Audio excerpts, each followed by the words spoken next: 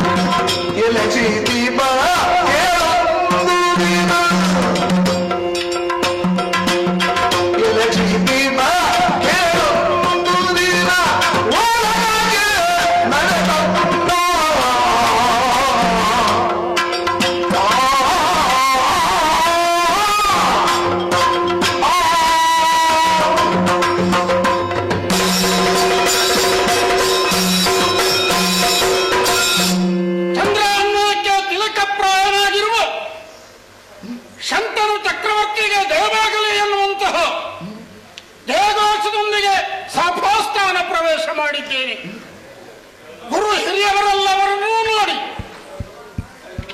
ಅವರೆಲ್ಲವರಿಗೂ ನಮನವನ್ನು ಸಲ್ಲಿಸಿ ವಿಷ್ಣುವನ್ನು ಅಲಂಕರಿಸಿಕೊಂಡಾಗ ನಮ್ಮವರೆಲ್ಲ ತುಂಬ ಹೃದಯಗಳಾಗಿ ಅರಸನಿಗೆ ದೇವಾಗಲಿ ಜಯಘೋಷ ಕೇಳಿಸ್ತಾ ಇದೆ.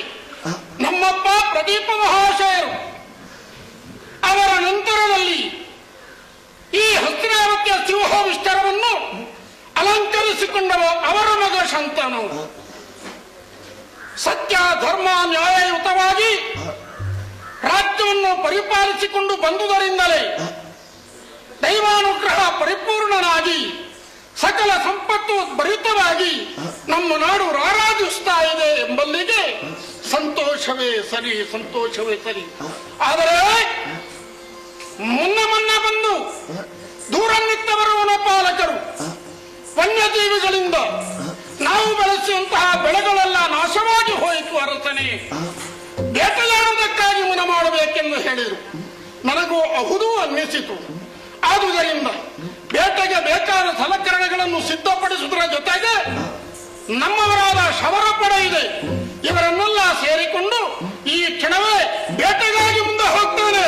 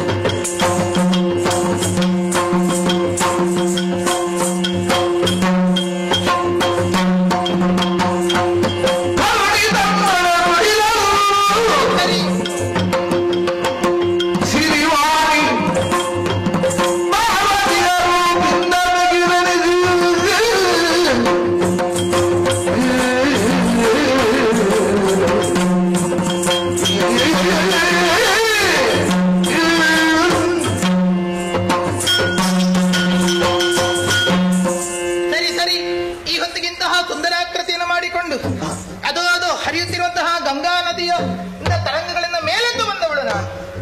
ವಾರಿಕನ್ಯೆ ನಾನು ಹೌದು, ಶ್ರೀಹರಿಯ ಕಿರುಬೆರಳಿನಿಂದ ಜನಿಸಿದವಳು ನಾನು ಸತ್ಯ. ಆದ್ರೆ ಈ ಹೊತ್ತಿಗೆ ಈ ರೀತಿಯಲ್ಲಿ ನಾರಿ ಆಕೃತಿಯನ್ನು ಧರಿಸಿಕೊಂಡು ಬರುವಂತಹ ಅನಿವಾರ್ಯ ಸ್ಥಿತಿ ನನಗಾದದ್ದಾದ್ರೂ ಯಾಕೆ? ಸಣ್ಣ ಕಲ್ಲೊಂದನ್ನು ಎಡವಿ ನಾವು ಬೀಳುತ್ತೇವೆ, ಆಗುವಂತ ನೋವು ಬಹಳವಾದದ್ದು ತಾನೆ. ಅಂತಹ ನೋವು ಗುಣವಾಗಬೇಕು ಅಂತಂದ್ರೆ ಬಹುಕಾಲ ಬೇಕು ತಾನೆ. ನನಗಾದದ್ದು ಅದೇ.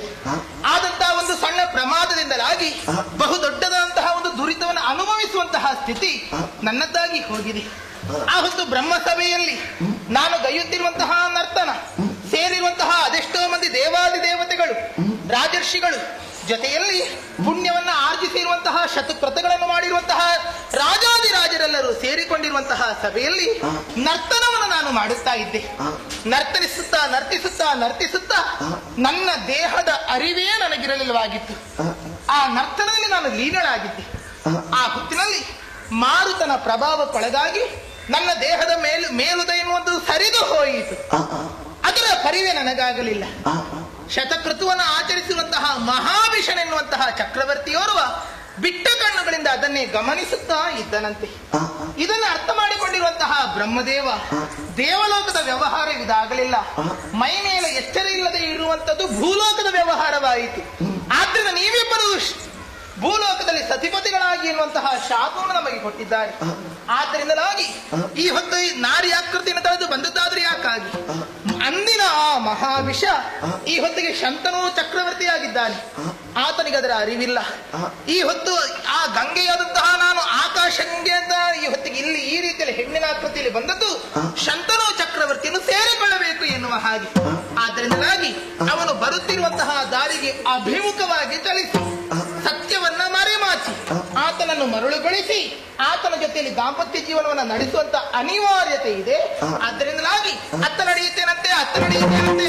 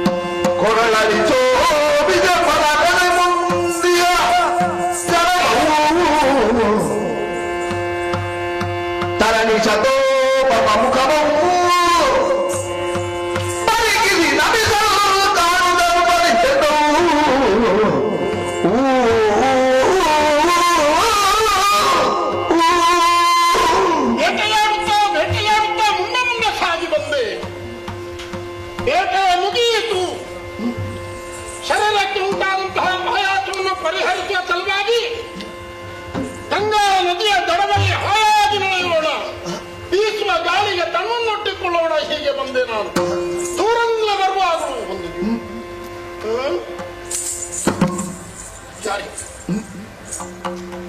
ಕೆಲವಕ್ಕೆ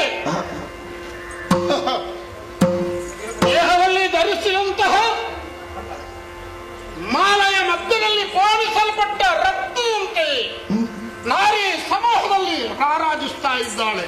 ನಾರಿ ರಥನೆ ಯಾರಿವಳು? ಯಾರಿವಳು? ನನ್ನಲ್ಲೇ ಸಂದೇಹಗೊಳ್ಳುವುದಲ್ಲ. ಮುಂದೆ ಇದ್ದಾಳಲ್ಲ, ಅವಳನ್ನೇ ಕೇಳಿ ಮಾತಾಡೋಣ.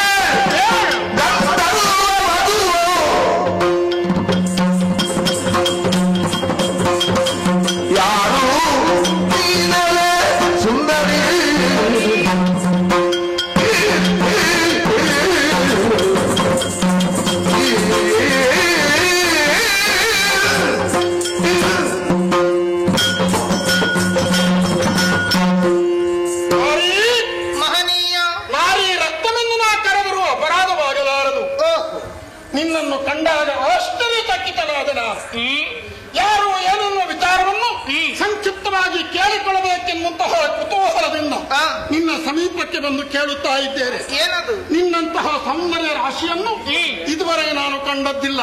ಓಹೋ.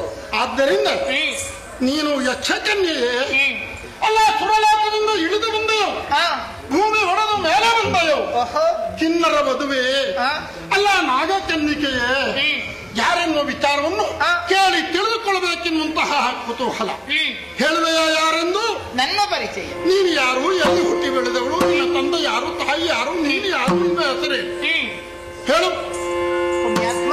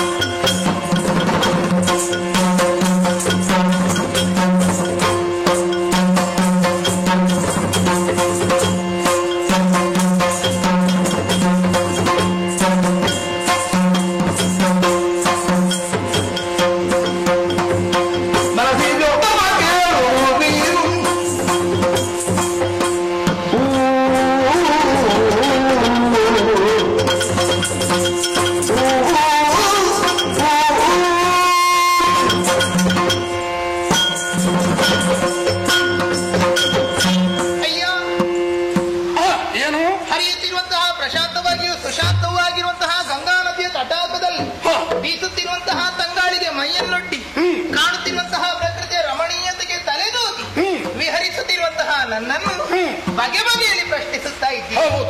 ನಿನ್ನನ್ನು ಈ ಹೊತ್ತಿಗೆ ನಾನು ಸರಿಯಾಗಿ ನೋಡಿದೆ. ನಿನ್ನಂತಹ ಮಾತುಗಳು ಆಕರ್ಷಣೀಯವಾಗಿರುವಂತದ್ದು, ನಿಂತಹ ನಿಲುವು ಗಂಭೀರವಾಗಿರುವಂತದ್ದು, ರೂಪವು ಅನುಪಮವಾದದ್ದೇ ಹೌದು.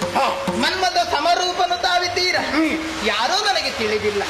ಹಾಗಿದ್ದು ನನ್ನ ಪರಿಚಯವನ್ನು ಹೇಳಿಕೊಳ್ಳುವುದಕ್ಕೆ ನನಗೆ ಕೊರತೆಯಾದುದೇನೂ ಇಲ್ಲ. ಚೆನ್ನಾಗಿ ನನ್ನ ಪರಿಚಯವನ್ನು ನಾನು ಹೇಳಿಕೊಳ್ಳ. ಅದು ಒಬ್ಬ ಮುನಿಪಾಲಕನ ಮಗಳು ನಾನಿದ್ದೇನೆ. ಋಷಿ ಕನ್ಯೆಯಾದಂತಹ ನಾನು ಈ ಹೊತ್ತ ಈ ರೀತಿಯಲ್ಲಿ ತಿರುಗುತ್ತಾ ಇದ್ದೇನೆ. ಯಾಕೋಸ್ಕರವಾಗಿ ಮನಸ್ಸಿಗೆ ಸಂತೋಷವಾಗಲಿ ಎನ್ನುವ ಹಾಗೆ. ಅದು ಹೊರತು ಮತ್ತಿನ್ನೇನೂ ಅಲ್ಲ. ಮನಸ್ಸಿನ ಸಂತೋಷಕ್ಕೋಸ್ಕರವಾಗಿ ವಿಹರಿಸುತ್ತಾ ಇದ್ದೇನೆ ಹೊರತು ಮತ್ತಿನ್ನೇನಿರುತ್ತದೆ ಹೇಳು. ಹಾಗೆಂದು ಇಂತಹ ಪ್ರಾಪ್ತವಾದಂತಹ ವಯಸ್ಸಿನಲ್ಲಿ ನನಗೊಂದು ಆಸೆ ಎನ್ನುವಂತ. ಏನು ಆಸೆ ಅದು? ಇದು ತನಕ ನಾನು ಕಾಲವನ್ನ ಕಳೆಯುತ್ತಾ ಇದ್ದದ್ದು ಧ್ಯಾನಾಸಕ್ತಳಾಗುತ್ತಾ ತಪಸ್ಸನ್ನು ಮಾಡುತ್ತಾ. ತಪಸ್ಸು? ಹೌದು. ಹೇಳಿದಿರಲ್ಲ, ಅಮೂಲ್ಯವಾದಂತಹ ರತ್ನದಂತೆ ಪರಿಶೋಭಿಸುತ್ತಾ ಇದ್ದೀಯಾ ಎನ್ನುವ ಹಾಗೆ. ಎಂತಹ ಅಮೂಲ್ಯವಾದ ರತ್ನವೇ ಆಗಿರಲಿ, ಕೆಸರಿನಲ್ಲಿ ಬಿದ್ದರೆ ಶೋಭೆ ಉಂಟೆ? ಇಲ್ಲ. ಬಂಗಾರದ ಚೌಕಟ್ಟಿನಲ್ಲಿ ಪೋಣಿಸಿದಾಗ ಮಾತ್ರವೇ ಶೋಭೆ ಅಲ್ಲವೇ? ಅಂತೆಯೇ ಹೆಣ್ಣಾದವಳು ಶೋಭಿಸುವುದು ಯಾವಾಗ? ಸಕಲ ಪ್ರಸೂತನಾದಂತ ಒಬ್ಬ ಗಂಡನ್ನು ಹೊಂದಿದಾಗ ತಾನೇ. ಇದು ತನಕ ನನಗನುರೂಪನಾದ ಯೋಗ್ಯನಾದಂತಹ ವರನಿನ್ನೂ ಆತ ದೊರಕಿದ್ದಿಲ್ಲ. ಆತನನ್ನು ದೊರಕಿಸಿಕೊಡು ಭಗವಂತ ಎನ್ನುವ ಹಾಗೆ ಭಗವಂತನಲ್ಲಿ ಧ್ಯಾನಿಸುತ್ತಾ ತಪಸ್ಸನ್ನಾಚರಿಸುತ್ತಾ ಕಾಲವನ್ನು ಕಳೆಯುತ್ತಾ ಇದ್ದೆ. ಈ ಹೊತ್ತು ಮಜ್ಜನವನ್ನು ಪೂರೈಸಿಕೊಂಡು ಸ್ವಲ್ಪ ವಿಹರಿಸುತ್ತಾ ಇದ್ದೆ. ಹೀಗೆ ನನ್ನ ವಿಚಾರ.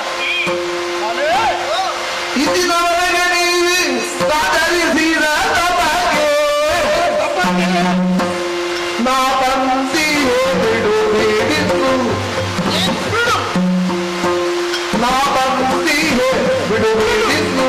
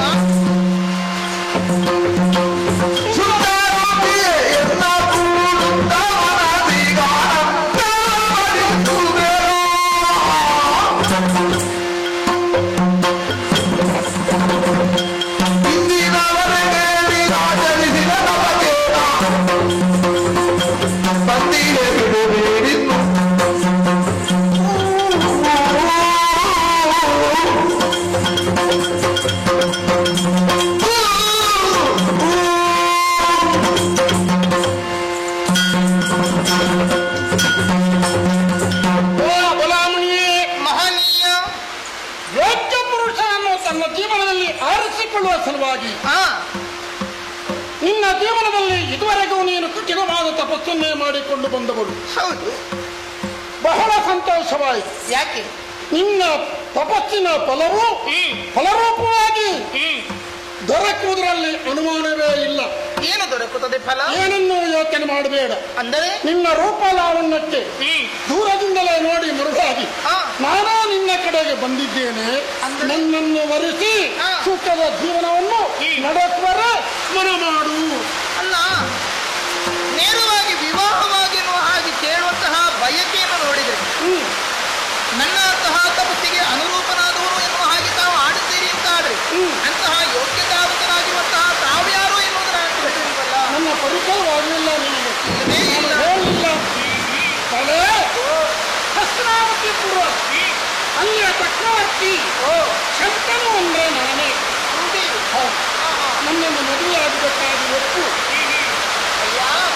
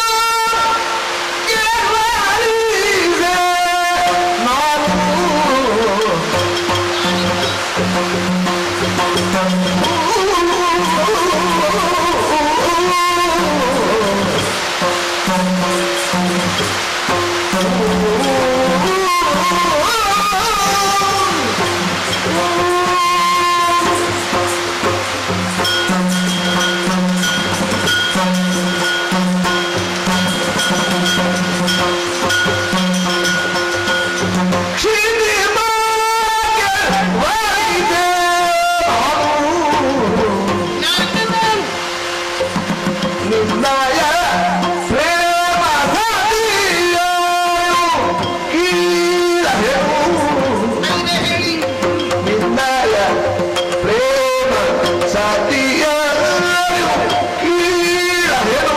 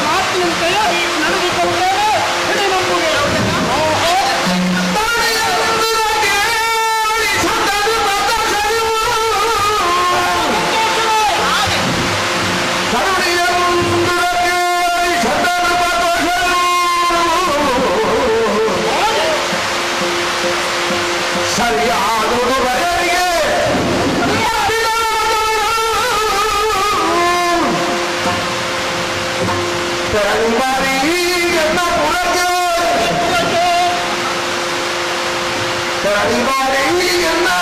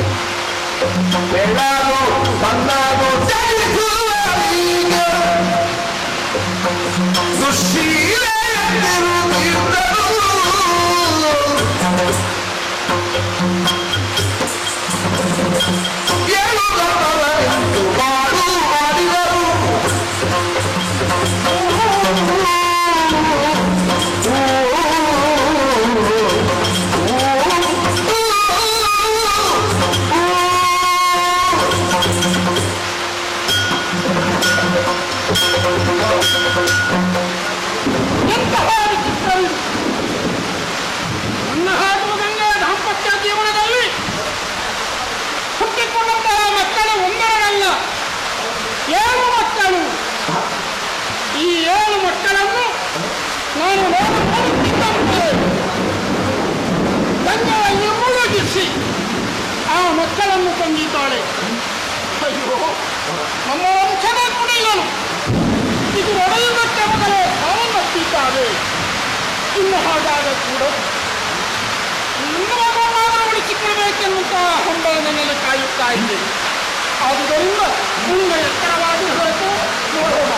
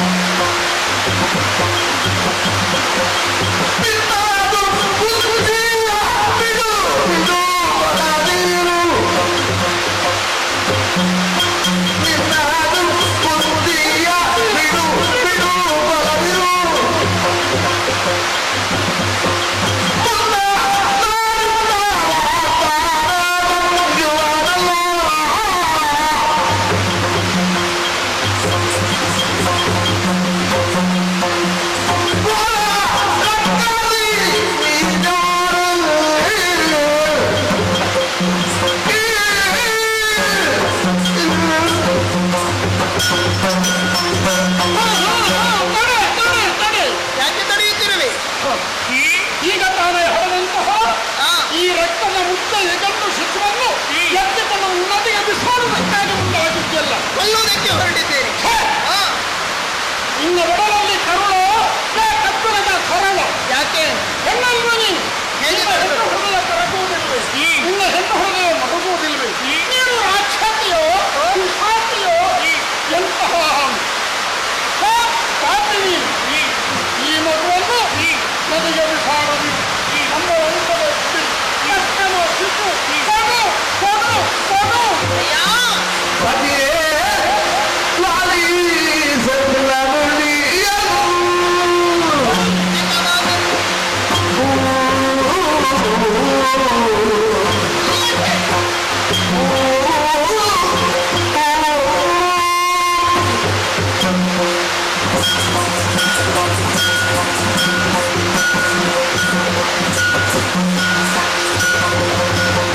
ಪತಿಯೇ ಲಾಲಿಸಲ್ಲ ನುಡಿಯನು.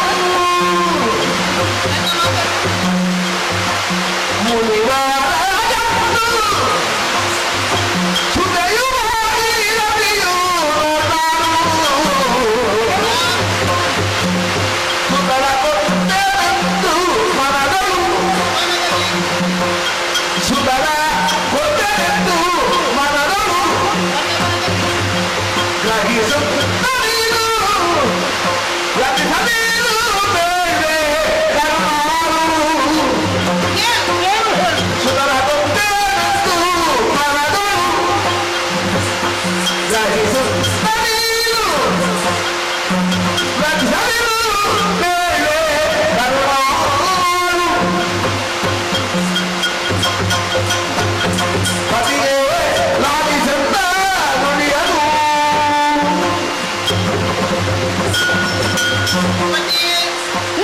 ಪತಿಗೆ ಹಿತಾರ್ಥವಾಗಿ ಸತಿಯಾದವಳು ನಡೆದುಕೊಂಡು ಬರಬೇಕು. ಅದು ಪತಿವ್ರತ ಧರ್ಮ ಅಂತ ಅನಿಸಲ್ಪಡುತ್ತದೆ.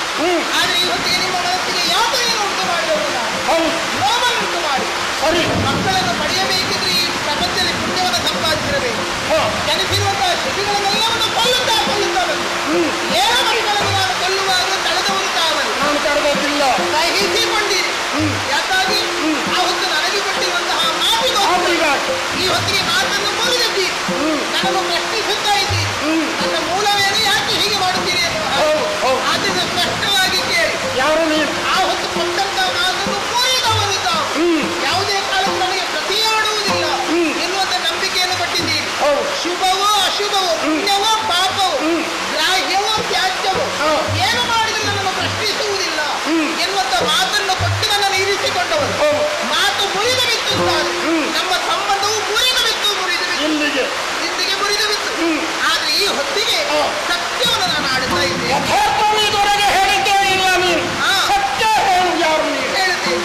ಈ ಹೊತ್ತು ನಾನೊಬ್ಬಳು ಕಟುಕೆಯಾಗಿ ಕರುಣೆಯ ಲವಲೇಶವೂ ಇಲ್ಲದೆ ವರ್ತಿಸುವವಳಲ್ಲ.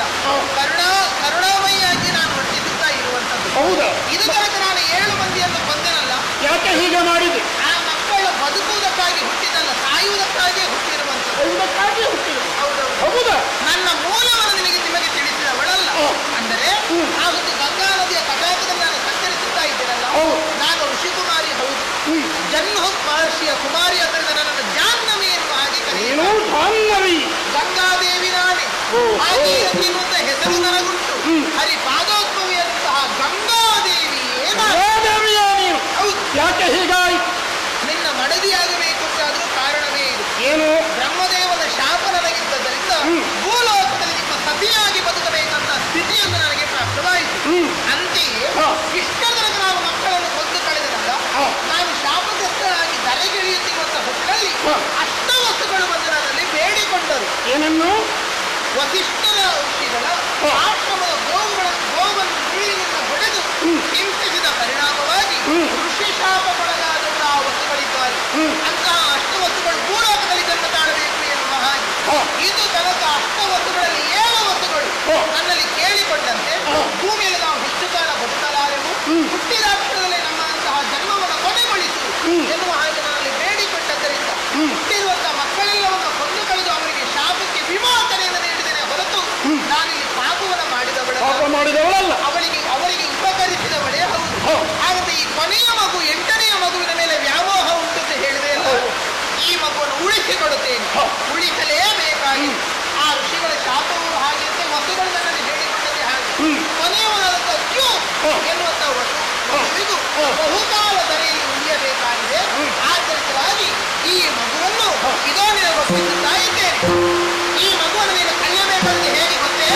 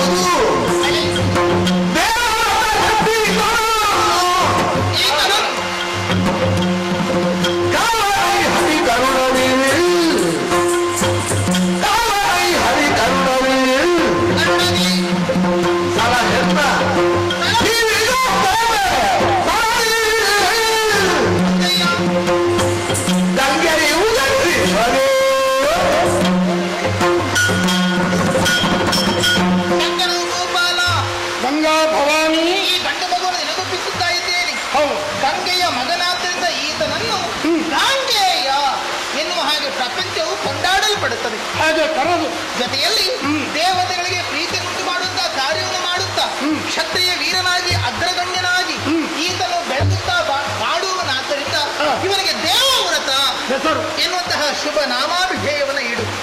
ಈ ಮಗುವನ್ನು ಪಾಲಿಸು ಪೋಷಿಸು. ಇದರಿಂದಾಗಿ ನಿನ್ನ ವಂಶ ಎನ್ನುವಂಥದ್ದು ಬೆಳಗುತ್ತದೆ. ನೀನು ಕೀರ್ತಿ ಸಂಪನ್ನನಾಗುತ್ತೀಯ. ತಲೆಯಲ್ಲಿ ಬಹಳಷ್ಟು ಮಹತ್ಕಾರ್ಯಗಳನ್ನು ಈತ ನಡೆಸುವವನಿದ್ದಾನೆ. ಜೊತೆಯಲ್ಲಿ ಒಂದು ಕೆಲಸವನ್ನು ಮಾಡಿ ಎಳೆಯ ಹಸುಕಂದನಾದಂತಹ ಈತನನ್ನು ಒಂದಿಷ್ಟು ಕಾಲಗಳ ಪರಿಸರವಾಗಿ ಪಾಲಿಸು ಪೋಷಿಸು. ಆತ ವಿದ್ಯಾಭ್ಯಾಸಕ್ಕೆ ಯೋಗ್ಯನಾದಂತಹ ಹೊತ್ತಿನಲ್ಲಿ ನಾನೇ ಬಂದು ಆ ಬಳಿಕ ಇವನನ್ನು ಕರೆದೊಯ್ದು ಬೇಕಾದಂತಹ ವಿದ್ಯಾಭ್ಯಾಸವನ್ನು ಉನ್ನತವಾದಂತಹ ಗುರುಗಳ ಮುಖೇನವಾಗಿ ನಾನು ಕೊಡಿಸುವವಳಿದ್ದೇನೆ. ಈ ಕಾರ್ಯಕ್ಕೋಸ್ಕರವಾಗಿ ವ್ಯತೆ ಪಡೆದಿರು. ನನ್ನ ಶಾಪ ವಿಮೋಚನೆಯಾಗುವಂತ ಕಾಲ ಬಂತು. ಅಷ್ಟ ವಸುಗಳಲ್ಲಿ 7 ಮಂದಿಗೆ ಶಾಪ ವಿಮೋಚನೆಯನ್ನು ಮಾಡಿದ್ದೇನೆ. ಕಾಲಾನಂತರದಲ್ಲಿ ಈ ವಸುವಿಗೂ ಶಾಪ ವಿಮೋಚನೆಯಾಗುತ್ತದೆ. ನಿನ್ನ ದಾಂಪತ್ಯ ಎನ್ನುವಂಥದ್ದು ನಿನ್ನ ಮನಸ್ಸಿನಲ್ಲಿ ಹಚ್ಚ ಹಸಿರಾಗಿರಲಿ.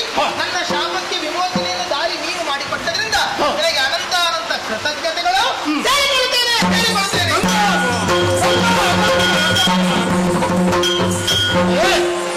ಹೇಳುತ್ತಿದ್ದಂತೆ ಮೇಲೆ ಮೇಲೆ ಏರಿಯೇ ಕಣ್ಣಿಗೆ ಕಾಣದಾದಳು. ಮಗುವನ್ನ ಹಸ್ತಕ್ಕೊಪ್ಪಿಸಿದ್ದಾಳೆ. ಮಗುವನ್ನು ಸಾಕಬೇಕಾದುದು ನನ್ನ ಧರ್ಮ. ಅಂತೆಯೇ ಮಗುವಿನ ಲಾಲನೆ ಪಾಲನೆ ಪೋಷಣೆ ತಿರುಗಳನ್ನು ಮಾಡುತ್ತಾ ಕೊಡ್ತೇನೆ.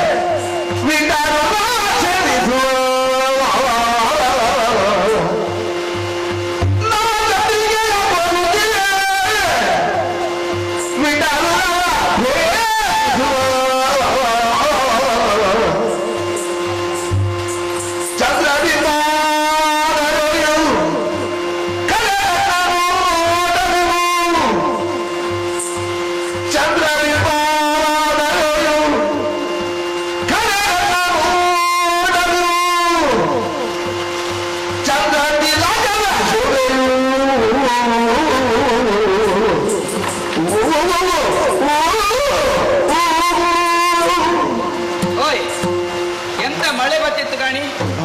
ಓ ದೇವ್ರೇ, ಈ ರೀತಿ ಮಳೆ ಇಟ್ಟು ಜೋರು ಬಂತಲ್ಲೇ ಆದ್ರೆ ಈ ಮುಂಚೆ ಕಡಿಮೆ ಆಯ್ತು. ಈಗ ಜನ ತುಂಬಿಕೊಂಡಿರು ದೋಣಿ ಮೇಲೆ. ಆ ಕಡೆ ಹೋಗುದು ಸರಿ ಹೊತ್ತು, ಇನ್ನು ಜೋರ್ ಪುನಃ ಮಳೆ ಬಂತಂದ್ರೆ ಹೋಗತ್ತಲೆ. ನೀವು ಬಪ್ಪರಲ್ಲವರ ಅವ್ರನ್ನ ದೂರ ನಿಂತ್ಕೊಂಡು ಕಾಣ್ತಾನ್ರಿ. ಬನ್ನಿ ಮಾರ್ರೆ, ಮತ್ತೆ ದೋಣಿ ಹೋದ್ರೆ 5 ಸುಮಾರು ಹೊತ್ತಾತು, ಗೊತ್ತಾಯ್ತಲ್ಲ. ಬನ್ನಿ ಅಂತ ಅವ್ರು ಏನು ಕಾಣ್ತಾರೆ ಗೊತ್ತಿಲ್ಲ ಅವರು. ಹೋಯ್ ಮಾರ್ರೆ, ಅದು ದೊಡ್ಡ ಕ್ಯಾಂಡಿಡೇಟ್ ಮಾಡಿದ್ದಾರ ಅಲ್ಲಿ.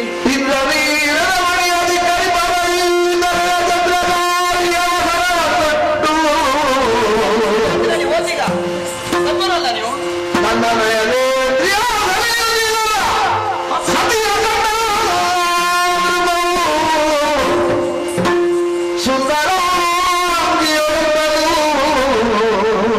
ಬನ್ನಿ ಹೋಗುವ, ಹತ್ತಿಕೊಳ್ಳಿ.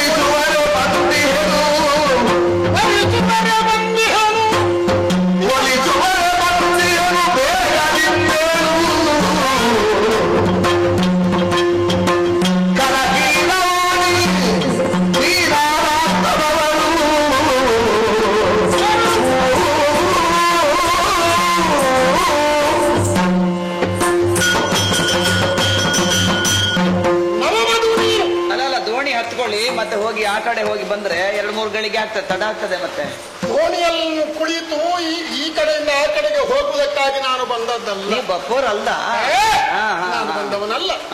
ನಿನ್ನನ್ನು ದೂರದಿಂದಲೇ ನೋಡಿದೆ. ನೋಡಿದ ಮೇಲೆ ನನ್ನ ಕಣ್ಣುಗಳು ಯಾಕೋ ನಿನ್ನ ಕಡೆಗೆ ಸೆಳೆಯಲ್ಪಟ್ಟವು. ನನಗೆ ಮಳೆ ಕಡಿಮೆ ಆದದ್ರಿಂದ ಆದಷ್ಟು ಬೇಗ ದಾಟಿಸಿ ಬಿಟ್ರೆ ಹೌದಪ್ಪ ಕೆಲಸ ಆಗ್ತದಲ್ಲ. ಆದ್ದರಿಂದ ನಿನ್ನನ್ನು ನೋಡಿದೆ ನಾನು. ಅಲೇ, ನಿನ್ನ ಹೆಸರು ಗೊತ್ತಿಲ್ಲ. ನೀನು ಯಾರ ಮಗಳು? ನಿನ್ನ ತಾಯಿ ಯಾರು? ಹುಟ್ಟಿ ಬೆಳೆದಂತಹ ಪ್ರದೇಶ ಯಾವುದು? ಈ ದೋಣಿ ನಡೆಸುವಲ್ಲಿ ನೀನು ಈ ಹೊತ್ತು ಮುಂದಾಗಿದ್ದಿ. ಕಾಯಕದಲ್ಲಿ ಗಂಡಸರು ಯಾರು ಇಲ್ಲವೇ? ನೀನೇ ಈ ದೋಣಿಯನ್ನು ನಡೆಸ್ತಾ ಇದ್ದಿಂತಾದ್ರೆ ಯಾರು ನೀನು? ಇಷ್ಟೇ ಅಲ್ಲ, ಮತ್ತೆ ಬಹಳ ದೂರದಿಂದ ನಾನು ಬರುವಾಗ ಪರಿಮಳವನ್ನು ನಾಚಿಕೆ ತಗಲಿತು.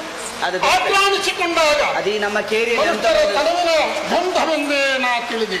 ಏನು ಪರಿಮಳ, ಎಂತಹ ಸೋಜಿಗ, ಎಲ್ಲಿಂದ ಬಂತು, ಎಲ್ಲಿಂದ ಬಂತು, ಯಾಕೆ ಬಂತು? ಈ ರೀತಿಯ ನಿರೀಕ್ಷೆಯಲ್ಲಿಯೇ ನಾನು ಬಂದವ. ಯಾರು ನೀನು? ಹೇಳುವುದು ಯಾರು? ಈ ಕೇರಿ ಯಾವುದು ಬಂದಿಲ್ಲ?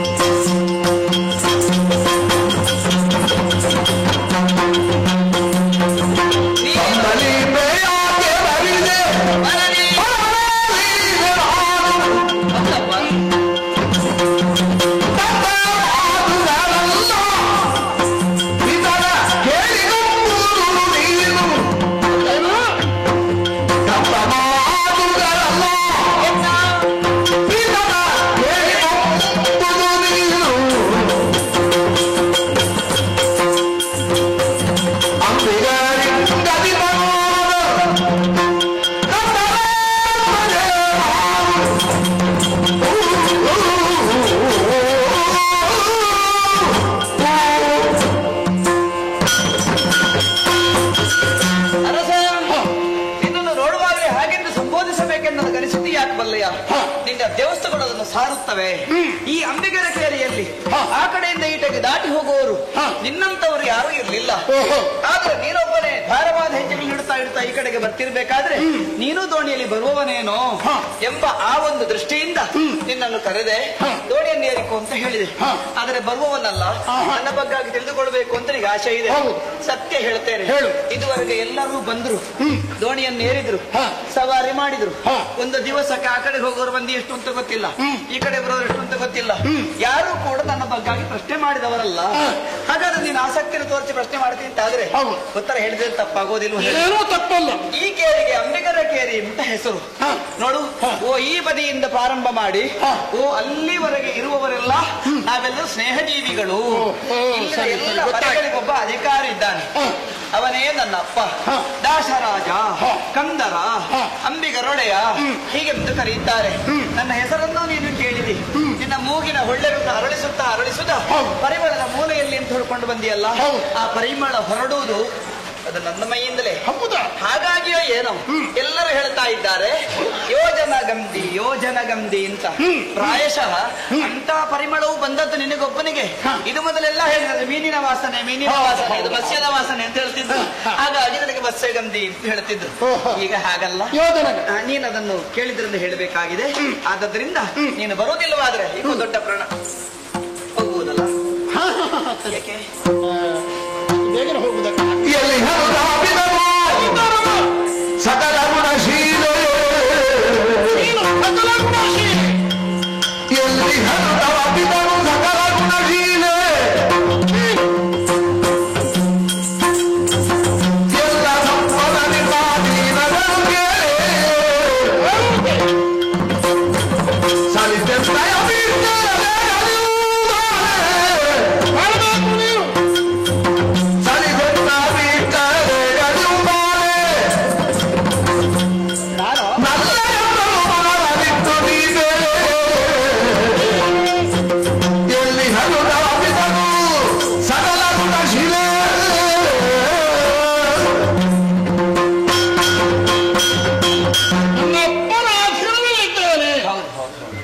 ಎಲ್ಲಿದ್ದಾನೆ ನಿನ್ನಪ್ಪ? ನನ್ನಪ್ಪ ಇಲ್ಲೇ ಇದ್ದಾರೆ. ನಿನ್ನ ಮನೆಯಲ್ಲಿ? ಇಲ್ಲೇ. ಓ ಅಲ್ಲಿ ಮೇಲೆ ಅಪ್ಪನಲ್ಲಿ ಈ ವಿಚಾರವಾಗಿ ಸಂಕ್ಷಿಪ್ತವಾಗಿ ತಿಳಿಸೋಣ. ಯಾವ ವಿಷಯದಲ್ಲಿ? ನಾವು ಒಪ್ಪಿದೆ, ನಿನ್ನ ಒಪ್ಪಿಗೆ ತಾನೆ. ಯಾವ ವಿಷಯ? ಅಂದ್ರೆ ಮದುವೆ ಆಗುವುದಕ್ಕಾಗಿ ನಿನ್ನನ್ನು ನೋಡಿದ ಮೇಲೆ ನಿನ್ನನ್ನು ವರಿಸಬೇಕು, ಆ ಮೂಲಕ ಸಂಸಾರ ಜೀವನವನ್ನು ನಡೆಸಿಕೊಳ್ಬೇಕೆನ್ನುವ ಉದ್ದೇಶದಿಂದ ನಿನ್ನಲ್ಲಿ ಮಾತಾಡ್ತಾ ಇದ್ದೇನೆ. ನಿನ್ನ ಪಿತರಲ್ಲಿಗೆ ಹೋಗು. ಅಲ್ಲ, ನನಗೆ ಪಿತ ಒಪ್ಪಿದ್ರೆ ನನಗೆ ಸ್ವತಂತ್ರ ಅಭಿಪ್ರಾಯ ಹೇಳಲಿಕ್ಕೆ ಬರುವುದಿಲ್ಲ. ಯಾಕಂದ್ರೆ ಈಗ ನಾನು ಅವನ ಅಧೀನದಲ್ಲಿದ್ದೇನೆ. ಹೇಳಿದ್ದೆಲ್ಲ ಅಲ್ಲಿ ಎತ್ತರದಲ್ಲಿ ಕಾಣುತ್ತಿರುವಂತಹ ಮನೆ ಉಂಟಲ್ಲ, ಅದು ನಮ್ದೇ ಮನೆ. ನಿಮ್ದೇ ಮನೆಯ? ಬರ್ತೀಯಾ? ನಾನೇ ಬರ್ತೇನೆ.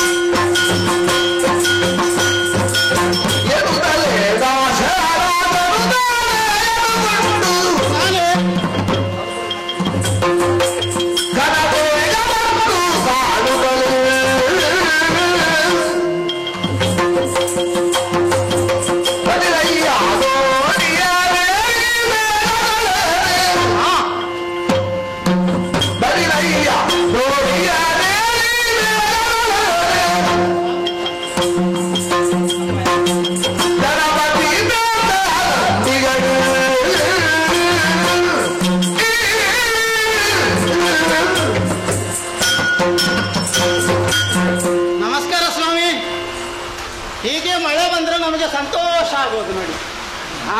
ಮಳೆ ಬರಬೇಕು, ನದಿಯಲ್ಲಿ ತುಂಬಾ ನೀರು ಹರಿಬೇಕು, ಆಗ ದೋಣಿ ನಡೆಸುವವರಿಗೆ ಒಳ್ಳೆ ಸಂಪಾದನೆ ಆಗ್ತದೆ ನೋಡಿ. ಇದು ಯಮುನಾ ನದಿ ನೋಡಿ ಹರಿತಾ ಇದ್ದಾಳೆ.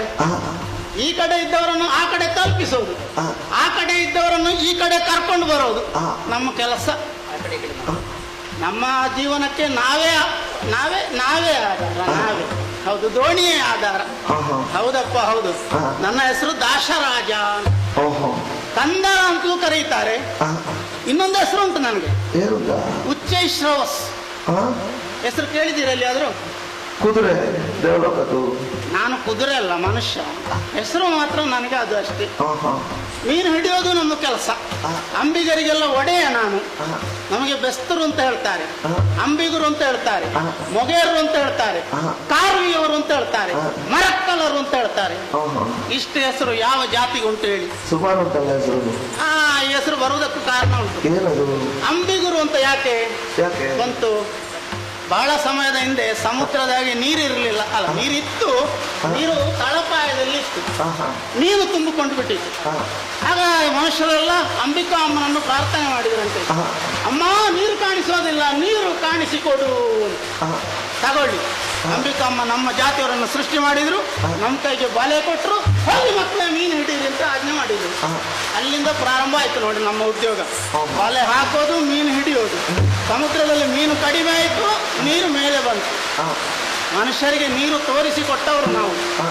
ಅಂಬಿಕಾ ಅಮ್ಮನ ಕೃಪೆಯಿಂದ ಹುಟ್ಟಿದ ಕಾರಣ ನಮಗೆ ಅಂಬಿಗರು ಅಂತ ಹೆಸರಾಯ್ತು ನೋಡಿ. ಇನ್ನೊಂದು ಹೆಸರು ಉಂಟು, ಮೊಗೇರು ಅಂತ. ಅದು ಮೊಗೇರು ಅಂತ ಅಲ್ಲಯ್ಯ, ಮುಖವೀರರು ಅಂತ ಆಗಬೇಕಿತ್ತು. ಯಾರಾದರೂ ಕೂಡ ಮುಖಕ್ಕೆ ಮುಖ ಕೊಟ್ಟು ನಾವು ಮಾತಾಡ್ತೇವೆ ಅಂತ ವೀರರು ನಾವು. ಅದಕ್ಕೆ ಮುಖವೀರರು ಅಂತ ಬರೆದು ಹಾಕಿದ್ರು. ಆದ್ರೆ ಏನು ಮಾಡೋದು, ಮುಖವೀರರು ಅಂತ ಇದ್ರದಕ್ಕೆ ಒಂದು ಗ್ಯಾರ್ ಹಾಕಿದ್ರು, ಮೊಗೇರು ಅಂತ ಮಾಡಿ ಹಾಕಿದ್ರು ನೋಡಿ. ಆಯ್ತಾ? ಇನ್ನೊಂದು ಕಾರ್ವಿಯವರು ಅಂತ ಹೇಳ್ತಾರೆ ನಮ್ಮನ್ನು. ಅದು ನಮ್ಮ ಹೆಣ್ಣು ಮಕ್ಕಳ ಕೈಯಿಂದ ಬಂದಿದ್ದ ಹೆಸರು. ಹೌದಪ್ಪ, ನಮ್ಮ ಹೆಣ್ಣು ಮಕ್ಕಳು. ಈಗ ನಾವು ಮೀನು ಹಿಡಿಯೋಕೆ ಹೋಗ್ತೇವೆ, ಮೀನು ತಂದು ಹಾಕ್ತೇವೆ, ಆದ್ರೆ ಮೀನು ಮಾರಾಟ ಮಾಡೋದು ಯಾರು?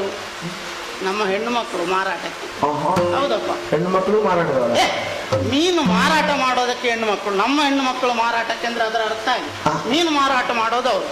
ಬುಟ್ಟಿಯಲ್ಲಿ ತುಂಬಿಸಿ ತಲೆ ಮೇಲೆ ಹೊತ್ತು ಸಂತೆಗೆ ಹೋಗ್ತಾರೆ. ಆದ್ರೆ ಒಂದು ವಿಷಯ ಹೇಳಿ, ನಮ್ಮ ಜಾತಿಯ ಹುಡುಗಿಯರಷ್ಟು ಚಂದ ಯಾವ ಜಾತಿಯಲ್ಲಿ ಇಲ್ಲ. ಹುಡುಗಿಯರು ಅಷ್ಟು ಚಂದ ನಮ್ಮ ಜಾತಿಯವರು. ಇವರು ಮೀನು ಹೊತ್ಕೊಂಡು ಹೋಗುವಾಗ ಈ ಪೋಲಿ ಹುಡುಗರೆಲ್ಲ ಹಿಂದಿನಿಂದ ಬರೋದು, ಈ ಜೊಲ್ಲು ಸುರಿಸ್ಕೊಂಡು. ನಮ್ಮ ಹೆಣ್ಮಕ್ಳು ಸುಮ್ಮನೆ ಇರ್ತಾರ? ಬುಟ್ಟಿಯಲ್ಲಿ ಒಂದು ತೊರಕೆ ಮೀನು ಅಂತ ಉಂಟು, ಅದನ್ನು ತೆಗೆದ್ರು ಈ ಪೋಲಿ ಹುಡುಗರ ಸೊಂಟಕ್ಕೆ ಪಟಕ್ ಅಂತ ಒಂದು ಪೆಟ್ಟು ಹಾಕಿದ್ರು ನೋಡಿ. ಅದು 3 ಸುತ್ತಿ ಹೀಗೆ ಸುತ್ತಿಕೊಂಡು ಬಿಡ್ತಾವ್ರು ಸೊಂಟಕ್ಕೆ. ಅಲ್ಲಿಂದಲೇ ಗಸಕ್ ಅಂತ ಹೇಳಿದ್ರು ನೋಡಿ. ಅಲ್ಲಿಗೆ ಗೊತ್ತಾಯ್ತು ನಮ್ಮ ಹೆಂಗಸರ ಪೆಟ್ಟಿಗೆ ಎಷ್ಟು ಖಾರ ಉಂಟು ಅಂತ. ಅದಕ್ಕೆ ಖಾರ ಇರುವವರು ಅಂತ ಬರೆದು ಹಾಕಿದ್ರು. ಅದನ್ನೀಗ ಕಾರ್ವಿಯವರು ಅಂತ ಮಾಡಿ ಹಾಕಿದ್ರು. ಇನ್ನೊಂದು ಮರಕ್ಕಲ್ಲರು, ಈಗ ಮರಕಳ್ಳರು ಅಂತ ಹೇಳ್ತಾರೆ ನಮ್ಮನ್ನು. ನಾವು ಮರ ಕದೀತೇವ? ನಾವು ಕದಿಯೋದಿಲ್ಲ. ಈಗ ನಾವು ಹಣ ಕೊಟ್ಟು ಮರ ಖರೀದಿ ಮಾಡಿ ದೋಣಿ ಮಾಡಿ ಆಮೇಲೆ ಹೊಳೆ ಬದಿಗೆ ಹೋಗೋದು ನಾವು. ನಾವು ಮರಕ್ಕಲ್ಲರು, ಮರಕ್ಕಳ್ಳರು ಅಲ್ಲ. ಹೀಗೆ ಆ ಹೆಸರು ತುಂಬಾ ಉಂಟು.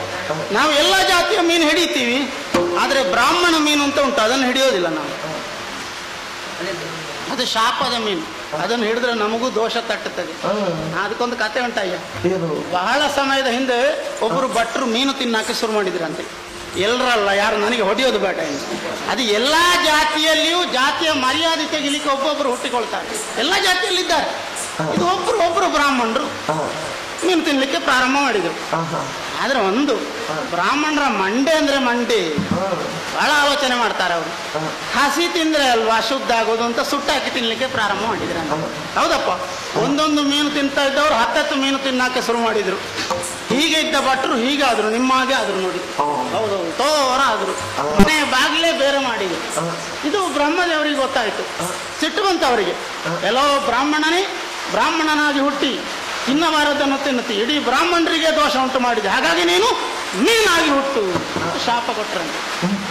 ಬ್ರಾಹ್ಮಣ ಮೀನು ಮಲೆಗೆ ಸಿಕ್ಕಿದ್ರು ನಾವು ಹಿಡಿಯೋದಿಲ್ಲ, ಹೀಗೆ ಎತ್ತಿ ಅದನ್ನು ಎಸೆದು ಬಿಡ್ತೇವೆ ನೀರಿಗೆ. ಬ್ರಾಹ್ಮಣ ಮೀನು ಹೇಗೆ, ಅದಕ್ಕೆ ಲಕ್ಷಣ ಉಂಟು, ಗುರುತು ಉಂಟು. ಈ ಎಡಭುಜದಿಂದ ಬಲಭಾಗಕ್ಕೆ ಜನಿವಾರದಾಗಿ ಒಂದು ಗೆರೆ ಉಂಟು, ಹೀಗೆ. ಅದು ಬ್ರಾಹ್ಮಣ ಮೀನು, ನಮಗೆ ಗೊತ್ತಾಗ್ತದೆ. ಬಲೆಗೆ ಬಂದ್ರೆ ಎತ್ತಿ ಎಸೆದು ಬಿಡ್ತೇವೆ. ಯಾಕೆ ಅದನ್ನು ಶಾಪದ ಮೀನು, ಅದನ್ನು ಹಿಡಿಯೋದಿಲ್ಲ ನಾವು. ಹಾಗೆಲ್ಲ ಇಷ್ಟು ಕೆಲಸ ಉಂಟಯ್ಯ. ನಮ್ಮ ಬಗ್ಗೆ ಮಾತಾಡೋದಿದ್ರೆ ಎಷ್ಟು ಮಾತಾಡಬಹುದು. ಹಾಗಂತ ಮಕ್ಕಳು ಇರಲಿಲ್ಲ ನನಗೆ. ಒಂದು ದಿವಸ ಗುಡಿಸಲ್ನ ಹೊರಗೆ ಒಂದು ಹೆಣ್ಣು ಶಿಶು ಅಳ್ತಾ ಇತ್ತಯ್ಯ. ದೇವರು ಕೊಟ್ಟದ್ದು ನೋಡಿ. ಮಕ್ಕಳಿಲ್ಲದೆ ದುಃಖ ಪಡ್ತಿದ್ದ ನನಗೆ ಒಂದು ಹೆಣ್ಣು ಮಗುವಾದ್ರೂ ಸಿಕ್ಕಿದ್ದು. ಯಮುನಾ ನದಿಯ ತೀರದಲ್ಲಿ ಸಿಕ್ಕಿದ ಕಾರಣ ಅವಳಿಗೆ ಕಾಳಿ ಅಂತ ಹೆಸರಿಟ್ಟಿದ್ದೇನೆ ನಾನು. ಬೆಳೆಯುತ್ತಾ ಬಂದಾಗೆ ಒಳ್ಳೆಯ ಗುಣ, ಸತ್ಯವನ್ನೇ ಆಡುವವಳು, ಸುಳ್ಳು ಆಡುವವಳಲ್ಲ. ಹಾಗಾದ ಕಾರಣ ಸತ್ಯವತಿ ಅಂತಲೂ ಹೆಸರಿಟ್ಟಿದ್ದೇನೆ. ಮೀನಿನ ಪರಿಮಳ ಮೈಯಿಂದ ಬರ್ತಾ ಇತ್ತು. ಒಬ್ಬರು ಬ್ರಾಹ್ಮಣರು ಬಂದು ಅನುಗ್ರಹಿಸಿ ಹೊರಟು ಹೋದ್ರಂತೆ. ನಿನ್ನ ಮೈಯಿಂದ ಮೀನಿನ ವಾಸನೆ ಇನ್ನು ಬಾರದೇ ಇರಲಿ, ಹೂವಿನ ಪರಿಮಳ ಬರಲಿ ಅಂತ. ನನ್ನ ಮಗಳು ಇಲ್ಲಿ ನಿಂತ್ರೆ 1 ಯೋಜನ ದೂರ ಇದ್ರೂ ಗೊತ್ತಾಗ್ತದೆ, ಅಷ್ಟು ದೂರಕ್ಕೆ ಅವಳ ಮೈಯಿಂದ ಪರಿಮಳ ಬರ್ತದೆ. ಅದಕ್ಕೆ ಯೋಜನ ಗಂಧಿ ಅಂತ ಹೆಸರು ಅವಳಿಗೆ. ಎಷ್ಟು ವಿಷಯ ಉಂಟು. ಇವತ್ತು ಸ್ವಲ್ಪ ಆರೋಗ್ಯ ಸರಿ ಇಲ್ಲ ಅಂತ ದೋಣಿ ನಡೆಸೋದಕ್ಕೆ ಮಗಳನ್ನು ಆ ಕಡೆ. ಯಾರ ಬಂದವ್ರೆ? ಮಗಳು ಕಳಿಸುದ? ಕಳಿಸೋ ಕಳಿಸೋ, ಬೇಗ ಬರಲಿ ಬೇಗ ಬರಲಿ ಬೇಗ ಬರಲಿ. ಬರಬೇಕು. ಹೇಳಪ್ಪ, ಹೇಳು. ಯಾರು ಅಂತ ಗೊತ್ತಾಗಲಿಲ್ಲ. ಮುಖ ನೋಡಿದ್ರೆ ನೋಡಿದ ಪರಿಚಯವೂ ಇಲ್ವೋ? ಎಲ್ಲಿಯೋ ನೋಡಿದ ನೆನಪು ಆಗ್ತದೆ ನನಗೆ. ಸರಿಯಾಗಿ ಯಾರು ಅಂತ ಗೊತ್ತಾಗ್ಲಿಲ್ಲ. ಗೊತ್ತಾಗಲಿಲ್ಲ. ಹಸ್ತಿನಾವತಿ, ಹೌದು, ಅಲ್ಲಿಯ ಅರಸ ಶಂತನು ಮಹಾರಾಜ ನಾನೇ. ಹೇಳಪ್ಪ, ಹೇಳು. ಬನ್ನಿ ಬನ್ನಿ, ದೋಣಿ ಸಿದ್ಧವಾಗಿದೆ, ಏರಿ ದಾಟಿಸ್ತೀರಾ? ನಿನ್ನೋಳು ನಿನ್ನಲ್ಲಿ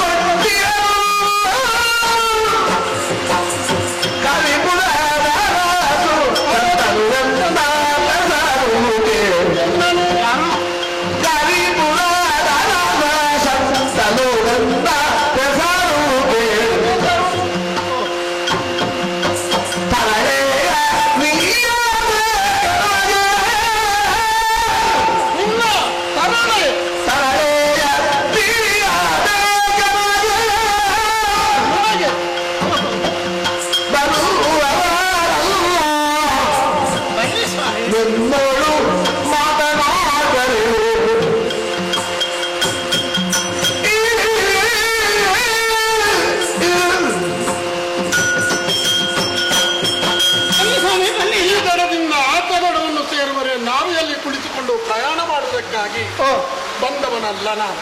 ಮತ್ತೆ ನಿನ್ನಲ್ಲಿ ಮಾತನಾಡಬೇಕೆನ್ನುವ ಉದ್ದೇಶದಿಂದ ನಿನ್ನ ಬಳಿಗಾಗಿ ನಾನೇ ಬಂದಿದ್ದೇನೆ. ಈ ಬಡವನಲ್ಲಿ ಏನು ಮಾತು ಸ್ವಾಮಿ ನಿಮಗೆ? ಬಡವ ಬಲ್ಲಿದ ಎನ್ನುವಂತಹ ಭೇದ ಭಾವ ಅರಸನಾದ ನನಗಿದೆಯಾ ಹೇಳು?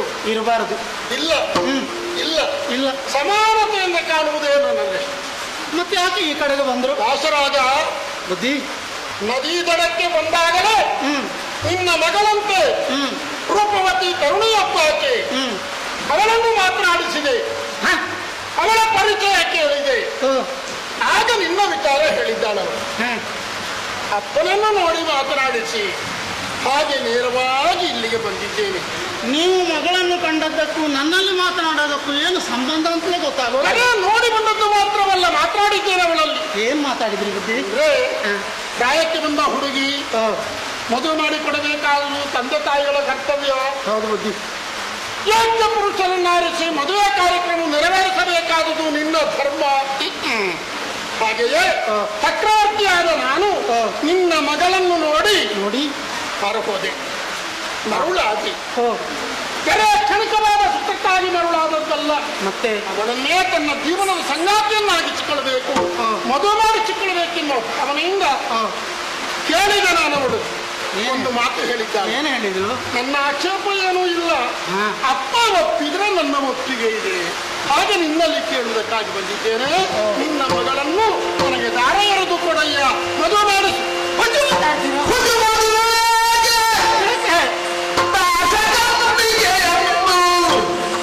ಅವಳು ದಾಸಕಲ್ಲಿಗೆ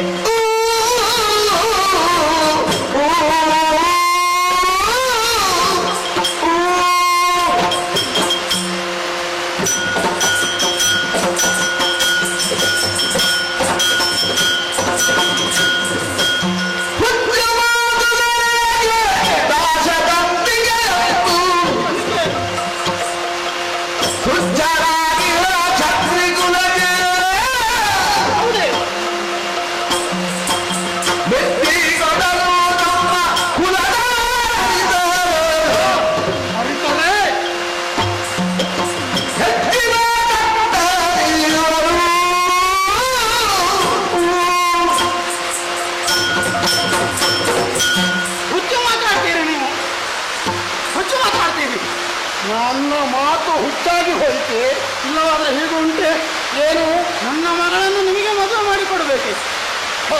ಅವಳು ದಾಶಕನ್ನಿಕೆ ಇದ್ದಾಳೆ. ಹೌದು, ನನ್ನ ಮಗಳನ್ನು ನಾನು ಒಳ್ಳೆಯವರಿಗೆ ಕೊಡಬೇಕು, ತುಚ್ಚರಿಗೆ ಕೊಡಬಾರ್ದು. ನಿಮಗೆ ಕೊಟ್ಟೆ ಅಂತಾದ್ರೆ ನಮ್ಮವರೆಲ್ಲರೂ ನಾನು ನಿಂದಿಸ್ತಾರೆ. ಹಾಗಾಗಿ ನನ್ನ ಮಗಳನ್ನು ನಿಮಗೆ ಕೊಡಲಾರೆ. ಇಲ್ಲ ಕೇಳು, ನನಗೆ ಸತಿ ಇಲ್ಲ.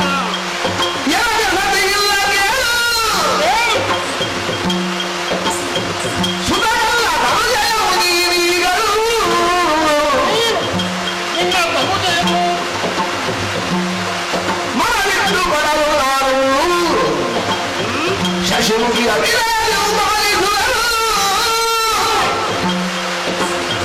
ನನಗೆ ಸತಿ ಇಲ್ಲ ಒಬ್ಬಾದ ಸತಿಯನ್ನು ಮನೆಯೊಳಗೆ ಇಟ್ಟುಕೊಂಡು ಮತ್ತೊಂದು ಮದುವೆ ಮಾಡಿಸಿಕೊಳ್ಳುವ ಉದ್ದೇಶದಿಂದ ನಿನ್ನ ಮಗಳನ್ನು ನಾವು ಕೇಳಿದ್ದಲ್ಲ. ಮತ್ತೆ ಎನಗೀಗ ಸತಿಯಿಲ್ಲ ಕೇಳು. ಎಂದಿದ್ರೆ ಇರುತ್ತಿದ್ರೆ ನಾನು ಕೇಳುತ್ತಿರಲಿಲ್ಲ. ಮಡದಿ ಇಲ್ಲದ ಕಾರಣವೇ ನಿನ್ನ ಮಗಳ ನಾ ಕೇಳಿದೆ. ಚಕ್ರವರ್ತಿಯಾದ ನನಗೆ ಸಂತೋಷದಿಂದ ತಾರೆಯರು ಕೊಟ್ಟಂತಾದ್ರೆ ನಮ್ಮ ಚಂದ್ರಾಂಶದ ಕುಡಿ ಮತ್ತು ಬೆಳೆಯುವುದಕ್ಕೆ ಅನುಕೂಲತೆಗಳು ಒದಗಿ ಬರ್ತಾವೆ. ಒಡೆಯ ನಿನ್ನ ಮಗಳನ್ನು ತಾರೆಯರು ಒಂದು ಮಾತಿಗೆ ಅವಕಾಶ ಉಂಟೆ.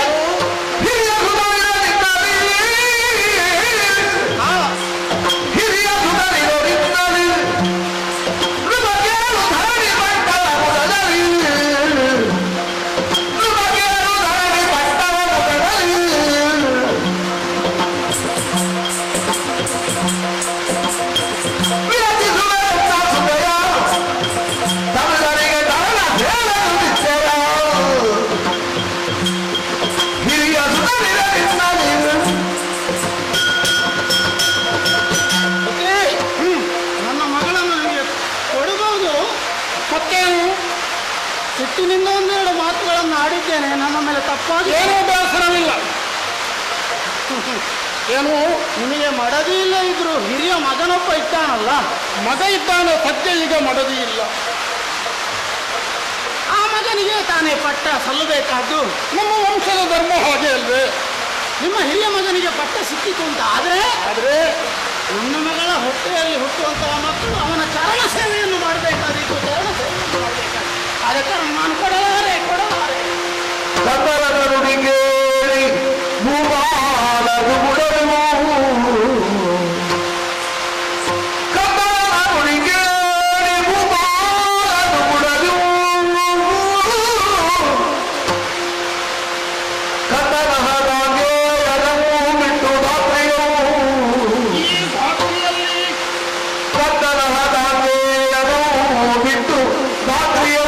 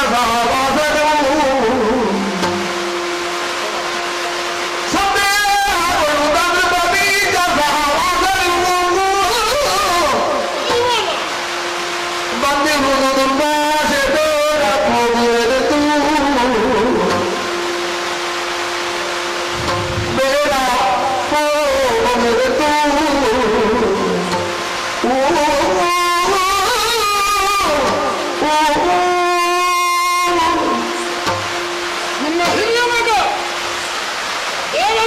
ದೇವವೃತ್ತನಿರುತ್ತ ಮುತ್ತಪ್ಪನಿಗೆ ಹಸ್ತಿನಾವತಿ ಅಧಿಕಾರ ಯಾವ ಪಟ್ಟವನ್ನು ಕೊಡುವರೆ ಮನಸ್ಸು ಒಡಂಬಡುವ ಹಾಗಿಲ್ಲ. ಒಂದು ವೇಳೆ ನಾನು ಹಾಗೆ ಮಾಡಿ ನಿಂತಾದ್ರೆ ಜನರ ನಿಂದ ವಾಕ್ಯವನ್ನು ನನ್ನ ಕರ್ಣಗಳಿಂದ ಕೇಳುವಂತಹ ಸ್ಥಿತಿಯನ್ನು ನಾನೇ ಒದಗಿಸಿಕೊಂಡ ಹಾಗಾದೀತು.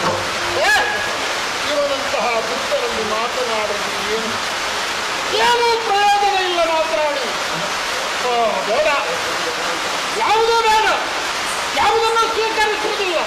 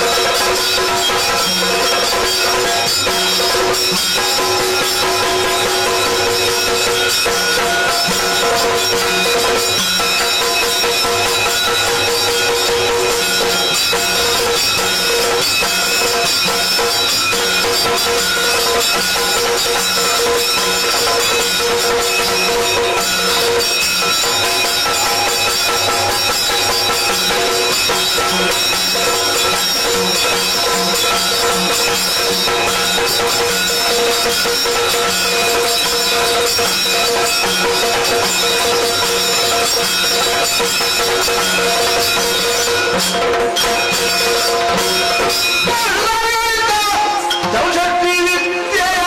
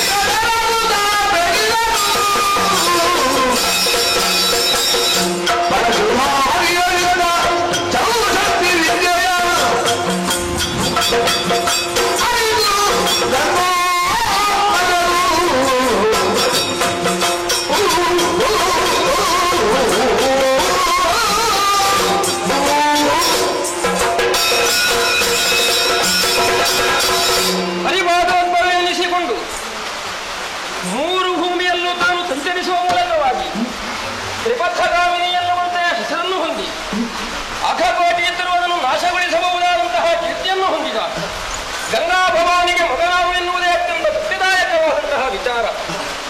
ನನ್ನನ್ನು ಪ್ರಪಂಚಕ್ಕೆ ಕಾಣಿಸಿಕೊಟ್ಟಂತಹ ನನ್ನಮ್ಮ ಮರುಕ್ಷಣದಲ್ಲೇ ನನ್ನನ್ನು ಎತ್ತಿಕೊಂಡು ತಾನು ಸಾಗಿದವಳು. ಯೋಗ್ಯವಾದಂತಹ ವಿದ್ಯೆಯನ್ನು ಬಲ್ಲ ಗುರುಗಳ ಮೂಲಕವಾಗಿ ಕೊಡಿಸಿ ಪ್ರಪಂಚಕ್ಕೊಂದು ಅದ್ವಿತೀಯವಾದಂತಹ ಕೊಡುಗೆಯನ್ನು ತಾನು ಕೊಡಬೇಕು ಎಂಬ ಮನೋಭಾವ ನನ್ನಮ್ಮನದ್ದಾಗಿತ್ತು. ಅದಕ್ಕಾಗಿಯೇ ಸುರಗುರುಗಳಲ್ಲಿ ಬೇಕಾದಂತಹ ಶಿಕ್ಷಣವನ್ನು, ಆಮೇಲೆ ಸೂರ್ಯಗುರುಗಳ ಗುರುಗಳಾದಂತಹ ವಸಿಷ್ಠರಿಂದಲೂ ಬೇಕಾದಂತಹ ವಿದ್ಯೆಯನ್ನು ಕಲಿಸುವುದರ ಜೊತೆಗೆ ಶಸ್ತ್ರದಲ್ಲಿ ಅತ್ಯಂತ ಬಲಿತರಾದ ಶಸ್ತ್ರ ಶಾಸ್ತ್ರ ಎರಡನ್ನು ಯೋಗ್ಯವಾದಂತಹ ರೀತಿಯಲ್ಲೇ ಹೊಂದಿರತಕ್ಕಂತಹ ಪರಶುಧಾರಿಯಲ್ಲಿ ಶಸ್ತ್ರವಿದ್ಯೆಯನ್ನು ನನಗೆ ಒದಗಿಸಿಕೊಟ್ಟರು. ಅಂತಹ ಪರಮಗುರುಗಳಿಂದ ಬೇಕಾದ್ದನ್ನು ನಾನು ಹೊಂದಿದ್ದೇನೆ ಎನ್ನುವುದು ನನಗೆ ಅತ್ಯಂತ ಸಂತೋಷವನ್ನು ಕೊಡುವಂತಹ ವಿಚಾರ. ವಿದ್ಯಾಪೂರ್ಣತೆ ಆಯಿತು ಎನ್ನುವಂತಹ ಮಾತನ್ನು ಗುರುಗಳು ಹೇಳಿದಂತಹ ಕಾಲಕ್ಕೆ ಮುಂದೇನು ಎನ್ನುವಂತಹ ಪ್ರಶ್ನೆ ಒದಗಿದರೆ ಬಂದು ನನ್ನ ಅಮ್ಮನ ಅಡಿದಾವರಿಗಳಿಗೆ ನಾನು ಆಡಿದ್ದು. ಎಳರೆಯಿಂದಲೇ ಅಪ್ಪನ ಪ್ರೀತಿ ನನಗೆ ದೊರೆತದ್ದಲ್ಲ. ನೀನೇ ಕರೆಯಿಂದ ಕರೆತಂದು ಪಾಲಿಸಿ ಬೆಳೆಸಿ ಈ ಕಾಲಕ್ಕೆ ಎದೆತ್ತರಕ್ಕೆ ನಾನು ಬೆಳೆಯುತ್ತೇನಮ್ಮ. ಒಮ್ಮೆ ಅಪ್ಪನನ್ನು ನಾನು ಕಾಯುತ್ತಿರುವಂತಹ ಅಪ್ಪನನ್ನು ಭೇಟಿಯಾಗಬೇಕು. ಅದಕ್ಕಾಗಿ ನಾನು ಹೋಗುವವನಿದ್ದೇನೆ. ತುಂಬು ಮನದಿಂದ ಕಳುಹಿಕೊಡು ಎನ್ನುವುದನ್ನು ಒಂದೇ ಮಾತಾಡಿದ್ದು. ಗೊತ್ತಾಯಿತು ಮಗನೇ, ನಿನ್ನನ್ನು ನಾನು ಕರೆತರುವ ಕಾಲಕ್ಕಾಡಿದ್ದು ಹಾಗೆ, ಹುಡುಗನನ್ನು ಸಮರ್ಥನನ್ನಾಗಿಸಿ ಮತ್ತೊಮ್ಮೆ ನಿನಗೆ ಒದಗಿಸಿಕೊಡ್ತೇನೆ ಎನ್ನುವ ಹಾಗೆ ಈ ಕಾಲಕ್ಕೆ ವಿದ್ಯಾಸಮರ್ಥನು ನೀನಾಗಿದ್ದಿ. ಅಪ್ಪನ ಜತೆಯನ್ನು ಹೊಂದಲೇಬೇಕಾದಂತಹ ಹೊಡೆಯುವಂತೂ ಸಮಯವೂ ನಿನ್ನದ್ದಾಗಿದೆ. ತಡ ಮಾಡಬೇಡ ಎನ್ನುವಂತಹ ಮಾತನ್ನಾಡಿದ್ದು ಯಾರು? ಸುರತರಂಗಿಣಿ ಆಡಿದ್ದು.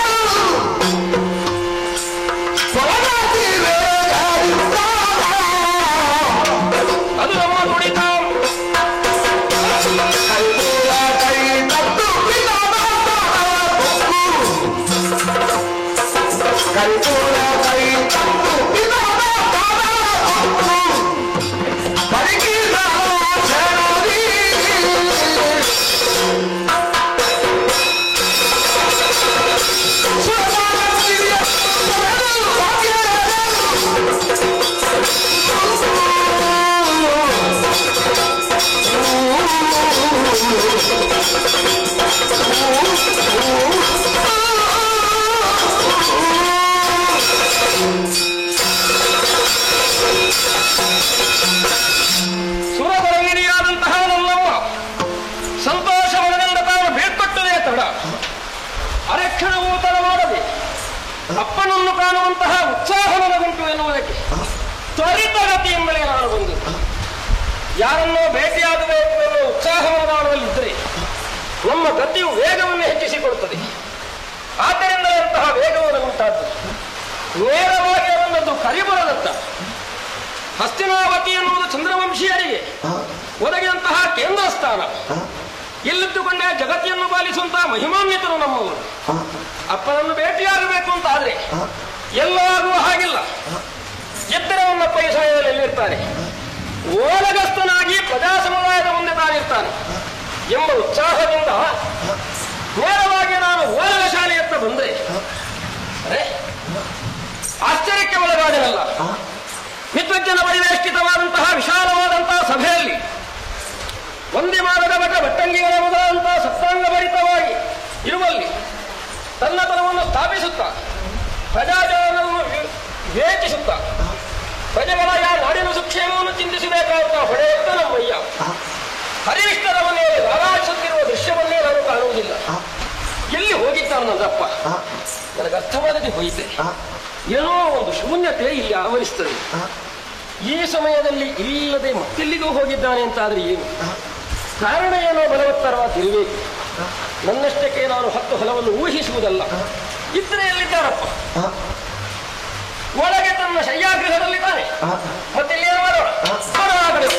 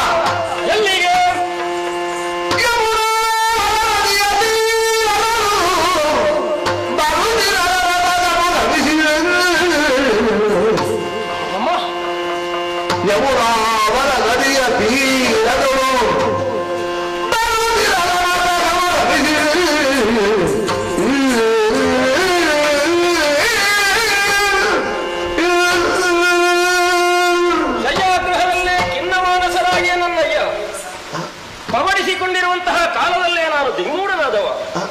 ಹೋಗಿ ನನ್ನಯ್ಯನ ಪಾದಾಭಿವಂದನವನ್ನು ಗೈದು ನನ್ನ ಬರವಣವನ್ನು ಹೇಳಿದ್ರೆ ಏನು ಹೀಗೆ ಅಂತ ಕೇಳಿದ್ರೆ ಮರೆಸುವಂತಹ ಮಾತನ್ನಾಡಿದರು. ದೀರ್ಘಕಾಲವೇನು ದೂರ ಇದ್ದವನು ಮಗನೇ ಎಂದು ಸರ್ವವಿದ್ಯಾ ವಿಶಾರದವಾಗಿ ನಿನ್ನನ್ನು ಕಾಣುತ್ತೇನೋ ಎನ್ನುವಂತಹ ಒಂದು ಭಾವ ಇತ್ತು. ಒಂದಷ್ಟು ರಾಜಕೀಯದಲ್ಲಿ ವಿಮನಸ್ಕತೆ ನನಗುಂಟಾಗಿತ್ತು. ಅಂದೆಲ್ಲ ಮಗನೇ ಸರಿ ಬಿಡು, ಎಲ್ಲ ಸರಿಯಾಗ್ತದೆ. ಆದ್ರೆ ತೊಡಗಿದ ಉತ್ಸಾಹ ಮಾತಿನ ತಡೆಯಲ್ಲಿ ಇರಲಿಲ್ಲ. ಎಲ್ಲ ಸರಿಯಾಗ್ತದೆ ಅಂತ ಆದ್ರೆ ಹಾಳಾದ್ದೇನಪ್ಪ ಅಂತ ನಾನು ಕೇಳ ಹೊರಟ್ರೆ ಏನಿಲ್ಲ ಮಗನೇ, ಹುಟ್ಟಿದವರು ಶಾಶ್ವತವಾಗಿ ಬದುಕನ್ನು ಬದುಕುವುದಿಲ್ಲ. ಯಾವ ವ್ಯಕ್ತಿಯಾದರೂ ತನ್ನ ಬದುಕನ್ನು ಕೊನೆಗಳಿಸಿ ಮತ್ತೆ ಮೇಲೆ ಸೇರಿಕೊಂಡಂತಾದ್ರೆ ಅವನಿಗೆ ಸದ್ಗತಿ ಒದಗಬೇಕು ಅಂತಾದ್ರೆ ಕರ್ಮಾಚರಣೆಯನ್ನು ಮಾಡುವುದಕ್ಕೆ ಪುತ್ರತ್ವ ಎನ್ನುವುದು ಸರಿಯಾಗಿ ಇರ್ತದೆ. ನಾನಿದ್ದೇನಲ್ಲ ಅಂತ ಹೇಳುವಾಗ ಮುಂದುವರಿಸಿ ಹೇಳ್ತಾರೆ, ಮಗನೇ ಲೋಕದಲ್ಲಿ ಒಂದು ಮಾತುಂಟು, ಒಬ್ಬ ಮಗ ಮಗ ಅಲ್ಲ, ಒಂದು ಕಣ್ಣು ಕಣ್ಣಲ್ಲ. ಆಗ ನನಗೆ ಆಶ್ಚರ್ಯವಾದ. ಸಮರ್ಥನಾದಂತಹ ಮಗನು ದೇವವೃತ ನಾಮಕ್ಕೂ ನಾನಿರುತ್ತಲ್ಲ, ಒಬ್ಬ ಮಗನು ಮಗನಲ್ಲ, ಒಂದು ಕಣ್ಣು ಕಣ್ಣಲ್ಲ ಅಂತಾದ್ರೆ ಏನು? ನನ್ನ ಅಪ್ಪನಿಗೆ ಇನ್ನೊಬ್ಬ ಮಗ ಬೇಕು ಎನ್ನುವಂತ ಅಪೇಕ್ಷೆ ಏನಾದ್ರೂ ಉಂಟು ಹೇಗೆ? ಹಾಗಿದ್ರೆ ಎಲ್ಲಿಂದ ಸಾಧ್ಯ? ಅಯ್ಯನನ್ನು ತೊರೆದಂತಹ ನನ್ನಮ್ಮ ನಿಜ ಸ್ಥಾನವನ್ನು ತಾನು ಹೊಂದಿಕೊಂಡವಳು ಮತ್ತೆ ಬರುವ ಹಾಗಿಲ್ಲ ಎನ್ನುವುದರ ಹಿನ್ನೆಲೆಯ ಕಥೆ ನಾನು ಅರ್ಥ ಮಾಡಿಕೊಂಡವ. ಹಾಗಾದರೆ ಅಪ್ಪನಿಗೆ ಯಾವಳು ಸತಿಯ ಮೇಲೆ ಬಹುಶಃ ಮನವಾದದ್ದಿರಬೇಕು. ಕೇಳುವುದಕ್ಕಾಗ್ತದೆ ನನ್ನ ಅಯ್ಯನತ್ರ. ಗೂಢವಾಗಿ ಆಡಿದ ಮಾತನ್ನು ಕೇಳಿಕೊಂಡು ಹಾಗೆ ಅವರ ಶಯ್ಯಾಗೃಹದಿಂದ ಹೊರಬಂದು ಮಂತ್ರಿಯನ್ನು ಕರೆದು ಕೇಳಿದ್ರೆ ಗವರ್ಗಣ ಹೇಳ್ತಾನೆ ಅವ, ಯಮುನಾ ನದಿ ತೀರಕ್ಕೆ ಕೆಲವು ದಿವಸಗಳ ಹಿಂದೆ ನಿಮ್ಮಯ್ಯ ಹೋದದ್ದು. ದೂರದಿಂದಲೇ ನಾವು ಅನುಸರಿಸಿಕೊಂಡಿದ್ದೆವು. ಅಲ್ಲಿ ನಡೆದಂತಹ ಒಂದು ಪ್ರಕರಣವೊಂದೇ ಇಷ್ಟಕ್ಕೆ ಕಾರಣವಾಗಿರಬೇಕು ಅಂತ ನನಗೆ ಅನ್ನಿಸ್ತದೆ. ಹೀಗುಂಟು ಮಗು ಅಂತ ಹೇಳಿದ ಕಾಲಕ್ಕೆ ಯಾವ ಮೂಲದಿಂದ ಸಮಸ್ಯೆ ಉತ್ಪನ್ನವಾಯಿತು ಅಲ್ಲಿಂದಲೇ ಪರಿಹರಿಸಬೇಕು ಅನ್ನುವಂತಹ ನಿರ್ಧಾರವನ್ನು ಕರ್ಮಬುದ್ಧನಾಗಿ ನಾನು ಕೈಗೊಂಡು ನನ್ನ ತಂದೆಯ ಮನಸ್ಸಿಗೊಂದು ನೆಮ್ಮದಿಯನ್ನು ಕೊಡುವುದಕ್ಕಾಗದೆ ಹೋದರೆ ಮಗನಾಗಿ ನಾನಿದ್ದೇನು ಸುಖ ಏನು ಪ್ರಯೋಜನ. ಆದ್ದರಿಂದಲೇ ಸ್ಪಷ್ಟ ನಿರ್ಧಾರವನ್ನು ಮಾಡಿಕೊಂಡು ಮಂತ್ರಿಗಳನ್ನು ಸೇರಿಸಿದ್ದೇನೆ. ಬ್ರಾಹ್ಮ ಕ್ಷತ್ರ ವೈಶ್ಯರೆಂಬಂತಹ ತ್ರಿವರ್ಣದಲ್ಲಿ ಎಷ್ಟೆಷ್ಟು ಮಂದಿಗಳನ್ನು ಸೇರಿಸಿದರೆ ಅದು ಸರಿ ಅನ್ನಿಸಿಕೊಳ್ತದೋ ಅಷ್ಟು ಮಂದಿಗಳನ್ನು ಸೇರಿಸಿ ಮಿತವಾದಂತಹ ಸೈನಿಕವನ್ನು ಸೇರಿಸಿಕೊಂಡು ಯೋಗ್ಯವಾದ ರೀತಿಯ ಅರಮನೆಯ ವೈಭವಕ್ಕೆ ಒಪ್ಪುವಂತಹ ಆಭರಣಾದಿಗಳನ್ನು ಸಿದ್ಧಪಡಿಸಿಕೊಂಡು ಸಮಸ್ಯೆಯ ಪರಿಹಾರವಾದರೆ ಕರೆತರುವುದಕ್ಕೆ ಬೇಕಾದನ್ನು ಜತೆಯಲ್ಲೇ ಸೇರಿಕೊಂಡು ತಡ ಮಾಡದೆ ನಾನು ಹಾಗೆ ಯಮುನಾ ನದಿಯ ತೀರತ್ತ ಬಂದರೆ ಏನು ಆಶ್ಚರ್ಯ. ಬರುವಾಗಲೇ ವಿಶೇಷ ಓ ಆ ಕಡೆಯಿಂದ ಬರುತ್ತಿರುವಾಗಲೇ ಅದಾವುದೋ ಗಂಧವು ನನ್ನನ್ನು ಆಕರ್ಷಿಸತೊಡಗಿದೆ. ಏನು ಗಮಗಮಿಸುವಿಕೆ ಒಂದು ಯೋಜನ ದೂರದ ಕರೆಗೆ ಇರುತ್ತದೆ ಈ ಪರಿಮಳ. ಎಲ್ಲಿಂದ ಅಂತ ಅರ್ಥ ಆಗಲಿಲ್ಲ. ಆಗಬೇಕು ಅಂತಾದ್ರೆ ಮೂಲವನ್ನು ನಾವು ಹುಡುಕಬೇಕು. ನೋಡೋಣ, ಹುಡುಕಿಕೊಂಡು ಎಲ್ಲಿಂದ ಹೊರಹೊಮ್ಮುತ್ತೆ ಎಂದು ತಿಳಿಯಬೇಕು. ಮುಂದೆ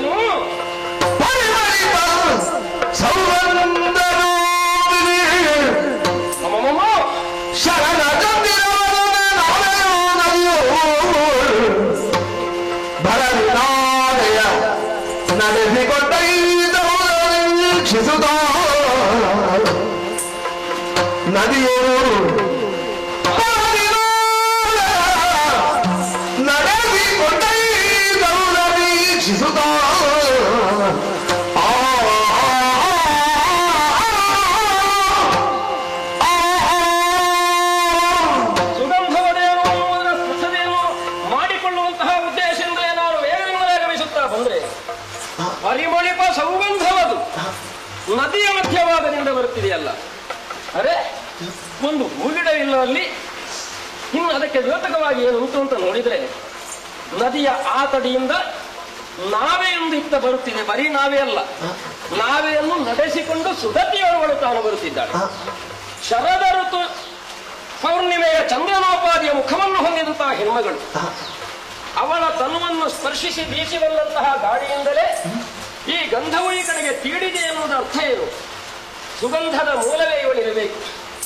ಓಹ್, ನೋಡುತ್ತಿರುವ ಹಾಗೆ ಗಮಿಸಿ ಈ ತಡಿಗೆ ಸೇರಿಬಿಟ್ರಲ್ಲ. ಹೌದು ಅಂತಾದ್ರೆ ಮತ್ತಿನ್ನು ಮಾತನಾಡೋದಕ್ಕೇನು? ತಡಿಯತ್ತ ಬಂದು ತಾನು ನಾವೆಯನ್ನು ನಿಲ್ಲಿಸಿ ಹಾಗೆ ಕಟ್ಟೆಯ ಮೇಲೆ ಕೈಯಿರಿಸಿ ನೆಟ್ಟಗೆ ಬಿಟ್ಟ ಕಣ್ಣಿಂದ ನೋಡ್ತಾಳೆ.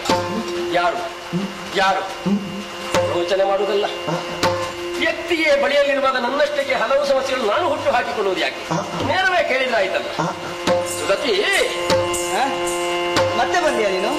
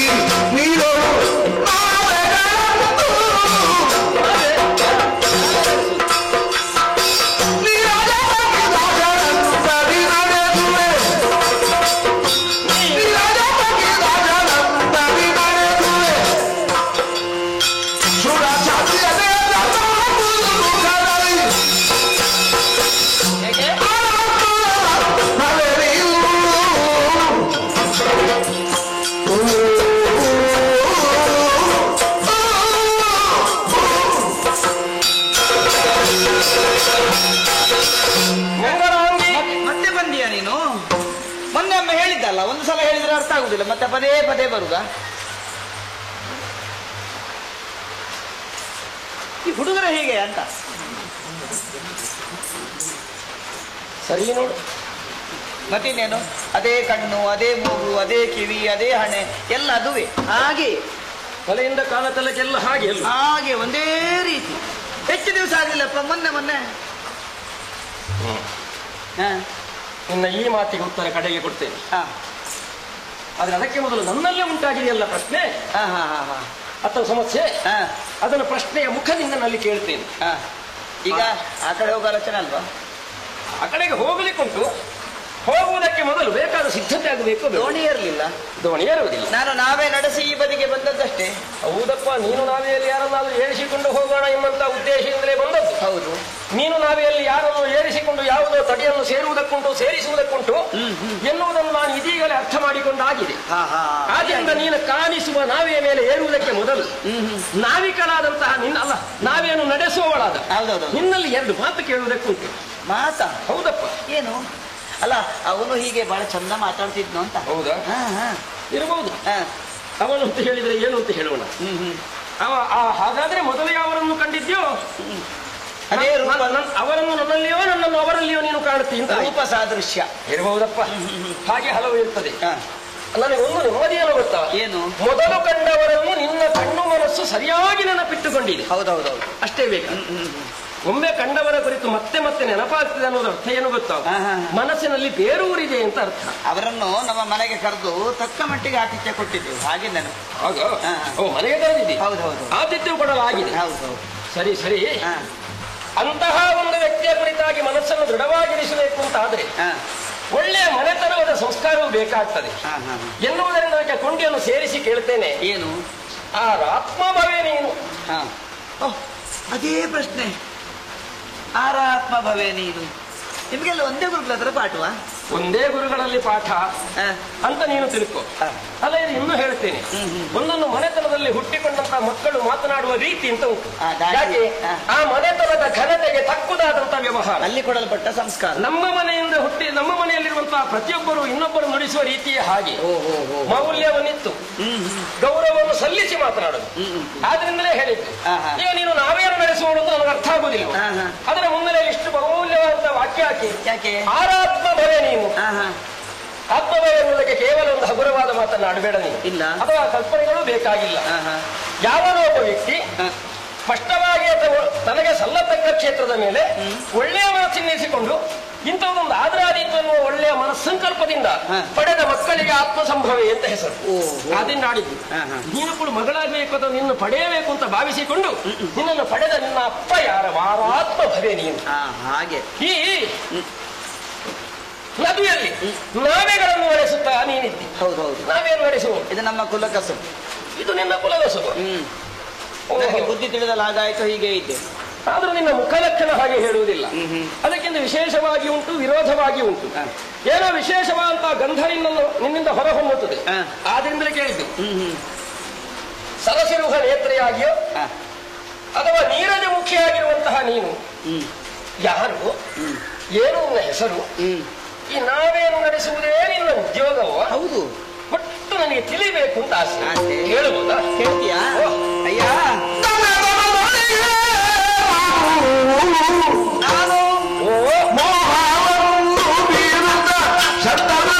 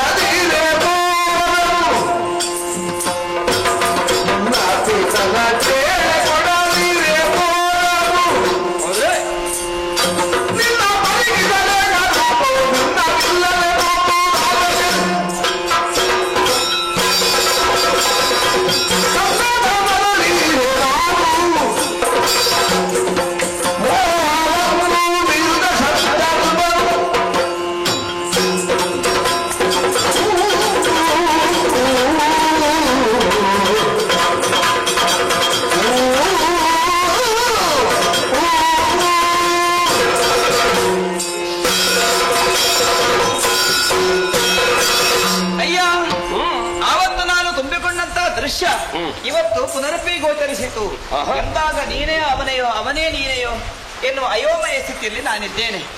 ಯಾಕಂದ್ರೆ ಕೆಲವರಿಗೆ ಹಾಗೆ ಇರ್ತದೆ ಅಂತೆ, ಒಬ್ಬನಾಗಿರೋ ರೂಪ ಪಕ್ಕದ ಎಲ್ಲ ನೋಡಿದ್ದೇನೆ ಅಂತ ಅನಿಸುವುದು. ಆದ್ರೆ ನಿನಗೆ ನನ್ನ ಮಾತಿನಿಂದ ಬೇಸರ ಆದ್ರೆ ಅದನ್ನು ಬಿಟ್ಟು ಬಿಡು. ಬೇಸರ ನಾನು ತಿಳಿಯದೇ ಹೇಳಿದ್ದು. ಮೊದಲು ಯಾರನ್ನು ನೋಡಿದ್ದೆ ಎನ್ನುವುದನ್ನು ನೀವು ಸ್ಪಷ್ಟಪಡಿಸಿದರೆ ಮತ್ತೆ ನಾನು ಹೇಳಬಹುದಾಗಿದೆ. ಹಿಂದೊಬ್ಬ ಬಂದವನು ನನ್ನ ಮದುವೆ ಬಗ್ಗಾಗಿ ಮಾತನಾಡಿದ್ದ, ನನ್ನಲ್ಲಿ ಸಂಭಾಷಿಸಿದ್ದ. ಅದಕ್ಕೆ ನಮ್ಮಪ್ಪ ಉತ್ತರ ಕೊಟ್ಟಿದ್ರು. ಹಾಗಾಗಿ ಬರಿಗೈಯಲ್ಲಿ ಹಿಂದಕ್ಕೆ ಹೋಗಿದ್ದ. ಹೋಗುವಾಗ ನಾನು ಕಡೆಗಣ್ಣಿಂದ ನೋಡಿದ್ದೆ, ಮೋರೆ ಸಪ್ಪೆಯಾಗಿತ್ತು, ಮನಸ್ಸಿಗೆ ಬೇಸರ ಆಗಿತ್ತು. ಮೊನ್ನೆ ಬಂದವರು ಅಂದ್ರೆ ಅದೇ ನಮ್ಮ ಅಪ್ಪ ನಂತರ ಮಾತಾಡಿದ್ರಲ್ಲ, ಯಾರು? ನನ್ನ ಅಪ್ಪ ಯಾರಂತ ಗೊತ್ತಾಗ್ಲಿಲ್ವಾ? ಇಲ್ಲೆಲ್ರಿಗೂ ಗೊತ್ತುಂಟು. ಹೌದಾ? ಈ ಕೇರಿಗೆಲ್ಲ ನಮ್ಮಪ್ಪ ಒಡೆಯ, ದಾಶರಾಜ, ಅಂಬಿಗರೊಡೆಯ, ಕಂದರ ಅಂತ ಹೇಳ್ತಾರೆ ಅವರು. ನೀನು ಕಂದರಾತ್ಮಜ? ನನ್ನ ಹೆಸರು ಯೋಜನ ಗಂಧಿ ಅಂತ. ಈಗ ಮೊನ್ನೆ ಮಾತಾಡಿಸಿದ್ದು ಏನು ಹೇಳಿ ಶಾಂತ ಶಾಂತ ಹಾಗಿರ್ಲಿಕ್ಕಿಲ್ಲ, ಇದ್ರೆ ಸಂತಮೇಪ ಅಂತ. ಹಾಗೇನು ಸ್ವಲ್ಪ ಹೇಳುದಲ್ಲ ಹೆಚ್ಚು, ನಮಗೆ ಬೆಸ್ತರಲ್ಲ, ನಮ್ಮದು ಭಾಷೆಯಲ್ಲಿ ಸ್ವಲ್ಪ ವ್ಯತ್ಯಾಸ, ನಮಗೆ ಭಾಷಾ ವ್ಯತ್ಯಾಸ ಇದೆ ಇರ್ಬೋದು. ಈಗ ನೀನು ಬಂದದ್ದಕ್ಕೆ ನಾನು ಇಷ್ಟು ಸ್ಪಷ್ಟ ಮಾತಾಡುದು, ಇಲ್ಲಿ ನಮ್ದು ಭಾಷೆಯೇ ಬೇರೆ. ಇಲ್ಲಿ ಬೆಸ್ತರ ಆಡುವಂತ ಸಂಸರ್ಗದಿಂದ ಒಳ್ಳೆಯ ಮಾತು ಬಂದಿತ್ತು ನಿನಗೆ, ಒಳ್ಳೆಯದು ಬಂದಿತ್ತು. ಹೌದು, ಕೆಲವು ಸಲ ಹಾಗಾಗ್ತದೆ ಸಹವಾಸದಿಂದ. ಹಾಗಾಗಿ ಅವನು ಮಾತಾಡಿಸಿ ಹೋದ ಮೇಲೆ ನಮ್ಮಪ್ಪನು ದೃಢವಾಗಿ ಒಂದು ಮಾತು ಹೇಳಿದ್ರು. ಹಾಗಾಗಿ ಮತ್ತೆ ನೀನ್ ತಿರುಗಿ ಬಂದಾಗ ಅವನೇ ನೀನು, ನೀನೇ ಅವನು ಇನ್ನು ಸಂಶಯ ನನ್ನ ಮನಸ್ಸಲ್ಲಿ ಮೂಡಿತ್ತು. ಈಗ ಸ್ಪಷ್ಟ ಆಯ್ತು, ಅವನಲ್ಲ ಅಲ್ಲ ಅಂತ ಗೊತ್ತಾಯ್ತು. ಆಯ್ತು, ಏನು ಕಾರಣ ಬನ್ನಿ ಅಂತ ಗೊತ್ತಾಗ್ಲಿಲ್ಲ. ನಾನು ಯಾರು ಅಂತ ಗೊತ್ತಾಯ್ತು.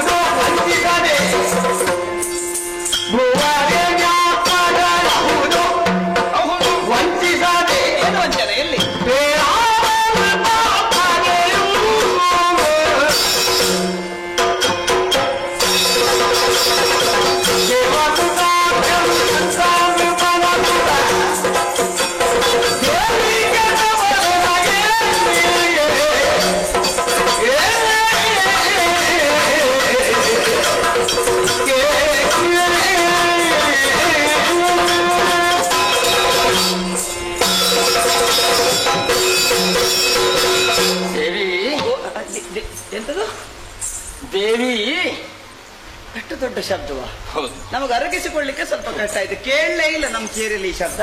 ನಮ್ಮಲ್ಲಿದೆ. ತಂದೆಯನ್ನು ದೇವ ಅಂತ ನಾವು ಹೇಳ್ತೇವೆ, ತಾಯಿಯನ್ನು ದೇವಿ ಅಂತ ನಾವು ಆಡ್ತೇವೆ. ಓಹೋ, ನನಗೊಂದು ಗೌರವದ ಸ್ಥಾನವನ್ನು ಕೊಟ್ಟದ್ದು ನೀನು ತಾಯಿ. ನೀನು ತಾಯಿ ಅಲ್ಲ, ನನ್ನ ಮಗಳು. ನಿನ್ನ ಅಪ್ಪನಿಗೆ ಮಗಳೇ. ಹೌದು. ನನಗೆ ಸ್ಥಾನದಲ್ಲಿ ನೀನು ತಾಯಿ ಎನ್ನುವುದರಿಂದ ನಾನು ದೇವಿ ಅಂತ ಆಡಿದ್ದು. ಓಹೋ, ಶಂತನುಪಾಲವನ್ನು ಕಂಡೆ ಅಂದೇ ಅಲ್ಲ. ಯಾವ ಭೂಪತಿಯನ್ನು ಕಂಡು ನೀನು ಮಾತನಾಡಿದೆಯೋ ಅಥವಾ ನಿನ್ನನ್ನು ಕಂಡು ಯಾವನು ಮಾತನಾಡಿದನೋ ಆ ಶಂತನುಪಾಲನ ಮಗನು ನಾನು.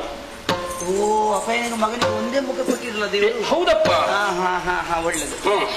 ದೇವವ್ರತಾಖ್ಯ ಅಂತ ನನ್ನ ಹೆಸರು. ಹೆಸರೇನಂದೇ? ದೇವವ್ರತನೆಂಬ ಹೆಸರು ನನಗೆ ದೇವಿ ಕೇಳು. ಉದ್ದಾಯ್ತಲ್ಲ, ಮಗನ ಹೆಸರು ದೇವವ್ರತ ಅಂತ. ಅದೇ ಬಹಳ ಹೆಸರು ಉದ್ದಾಯ್ತು ಅಂತ. ಮತ್ತೆ ಎಲ್ಲಿ ಆಯ್ತು? ದೇವವ್ರತ. ದೇವವ್ರತ. ಮತ್ತೆ ಕೆಲವರು ಗಂಗಾಸುತ ಅಂತಲೂ ಆಡುವುದು. ಹೌದಪ್ಪ. ನಿಮ್ಗೆ ಹಾಗಾದ್ರೆ ತುಂಬಾ ಹೆಸರಿದೆ. ಹೌದಪ್ಪ. ದೇವವ್ರತಾಖ್ಯ ಅಂತ ನನ್ನ ಹೆಸರು. ಅದೇ ಒಂದು ಸಂಶಯ. ಹಾಗೆ ನೀವು ಕೈ ಸಿಕ್ಕಿಕೊಳ್ಳೋದು ಅಲ್ಲ, ನಿನ್ನ ಮಾತನ್ನು ಕೇಳಿದಾಗ ಪರಿಚಯ ಸ್ಥೂಲವಾಗಿ ಸರಿ, ಆದ್ರೆ ಒಳಗಿನ ಒಂದು ಅನುಮಾನ ಹಾಗೆ ಉಳಿಯುತ್ತದೆ. ಅನುಮಾನ ಉಳಿಸಿಕೊಳ್ಳಬಾರದು. ಯಾವುದೇ ವಿಷಯದ ಬಗ್ಗೆ, ಯಾರ ಬಗ್ಗೆ ಆಗಲಿ ಮುಖತಃ ಮಾತನಾಡಿದ್ರೆ ನಿವಾರಣೆ ಮಾಡಿಕೊಡ್ಬೇಕು. ಬೆಸ್ತರ ಕೇರಿಯವಳು ನೀನು. ಖಂಡಿತ. ಕಂದರನ ಮಗಳು. ಆದ್ರೆ ಅಡ್ಡ ಯಾಕೆ? ಚಂದ್ರವಂಶದಲ್ಲಿ ಹುಟ್ಟಿಕೊಂಡ ಮಹನೀಯನಾದಂತಹ ಒಬ್ಬ ವ್ಯಕ್ತಿಯ ಮನಸ್ಸು ಸಾಮಾನ್ಯರಾದಂತಹ ಯಾವಳ ಹೆಣ್ಮಗಳಲ್ಲಿಯೂ ಲೀನವಾಗದು. ಯಾವಳೋ ಒಬ್ಬಾಕೆ ಹೆಣ್ಮಗಳವನ ಮನಸೂರಗೊಂಡಿದ್ದಾಳೆ ಅಥವಾ ವ್ಯಕ್ತಿಯೊಬ್ಬನು ಇಂತಹ ಹೆಣ್ಮಗಳಿಗೆ ಸೋತಿದ್ದಾನೆ ಅಂತ ಆದ್ರೆ ನನಗನ್ನಿಸ್ತದೆ ಅವಳ ಹುಟ್ಟಿನ ಹಿನ್ನೆಲೆಯಲ್ಲಿ ಬೇರೇನೋ ಒಂದು ಮೌಲ್ಯ ಒಂದು ಒಪ್ಪಿ ಇರಲೇಬೇಕು ಅಂತ. ಇಲ್ಲ, ನಾನು ಹೇಳಿದ್ದಲ್ಲ ನನ್ನ ಹುಟ್ಟಿನ ಗುಟ್ಟು ಇಷ್ಟೇ ಅಂತ. ಆದ್ರೆ ನೀನು ನನ್ನ ಅಪ್ಪ ಹೇಳಿಕೊಟ್ಟ ಕತೆ ಇದು. ಅಮ್ಮ ಹೇಳಿಕೊಟ್ಟದ್ದೇನು? ಅಮ್ಮ ಅಂದ್ರೆ ಅಪ್ಪ ಅಮ್ಮಂದು ಕತೆ ಬೇರೆ ಬೇರೆ. ಅಲ್ಲ, ಹೇಳಿದ್ದು ಅಪ್ಪ ಹೇಳಿದ್ದು ಆಗಲ್ಲ, ನೀನು ಕಂದರದ ಮಗಳು ಅಂತ ಹೇಳು. ಅಲ್ಲ, ಏನಿಲ್ಲ, ನನ್ನ ಕತೆ ಇಷ್ಟೇ. ಕಂದರದ ಮಗಳೇ ನಾನು. ಅಮ್ಮ ಅಮ್ಮ ಅಮ್ಮ ನನಗೆ ಅರಗಿಸಿಕೊಳ್ಳಿ ಕಟ್ಟ ಈ ಶಬ್ದ. ನನಗೆ ಅದೇ ಇಷ್ಟ. ಅದರಿಂದ ಆದಿತ್ತು, ನನಗಿಲ್ಲ ನಷ್ಟ.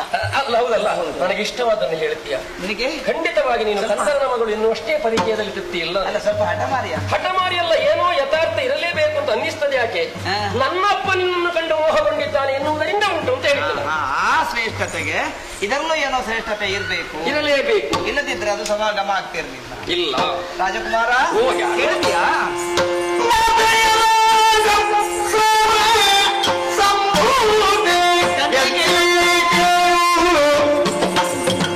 ಹೌದಯ್ಯ.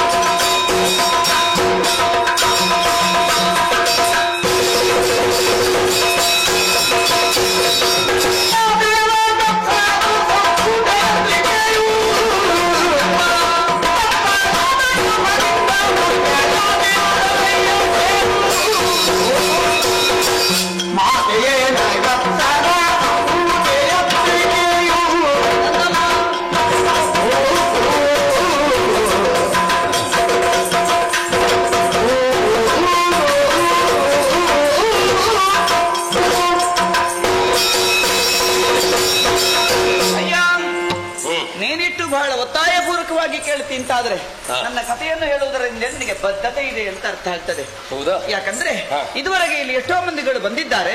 ನದಿಯ ಈ ದಡದಿಂದ ಆ ದಡಕ್ಕೆ ಹೋದವರಿದ್ದಾರೆ, ಆ ದಡದಿಂದ ಈ ದಡಕ್ಕೆ ಬಂದವರಿದ್ದಾರೆ. ಯಾರೊಬ್ಬರು ನನ್ನ ಕುರಿತಾಗಿಂತ ಪ್ರಶ್ನೆಯನ್ನೇ ಕೇಳಲಿಲ್ಲ. ಇಲ್ಲಿ ಪ್ರಸರಿಸುವಂತ ಆ ಗಂಧದ ಪರಿಮಳವನ್ನು ಆಘ್ರಾಣಿಸುತ್ತಾ ಸಂತೃಪ್ತಿ ಪಟ್ಟಿದ್ದರೇ ವಿನಃ ಯಾಕ ಪರಿಮಳ ಹುಟ್ಟಿಕೊಂಡಿತು, ಯಾರಾಕೆ ಪರಿಮಳದ ಮೂಲ ಹೆಣ್ಣು ಇತ್ಯಾದಿ ಯಾವುದನ್ನೂ ಪ್ರಶ್ನೆ ಮಾಡಿದವರಿಲ್ಲ. ಬೆಸ್ತರಕೇರಿಯ ಹೆಣ್ಮಗಳಲ್ಲಿ ಯೋಜನೆಗಳಷ್ಟು ಪಸರಿಸಬಹುದಾದಂತಹ ಸುಗಂಧ ಯಾರ ಅನುಗ್ರಹವೋ ಎಲ್ಲಿಂದಲೂ. ನಮ್ಮವರೆಲ್ಲ ಕೆಳಮಟ್ಟದವರಾದದ್ರಿಂದ ಇದು ಮೀನಿನ ಪರಿಮಳವೇ ಇರಬಹುದು. ಯಾಕಂದ್ರೆ ನಮಗೆ ದೇವರು ಮೀನೆ ಇಲ್ಲಿರುವಂತದ್ದು. ಹೌದಪ್ಪ, ಎಲ್ಲವೂ ಜೀವನಾಧಾರವೇ. ಅಂತಹ ಒಂದು ಪ್ರದೇಶದಲ್ಲಿ ನಾನಿದ್ದು ಬೆಳೆದು ಇಷ್ಟು ದೊಡ್ಡವಳಾದರೂ ಕೂಡ ಯಾವೊಬ್ಬನೋ ಈ ಬಗೆಯ ಪ್ರಶ್ನೆಯನ್ನು ಕೇಳುವುದಾಗಲಿ ಇಂತಹ ಒಂದು ಮಾರ್ಮಿಕವಾದಂತಹ ಉತ್ತರವನ್ನು ಬಯಸಿರಲಿಲ್ಲ. ನೀನು ಕೇಳಿದ್ದಿ ಅಂತ ಆದ್ರೆ ಹೇಳಲೇಬೇಕಾಗುತ್ತದೆ. ಒಬ್ಬ ಅರಸನಿದ್ದಂತೆ ಉಪರಿಚರ ವಸು ಎನ್ನುವವನು. ಉಪರಿಚರ ವಸು? ಹೌದು. ವನಯ ವಿಹಾರ ಮಾಡಬೇಕೆಂದು ಇಚ್ಛೆ ಉಂಟಾದಾಗ ವನವೇಟೆಗಾಗಿ ಹೋದನಂತೆ. ಬೇಟೆಯಾಡಿದ ಮೇಲೆ ವಿಶ್ರಾಂತಿಯನ್ನು ಪಡೆಯುತ್ತಿರುವಂತಹ ಕಾಲಕ್ಕೆ ಹರಿಣ ಮೈಥುನವನ್ನು ಕಂಡನಂತೆ. ಅದನ್ನು ನೋಡಿದಲ್ಲಿಗೆ ಅವನಿಗೆ ಶುಕ್ಲ ಸ್ಖಲನವಾಯಿತಂತೆ. ಅರಸನಾಗಿ ಇಲ್ಲಿ ವ್ಯರ್ಥವಾಗಬಾರದು ಅಂತ ಅದನ್ನು ಸಂಗ್ರಹಿಸಿ ಗೃದ್ಧರಾಜನ ಕೈಯಲ್ಲಿ ಕೊಟ್ಟು ತನ್ನ ಮಡದಿಗೆ ತಲುಪಿಸುವುದಕ್ಕೆ ಹೇಳಿದನಂತೆ. ಬಹಳೇ ಒಬ್ಬ ಅರಸನ ಆಡಳಿತದ ಕಾಲದಲ್ಲಿ ಪಕ್ಷಿಗಳು ಅವನ ಹಿಡಿತಕ್ಕೆ ಒಳಗಾಗಿದ್ದವು. ಅದ್ಭುತ. ಆ ಪಕ್ಷಿಗಳು ಬಾನ ಮಾರ್ಗವಾಗಿ ಸಾಗುತ್ತಿರುವಂತಹ ಕಾಲಕ್ಕೆ ಶುಕ್ಲ ಘನೀಭವಿಸಿತು. ಅದನ್ನು ಕಂಡಂತಹ ಇನ್ನೊಂದು ಪಕ್ಷಿ ಯಾವುದೋ ಮಾಂಸದ ತುಣುಕಿರಬೇಕೆನ್ನುವ ಮಾಂಸಭ್ರಾಂತಿಯಿಂದ ಬಂದು ಪರಸ್ಪರ ಹೋರಾಟವನ್ನು ಪ್ರಾರಂಭ ಮಾಡಿದಾಗ ಕೊಕ್ಕಿನಲ್ಲಿ ಕಚ್ಚಲ್ಪಟ್ಟಂತ ಆ ಶುಕ್ಲ ತುಂಡಾಗಿ ಕೆಳಗೆ ಬಿದ್ದದ್ದು ನೀರಿಗೆ ಬಿದ್ದದ್ದು. ಅದರೊಳಗೆ ಅದರಿಕೆ ಎನ್ನುವಂತಹ ಒಬ್ಬಳು ಹೆಣ್ಣು ಶಾಪಗ್ರಸ್ತ ಮೀನಾಗಿ ಇದ್ದಳು ಜಲದಲ್ಲಿ. ಅದನ್ನು ನುಂಗಿದ ಕಾಲಕ್ಕೆ ಒಂದು ಗಂಡು ಒಂದು ಹೆಣ್ಣು ಮಗುವಾಯಿತು. ಆಕೆ ಶಾಪ ವಿಮೋಚನೆಯಾಗಿ ಹೊರಬಂದಳು ಮಗುವನ್ನೆತ್ತಿಕೊಂಡು. ಹೀಗೆ ಬಂದಾಗ ಆ ಹೆಣ್ಣು ಮಗುವನ್ನು ಈ ಕಂದರನ ಗುಡಿಸಲಿನ ಬದಿಯಲ್ಲಿಯೂ ಗಂಡು ಮಗುವನ್ನು ಊರ ಮಹಾರಾಜನಿಗೂ ಒಪ್ಪಿಸಿದಳು. ಆಮೇಲೆ ಇಲ್ಲಿ ಉಳಿದ ಹೆಣ್ಣು ಮಗಳು ಆ ಹೆಣ್ಣು ಮಗಳು. ದಾಸರಾಜನ ಹಿಡಿತಕ್ಕೆ ಸಿಕ್ಕಿದ ಮೇಲೆ ಅವನ ಸಾಕಣೆಯಿಂದ ಬೆಸ್ತರ ಹುಡುಗಿಯಾಗಿ ಬೆಳೆದು ನಿಂತವಳು ಅದು ನಾನೇ. ಅದ್ರಿಕೆ ಎನ್ನುವಂತ ಅಪ್ಸರೆಯ ಬಸುರಿಂದ ಬಂದಂತ ಹೆಣ್ಮಗಳು. ನನಗೂ ಗೊತ್ತಿರ್ಲಿಲ್ಲ ಆ ಕತೆ. ಮತ್ತೆ ಹೇಗೆ ಗೊತ್ತಾಯ್ತು? ಇತ್ತೀಚೆಗೆ ಒಂದು ದಿವಸ ರಾತ್ರಿ ನಮ್ಮ ಅಮ್ಮ ಕನಸಲ್ಲಿ ಬಂದು ಈ ವಿಚಾರವನ್ನೆಲ್ಲ ಸ್ಪಷ್ಟವಾಗಿ ಹೇಳಿ ಹೋದದ್ರಿಂದ ನನ್ನ ಮನಸ್ಸಿಗೆ ದೃಢವಾಗಿ ಅಚ್ಚೊತ್ತಿತು ಈ ಕಥೆ.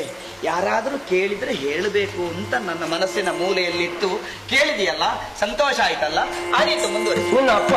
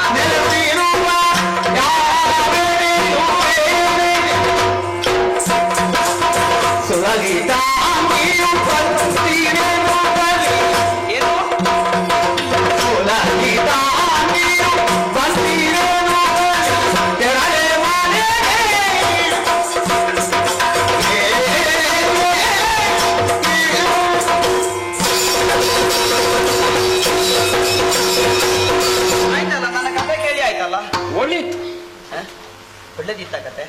ಬರೇ ಒಳ್ಳೆಯದಲ್ಲ, ಮತ್ತೆ ಒಳ್ಳಿ ಇದೇ ಬೇಕಾದ ನನ್ನ ಯೋಚನೆ ತಪ್ಪಲಿಲ್ಲ. ಸರಿಯಾದ ದಾರಿಯಲ್ಲಿ ಹೋಗ್ತಾ ಉಂಟು. ನನ್ನಪ್ಪ ಸುಮ್ಮನೆ ಯಾವಳನ್ನೋ ಕಂಡು ಖಂಡಿತವಾಗಿ ಮನಸ್ಸನ್ನು ಮಾರಿಕೊಳ್ಳಲಾರ. ಚಂದ್ರವಂಶದಲ್ಲಿ ಹುಟ್ಟಂತ ಘನತೆವೆತ್ತಂತ ಒಬ್ಬ ವ್ಯಕ್ತಿ ಇನ್ನೊಂದು ಹೆಣ್ಮಗಳಿಗೆ ತಾನು ಮನಸೋತಿದ್ದಾನೆ ಅಂತಾದ್ರೆ ಆ ಹೆಣ್ಮಗಳ ಹಿನ್ನೆಲೆಯಲ್ಲಿ ಏನೋ ಒಂದು ಸರಿಯಾದಂತಹ ರಹಸ್ಯ ಇದೆ. ಅದು ಅತ್ಯುತ್ತಮವಾದಂತೆ ಒಳಿತಾಗಿರಬೇಕು ಅನ್ನುವಂತೆ ನಾನು ಯೋಚನೆ ಮಾಡಿದ್ದೆ. ಇದು ಲಹರಿಗಾಗಿ ಹೇಳಿದ ವಿಷಯವಲ್ಲ, ವಸ್ತುಸ್ಥಿತಿ ಆಗಿದೆ, ವಾಸ್ತವವೂ ಆಗಿದೆ. ನಾನು ಅದನ್ನು ತಿಳಿಯುವುದಕ್ಕಾಗಿಯೇ ಕೇಳಿದ್ದರಿಂದಲೇ ಆಡಿದ್ದು. ಒಳಿತು. ಈ ಉದ್ಘಾರದ ಹಿಂದೆ ಬಹಳಷ್ಟು ಅರ್ಥಗಳುಂಟು. ಸರಿಯಾಗಿ ಹೇಳಿದ್ದು. ನಿನ್ನಪ್ಪ ಇರುವುದಿಲ್ಲ ಇಲ್ಲಿ ಅವಳ ಮೇಲೆ ಕಾಣುವ ಎತ್ತರದ ಮನೆ ಉಂಟಲ್ಲ, ಅದು ನಮ್ಮ ಗುರಿಕಾರರ ಮನೆ. ಇಲ್ಲಿ ನಮ್ಮ ಇದಕ್ಕೆ ಸಂಬಂಧಪಟ್ಟ ಹಾಗೆ ಅವರ ದೊಡ್ಡ ಮನೆ ಅದು. ನನಗೊಮ್ಮೆ ಕಾಣಬೇಕಿತ್ತಲ್ಲ ನಿನ್ನಪ್ಪ. ನಮ್ಮ ಅಪ್ಪನನ್ನ. ಹೌದು. ಎಲ್ಲಿದ್ದಾರೆ ಅವರು? ಅವರು ಸಹ ಅದನ್ನೇ ಹೇಳಿದ್ರು, ಹಿಂದೆ ಬಂದು ಅಪ್ಪನನ್ನು ಕಾಣಬೇಕು ಅಲ್ಲ. ಸರಿ, ಅವರು ನಿನ್ನಪ್ಪನನ್ನು ಕಾಣಬೇಕು ಅಂತ ಆಡಿ. ಹೌದೌದು. ನಾನು ಅಪ್ಪನಿಗಾಗಿ ನಿನ್ನಪ್ಪನನ್ನು ಕಾಣಬೇಕು ಅಂತ ಹೇಳಿ. ಈ ಅಪ್ಪನ ಸಂಬಂಧ ಅಲ್ವಾ? ಹಾಗಾದ್ರೆ ಅಪ್ಪನಲ್ಲಿ ಮಾತನಾಡಿ ಅನ್ನೋ ನನ್ನ ಅಪ್ಪನ ಮುಖ ಸಪ್ಪೆ. ಹೌದೌದು. ಮಗನಲ್ಲಿ ಮಾತನಾಡಿದ ಮುಖ ಬೆಳಗಿತ್ತು. ನೋಡೋಣ, ಬನ್ನಿ, ಹೀಗೆ ಬನ್ನಿ, ಹೋಗೋಣ.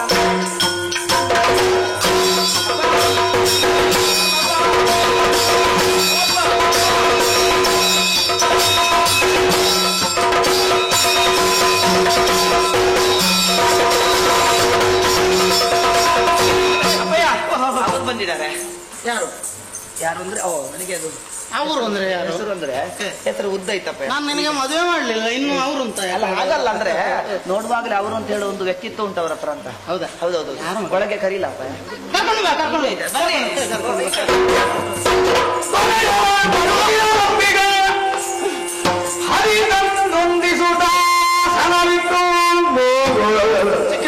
ಬರ್ಬೇಕು ಬರ್ಬೇಕು.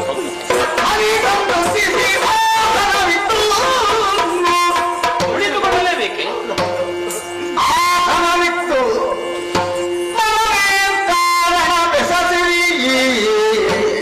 ಸ್ವಾಮಿ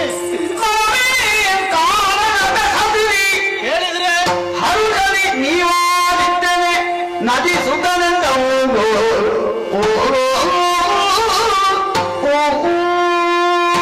ಚಿಕ್ಕ ಯಜಮಾನ್ರೆ ನಮಸ್ಕಾರ ಮಾಡ್ಕೊಂಡಿದ್ದೇನೆ. ಸರಿ, ಕಾರಣ ಇಲ್ಲದೆ ಬರುವವರಲ್ಲ ನೀವು. ಹೇಳಿ ಕಳಿಸಿದ್ರೆ ನಾನೇ ಬರ್ತಿದ್ದೆ ಅಲ್ಲಿಗೆ. ಹಾಗಿರ್ಲಿಲ್ಲ. ಅಂತೂ ಬಂದ್ರಿ. ಏನಾಗಬೇಕು ಅಪ್ಪಣೆ ಆಗ್ಬೇಕು ನನಗೆ. ಎಲೆ ದಾಸರಾಜ, ಬೆಸ್ತಾಧಿಪತಿಗೆ ಇದು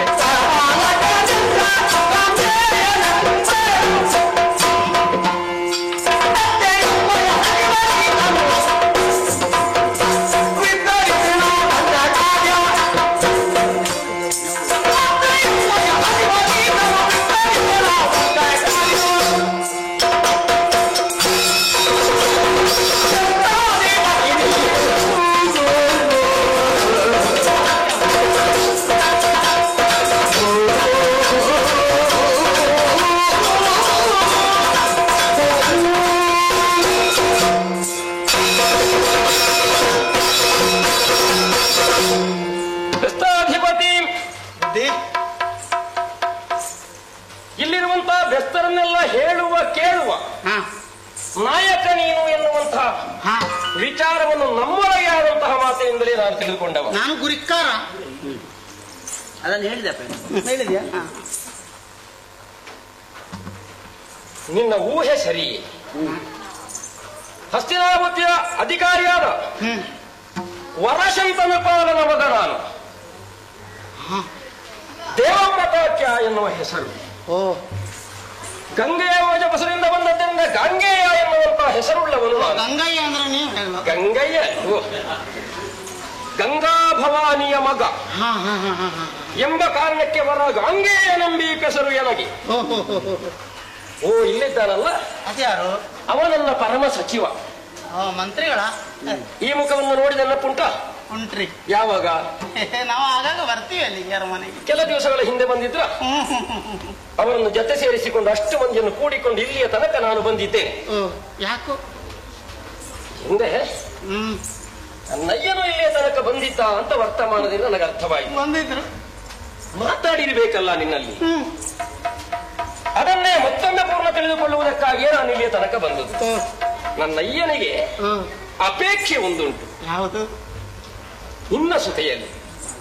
ಹಾ, ಅದನ್ನು ಮತ್ತೊಮ್ಮೆ ನಿನ್ನಲ್ಲಿ ಕೇಳುವುದಕ್ಕಾಗಿಯೇ ನಾನು ಇಲ್ಲಿಯ ತನಕ ಬಂದುದು. ಈಗ ಒಂದು ಮಾತಿಗೆ ಅವಕಾಶ ಇದೆ. ಏನದು? ಸೃಷ್ಟಿ ಮಾತೆ ಕೋಡಲಿ ಕೇಳುವುದರಡಿ. ಕುದುರದಿ ಸೃಷ್ಟಿ ಮಾತೆ ಕೋಡಲಿ ಕೇಳುವುದರಡಿ. ಅದರದೇ ಹುಟ್ಟಿದ ಆಕಾಲಿಂಗೆ ಓ ಸುರನರ ದುಷ್ಟರಾಲಿಂಗೆ ಬೇಡರದ ಹಿತ್ತಲೀಲಾರಿಯಾಗಿಯೇ ಹೊಗೆನು ನಾನು.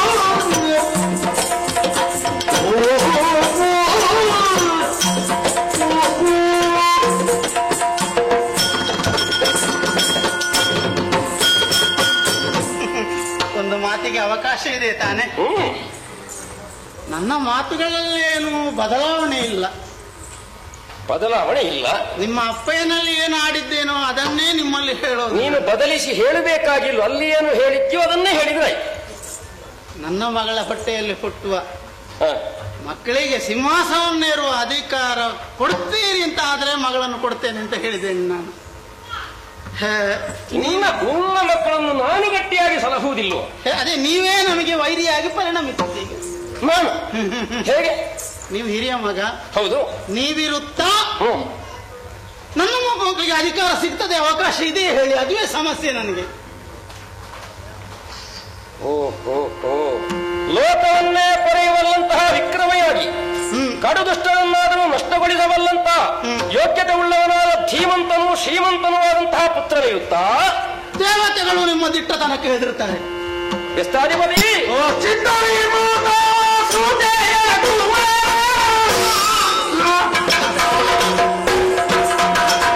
ಚಿತ್ತವಿಮೂತ ಸುಜಯ ಗುರುವ ಅಗ್ನಿಯೋಳು ನಾರಹಿ ಕುಂಬೆನು ಮತ್ತೆ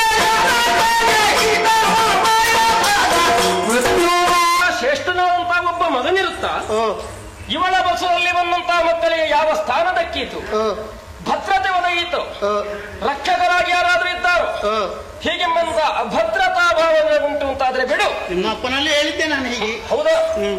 ನಿನ್ನ ತರಳೆಯ ಬಸುರಲ್ಲಿ ಬಂದ ಮಕ್ಕಳನ್ನು ಉತ್ತಮಕೆಯಿಂದ ಸಲಹುವಲ್ಲಿ ನಾನಿದ್ದೇನೆ. ನೀವಿದ್ರೆ ಸಾಕ, ಸಿಂಹಾಸನ ನಿಮಗೆ ಅಲ್ವಾ ನಾಳೆ? ಓ, ಸಲಹಿದ್ರೆ ಸಾಕ, ನಮ್ಮ ಬಯಕೆ ಈಡೇರ್ತದ. ಹಾಗಾದ್ರೆ ಬರೇ ಮಕ್ಕಳ ರಕ್ಷಣೆ ಅಷ್ಟೇ ಅಲ್ಲ, ಅಲ್ಲ, ರಕ್ಷಿಸಬಲ್ಲಂತಹ ಸ್ಥಾನವೂ ಅವರದ್ದಾಗಬೇಕು ಎಂಬಂತಹ ಅಪೇಕ್ಷೆ ಯೋಚನೆ ಮಾಡಬೇಕಾಗಿ ಇಲ್ಲ. ಈ ಪೀಠಕ್ಕೆ ಯಾರು ಅಧಿಕಾರಿಗಳಾಗುತ್ತಾರೆ ಅಂತಲ್ಲೂ ಸ್ಪಷ್ಟವಾಗಿ ಇಂದಿನಿಂದಲೇ ಒಂದು ದೃಢವಾದಂತಹ ನಿರ್ಧಾರಕ್ಕೆ ನಿನ್ನನ್ನು ನಾನು ಒಡ್ಡಿಕೊಳ್ತೇನೆ. ನಿನ್ನ ಮೊದಲ ಬಸರಲ್ಲಿ ಹುಟ್ಟಿದವನಿಗೆ ಮುಂದರ ಹಸ್ತಿನೆಯ ಸಿಂಹಾಸನದ ಅಧಿಕಾರ ಸಿದ್ಧ. ನೀವಿದ್ರೆ ಹೇಗೆ ಸಿದ್ಧ ಆಗೋದು? ಅದು ಅಂದ್ರೆ ನಿಮಗೆ ಅಲ್ವಾ ಹಕ್ಕು? ಹಿರಿಯ ಮಗ ನೀವೇ ಅಲ್ವಾ? ನಾನು ಹೇಳಿದ ರೀತಿ ಸರಿಯಾಗಲಿಲ್ಲ. ಪಟ್ಟಣನಿಗೆ ಬಂದಿತ್ತು ಅಂತ ಅಲ್ವಾ? ಅಲ್ವಾ? ಆಗೋದಿಲ್ವಪ್ಪ, ಮತ್ತೆ? ಹಾಗಾಗೋದಿಲ್ಲ. ಪರಮ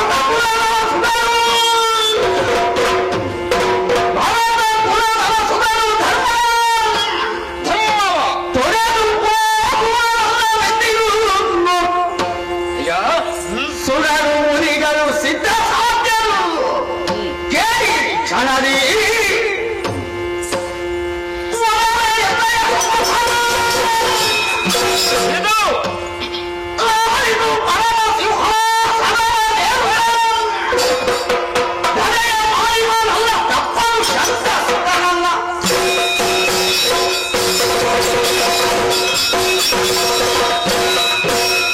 ಅಯ್ಯ, ನೀನು ಅಧಿಕಾರವನ್ನು ಏರಬೇಕಾಗುತ್ತದೆ. ಸನಾತನವಾದಂತಹ ಪರಂಪರೆಯನ್ನುಳ್ಳಂತಹ ವಂಶ ನಮ್ಮದ್ದು. ಹಾಗಿರುವಾಗ ಜ್ಯೇಷ್ಠ ಸುತನಿರ್ತ ಇನ್ನೊಬ್ಬನಿಗೆ ಅಲ್ಲಿ ಅಧಿಕಾರ ದಕ್ಕುವುದಿಲ್ಲ. ನಿಮಗೆಲ್ಲ ಹಕ್ಕಾದ್ರ ಮೇಲೆ ಅಪೇಕ್ಷೆ ಇರುವ ನನ್ನ ಮಗಳ ದಸರಿಂದ ಬಂದವರಿಗೆ ದೊರಕಲಾರದು ಎನ್ನುವಂತಹ ನಿನ್ನ ಭಾವ ಅಲ್ವಾ? ಶಶಿಕುಲದ ಅರಸುಗಳ ಘನತೆಯನ್ನು ಮತ್ತೊಮ್ಮೆ ಸ್ಪಷ್ಟಪಡಿಸ್ತೇನೆ. ಶೀತಾಂಶವೆನ್ನಿಸಿಕೊಂಡಂತಹ ಚಂದ್ರನಿಂದಲೇ ಉತ್ಪನ್ನವಾದಂತಹ ವಂಶದಲ್ಲಿ ಆವಿರ್ಭವಿಸಿದಂತಹ ಎಷ್ಟು ಮಂದಿ ಶಶಿಕುಲದ ಅರಸುಗಳಿದ್ದಾರೋ ಅವರೆಲ್ಲರೂ ಘನತೆಯನ್ನೇ ಹೆಚ್ಚಿಸಿಕೊಂಡವರು. ಯಾವನು ದೋಷ ಮಾರ್ಗದಲ್ಲಿ ತನ್ನನ್ನು ತಾನು ತೊಡಗಿಸಿಕೊಂಡದ್ದಿಲ್ಲ. ಶಶಕುಲದ ಅರಸುಗಳು ತಮ್ಮ ಘನ ಧರ್ಮ ಮಾರ್ಗವನ್ನೆಂದೂ ತ್ಯಜಿಸರು ಇಲ್ಲ. ಸತ್ಯವ್ರತರಿದ್ದಾರೆ. ಅದೇ ದಾರಿಯಲ್ಲಿ ಸಾಗುತ್ತಿರುವಂತಹ ಪರಮಶ್ರೇಷ್ಠವಂತಹ ಸಂತನನ್ನು ಪಾಲನ ಮಗನಾಗಿ ದೇವಮೃತನಾಡುವಂತಹ ಮಾತು ಬರ್ರಿ ಮಾತಲ್ಲ. ನಾನು ನಿಂತಹ ಭೂದೇವಿ ಸಾಕ್ಷಿ, ಸುರನರವರು ಸಾಕ್ಷಿ, ಮನುಮುನಿಗಳ ಮೊದಲಾದವರು ಸಾಕ್ಷಿ. ಇಂದಿನಿಂದ ನಾನೆಂದು ಸಿಂಹಾಸನವನ್ನು ನಿಮ್ಮ ಮಾತಿನಲ್ಲಿ ವಿಶ್ವಾಸ ಉಂಟು. ಆದ್ರೆ ನಾಳೆ ನಿಮಗೆ ಮದುವೆ ಆಗುತ್ತದೆ, ನಿಮ್ಮ ಮಕ್ಕಳು ಸಿಂಹಾಸನಕ್ಕೆ ಹಕ್ಕು ಸ್ಥಾಪನೆ ಮಾಡಿದ್ರೆ ಏನ್ ಮಾಡೋದು?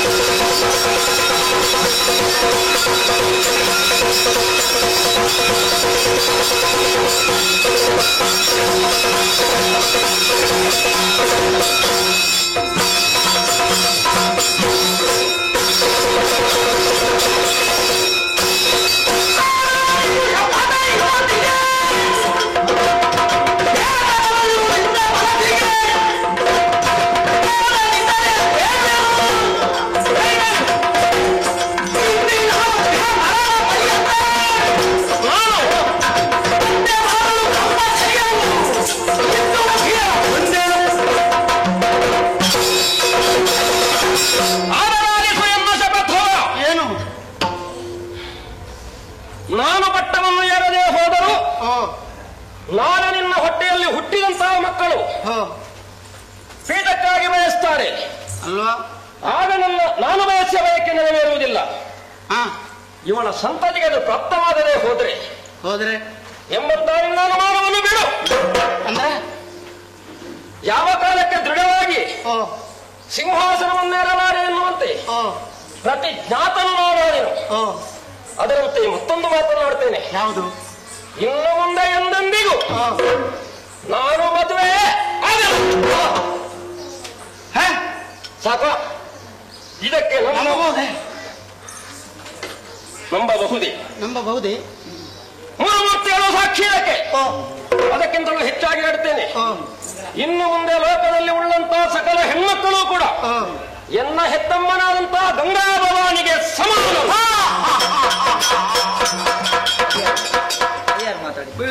ಆಕಾಶವಾಣಿಯಲ್ಲಿ ಎಂತದ ಆಕಾಶವಾಣಿ?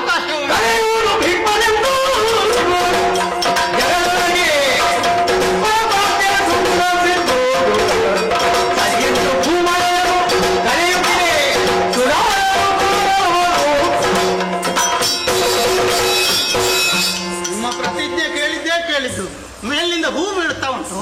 ಸುಮಾರು ಹೌದೌದೌದೌದು.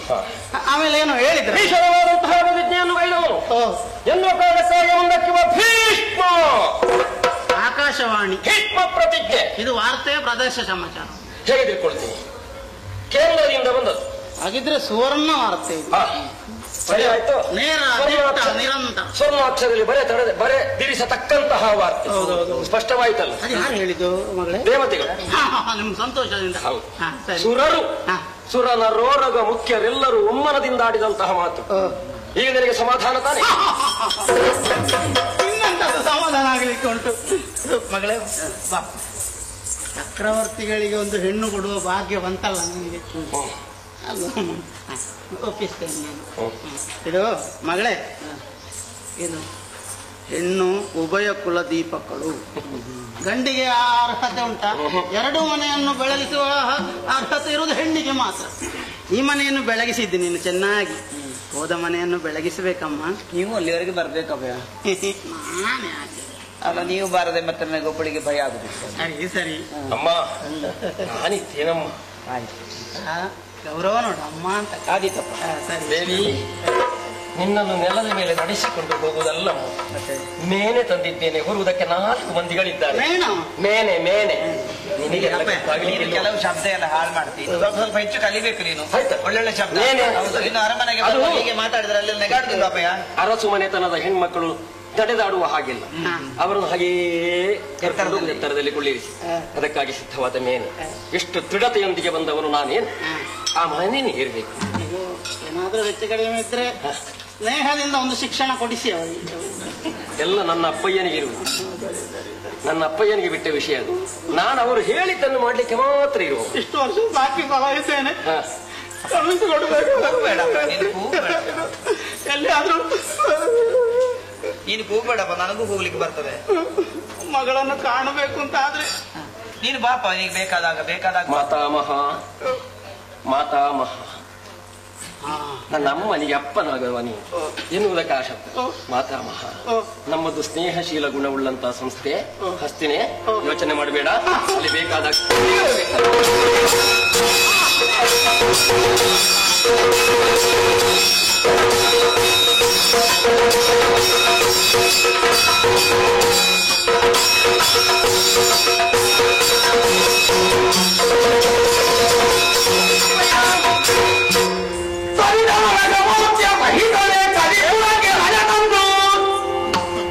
ಜನಕನಿಗೆ ನಗಿ ಕೈ ಮುಗಿಯುತ್ತ ಸುಧತೆಯ ಕರೆದು ಮುಂದೆ ಸೇಗೆ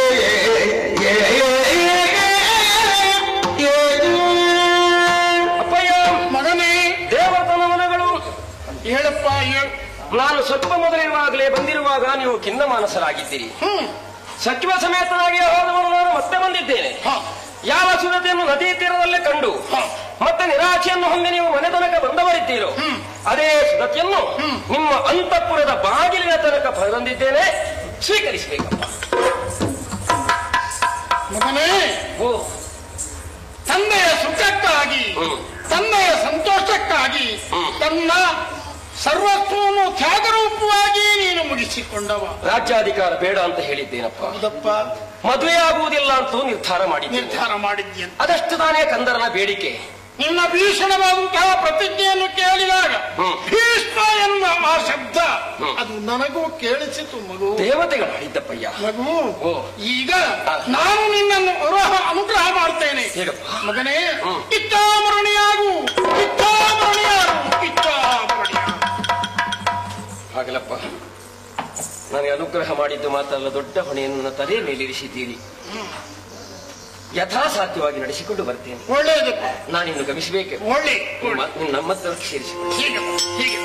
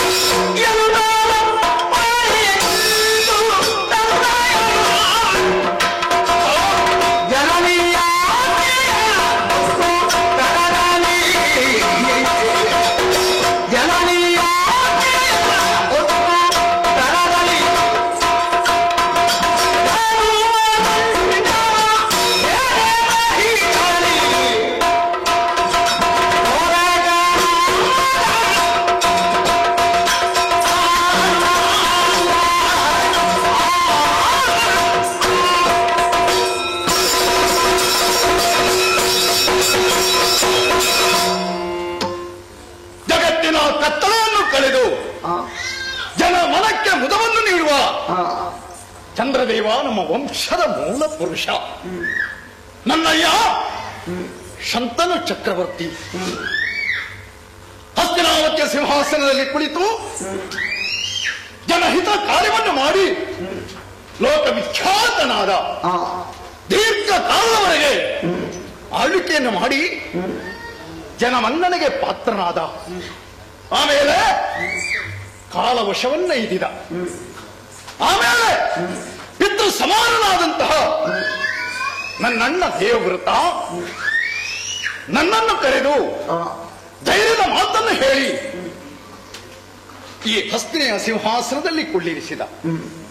ನಮ್ಮ ಅಬ್ಬೆಯಾದಂತಹ ಸತ್ಯವತಿ ದೇವಿ ಪ್ರೀತಿಯ ಮಾತುಗಳನ್ನಾಡಿದ್ದಳು. ನಮಗಂತ ಭವ್ಯ ಪರಂಪರೆ ಇದೆ, ಉಜ್ವಲವಾದಂತಹ ಚಾರಿತ್ರ್ಯವಿದೆ. ಮಗನೇ ಚಿತ್ರಾಂಗದ, ಅದನ್ನು ಉಳಿಸಬೇಕಾದ್ದು ನಮ್ಮ ಆದ್ಯ ಕರ್ತವ್ಯ. ಆ ಕಡೆ ಗಮನವನ್ನು ಹರಿಸು ಹೀಗೆಂದು ತಿಳಿ ಹೇಳಿದ್ದಳು. ಧೈರ್ಯವನ್ನು ತುಂಬಿದ್ದಳು. ಜೊತೆಯಲ್ಲಿ ನೇರ ಮಾಡುತ್ತಿರುವಂತಹ ಎಲ್ಲಾ ಕಾರ್ಯಗಳಿಗೂ ಸಹಕಾರವನ್ನು ನೀಡುವಂತಹ ತಮ್ಮನಾದಂತಹ ವಿಚಿತ್ರ ವೀರ್ಯನಿದ್ದಾನೆ. ಮುತ್ಸದ್ದಿಗಳಾದಂತಹ ಮಂತ್ರಿಗಳಿದ್ದಾರೆ, ಸಮರ್ಥರಾದಂತಹ ಸೇನಾಧಿಪತಿಗಳಿದ್ದಾರೆ. ನಾಡಿನ ರಕ್ಷಣೆಗಾಗಿ ಪ್ರಾಣವನ್ನೇ ನೀಡುವುದಕ್ಕೆ ಮುಂದಾಗುವಂತಹ ವೀರ ಯೋಧರಿದ್ದಾರೆ. ನಿಷ್ಠಾವಂತರಾದಂತಹ ಸೇವಕ ವರ್ಗ ಅವರು ಯಾವತ್ತೋ ಹಸ್ತಿನಾವತಿಯ ಆ ಸಿಂಹಾಸನಕ್ಕೆ ಗೌರವವನ್ನು ಕೊಡ್ತಾ ಇದ್ದಾರೆ. ಸಿಂಹಾಸನವನ್ನು ಹೇಳಿ ನಮ್ಮ ವಂಶದ ಕೀರ್ತಿಯನ್ನು ಎತ್ತಿ ಹಿಡಿ ಮಗನೇ ಹೀಗೆಂದು ಹೇಳಿದಾಗ ಮನಸ್ಸಿಗೆ ಸಂತೋಷವಾಯಿತು, ಸಮಾಧಾನವಾಯಿತು. ಸಿಂಹಾಸನದಲ್ಲಿ ಕುಳಿತು ಅರಸನಾದವ ಸುಖವನ್ನು ಅನುಭವಿಸುವುದಕ್ಕಿರುವವನಲ್ಲ. ಪ್ರಜಾನುರಂಜನೆ ರಾಜತ್ವದ ಮುಖ್ಯ ಲಕ್ಷಣ. ಬೇಕು ಎನ್ನುವ ಬ್ರಾಹ್ಮಣನಲ್ಲವಂತೆ, ಸಾಕು ಎನ್ನುವ ಕ್ಷತ್ರಿಯನಲ್ಲವಂತೆ. ಅರಸನ ಗುರಿ ತ್ಯಾಗವಲ್ಲ, ಸಮೃದ್ಧಿ. ಕೃಷಿಕನೊಬ್ಬ ಕಾಡನ್ನು ಕಡಿದು ಕೃಷಿಗೆ ಯೋಗ್ಯವಾದಂತಹ ಸ್ಥಳವನ್ನು ಹೇಗೆ ಮಾಡಿಕೊಳ್ತಾನೋ ಹಾಗೆ ಸಿಂಹಾಸನದಲ್ಲಿ ಕುಳಿತಂತಹ ಅರಸ ರಾಜ್ಯ ವಿಸ್ತರಣೆಯನ್ನು ಮಾಡಬೇಕು. ಹಸ್ತಿನಾವತಿ ಚಕ್ರವರ್ತಿ ಮನೆತನ ಎಲ್ಲರೂ ಮನ್ನಣೆಯನ್ನೇನೋ ನೀಡ್ತಾರೆ. ಆದರೆ ಅರಸನಾಗಿ ನೀನೇನು ಮಾಡಿದ್ದಿ ಹೀಗೆನ್ನುವಂತಹ ಪ್ರಶ್ನೆ ಬಂದಾಗ ತಿಂದುಂಡು ಸುಖವನ್ನು ಅನುಭವಿಸುತ್ತಾ ಮೈಮರೆತಿದ್ದಾನೆ. ಚಿತ್ರಾಂಗದ ಹೀಗೆನ್ನುವಂತಹ ಅಪವಾದ ಬರಬಾರದಲ್ಲ. ಅದಕ್ಕಾಗಿ ನನ್ನ ಮಾತೃಶ್ರೀಯವರಲ್ಲಿ ಮನದ ಅಭಿಪ್ರಾಯವನ್ನು ಹೇಳಿಕೊಂಡೆ. ಒಳ್ಳೆಯದು ಮಗನೇ, ರಾಜ್ಯ ವಿಸ್ತರಣೆಯನ್ನು ಮಾಡುವ, ನಿನ್ನ ಕೀರ್ತನೆಯನ್ನಿವ ದಿಕ್ಕು ದಿಕ್ಕುಗಳಲ್ಲಿ ಬರುವಂತೆ ಮಾಡು ಹೀಗೆಂದು ಹೇಳಿ ಆಶೀರ್ವಾದವನ್ನು ಮಾಡಿದ್ರು. ಹಾಗೆ ನನ್ನನ್ನಾದಂತಹ ದೇವವೃತ್ತ ನಮ್ಮ ಪಾಲಿನ ದೇವನಮ, ಸದಾ ನಾಡಿನ ಹಿತವನ್ನೇ ಬಯಸುವವ, ಈ ನಾಡಿನ ಸೇನಾಧಿಪತಿಯೂ ಹೌದು. ಹಸ್ತಿನೆಯ ರಕ್ಷಣಾಧ್ಯ ಕರ್ತವ್ಯ ಹೀಗೆಂದು ಕಟ್ಟಿಬದ್ಧನಾಗಿ ನಿಂತವ. ಅವನ ಪೂರ್ಣ ರಕ್ಷಣೆ ಇರುವಾಗ ಯಾವ ವಿಷಯಕವಾಗಿಯೂ ನಾನು ಭಯ ಪಡಬೇಕಾದ್ದಿಲ್ಲ. ಅವನ ಪಾದಪದ್ಮಗಳಿಗೆ ವಂದಿಸಿ ಆಶೀರ್ವಾದವನ್ನು ಪಡೆದೆ. ಹೋಗ ಮಗನೇ, ದಿಡ್ಡಿಯ ಕಾರ್ಯದಲ್ಲಿ ಯಶಸ್ಸನ್ನು ಪಡೆ ಹೀಗೆಂದು ಪ್ರೀತಿಪೂರ್ವಕವಾಗಿ ಆಶೀರ್ವಾದವನ್ನು ಇದ್ದಾನೆ. ತಮ್ಮನಿಂದ ಬೀಳ್ಕೊಟ್ಟಿದ್ದೇನೆ, ಸೇರ ಸಿದ್ಧವಾಗಿದೆ. ದಿವ್ಯ ಧನುಸನ್ನು ಹಿಡಿದುಕೊಂಡು ದಿಗ್ವಿಜಯಕ್ಕೆ ಸಾಧ್ಯ.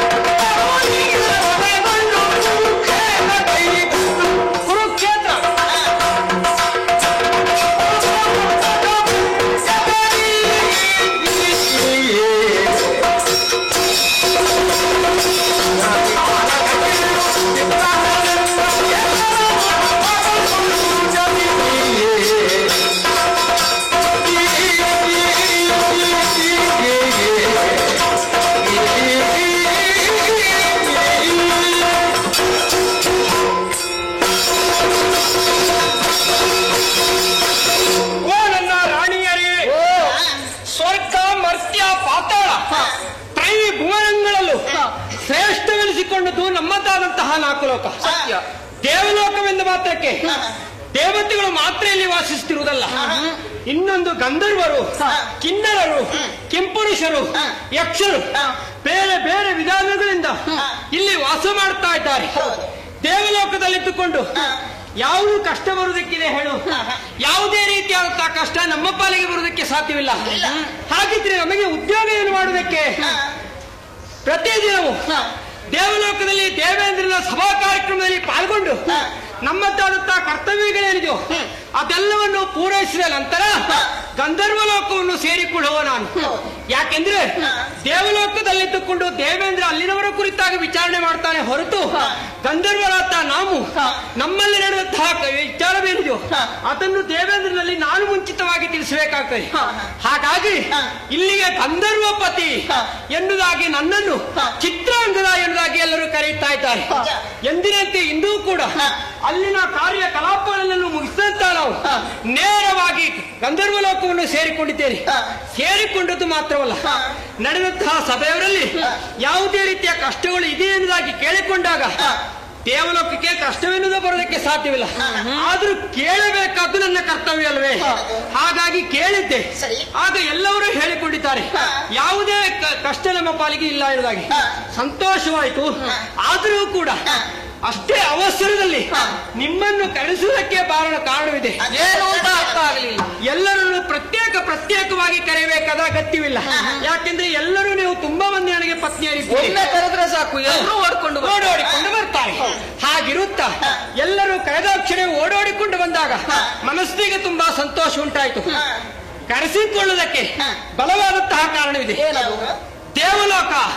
ದೇವಲೋಕದಲ್ಲಿ ಹೊಸತನವನ್ನು ಯಾವತ್ತೂ ಕಾಣುವುದಕ್ಕೆ ಸಾಧ್ಯವಿಲ್ಲ. ಇಂದು ಕಂಡದ್ದನ್ನು ನಾಳೆಯೇ ಕಾಣುವುದು, ನಾಳೆ ಕಾಣುವುದನ್ನು ಇನ್ನೊಂದು ದಿವಸ ಕಾಣುವುದು. ಪ್ರತಿದಿನವೂ ಕಂಡದ್ದನ್ನೇ ಕಾಣುವುದು ಹೊರತು ಪ್ರತ್ಯೇಕ ಏನನ್ನು ಕಾಣುವುದಕ್ಕೆ ಸಾಧ್ಯವಿಲ್ಲ. ಹಾಗಾದ್ರೆ ಪ್ರತ್ಯೇಕತೆ ಎಲ್ಲಿ ಕಾಣಿಸಿಕೊಳ್ಳುವುದಕ್ಕೆ ಸಾಧ್ಯ? ಆಲೋಚನೆ ಮಾಡಿದಾಗ ಭೂಲೋಕ, ಭೂಮಿಯಲ್ಲಿ ದಿನಕ್ಕೊಂದು ವಿಶೇಷತೆಯನ್ನು ಕಾಣುವುದಕ್ಕೆ ಸಾಧ್ಯತೆ ಉಂಟು.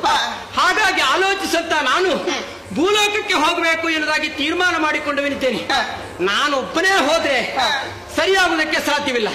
ಜೊತೆಯಲ್ಲಿ ನೀವು ಇದ್ದೀರಿ ಅಂತಾದ್ರೆ ಸಂತೋಷ, ಸಂಭ್ರಮ, ಸಡಗರ ಎಲ್ಲವೂ ಒಟ್ಟಿಗೆ ಉಂಟಾಗುವುದಕ್ಕೆ ಸಾಧ್ಯ.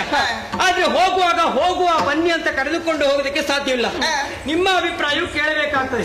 ಹಾಗಾಗಿ ಭೂಲೋಕದತ್ತ ತೆರಳಬೇಕೆನ್ನುವಂತ ಆಶೆ ಇರಿಸಿಕೊಂಡಿದ್ದೇನೆ. ಅದರ ಬಗ್ಗೆ ನಿಮ್ಮ ಅಭಿಪ್ರಾಯವೇನು?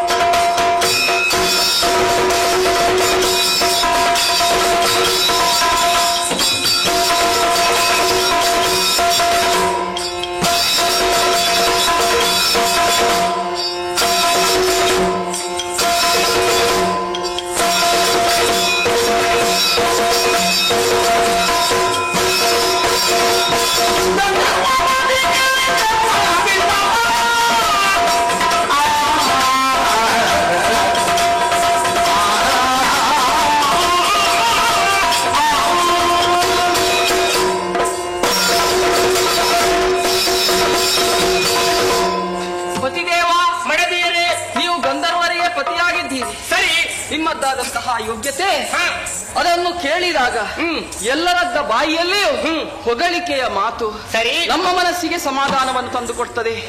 ಪತಿದೇವ, ನಾವೆಲ್ಲರೂ ಕೂಡ ನಿಮ್ಮ ಜೊತೆಯಲ್ಲಿ ಜಲ ಕೇಳಿ ವನವಿಹಾರ ಇದರತ್ತ ಯಾವತ್ತೂ ಗಮನವನ್ನು ಹರಿಸಿದವರೇ, ಜೊತೆಯಾಗಿ ಹೋಗಬೇಕು ಅಂತ. ಆದ್ರೆ ಅವಕಾಶ ಕೂಡಿ ಬಂದಿರಲಿಲ್ಲ. ಅಂದ್ರೆ ಕಿರೀಟ ಹೊತ್ತ ತಲೆಗೆ ಕಿರುಕುಳ ತಪ್ಪುವುದಿಲ್ಲ. ಹೌದು. ಯಾವತ್ತು ಕೂಡ ರಾಜ್ಯೋತ್ಸವ ವಿಚಾರದಲ್ಲಿ ನಾವು ತಾವು ನಮಗೂ ಕೂಡ ಒಂದು ಆಸೆ ಇತ್ತು, ಒಮ್ಮೆ ಭೂಲೋಕದ ಕಡೆ ಹೋಗ್ಬೇಕು, ಜಲ ಕಡೆಯನ್ನು ಆಳ್ಬೇಕು ಎಂಬುದಾಗಿ. ಆದ್ರೆ ಸಮಯ ಸಂದರ್ಭ ಇವತ್ತು ಕೂಡಿ ಬಂದಿದೆ. ನಮಗೂ ಕೂಡ ಒಂದು ಆಸೆ, ಈ ಸ್ವರ್ಗಲೋಕದಲ್ಲಿ ವ್ಯತ್ಯಾಸ ಎಂಬುದೇ ಇಲ್ಲ. ವ್ಯತ್ಯಾಸವನ್ನು ಕಾಣಬೇಕಿದ್ರೆ ಕರ್ಮ ಸೃಷ್ಟಿಯಾದಂತಹ ಭೂಲೋಕದ ಕಡೆ ಹೋಗ್ಬೇಕು, ಅಲ್ಲಿರುವಂತಹ ಪ್ರಕೃತಿ ಸೌಂದರ್ಯವನ್ನು ಕಣ್ತುಂಬ ಕಾಣಬೇಕು, ಜಲದಲ್ಲಿ ಜಲ ಕಡೆಯನ್ನು ಆಡ್ಬೇಕು. ಸ್ವಾಮಿ, ನಮಗೂ ಕೂಡ ಆಸೆ ಉಂಟು. ಆದ್ರಿಂದ ನಿಮ್ಮ ಜೊತೆ ನಾವು ಕೂಡ ಬರ್ತೇವೆ. ಪ್ರಾಣೇಶ್ವರ, ನಾವೆಲ್ಲಿಯಾದ್ರೂ ಈ ಆಸೆಯನ್ನು ವ್ಯಕ್ತಪಡಿಸಿದ್ರೆ ನೀವೆಲ್ಲಿ ಕೋಪಗೊಳ್ಳುತ್ತೀರೋ ಅಂತ ಯೋಚನೆ ಇತ್ತು. ಆದ್ರೆ ನಿಮ್ಮ ಬಾಯಿಂದಲೇ ಈ ಮಾತು ಬಂದಾಗ ನಮಗ ಅಪಾರ ಸಂತೋಷ ಆಯ್ತು. ಹೌದೇ ರಾಣಿಯರೇ, ನನ್ನ ಮಾತನ್ನು ಕೇಳಿದ ತಕ್ಷಣ ನೀವು ಆಡಿದಂತ ಮಾತನ್ನು ಕೇಳಿ ನಿಮ್ಮ ಮನದ ಇಂಗಿತವನ್ನು ಸರಿಯಾಗಿ ಅರ್ಥವಿಸಿಕೊಂಡವನು ನಾನಿದ್ದೇನೆ. ನಿಮಗೂ ಆಸೆ ಇದೆ, ಆದ್ರೆ ಹೇಳಬಹುದೋ ಬಾರದು ಎನ್ನುವುದಾಗಿ ಉಳಿದ ಕಾರಣ ಇಷ್ಟವರೆಗೆ ಹಾಗೆ ಉಳಿದುಕೊಂಡಿತ್ತು. ಹಾಗಾದ್ರೆ ತಡವಾಡುವುದು ಸರಿಯಲ್ಲ. ನಮಗಾಗಿಯೇ ಸಿದ್ಧವಾಗಿದೆ ಪುಷ್ಪಕ ವಿಮಾನ.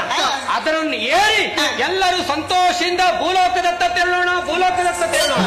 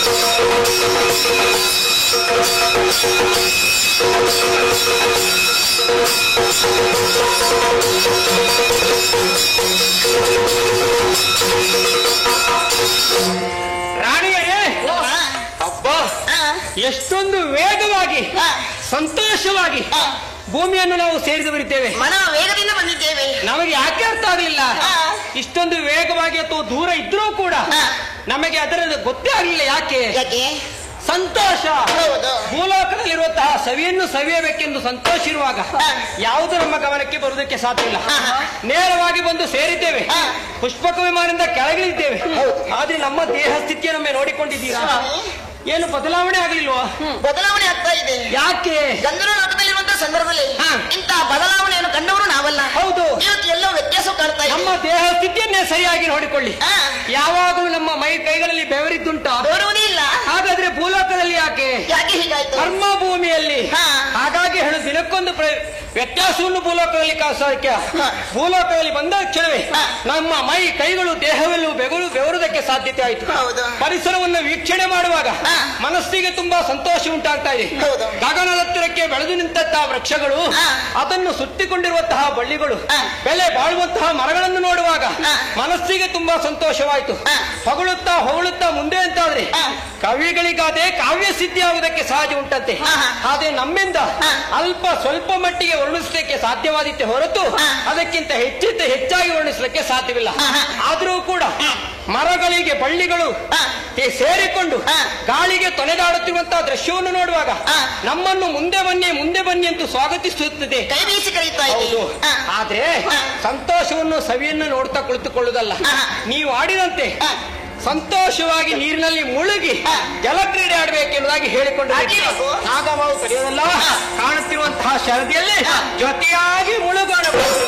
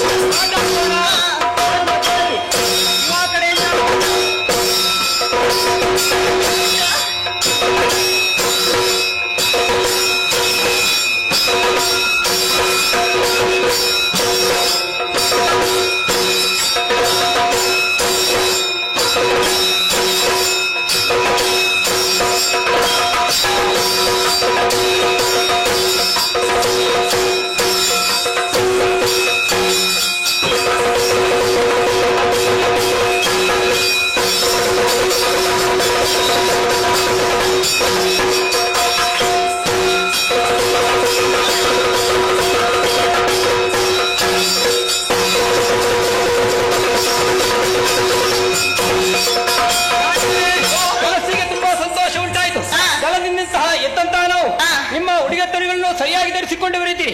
ಇಲ್ಲೇ ಇರುವುದು ಸರಿಯಲ್ಲ. ಪ್ರಕೃತಿ ಸೌಂದರ್ಯ ಸವಿತಾ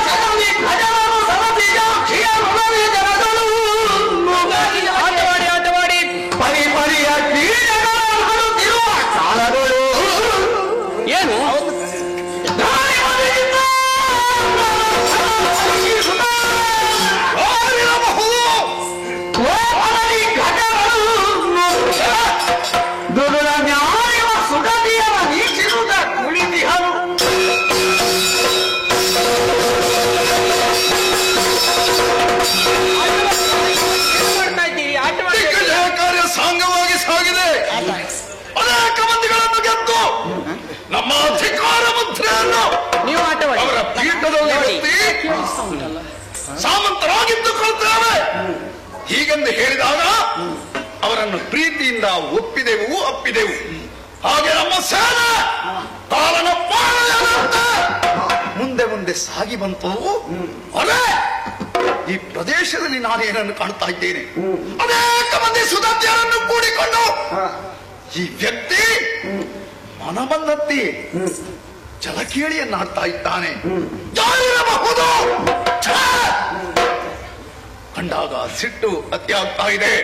ವಿಚಾರಿಸುವುದಕ್ಕಾಗಿ ಮುಂದೆ ನಡೆಯುತ್ತೇನೆ.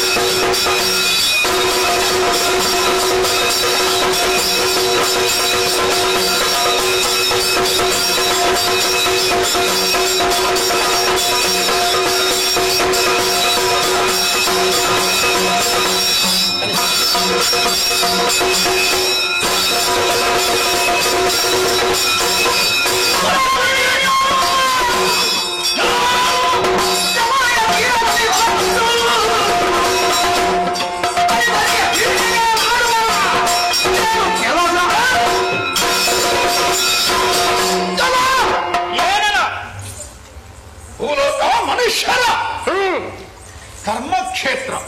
ಸರಿ. ಇದು ಪುಣ್ಯ ಭೂಮಿಯೂ ಹೌದು, ಹಾ, ಕರ್ಮಭೂಮಿಯೂ ಹೌದು, ಯಜ್ಜ ಭೂಮಿಯೂ ಹೌದು. ಮನುಷ್ಯರಿಗೆ ಯೋಗ್ಯವಾದ ನಾವಿಲ್ಲ ನೆಲೆಸಿರ್ತೇವೆ. ಸರಿ. ಹಸ್ತಿನಾವತಿಯ ಚಕ್ರವರ್ತಿಯ ಅಧೀನದಲ್ಲಿರುವಂತಹ ಕ್ಷೇತ್ರಕ್ಕೆ ಇನ್ನೊಬ್ಬ ಬರ್ತಾನೆ ಅಂತಾದ್ರೆ ಅದು ಅವನ ಉದ್ದಟತನ, ಅದು ಅವನ ಮಂದ ಬುದ್ಧಿ ಹೀಗೆಂದು ಹೇಳುವುದಕ್ಕೆ ಸಾಧ್ಯವಾಗ್ತಾ ಇದೆ. ನಮ್ಮ ಒಪ್ಪಿಗೆ ಇಲ್ಲದೆ ಅಕ್ರಮ ಪ್ರವೇಶ ಮಾಡಿದ್ದೀರಾ. ಮನ ಬಂದ ಹಾಗೆ ಹೆಣ್ಣು ಮಕ್ಕಳ ಜೊತೆ ಸೇರಿ ಈ ಕ್ಷೇತ್ರದಲ್ಲಿ ಜಲಕೇಳಿಯನ್ನಾಡುವುದೋ ವನ ಪ್ರದೇಶದಲ್ಲಿ ಅಡ್ಡಾಡುತ್ತಿರುವುದನ್ನು ನಾನು ಆಗಿಂದ ಗಮನಿಸ್ತಾ ಇದ್ದೇನೆ. ಯಾರು ನೀನು? ಈ ಸ್ಥಳಕ್ಕೂ ನಿನಗೆ ಏನು ಸಂಬಂಧ? ಯಾಕೆ ಬಂದ?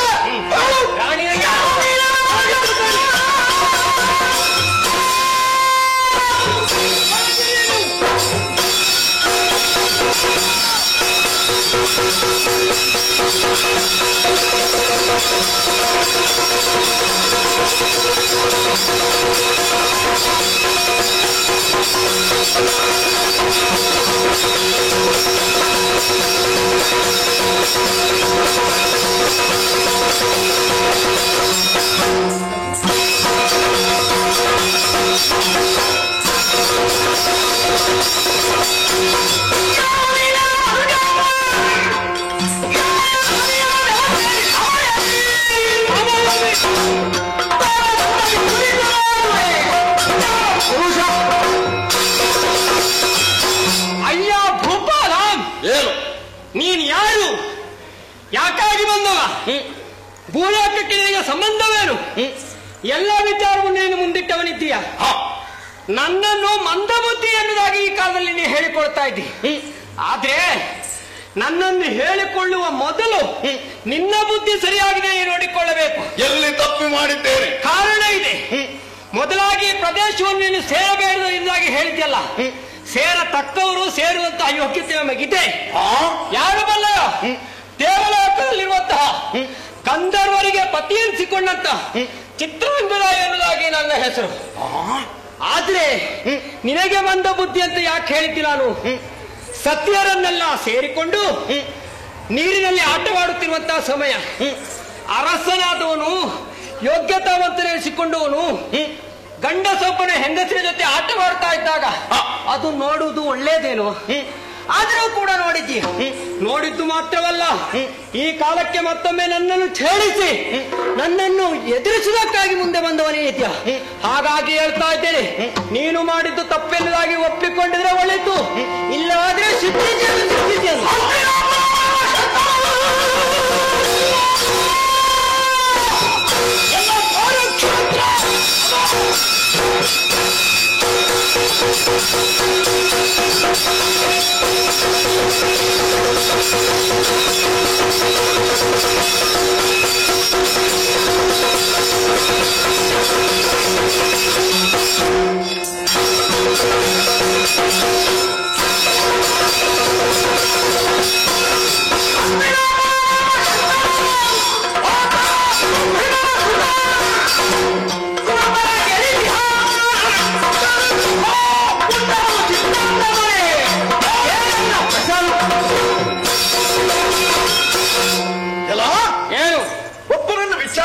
ಅಂತಿದ್ರೆ ಅವನಿಗೆ ನೈತಿಕವಾದಂತಹ ಹಕ್ಕಿರಬೇಕು.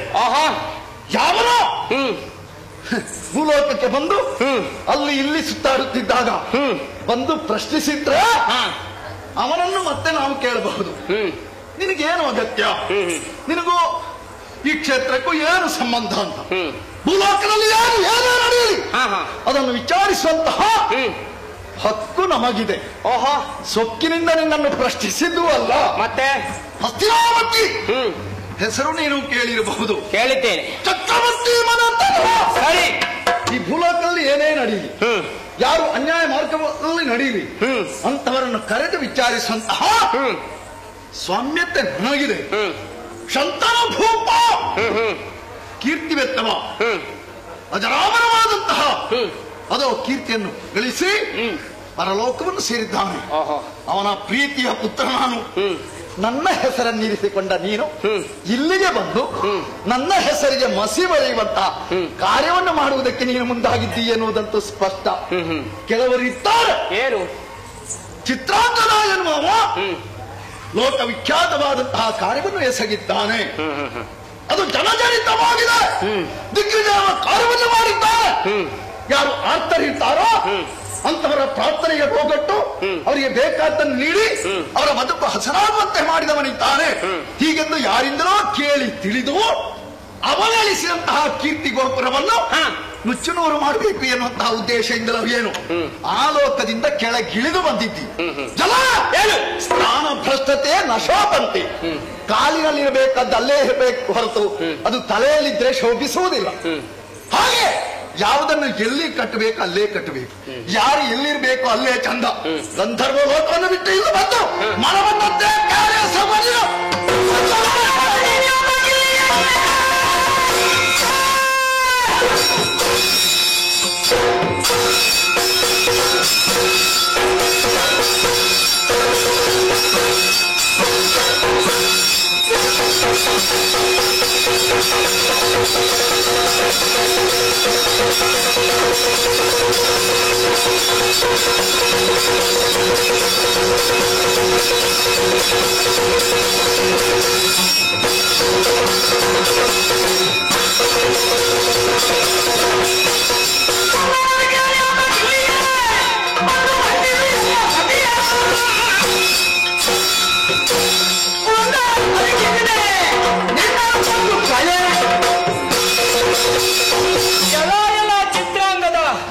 ಗಂಧರ್ವ ದೇವಲೋಕದ ಗಂಧರ್ವಪತಿ ಅಂತ ಚಿತ್ರಾಂಗದ ನನ್ನಲ್ಲಿ ಒಂದು ರೀತಿಯಾದಂತಹ ಕೊರತೆಯನ್ನು ಕಾಣಬೇಕು, ಮುಂದಿನವರು ಕಾಣುತ್ತಾರೆ ಎನ್ನುವಂತ ಮಾತುಗಳು ನೀನು ಆಡ್ತಾ ಇದ್ದಿ. ನಾವು ಕೊಟ್ಟದ್ದನ್ನು ನೀವು ತಿಂದು ಸುಖದಿಂದಿರುವವರು. ಆದ್ರೆ ನೀ ಹೇಳಿದ್ಯಲ್ಲ, ಬರಬೇಕಿದ್ರೆ ಅಧಿಕಾರವೆನ್ನುವುದು ಬೇಕಾಗ್ತದೆ. ಇಲ್ಲಿಗೆ ನಾವು ಅಧಿಕಾರಿ ಇದ್ದೇವೆ ಎನ್ನುವುದಾಗಿ ನೀನೇ ಕೇಳಿದ್ಯಲ್ಲ. ಮೂರು ಲೋಕದ ಅಧಿಪತಿ ದೇವೇಂದ್ರ ಎನಿಸಿಕೊಂಡಿದ್ದಾನೆ. ಎಲ್ಲಿಗೆ ಹೋಗಬಹುದು, ಯಾವತ್ತಿಗೂ ಎಷ್ಟು ಹೊತ್ತಿಗೂ ಹೇಗೆ ಹೋಗಬಹುದು, ಅದು ಅವರಿ ಮನಸ್ಸಿಗೆ ಬಂದಂತಹ ವಿಚಾರ. ಅದನ್ನು ನಿಮ್ಮಲ್ಲಿ ಕೇಳಿ ಆಗಬೇಕೆನ್ನುವಂತಹ ಅಗತ್ಯ ನಮಗಿಲ್ಲ. ನೀನು ಇಲ್ಲಿಯ ಚಕ್ರವರ್ತಿ ಮನೆತನವಾಗಿರ್ಬೋದು, ಆದ್ರೆ ನಮಗೆ ಅಗತ್ಯವಿಲ್ಲ. ಮನೆತನವಾದ ಕಾರಣಕ್ಕೆ ಇಲ್ಲಿಗೆ ಬಂದು ನಮ್ಮ ಹೆಂಗಳರನ್ನು ನೋಡಿ ನೀನು ಆಸೆ ಪಟ್ಟಿದ್ಯಾ. ಆದ್ರೆ ಈಗ ನನ್ನಲ್ಲಿ ಯುದ್ಧವನ್ನು ಸಾರಿ ನನ್ನನ್ನು ಶಿಕ್ಷಿಸಿದೆ ಅಂತಾದ್ರೆ ಮುಂದೆ ಕಾಣುತ್ತಿರುವಂತಹ ಸತ್ಯರು ನನ್ನವರಾಗ್ತಾರೆ ಎನ್ನುವಂತ ದುರಾಲೋಚನೆ ಎನ್ನೋದು. ಎಲ್ಲ ಮಂದಮತಿ ಗಂಧರ್ವನಾಗ್ತ ನನ್ನಲ್ಲಿ ಸುಮ್ಮನೆ ಮಾತುಗಳನ್ನಾಡದೆ ನಡೆದ್ರೆ ಒಳ್ಳೆಯಿತು. ಇಲ್ಲದಿದ್ದರೆ ಸರಿಯಾದ ಶಿಕ್ಷೆಯನ್ನು ವಿಧಿಸಿ ಯಮಸದನ ಕಟ್ಟಿ ಅನ್ನೋದಾಗ್ತದೆ. ಅಕ್ರಮ ಪ್ರವೇಶ ಮಾಡಿದಂತಹ ನಿನ್ನ ವಿಕ್ರಮ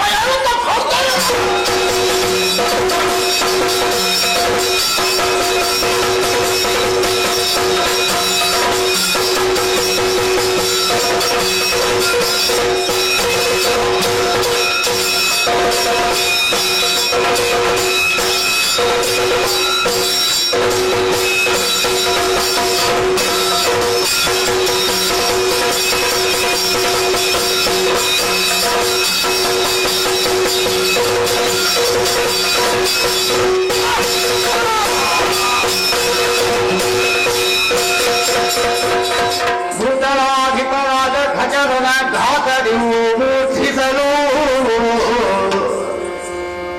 ಕಾಣುತ್ತ ಖ್ಯಾತಿ ಪೂರುದು ಎಂತ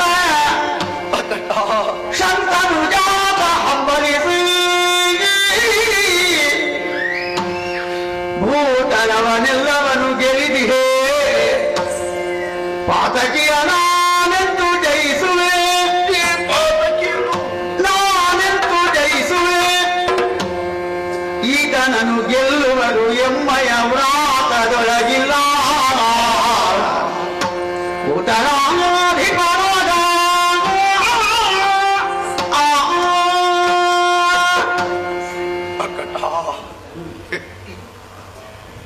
ದೇವವ್ರತನ ತಮ್ಮ ಚಿತ್ರಾಂಗದ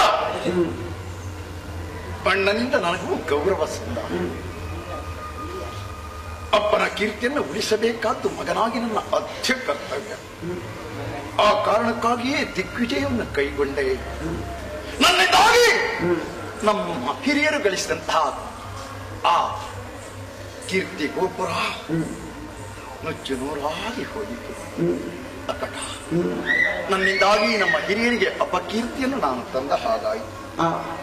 ಕೆಣಕಬಾರದಿಲ್ಲ, ನನ್ನ ಹೆಸರಿನಿಂದಲೇ ಈ ಲೋಕದಲ್ಲಿ ಖ್ಯಾತಿಯನ್ನು ತಾನು ಪಡೆಯಬೇಕು ಎನ್ನುವಂತಹ ಆ ದುರಾಸೆಯಿಂದ ಆತ ಬಂದಿರಬೇಕು ಎನ್ನುವ ಕಾರಣಕ್ಕಾಗಿ ನಾನು ಆತನನ್ನು ಕೆಣಕಿದೆ, ಪರಾಭವಗೊಂಡೆ. ಇವನನ್ನು ಗೆಲ್ಲುವವರು ನಮ್ಮ ಸೇನೆಯಲ್ಲಿ ಯಾರೂ ಇಲ್ಲ. ಸೋತು ಮೂರ್ಛಿತನಾಗಿ ನೆಲದ ಮೇಲೆ ದುಪ್ಪನಿ ಬಿದ್ದಿದ್ದೇನೆ. ಮುಂದೇನು ಮಾಡಲಿ? ನೆರವಿಗೆ ಯಾರನ್ನು ಕರೆಯಲಿ? ಇರುವೆನ್ನಯ ಮಾತ ಮಹಿಯದ್ರಿಕೆಯ ಜಾತ ಇರುವ ನಿಮ್ಮಯ ಮಾತ ಮಹಿಯದ್ರಿಕೆಯ ಜಾತ ನಮ್ಮೊಬ್ಬರೇ ಹೇಳಿದ ದುರ ವಿಜಯ ಗಂಧರ್ವ ಪಿಂಗಾಕ್ಷ ವೀರ ದುರ ವಿಜಯ ಗಂಧರ್ವ ಪಿಂಗಾಕ್ಷ ವೀರ ಬರದೊಡವನನು ನೆನೆವೆ ಎನ್ನುತ್ತ ನಮ್ಮಲಿ ಬರದೊಡವನನು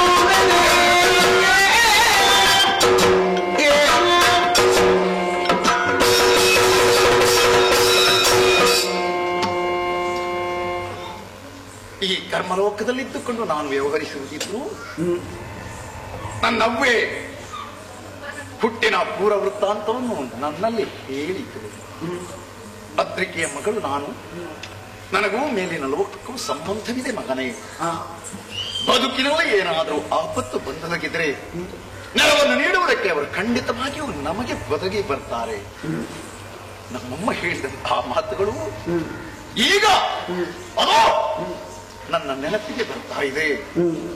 ಗಂಧರ್ವಾಧಿಪ ಪಿಂಗಾಕ್ಷ, ಹಾಗಿದ್ರೆ ಮುಳ್ಳಿನಿಂದ ಮುಳ್ಳಿನೇ ತೆಗೀಬೇಕು, ಇದನ್ನು ನಾನು ನುಡಿ.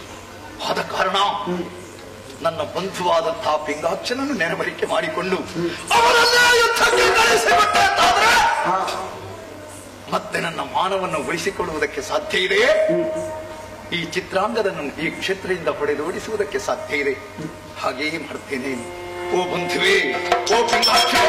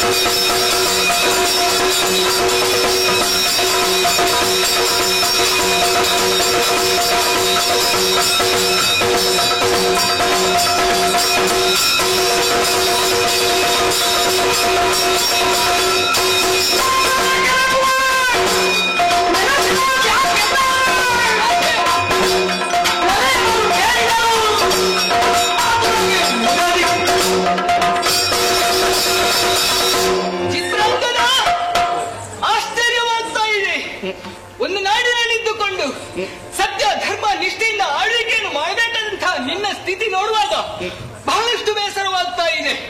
ಕಾಯವು ಕಂಪಿಸ್ತಾ ಇದೆ, ತಣ್ಣೀರ ಕೋಡಿಯನ್ನೇ ಹರಿಸ್ತಾ ಇದ್ದೀಯ. ಯಾರಿಂದ ಕಷ್ಟ ಬಂತು, ಯಾಕೆ ಬಂತು ಹೇಳಿದೆ ಅಂತಾದ್ರೆ ಇದರಾಗಿ ಬಂದವನು ಯಾರೇ ಆಗಲಿ ಅವನನ್ನು ದಂಡಿಸುವ ಮೂಲಕವಾಗಿ ನಿನಗೆ ರಕ್ಷಣೆಯನ್ನು ನಾನು ಕೊಡ್ತೇನೆ. ಏನು ಹೇಳು?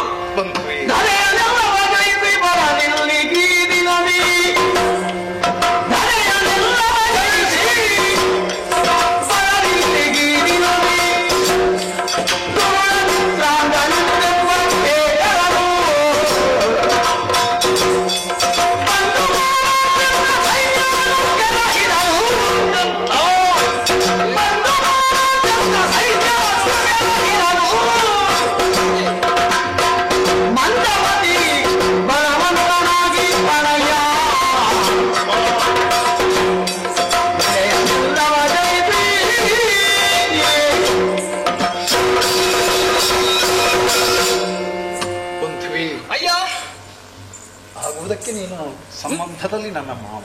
ಬಹಳ ದೂರದವನು ನೀನಲ್ಲ. ಬಂಧುಗಳು ಇರುವುದು ಮನೆಗೆ ಬಂದುಂಡು ಹೋಗುವುದಕ್ಕಲ್ಲ. ಆಹಾ. ಕಷ್ಟ ಕಾಲದಲ್ಲಿ ಪರಸ್ಪರ ಒಬ್ಬರಿಗೊಬ್ಬರು ನೆರವನ್ನು ನೀಡಬೇಕು. ಆ, ಆ ನೆನೆಯಿಂದ ಆ ಕಾರಣದಿಂದಲೇ ನಿನ್ನನ್ನು ನಾನು ನೆರವರಿಕೆ ಮಾಡಿದೆ. ಯಾಕೆ ಅಂತ ಅರ್ಥ ಆದದ್ದಿಲ್ಲ. ಬಂದಿದ್ದಿ ಆ, ಸಹಾಯ ಸಿಗಬಹುದು ಎನ್ನುವಂತಹ ವಿಶ್ವಾಸ ನನಗಿದೆ. ಹಾ. ದಿಗ್ವಿಜಯವನ್ನು ಪೂರೈಸಿ ಕುರುಕ್ಷೇತ್ರ ದಾರಿಯಾಗಿ ಮುಂದೆ ಸಾಗುತ್ತಿರುವಾಗ ಆ, ಈ ಸರೋವರದಲ್ಲಿ ಗಂಧರ್ವಾದಿಪ ನನ್ನ ಹೆಸರಿನವ ಚಿತ್ರಾಂಗದನೆನ್ನುವ ಅನೇಕ ಮಂದಿ ನಾರಿಯರ ಜೊತೆ ಜಲಕಿಯಲ್ಲಿ ನಾಡ್ತಾ ಇದ್ದ. ಹೌದೇ? ಪ್ರಶ್ನಿಸಿದೆ, ಆ, ಸೊಕ್ಕಿನ ಮಾತನ್ನಾಡಿದ. ಮಂದಮತಿಯವ ಅಂತ ತಿಳಿದೆ. ನಮ್ಮ ಒಪ್ಪಿಗೆ ಇಲ್ಲದೆ ಈ ಸ್ಥಳಕ್ಕೆ ಅವ ಪ್ರವೇಶ ಮಾಡಿದ್ದಾನೆ, ಇದು ತಪ್ಪು ಅಂತ ಅವನ ಮೇಲೆ ಆರೋಪವನ್ನು ಹೊರಿಸಿದೆ. ಹ. ತಾನು ನಿರಪರಾಧಿ, ಹಕ್ಕಿನಿಂದಲೇ ಬಂದಿದ್ದಾನೆ ಅಂತ ಸೊಕ್ಕಿನ ಮಾತನ್ನಾಡಿದ. ಹೌದೇ? ನಮ್ಮೊಳಗೆ ಯುದ್ಧ ನಡೆದು ಹೋಯಿತು. ಪರಿಣಾಮ ನನಗೆ ಸೋಲುಂಟಾಗಿದೆ. ಆದ ಕಾರಣ ದುಷ್ಟನಾದಂತಹ ಚಿತ್ರಾಂಗದನನ್ನು ಬಡಿದೋಡಿಸಿ ನನ್ನ ಮಾನವನ್ನು ಉಳಿಸಿಕೊಡಯ್ಯ.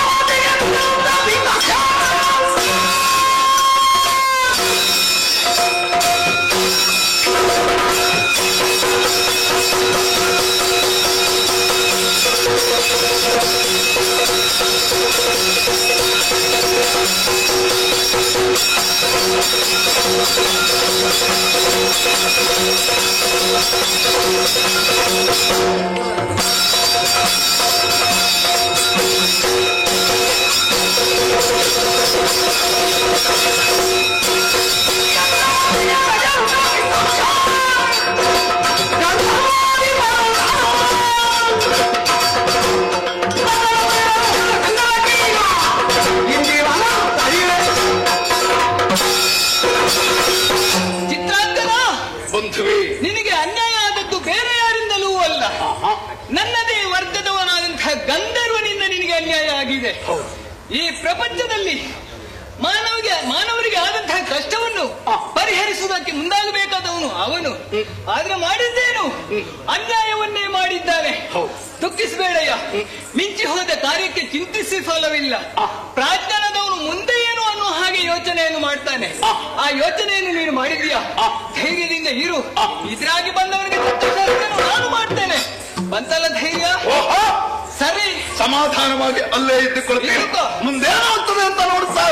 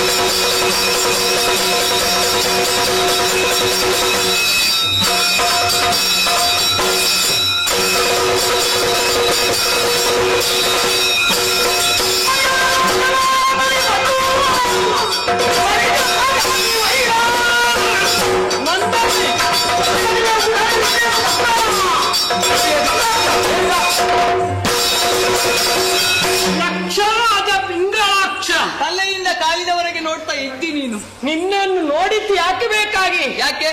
ನಮ್ಮವು ಅಂತ ನೀವು ಬಂದಾಗ ಅರ್ಥವಿಸಿಕೊಂಡೆ. ಯಾಕೆಂದ್ರೆ ಕಣ್ಣು ಮುಚ್ಚುವುದಿಲ್ಲ, ಪಾದಗಳು ನೆಲಕ್ಕೆ ತಾಗುವುದಿಲ್ಲ. ನಮ್ಮ ಗುಣವೇ ಹಾಗಲ್ಲ. ಅರ್ಥವಾಯಿತು. ಆದ್ರೆ ಮತ್ತೊಮ್ಮೆ ನಿನ್ನನ್ನು ನೋಡಿದ್ದು ಯಾಕೆ ಬೇಕಾಗಿ? ಯಾಕೆ? ನಿನ್ನನ್ನು ನೋಡುವಾಗ ನಗು ದುಃಖ ಎರಡೂ ಉಂಟಾಗ್ತದೆ. ಯಾಕಪ್ಪ? ಕಾರಣ ಯಾಕೆ? ಏನು? ದೇವಲೋಕದಲ್ಲಿ ಯಕ್ಷನಿಗೆ ಅಧಿಪತಿ ಎನಿಸಿಕೊಂಡಂತಹ ಪಿಂಗಳಾಕ್ಷ ನಾನೇ ಭೂಲೋಕಕ್ಕೆ ಇಳಿದಿದ್ದಾನೆ. ನಗು ಬಂದದ್ದು ಯಾಕೆ? ಯಾಕೆ? ಈ ಸಾಮಾನ್ಯ ಮಾನವನಲ್ಲಿ ಧೈರ್ಯವನ್ನು ಹೇಳಿ ಯಕ್ಷ ದೇವಗಂಧರ್ವನಾಥ ನನ್ನಲ್ಲಿ ಯುದ್ಧ ಮಾಡ್ತೇನೆ ಎನ್ನುವುದಾಗಿ ಮುಂದುವರೆದಿದ್ದೆಲ್ಲ. ಭೂಲೋಕದಲ್ಲಿರುವರು ಭೂಲೋಕದವರ ಜೊತೆ ಸಂಘವನ್ನೇ ಬೆಳೆಸಬೇಕೆ ಹೊರತು ದೇವಲೋಕದಲ್ಲಿ ಅವರಿದ್ದರಿಗೆ ಬೆಳೆಸಿದರೆ ಸಾಧ್ಯವಾಗುವುದಿಲ್ಲ. ಅದು ಸಮಾನತೆಯೋ ಅಲ್ಲ. ಹಾಗಾಗಿ ಹೇಳ್ತಾ ಇದ್ದೇನೆ, ಅವನ ಮಾತನ್ನು ಕೇಳಿ ನನ್ನ ಜೊತೆಯಲ್ಲಿ ಕಾಳಗು ನಡೆಸಲಿಕ್ಕೆ ಮುಂದಾದ್ರೆ ನಮ್ಮವರು ಎನ್ನುವುದಾಗಿ ತಿಳಿದುಕೊಳ್ಳುವುದಿಲ್ಲ. ಯುದ್ಧದಲ್ಲಿ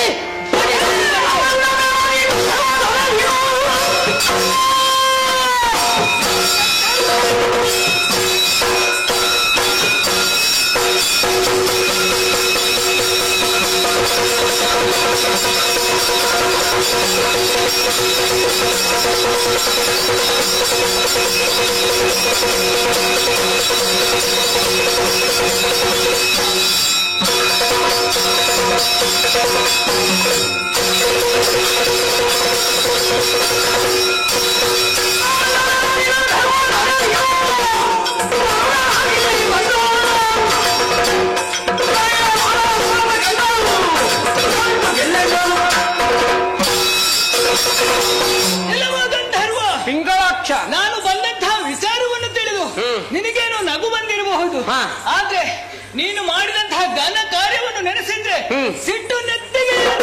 ಯಾವ ಕಾರ್ಯವನ್ನು ಮಾಡಿದ್ದೆ? ಇಲ್ಲದೇ ಇದ್ರೆ ಗಂಧರ್ವ ಲೋಕದಲ್ಲಿ ಇದ್ದುಕೊಂಡು ಸತ್ಯ ಧರ್ಮ ನಿಷ್ಠೆಯಿಂದ ಆಳ್ವಿಕೆಯನ್ನು ಮಾಡಬೇಕಿತ್ತು ನೀನು. ಅದರ ಹೊರತಾಗಿ ಈ ನಾಡಿಗೆ ಅಕ್ರಮವಾಗಿ ಪ್ರವೇಶ ಮಾಡಿದವನು ನೀನು. ಮಾತ್ರವಲ್ಲ, ಈ ನಾಡಿನ ಅರಸ ಚಿತ್ರಾಂಗದಲ್ಲಿ ಪರಾಕ್ರಮವನ್ನು ತೋರಿಸಿದ್ಯಾ. ಸರಸಕ್ಕೆ ಸಮರಕ್ಕೆ ಸಮಾನತ ಅಂತ ಬೇಕಾಗ್ತದೆ. ನಿನ್ನಲ್ಲಿ ಸಾಧ್ಯ ಇದ್ರೆ ನನ್ನಲ್ಲಿ ಹೋರಾಟ ಮಾಡು. ಕೇವಲ ಒಬ್ಬ ಹುಲು ಮಾನವನ ಜೊತೆ ಯುದ್ಧವನ್ನು ಮಾಡ್ತೀಯಲ್ಲ, ನಿನ್ನ ಪರಾಕ್ರಮಕ್ಕೆ ಧಿಕ್ಕಾರ ಹೇಳಬೇಕು. ನಿನ್ನ ಮಾತಲ್ಲ,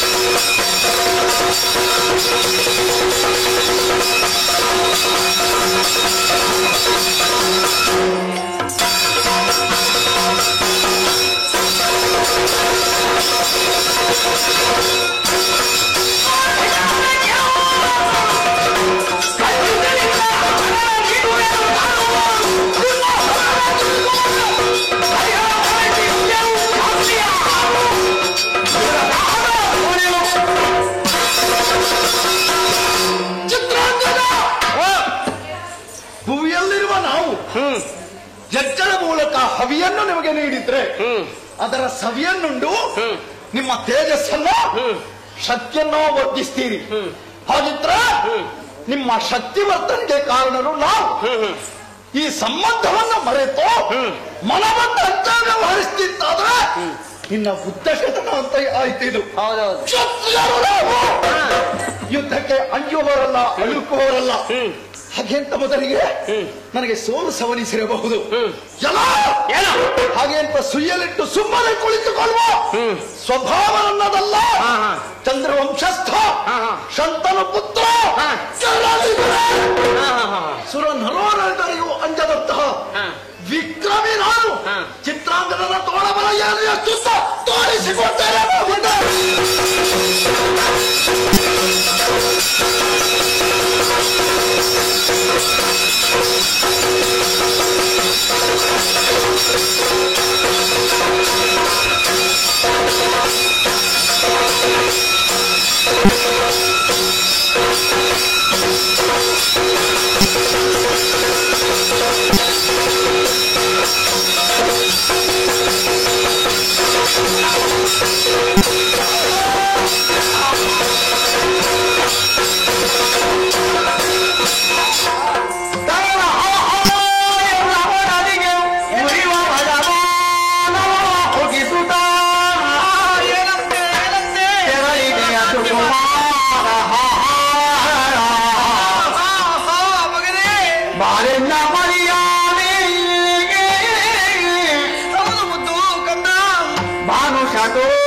ಸುಂದರ ಸೂನು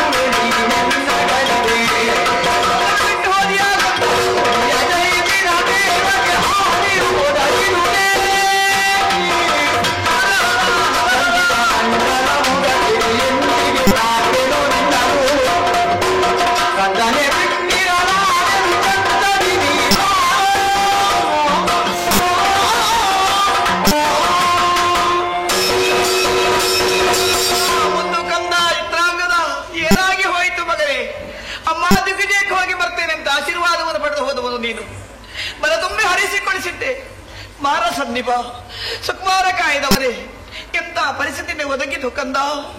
ಶಿವ ಶಿವ, ಈ ವಾರ್ತೆಯನ್ನು ಕೇಳಿ ಸಹಿಸುವುದಕ್ಕೆ ನನ್ನಿಂದ ಸಾಧ್ಯ ಇಲ್ಲ. ನಾಳೆ ಸಿಂಹಾಸನಾರೂಢನಾಗಿ ಈ ನಮ್ಮ ನಾಡು ಆಳಬೇಕಾಗಿದ್ದಂತಹ ನೀನು ನನ್ನ ಕಣ್ಣ ಮುಂದೆ ಕಮರಿ ಹೋದೆಯಲ್ಲ, ಏನು ಮಾಡಿ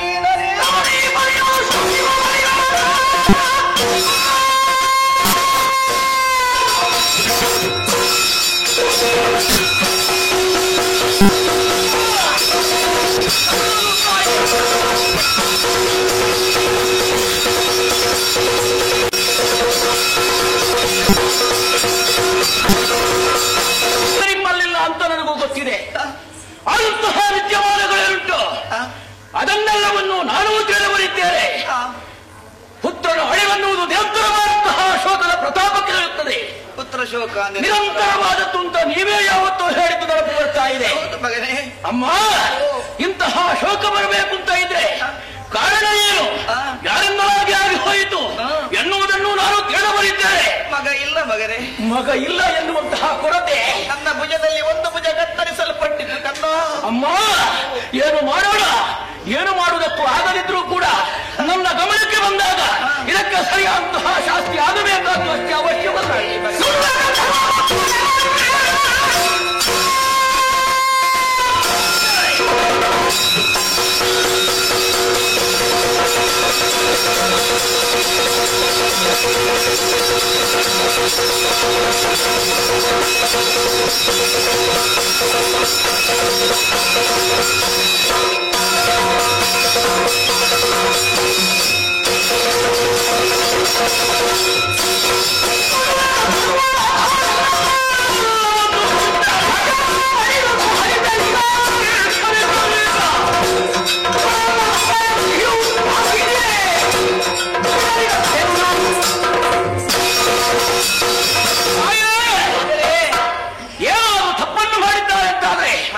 ಶಿಕ್ಷಿಸುವಂತಹ ಅಧಿಕಾರ ಸರ್ವರಲ್ಲಿಯೂ ಇರುತ್ತದೆ.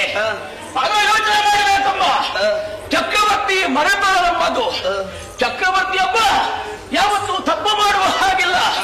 ಆದರೂ ಗಂಧರ್ವಾಧಿಪತಿಯು ತನ್ನದಾದಂತಹ ಯಾವುದೇ ಪ್ರೌಢಿಮೆಯನ್ನು ತೋರಿಸುವುದಕ್ಕೋ, ಲೋಕದಲ್ಲಿ ಹೆಸರಿಲ್ಲ ಅಂತಾದ್ರೆ ಹೆಸರಿಗೆ ಬರಬೇಕು ಅಂತಾದ್ರೆ ಚಕ್ರವರ್ತಿ ಬರೆದ ಒಬ್ಬ ವ್ಯಕ್ತಿಯನ್ನು ಕೊಲ್ಲಬೇಕು ಎನ್ನುವಂತಹ ದೃಷ್ಟಿಕೋನವೋ ಏನೇ ಆಗಿರಲಿ, ಅದು ನನಗೆ ಈ ಕಾಲಕ್ಕೆ ಪ್ರಶ್ನೆಯಾಗಿ ಉಳಿದಂತಿಲ್ಲ. ಅಂತಹ ತಪ್ಪನ್ನು ಯಾವನು ಮಾಡಿದ್ದಾರೋ ಅವನೇನು ಕೊಲೆಗಡುಗನ ಅಲ್ಲ, ಸ್ತ್ರೀಯ ಚಿತ್ತವನ್ನು ಅಪಹರಿಸಿದವರು ಇಲ್ಲ, ಇನ್ನೇನು ಮಾಡಿದ್ದಾರೆ ಎನ್ನುವುದು ಬೇಕೋ ಬೇಡುವ. ಮೂರ್ಧಾಭಿಷಿಕ್ತನಾದವರಲ್ಲಿ ದಿಗದಿಪರ ಅಂಶ ಕೂಡಿಕೊಂಡಿರ್ತಾರೆ. ಅದನ್ನಾದ್ರೂ ಯೋಚನೆ ಮಾಡಬೇಕಿತ್ತೋ ಬೇಡ. ಇಷ್ಟು ಮಾಡಿದ್ದು ಗಂಧರ್ವ ಲೋಕದಿಂದ. ಗಂಧರ್ವ ಅಧಿಪತಿ ಏನೇ ಆಗಲಿ ಆ ಲೋಕವನ್ನೇ ಸುಡ್ತೇವೆ.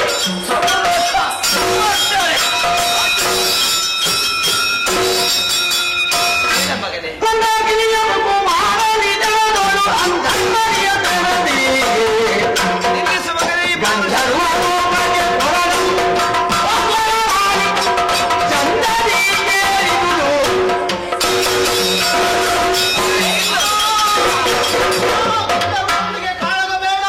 ನಿನ್ನ ಸಹೋದರ ಸೇರುವಲ್ಲಿಗೆ ಸೇರಿಕೊಂಡಿದ್ದಾನೆ.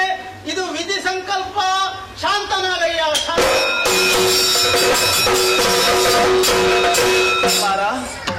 ಕೇಳಿಸಿಕೊಂಡೆಯಲ್ಲ? ಹೌದಮ್ಮ. ನಭದಿಂದ ಹೊರಟು ಬಂದಂತಹ ವಾಣಿ ನಮ್ಮ ಹುಡುಗನಿಗೆ ಆಗಬೇಕಾದದ್ದಾಗಿದೆ. ಪ್ರಾಪ್ತಿಗೊಳ್ಳುವಂತ ಲೋಕ ಅವನಿಗೆ ಸಿಕ್ಕಿದೆ. ಈ ಲೋಕದಲ್ಲಿ ಇಷ್ಟೇ ಪ್ರಾಪ್ತಿ, ನಾವು ತೃಪ್ತಿ ಪಡಬೇಕು. ತಾಯೇ, ಏನ್ ಮಾಡಿ ನಿನ್ನ ಕಣ್ಣೀರನ್ನು ಕಂಡಾಗ ಮುಮ್ಮಲ ಮರುಗಿದೆ ನಾನು. ಮಗನಾಗಿ ನನ್ನ ಕರ್ತವ್ಯವನ್ನು ನಾನು ಮಾಡಲೇಬೇಕು. ಇಲ್ಲ ಅಂತ ಅದರಲ್ಲಿ ದೋಷವಾಗುತ್ತದೆ. ಕರ್ಮಪುತ್ರನಾಗಿ ವ್ಯವಹರಿಸುವುದಕ್ಕಾಗುವುದಿಲ್ಲ. ಆದರೆ ಒಂದುಂಟು, ವಿಧಿ ಅನ್ನುವುದು ಇದಕ್ಕೆ ತಂದೆಯ ಮಾತನ್ನು ಉಳಿಸಿಕೊಡುವಲ್ಲಿಯೋ ನಡೆಸಿಕೊಡುವಲ್ಲಿಯೋ ಪ್ರತಿಜ್ಞಾಬದ್ಧರಾಗಿ ವ್ಯವಹರಿಸಿದೆ. ಆದ್ದರಿಂದಲೇ ನಿಮ್ಮದಂತಹ ಆಶೀರ್ವಾದವೆನ್ನುವುದು ರಕ್ಷಾ ಕವಚವಾಗಿ ಭೀಷ್ಮನಲ್ಲಿ ಉಳಿದುಕೊಂಡಿದೆ ಈ ಹೊತ್ತು. ಹೌದು ಮಗನೇ. ಅಮ್ಮ, ಈ ಕೆಲಸವನ್ನು ಮಾಡಬಾರದನ್ನು ಮಾಡಬೇಕು ಅಂತ ನಾನು ಯಾವತ್ತೂ ಯೋಚಿಸುವುದಿಲ್ಲ. ದೇವವಾಣಿಯ ಈ ರೀತಿಯಾಗಿ ಹೋಗಿದೆ ಅಂತಾದ್ರೆ ಆಮೇಲೆ ಅವರ ಮೇಲೆ ಯುದ್ಧ ಬೇಡ ಇರ್ಲಿ. ತಟಸ್ಥ ಭಾವನೆಯನ್ನು ಹೊಂದಿದ್ದೇನೆ ಮಗನೇ. ಒಂದು ಅಂಗಶೂನ್ಯವಾಯಿತು ಅಂತ ನಾನು ದುಃಖ ಪಡ್ಲಿಕ್ಕಿಲ್ಲ. ನಾನು ಇನ್ನೂ ಹೆಮ್ಮೆಯ ಕುಮಾರನ್ನು ಪಡೆದಿದ್ದೇನೆ. ಹಾಗಾಗಿ ಒಂದು ಯೋಚನೆಯನ್ನು ಮಾಡು. ಏನು? ನೀನೇ ಸಿಂಹಾಸನವನ್ನು ಏರು. ತಾಯೇ ಏನು ಇದು ಒಳ್ಳೆ ವಿಚಾರವಾಗಿ ಹೋಯ್ತಲ್ಲ. ಯಾಕೆ ನಾಗೆ ಹಿರಿಯವನು ಅಂತ ಇರೋದು ನೀನೇ, ನಾನು ಹೇಳ್ತಾ ಇದ್ದೇನೆ ಸಿಂಹಾಸನ ಬಂದು ಏರು. ನಾನು ಸಿಂಹಾಸನವನ್ನು ಏರಬೇಕು ಅಂತ ಇದ್ರೆ ಇದಕ್ಕಿಂತ ಮೊದಲೇ ಏರಿ ಆಗಿ ಹೋಗುತ್ತಿತ್ತು. ಈಗಲೂ ಆಗುವುದಿಲ್ಲವಮ್ಮ. ಈಗ ನಾನು ನನ್ನ ಶರೀರದಲ್ಲಿ ಶ್ವಾಸೋಚ್ಛ್ವಾಸ ಪ್ರಕ್ರಿಯೆ ಎಲ್ಲಿಯವರೆಗೆ ಇರುತ್ತದೋ, ನನಗೆ ಇದು ಬೇಡ ಅಂತ ಯಾವಾಗ ಆಗುತ್ತದೋ ಅಲ್ಲಿಯವರೆಗೂ ಕೂಡ ನಾನು ಸಿಂಹಾಸನವನ್ನು ಏರುವುದಿಲ್ಲ ಅಂತ ಹೇಳಿದ್ದೇನೆ, ಹೇಳಿ ಆಗಿ ಹೋಗಿದೆ. ನಿನ್ನದಾಗಿರುವಂತ ಸರ್ವಶಕ್ತಿಯು ಸಿಂಹಾಸನಕ್ಕಾಗಿ ಆಗುತ್ತದೆ, ಮೀಸಲಿರಿಸಿದ್ದೇನಷ್ಟೇ. ಆಗಲಿ. ಹಾಗಾದರೆ ತಮ್ಮನಾದಂತಹ ಚಿತ್ರವೇದಿಗೆ ಪಟ್ಟಾಭಿಷೇಕವನ್ನು ಮಾಡೋಣ. ಯಾಕಂದ್ರೆ ರಾಜ್ಯ ಅನಾಯಕವಾಗಿದೆ ಅಂತ ತಿಳಿದರೆ ಸಾಕು, ಶತ್ರುಗಳಲ್ಲಿ ಮುತ್ತಿಕೊಳ್ಳಲಿಕ್ಕೆ ಸಾಧ್ಯ ಉಂಟು. ನಮ್ಮ ಭದ್ರತೆಯನ್ನು ನಾವು ಮಾಡಿಕೊಳ್ಳಬೇಕು. ಖಂಡಿತ ಮಾಡಬೇಕು. ಅತಿ ಶೀಘ್ರವಾಗಿ ಅದಕ್ಕೆ ವ್ಯವಸ್ಥೆಯನ್ನು ಮಾಡುವ. ಈ ನಾಡಿನ ಕಣ್ಣಾಗಿ ನಾನು ಉಳಿದಿದ್ದೇನೆ ಎನ್ನುವಾಗಲೇ ಭವಿತವ್ಯಂ ಭವತ್ಯೇವಂ.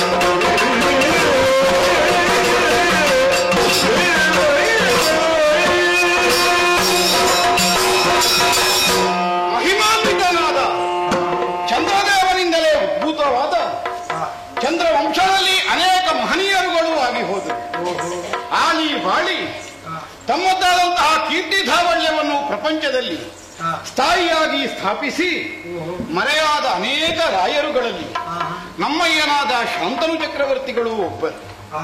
ಸತ್ಯವತಿ ದೇವಿಯವರನ್ನು ಅಪೇಕ್ಷಿಸಿದ ಕಾಲಕ್ಕೆ ಸತ್ಯವತೆಯರಿಗೆ ಹಸ್ತಿನಾವತಿಯ ಸಿಂಹಾಸನವನ್ನು ತ್ಯಾಗ ಮಾಡಿ ಸತ್ಯವತಿ ದೇವಿಯವರನ್ನು ಕರೆತಂದು ನನ್ನ ಚಿಕ್ಕಮ್ಮನನ್ನಾಗಿಸಿಕೊಂಡವ ನಾನು. ಹಿರಿಯವನಾದ ಚಿತ್ರಾಂಗದನಿಗೆ ಪಟ್ಟ ಕಟ್ಟಿದರೆ ಗಂಧರ್ವನೊಂದಿಗೆ ಅದೊಂದು ಯುದ್ಧವನ್ನು ಮಾಡಿ ಅವನನ್ನು ಕಳಕೊಳ್ಳಬೇಕಾದ ಪ್ರಮೇಯ ಬಂದ ಕಾಲಕ್ಕೆ ಅಮ್ಮನ ಕಣ್ಣೀರನ್ನೊರೆಸಿ ಇಳೆಯವನಾದ ವಿಚಿತ್ರವೀರ್ಯನನ್ನಾದರು. ಈ ಪ್ರಪಂಚದಲ್ಲಿ ಅಗ್ರಯನನ್ನಾಗಿಸ್ತೇನೆ ಅಮ್ಮಯ್ಯ ಅನ್ನೋ ಹಾಗೆ ಆಡಿ ಸಿಂಹಾಸನದ ಅಧಿಕಾರವನ್ನು ಅವನಿಗೆ ಹೊಂದಿಸಿ ಧರ್ಮಸಮ್ಮತವಾದ ಬಗೆಯಲ್ಲಿ ಅಧಿಕಾರವನ್ನು ನಡೆಸಬೇಕು ಮಗು. ಹೀಗೆ ಉಪದೇಶವನ್ನು ಮಾಡುತ್ತಾ ಅವನ ಆಚಾರ್ಯ ಸ್ಥಾನದಲ್ಲಿದ್ದುಕೊಂಡು ಅವನ ಪಿತೃಸ್ಥಾನೀಯನಾಗಿ ಅವನಿಗೆ ಸಕಲ ಸಲಹೆಗಳನ್ನು ನೀಡುವ ಸಚಿವನಾಗಿಯೂ ನಮ್ಮಯ್ಯನ ಅಪೇಕ್ಷೆಯಂತೆ ಹಸ್ತಿನಾವತಿಯ ಧರ್ಮ ಸಿಂಹಾಸನದ ಪ್ರಾತಿನಿಧಿಕ ವ್ಯಕ್ತಿಯಾಗಿ ವ್ಯವಹರಿಸುತ್ತಾ ಇರುವವ ನಾನು. ಆದ್ದರಿಂದಲೇ ನಮ್ಮವರ ಆಡಳಿತದ ಕುರಿತಾಗಿ ಲೋಕದಲ್ಲಿ ಯಾವ ಬಗೆಯಲ್ಲಿದೆ ಅಭಿಪ್ರಾಯ ಸಂಗ್ರಹಿಸುವುದಕ್ಕಾಗಿ ಚಾರರನ್ನು 4 ದಿಕ್ಕುಗಳಿಗೂ ಅಟ್ಟಿದ್ದೇನೆ. ಹೋದವರನ್ನು ಒಬ್ಬರು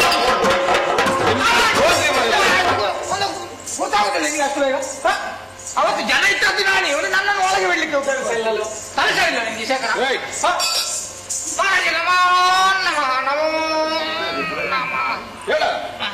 ಯಾರು ನೀನು? ನಾನು ಬೇವಿನ ಜನ ಊರೂರು ಸುತ್ತಲಿಕ್ಕೆ ಕಳಿಸಿದ್ದೀರಲ್ಲ. ನಾನು ಕಳುಹಿಸಿದವರಲ್ಲಿ ನೀನು ಒಬ್ಬನ? ಹೌದು, ಒಬ್ಬನೇ. ಮತ್ತೇನಿಷ್ಟು ತಡ ಆಗಿ ಬಂದದ್ದು? ನನ್ನ ಪರಿಚಯ ಸಿಗ್ಲಿಲ್ಲ ನಿಮಗೆ. ನಿನಗೆ ಅಲ್ಲ ನಾನು ಅವತ್ತು ಸಂಬಳ ತಕೊಂಡು ಹೋದಾಗ ಮತ್ತೆ ಸಿಗುವುದು ಬಹುಶಃ ಇವತ್ತೇ ಕಾಣ್ತದೆ. ಮತ್ತೆ ಅದೇ ಮುಖದ ಪರಿಚಯ ಆದ್ರೂ ಇಲ್ಲಿರ್ತದೆ. ವೆಚ್ಚಕ್ಕೆ ಕೈಯಲ್ಲಿ ಉಂಟು ಅಂತಾದ್ರೆ ಮತ್ತೆ ನಿನಗೆ ದುಡಿಯುವ ಮನಸ್ಸೆಲ್ಲ ನನಗೆ ಗೊತ್ತಿಲ್ಲ. ಅವತ್ತು ಕೊಟ್ಟದ್ದು ಹೆಚ್ಚಾಗಿರ್ಬೇಕು, ಇನ್ನು ಮುಗಿಲಿಲ್ಲ ಕಾಣ್ತದೆ. ಇಲ್ಲ ತುಂಬಾ ಎಲ್ಲ ಮುಗಿದಿದೆ, ಈಗ ದಾರಿ ಖರ್ಚೆಲ್ಲ ಮುಗಿದಿದೆ ಬರುವಾಗ. ಹೌದಾ? ಬಂದದ್ದು ಹೋದಂತಹ ವಿಷಯಗಳು ತುಂಬಾ ಉಂಟು, ಲಾಲಿಸಬೇಕು. ಏನು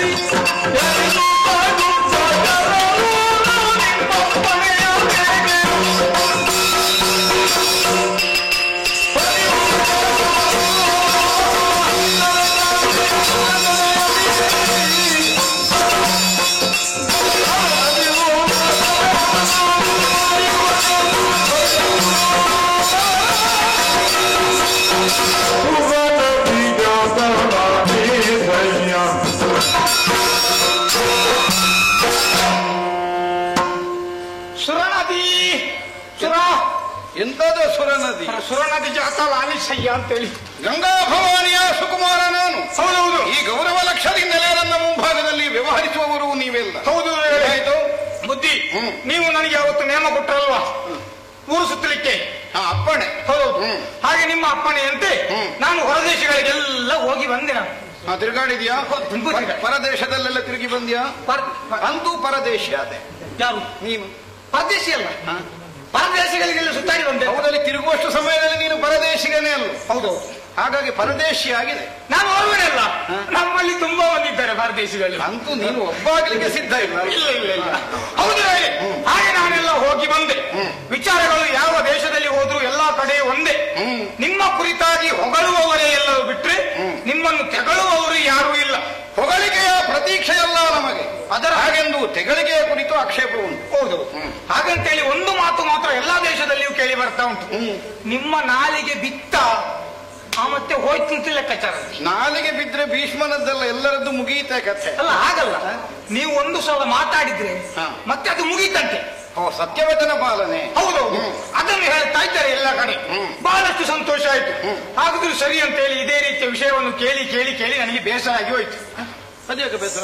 ಅಲ್ಲ, ಒಂದೇ ರೀತಿ ಎಲ್ಲ ಕಡೆ ಒಂದೇ ಆದ್ದರಿಂದ ನನ್ನನ್ನು ಹೊಗಳಿದ್ದರಿಂದ ಬೇಸರ ಆದ. ಹೊಗಳಿದ್ದರೆಲ್ಲ ಎಲ್ಲಾ ರೀತಿ ಒಂದೇ ಕಡೆ ಇದೇ ವಿಷಯ ಅಲ್ಲ. ಏಕತಾನತೆ ಬಂತು. ಏನು ಮಾಡುದು? ಏನಾದ್ರೂ ಹೊಸತನ ಇರಬಹುದೇ? ಅಲ್ಲ, ಪರಂಪರೆ ಬೇಕು ನಮಗೆ. ಹೊಸತನ ಏನಾದ್ರೂ ಉಂಟೆ ಅಂತ ಆಲೋಚನೆ ಮಾಡಿ ನಾನು ನೇರವಾಗಿ ಕಾಶಿಗೆ ಹೋದೆ. ಕಾಶಿಗೆ ಹೋದ್ಯಾ? ಹೌದು. ನಿನಗಷ್ಟು ಅವಸರ ಅದೇನು ಕಾಶಿಗೆ ಹೋಗ್ಲಿಕ್ಕೆ? ಯಾರಿಗೆ? ಸಾಮಾನ್ಯವಾಗಿ ಕಾಶಿಗೆಲ್ಲ ಹೋಗುವುದು ಆಯುಷ್ಯ ಮುಗೀತಾ ಬಂದ ಕಾಲಕ್ಕೆ. ಯಾಕೆಂದ್ರೆ ಹೋದವ ಮತ್ತೆ ಬರ್ಲಿಕ್ಕಿಲ್ಲ ಅಂತ ಲೆಕ್ಕ. ಹೌದೌದು. ಅಲ್ಲ, ನಿನ್ನ ಹಿರಿಯರದ್ದೇನಾದ್ರೂ ಬಾಕಿ ಇತ್ತ? ಹಿರಿಯರದ್ದು ಒಬ್ಬರದ್ದಲ್ಲ, ತುಂಬಾ ಮಂದಿದ್ದು ಬಾಕಿ ಉಂಟು. ಎಲ್ಲದಕ್ಕೆ ನೀನೇ? ಅಲ್ಲ, ಎಲ್ಲದಕ್ಕೆ ಈಗ ಸದ್ಯದ ಮಟ್ಟಿಗೆ ನನ್ನನ್ನೇ ಹಿಡಿದುಕೊಂಡು ಅಲ್ಲಾಡಿಸ್ತಾ ಉಂಟು ನಮ್ಮದ್ದು ಮೂಲ ದೈವ. ಆದ್ರೆ ಎಂತದ್ದು ಮಾಡಿದ್ರೆ ನಾನು ಆ ಕುರಿತಾಗಿ ಹೋದದ್ದಲ್ಲ. ಅದಕ್ಕಲ್ಲ, ಅದು ಮತ್ತೊಂದು ದಿವಸ ನಿಮ್ಮ ಹತ್ರ ಖರ್ಚಿಗೆ ತಕೊಂಡು ಹೋಗುವ. ಅಂತೂ ಹೋಗುವ ಆಲೋಚನೆ ಉಂಟು ನಿನ್ನ? ಉಂಟು. ವೆಚ್ಚಕ್ಕೆ ನಾನು ಕೊಡಬೇಕು. ಇದು ಹೋದ ಕಾರ್ಯ ಬೇರೆ ಅಲ್ವಾ? ನಾನು ನಿನ್ನ ಕುಟುಂಬದವರಿಗೆ ಸದ್ಗತಿ ಮಾಡ್ಲಿಕ್ಕೆ ನನ್ನ ವೆಚ್ಚ. ಸದ್ಗತಿ ಮಾಡುದು ನಾನೇ, ಪಡ್ಕೊಳ್ಳೋದು ನಿಮ್ಮಿಂದ. ಹೋಗ್ಲಿ ಬಿಡು. ನಿನ್ನ ಈ ಕೆಲಸ ಹೇಗೆ ನೋಡುವ ಮೊದಲು, ಮತ್ತಲ್ಲದಿದ್ರೆ ನಾನೇ ಮಾಡ್ತೇನೆ ಸದ್ಗತಿ. ತೊಂದ್ರೆ ಇಲ್ಲ. ನೀವು ಕರೆಸಿದ ಮೇಲೆ ನಾನು ಮತ್ತೆ ಎರಡು ಮಾತಾಡ್ಲಿಕ್ಕೆ ಉಂಟಾರೆ. ಆದ್ರೂ ಕೂಡ ಆ ದೇಶದಲ್ಲಿ ಏನಾದ್ರೂ ಒಂದು ಹೊಸತನ ಉಂಟು ಅಂತ ಹೇಳಿ ನೇರವಾಗಿ ಪುರವನ್ನು ಮೆಟ್ಟಿದೆ. ಒಂದು ಹೆಜ್ಜೆ ಕೆಳಗಿಟ್ಟಿದ್ದೇನೆ, ಎರಡನೇ ಹೆಜ್ಜೆ ಬಂಡೆಕಲ್ಲಿನ ಮೇಲೆ ಇಟ್ಟಿದ್ದೇನೆ, ಮೂರನೇ ಹೆಜ್ಜೆಯನ್ನು ಎಲ್ಲೆಲ್ಲಿ ಮಹಾರಾಜರೇ? ಈಗ ಒಂದೇ ಹೆಜ್ಜೆ ಇಟ್ಟವ ಯಾರು? ನಾನೇ. ಎರಡು ಹೆಜ್ಜೆ ಇಟ್ಟವ ಯಾರು? ನಾನೇ. ಮತ್ತೆ ಎರಡನೇ ಹೆಜ್ಜೆ ಇಡುವಾಗ ಆಲೋಚನೆ ಮಾಡಿಬಿಡು, ಮೂರನೇ ಹೆಜ್ಜೆ ಎಲ್ಲಿಗೆ ಅಂತ. ಮೂರನೇ ಹೆಜ್ಜೆ ಇಡುವಂತ ಆಲೋಚನೆ ಮಾಡುವಾಗ ಎಲ್ಲ ಕೆಸರು ತುಂಬಿ ಹೋಗಿದೆ. ಮತ್ತೆ ಇಡುದಾದ್ರು ಎಲ್ಲಿ ನಾನು? ಕೆಸರು? ಹೌದು. ಏನು ಮಳೆ ಬಂತ? ಇಲ್ಲ. ಮತ್ತೆ ರಸ್ತೆ ಅಗಲೀಕರಣವಾಗ್ತಾ ಉಂಟು. ಭಯಂಕರ. ರಾಜಮಾರ್ಗ ಎಲ್ಲ ದೊಡ್ಡದಾಗ್ತಾ ಉಂಟು. ದೊಡ್ಡದಾಗ್ತಾ ಉಂಟು. ಯಾಕದು? ರಾಜಮಾರ್ಗದಲ್ಲೇ ಬಿದ್ದು ಸಾಯಿದೆ ಅಂತೇಳಿ, ಹೊರಗಡೆಯಲ್ಲೂ ಸಾಯುದು ಬೇಡ ಅಂತೇಳಿ. ಹೌದಾ? ಹಾಗಾಗಿ ಅಷ್ಟು ಅಗಲ ಮಾಡ್ತಾ ಇದ್ದಾರೆ. ಬಂದವರು ಬಿದ್ದರೆ ಹತ್ತಿರದಲ್ಲೇ ಒಂದು ಉಂಟು, ಮುಚ್ಚಿ ಬಿಟ್ರೆ ಆಯ್ತು, ಮುಗೀತು. ಯಾವುದೇ ಒಂದು ಕುರುಹು ಕೂಡ ಸಿಗ್ಲಿಕ್ಕಿಲ್ಲ, ಇಂತಹ ಸತ್ತಿದ್ದಾನಂತೇಳಿ. ಹೌದಾ? ಅಂತಹ ವ್ಯವಸ್ಥೆ ಉಂಟು ಅಲ್ಲಿ. ಯಾಕೆ ಹೊಸದಾಗಿ ಸರಿ ಮಾಡ್ತಾ ಇದ್ದಾರೆ. ಯಾಕೆ ಮಾಡ್ತಾ ಇದ್ದಾರೆ? ಈ ರೀತಿಯಾಗಿ ಅಗಲಿಗಾಣವಾಗಬೇಕು ಅಂತಂದ್ರೆ ಅಷ್ಟು ಜನಸಾಗರ ಬರ್ತಾ ಉಂಟೆ, ಇಲ್ಲ ದೊಡ್ಡ ದೊಡ್ಡ ಗಾಲಿಗಳ ವಾಹನಗಳು ಬರ್ತಾ ಉಂಟೆ, ಈ ರೀತಿಯ ರಥಗಳು ಬರ್ತಾ ಉಂಟೆ ಅಂತ ಆಲೋಚನೆ ಮಾಡುವಾಗ ವಿಷಯ ಎಲ್ಲ ಗೊತ್ತಾಯ್ತು. ಏನು ಗೊತ್ತಾಯ್ತು? ಅಲ್ಲಿ ಸ್ವಯಂವರ ಅಂತ ಹೇಳಿ ಒಂದು ಮಾಡ್ತಾ ಇದ್ದಾರೆ ಕಾಶಿ ದೇಶದಲ್ಲಿ. ಕಾಶಿ ದೇಶದ ಅರಸ ಪ್ರತಾಪ ಸೇನ. ಪ್ರತಾಪ್ ಸೇನ್ ಅಲ್ಲಿ ಸ್ವಯಂವರ ಯಾರಿಗೆ? ಸ್ವಯಂವರ ಯಾರಿಗೆ ಅಂತ ನಾನು ಆಲೋಚನೆ ಅವ್ರು ಮಾತಾಡಿದ್ದು ಕೇಳಿದ್ದೇನೆ. ಅವರ ಮಕ್ಕಳು 3 ಮಂದಿ ಇದ್ದಾರಲ್ಲ, ಅಂಬಿಕೆ, ಅಂಬೋಳಿಕೆ, ಅಂಬಾಲಿಕೆ. ಈ 3 ಮಕ್ಕಳಿಗೆ ಮದುವೆ ಮಾಡುವಂತ ಹೇಳಿ ತೀರ್ಮಾನ ಮಾಡಿದ್ದಾರೆ. ಹುಡುಗ ಯಾರಂತೆ? ಹುಡುಗ ಇಲ್ವಾ? ಹುಡುಗ ಅಂತ ನೀನು ನನ್ನ ನೋಡಿದ ನನಗೆಲ್ಲ ಸಾಧ್ಯವೂ ಇಲ್ಲ. ಒಂದು ಕಟ್ಟಿಕೊಂಡೇ ಸಾಕಾಗ. ಅಲ್ಲ, ನಿನಗೆ ಕೊಡುವ ಮಾಹುದು ಅಂತಾದ್ರೆ ಮತ್ತೆ ನನ್ನ ಹತ್ರ ಇರ್ತದೆ ಸುದ್ದಿ ಹೇಳು. ಅಲ್ಲ ನನಗೆಲ್ಲ ಅಲ್ಲ, ನೀವು ನನ್ನನ್ನು ನೋಡುವಾಗ ಪಕ್ಕನೆ ಕೇಳಿ ಹೋಯ್ತು. ಅಲ್ಲ, ಮದುವೆ ಅಲ್ವಾ? ಮದುವೆ ಆದ್ರೆ ಗಂಡು ಬೇಡವಾ? ಗಂಡು ಯಾರಂತೆ? 3 ಮಂದಿಗೆ ಒಟ್ಟಿಗೆ ಮದುವೆ ಆದ್ರೆ ಒಬ್ಬನು ಗಂಡಾಗಿರ್ಲಿಕ್ಕೆ ಉಂಟೆ? ಸಾಧ್ಯ ಇಲ್ಲ. ಮತ್ತೆ 3 ಗಂಡು ಬೇಕಲ್ಲ? ಹೌದು, 3 ಗಂಡು ಬೇಕಲ್ಲ. 3 ಗಂಡು ಎಲ್ಲಿ ಹುಡುಕುದು? ಹಾಗೆ ಹುಡುಕ್ಲಿಕ್ಕೆ ಇವರಿಗೆ ತಡ ಆಗುತ್ತದೆ ಅಂತೇಳಿ ಈ ಸ್ವಯಂವರ, ಅದು ಕೂಡ ಗಂಡಿಗೆ ಹೆಣ್ಣು ಕೊಟ್ಟು ಮದುವೆ ಆಗುದಲ್ಲ, ಮತ್ತೆ ಹೆಣ್ಣಿಗೆ ಗಂಡು ಕೊಟ್ಟು ಮದುವೆ ಆಗುದಲ್ಲ. ಮತ್ತೆ ಪರಾಕ್ರಮವೇ ಪುನಃ ಒಂದು ಹೊಸದೊಂದು ಮಾಡಿದ್ದಾರೆ. ಪರಾಕ್ರಮವೇ ಪುನಃ ಹೊಸ ಒಂದು ಪರಾಕ್ರಮವೇ ಪಣ ಆಗಿರ್ಬೇಕು. ಪಣ ಅದು ಮತ್ತೆ ಪುನಃ. ನಾನು ಹೇಳಿದ್ದು ಪುನಃ, ನೀನು ಹೇಳಿದ್ದು ಪುನಃ ಆಯ್ತು. ಹೌದು. ಪರಾಕ್ರಮವೇ ಪಣ ಇಟ್ಟಿದ್ದಾರೆ. ಯಾರಾದ್ರೂ ಯುದ್ಧದಲ್ಲಿ ಗೆಲ್ಲಬೇಕಂತೆ ಗೆದ್ದು ಅಲ್ಲಿ ಇದ್ದಂತಹ ಹುಡುಗಿಯರನ್ನು ವರಿಸಬೇಕು ಅಂತ ಹೇಳಿದ್ದಾರೆ. ಆದ್ರೆ ಈ ವಿಷಯವನ್ನು ಹೇಳುವುದು ಮಾತ್ರ ಅಲ್ಲ, ಇಲ್ಲಿ ಮೂಲ ಸಂಗತಿ ಒಂದು ಬೇರೆ ಉಂಟು. ಏನು? ಎಲ್ಲಾ ರಾಜ್ಯಗಳಿಗೂ ಓಲೆಯನ್ನು ನೀವು ಬರೆದು ಕಳಿಸಿ, ಆದರೆ ಒಂದು ರಾಜ್ಯಕ್ಕೆ ಮಾತ್ರ ನೀವು ಕಳಿಸಬಾರದು ಅಂತ ಹೇಳ್ತಾ ಇದ್ರು. ಒಂದು ರಾಜ್ಯ? ಹಾಗಾದ್ರೆ ಆ ರಾಜ್ಯ ಯಾವುದು ಅಂತ ನಾವು ಆ ತರದಿಂದ ಕಾಯ್ತಿರುವಾಗ ಬಂದಂತಹ ಶಬ್ದ ಏನು ಅಂತ ಹೇಳಿದ್ರೆ, ನಮ್ಮ ಹಸ್ತಿನೆಗೆ ಒಂದನ್ನು ಬಿಟ್ಟೆ ಬೇರೆ ಎಲ್ಲಾ ರಾಜ್ಯಕ್ಕೂ ಓಲೆಯನ್ನು ಬರೆದು ಕಳಿಸಿ ಸ್ವಯಂವರವನ್ನು ಏರ್ಪಾಟು ಮಾಡಿದ್ದೇವೆ ಅಂತ ಹೇಳಿಕೊಂಡು ಏನು ಮಾಡುವುದು ಗೊತ್ತಾಗಲಿಲ್ಲ ತನಕ ಬಂದಿದ್ದೇವೆ.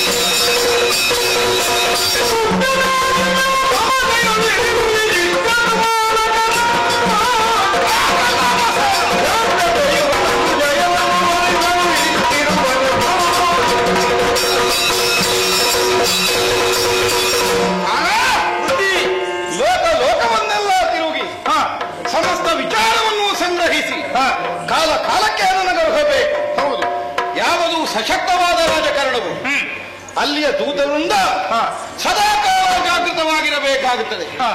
ಆಳುವವನ ಬಹಿಷ್ಠರವಾದ ನೇತ್ರಗಳೇ ಚಾರಕರು.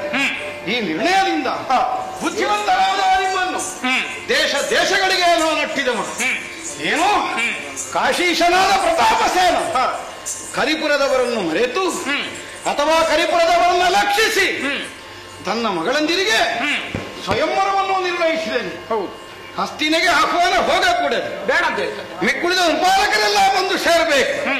ವರ್ತಮಾನ ಕಾಲಕ್ಕೆ ಅಖಂಡ ಭರತಖಂಡದ ಚಕ್ರವರ್ತಿ ಪೀಠವಾದ ಹಸ್ತಿನೆಯ ಸಿಂಹಾಸನವನ್ನು ಧಿಕ್ಕರಿಸಿ ಇಂತಹ ಒಂದು ನಿರ್ಣಯವನ್ನು ಕೈಗೊಳ್ತಾನೆ ಅಂತ ಆದ್ರೆ ಇದನ್ನು ಕೇಳಿಯೂ ಸುಮ್ಮನುಳಿಯುವುದಕ್ಕೆ ಸಾಧ್ಯವೇ?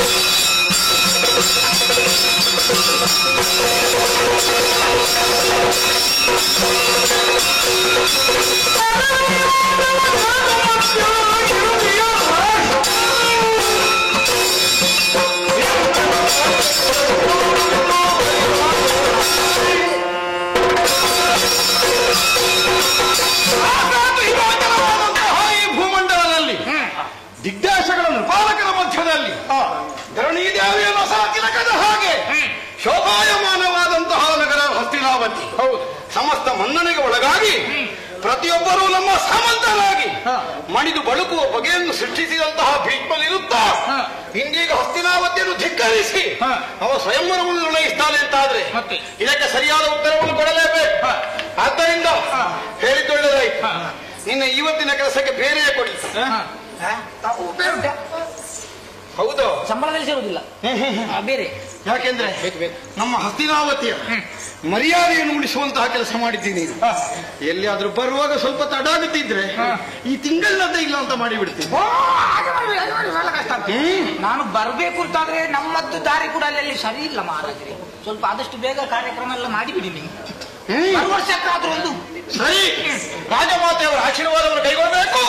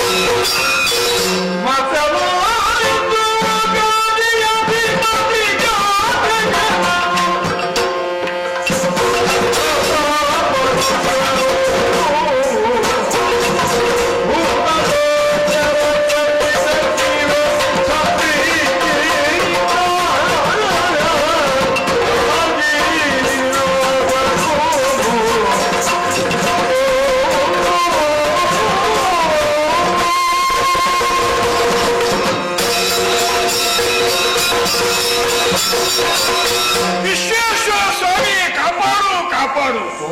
ಅನನ್ಯವಾದಂತಹ ಕರುಣಾ ಕಟಾಕ್ಷ ಎಂಬಂತಹ ರಕ್ಷಾ ಕವಚದಲ್ಲಿ ಪ್ರತಾಪ ಸೇನ ಈ ಕಾಶಿ ದೇಶವನ್ನು ಆಡುತ್ತಾ ಇದ್ದೇನೆ. 3 ಮಂದಿ ಹೆಣ್ಮಕ್ಕಳನ್ನು ಪಡೆದಂತಹ ನಾನೊಬ್ಬ ತಂದೆ.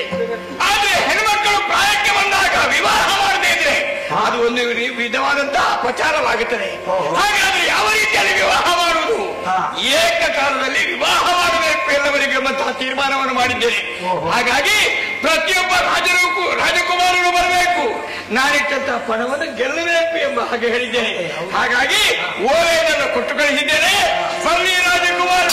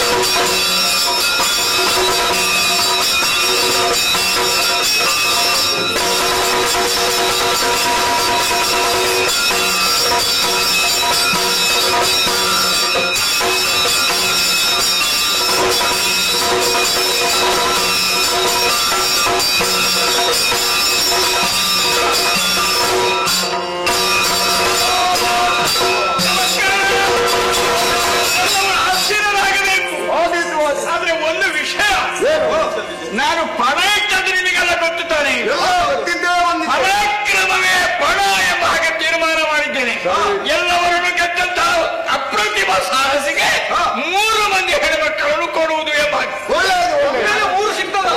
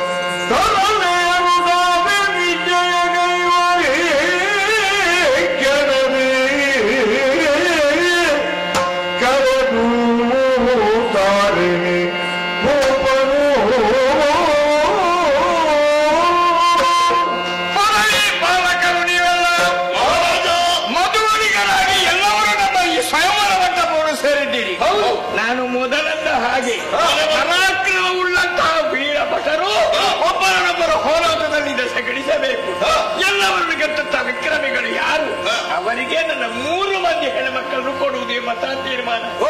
ಏನಾದ್ರೆ ಭಿನ್ನಾಭಿಪ್ರಾಯ ಉಂಟ ನಿಮ್ಮಲ್ಲಿ?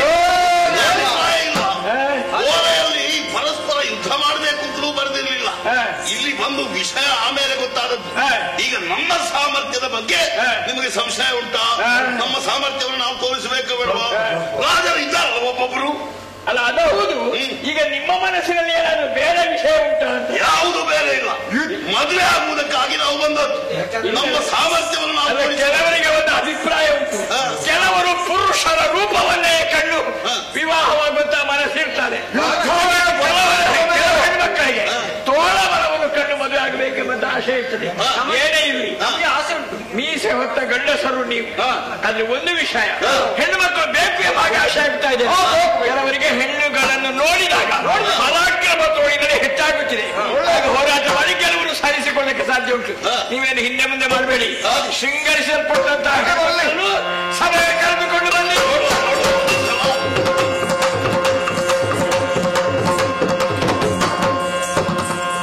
ಇವರೇ ನನ್ನ 3 ಮಂದಿ ಮಕ್ಕಳು. ಬಹಳ ಚಂದ ಇದ್ದಾರೆ. ಇನ್ನು ಪ್ರಾರಂಭ ಮಾಡಿ. ಇನ್ನು ಪ್ರಾರಂಭ ಮಾಡಿ.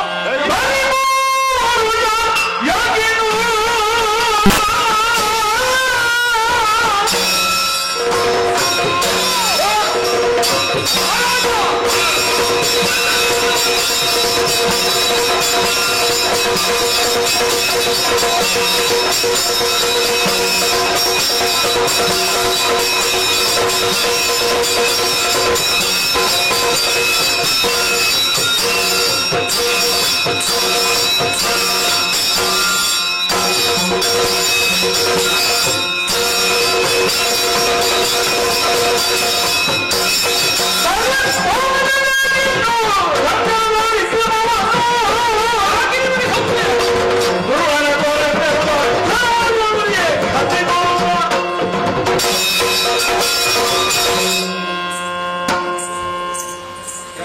ಏನು ನನ್ನನ್ನು ಹಾಗೆ ನೋಡುತ್ತಾ ಇರುವೆ? ನಾನು ಮೊದಲು ಸರಿಯಾಗಿ ನೋಡ್ಲಿಲ್ಲ, ಈಗ ಸರಿಯಾಗಿ ನೋಡು. ನೋಡಿದೆ. ಅದು ನೋಡಿದ ಮೇಲೆ ನಿನ್ನನ್ನು ನೋಡಬೇಕಾಯ್ತು. ಅದೊಂದೇ ಹಾಗಲ್ಲ, ಅವರನ್ನು ನೋಡಿದ ಮೇಲೆ ನಿನ್ನನ್ನು ನೋಡಬೇಕಾಯ್ತು. ಯಾಕೆ? ಎಂತಹ ಚಂದದ ಹೆಣ್ಣು ಮಕ್ಕಳು. ಪ್ರತಾಪಶೀಲನಿಗೆ ಇಂತಹ ಮಕ್ಕಳಿದ್ದಾರಂತ ನನಗೆ ಗೊತ್ತಿರಲಿಲ್ಲ. ಅವರನ್ನು ಹೊಗಳಿ ನನ್ನನ್ನು ನೋಡುವುದಕ್ಕೆ ಕಾರಣ ಏನು?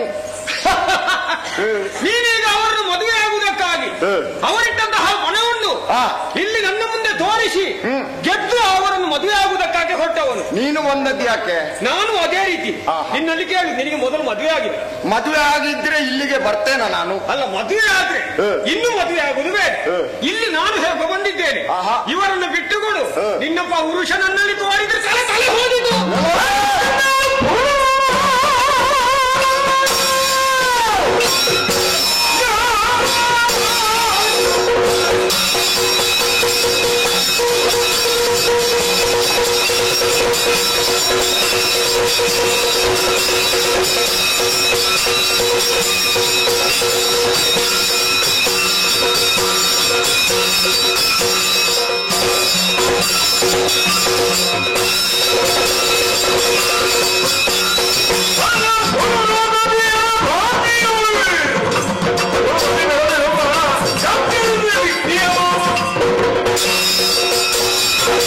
ಅಯ್ಯೋ, ಏನು?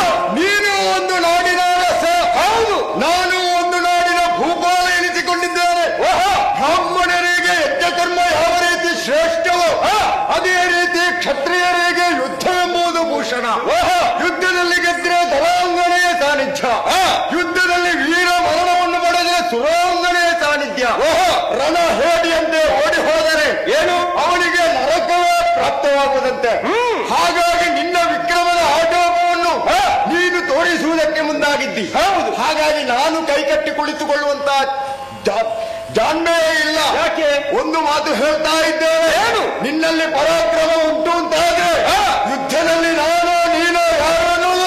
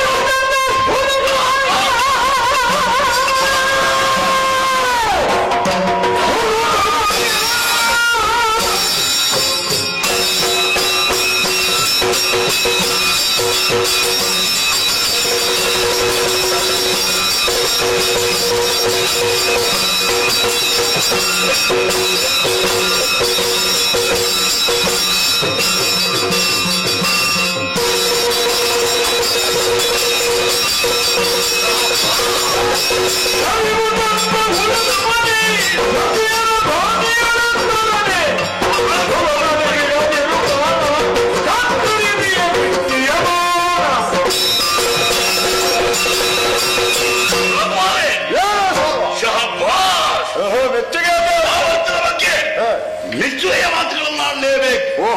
ಇಲ್ಲಿ ಎಷ್ಟೋ ರಾಜಕುಮಾರರು ನಡೆದಿದ್ದಾರೆ. ಸರಿ, ಒಬ್ಬೊಬ್ಬರು ತಮ್ಮ ಪರಾಕ್ರಮವನ್ನು ತೋರಿಸುವುದಕ್ಕಾಗಿ ಉತ್ಸಾಹ ಹುಮ್ಮಸ್ಸಿನಿಂದ ಮುಂದುವರಿದವರು ಎಲ್ಲರನ್ನೂ ಸೋಲಿಸಿ ನೀನೊಬ್ಬ ತಾರಾಗಿ ಇದೇ ಉಬ್ಬಿಸಿ ನಿಂತುಕೊಂಡಿದ್ದಿ. ಅಯ್ಯ, ನಾನಿದ್ದಿದ್ದೇನೆ.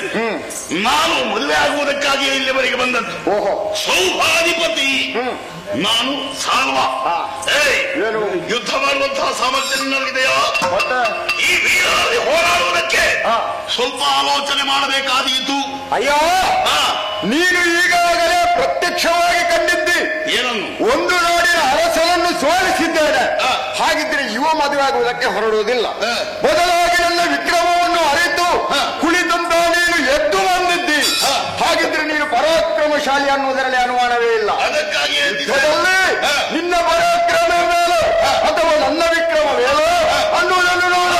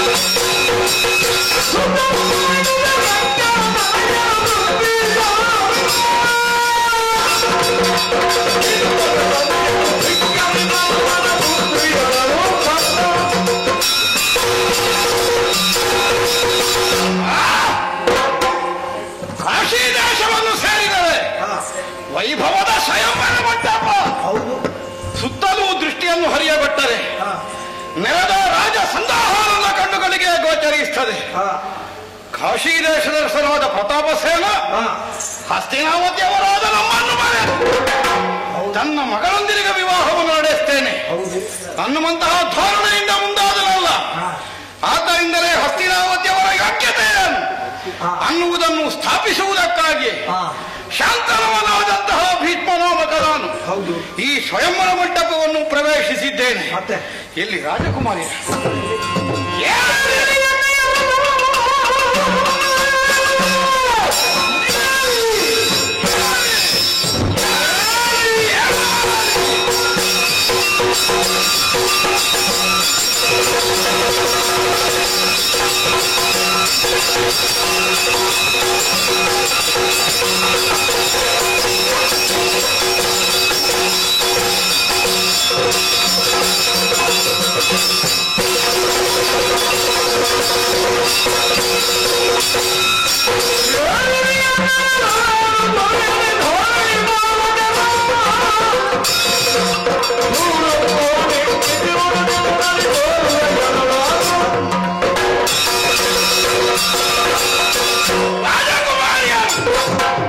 ಮಧುವನಗಿತ್ತಿಯರಾಗಿ ವರ್ಣಮಾಲಿಕೆಯನ್ನು ಕೈಯಲ್ಲಿ ಹಿಡಿದು ಯಾರ ಕೊರಳಿಗೆ ಹಾಕುವ ಅನ್ನೋ ಹಾಗೆ ಕಾಯ್ತಾ ಇದ್ದೀರಾ?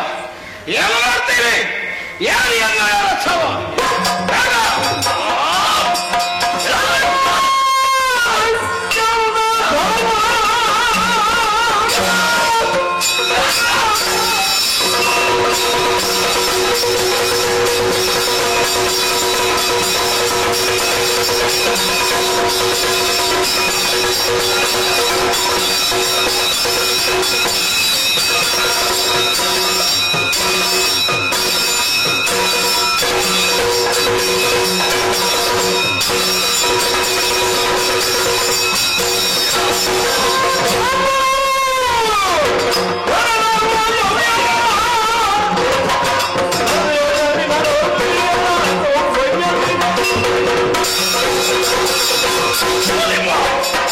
ಮಾಚಿಗೆ ಮಾನ ಮರ್ಯಾದೆ ಯಾವಾಗೇನು? ಒಂದೊಂದು ಊರಿನ ಅರಸರು ನೀವು ಕ್ಷತ್ರಿಯರಂತ ಎದೆ ಉಬ್ಬಿಸಿ ಹೇಳ್ತಾ ಇದ್ದೀರಲ್ಲ, ಈ ಹೊತ್ತಿನಲ್ಲಿ ಆ ಭೀಷ್ಮ ಬಂದ ಆ ಹೊತ್ತಿನಲ್ಲಿ ಏನು ಷಂಡನ ಹಾಗೆ ಅವರ ಮುಂದೆ ತಲೆ ತಗ್ಗಿಸಿ ಕೈಕಟ್ಟಿ ನಿಂತುಕೊಂಡಿದ್ದೀರಿ. ಪರಾಕ್ರಮ ಎಂಬುದೇನು ಹಸ್ತಿನಾವತಿಗೆ ಕಟ್ಟಿಟ್ಟದ್ದ, ಬೇರೆಯವರಿಗೆ ಪರಾಕ್ರಮ ಇರುವಂತ ಭಾವಿಸಿದ್ದೀರಾ? ನೀವು ಷಂಡನ ಹಾಗೆ ವರ್ತಿಸ್ತಾ ಇದ್ದೀರಿ. ನಿಮ್ಮಂತಹ ಷಂಡರು ಇಲ್ಲಿ ಬಂದಿದ್ದೀರಲ್ಲ,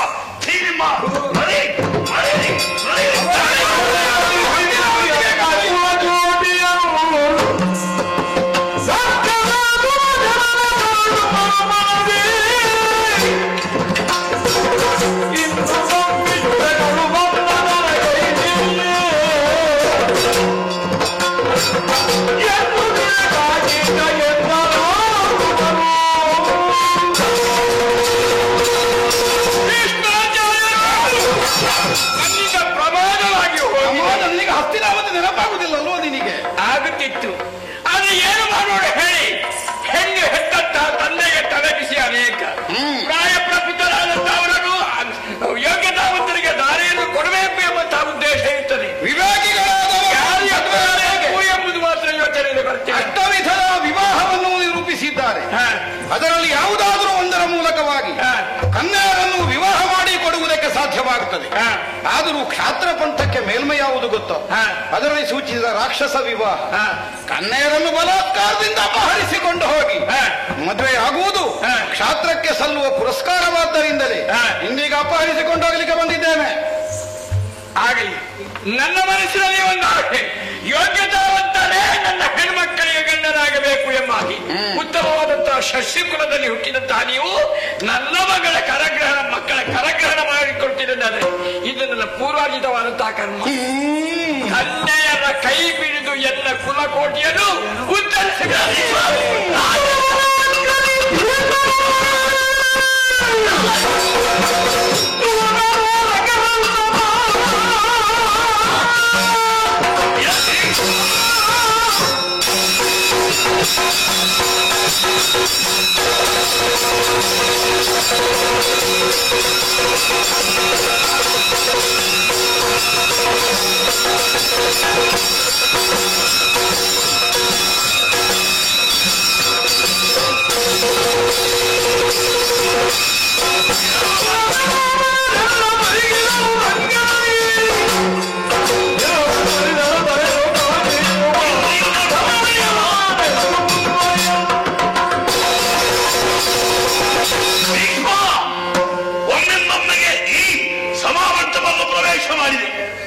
ನೀನು ಹೇಳಿದ್ದೇನು ಏನೇ ಎನ್ನ ಹೇಳತ್ತವ ಹೆಣ್ಣು ಮಕ್ಕಳು ಹಾಗೆ ಬಾಯಿ ಬಿಡದೆ ಬಾಯಿ ಮುಚ್ಚಿ ನಿನ್ನ ಏರಿ ನಿಂತಿದ್ದಾರೆ. ಬಹಳ ಸಂತೋಷ ಪಡ್ತಾ ಇದೆಯೇನೋ. ನಿನ್ನನ್ನು ಎದುರಿಸುವವರು ಯಾರು ಇಲ್ಲ ಅಂತ ಭಾವಿಸಿದೆಯಾ? ನಾನು ಮದುವೆ ಆಗುವುದಕ್ಕೆ ಬಂದವ, ಸೌಭಾಧಿಪತಿ ಸಾರುವ. ಇವರೆಲ್ಲ ಷಂಡರಂತ ನಾನು ಷಂಡನಲ್ಲ. ನನ್ನ ತೋಳ್ಬಲ ಏನೆಂಬುದನ್ನು ತೋರಿಸುವುದಕ್ಕಾಗಿ ಇಲ್ಲಿ ನಿನ್ನ ಮುಂದೆ ಬಂದು ನಿಂತಿದ್ದೇನೆ. ಸಾಮರ್ಥ್ಯವಿದೆ ಅವರಿಗೆ. ವಿಶ್ವಾಚಾರ್ಯರೇ, ನೀವು ಬಂದ ಮೇಲೆ ನಾವು ಯುದ್ಧ ಮಾಡುವುದಿಲ್ಲ. ಅವ ಬೇಕಾದ್ರೂ ಯುದ್ಧ ಮಾಡಲು ನಾವು ಹೋಗ್ತೇವೆ. ನಿಮ್ಮ ಕರ್ಮಕ್ಕೆ ಬಂದದ್ದು ಇಲ್ಲಿಗೆ ಯಾರ್ಯಾರ ಹೆಸರನ್ನು ಹಾಳು ಮಾಡುವುದಕ್ಕೆ ಎಲ್ಲ ವಿಶ್ರಾಂತಿ ಪಡಿ. ಇವರಿಗೆ ಊಟೋಪಚಾರದ ವ್ಯವಸ್ಥೆ, ಇವರಿಗೆ ಊಟ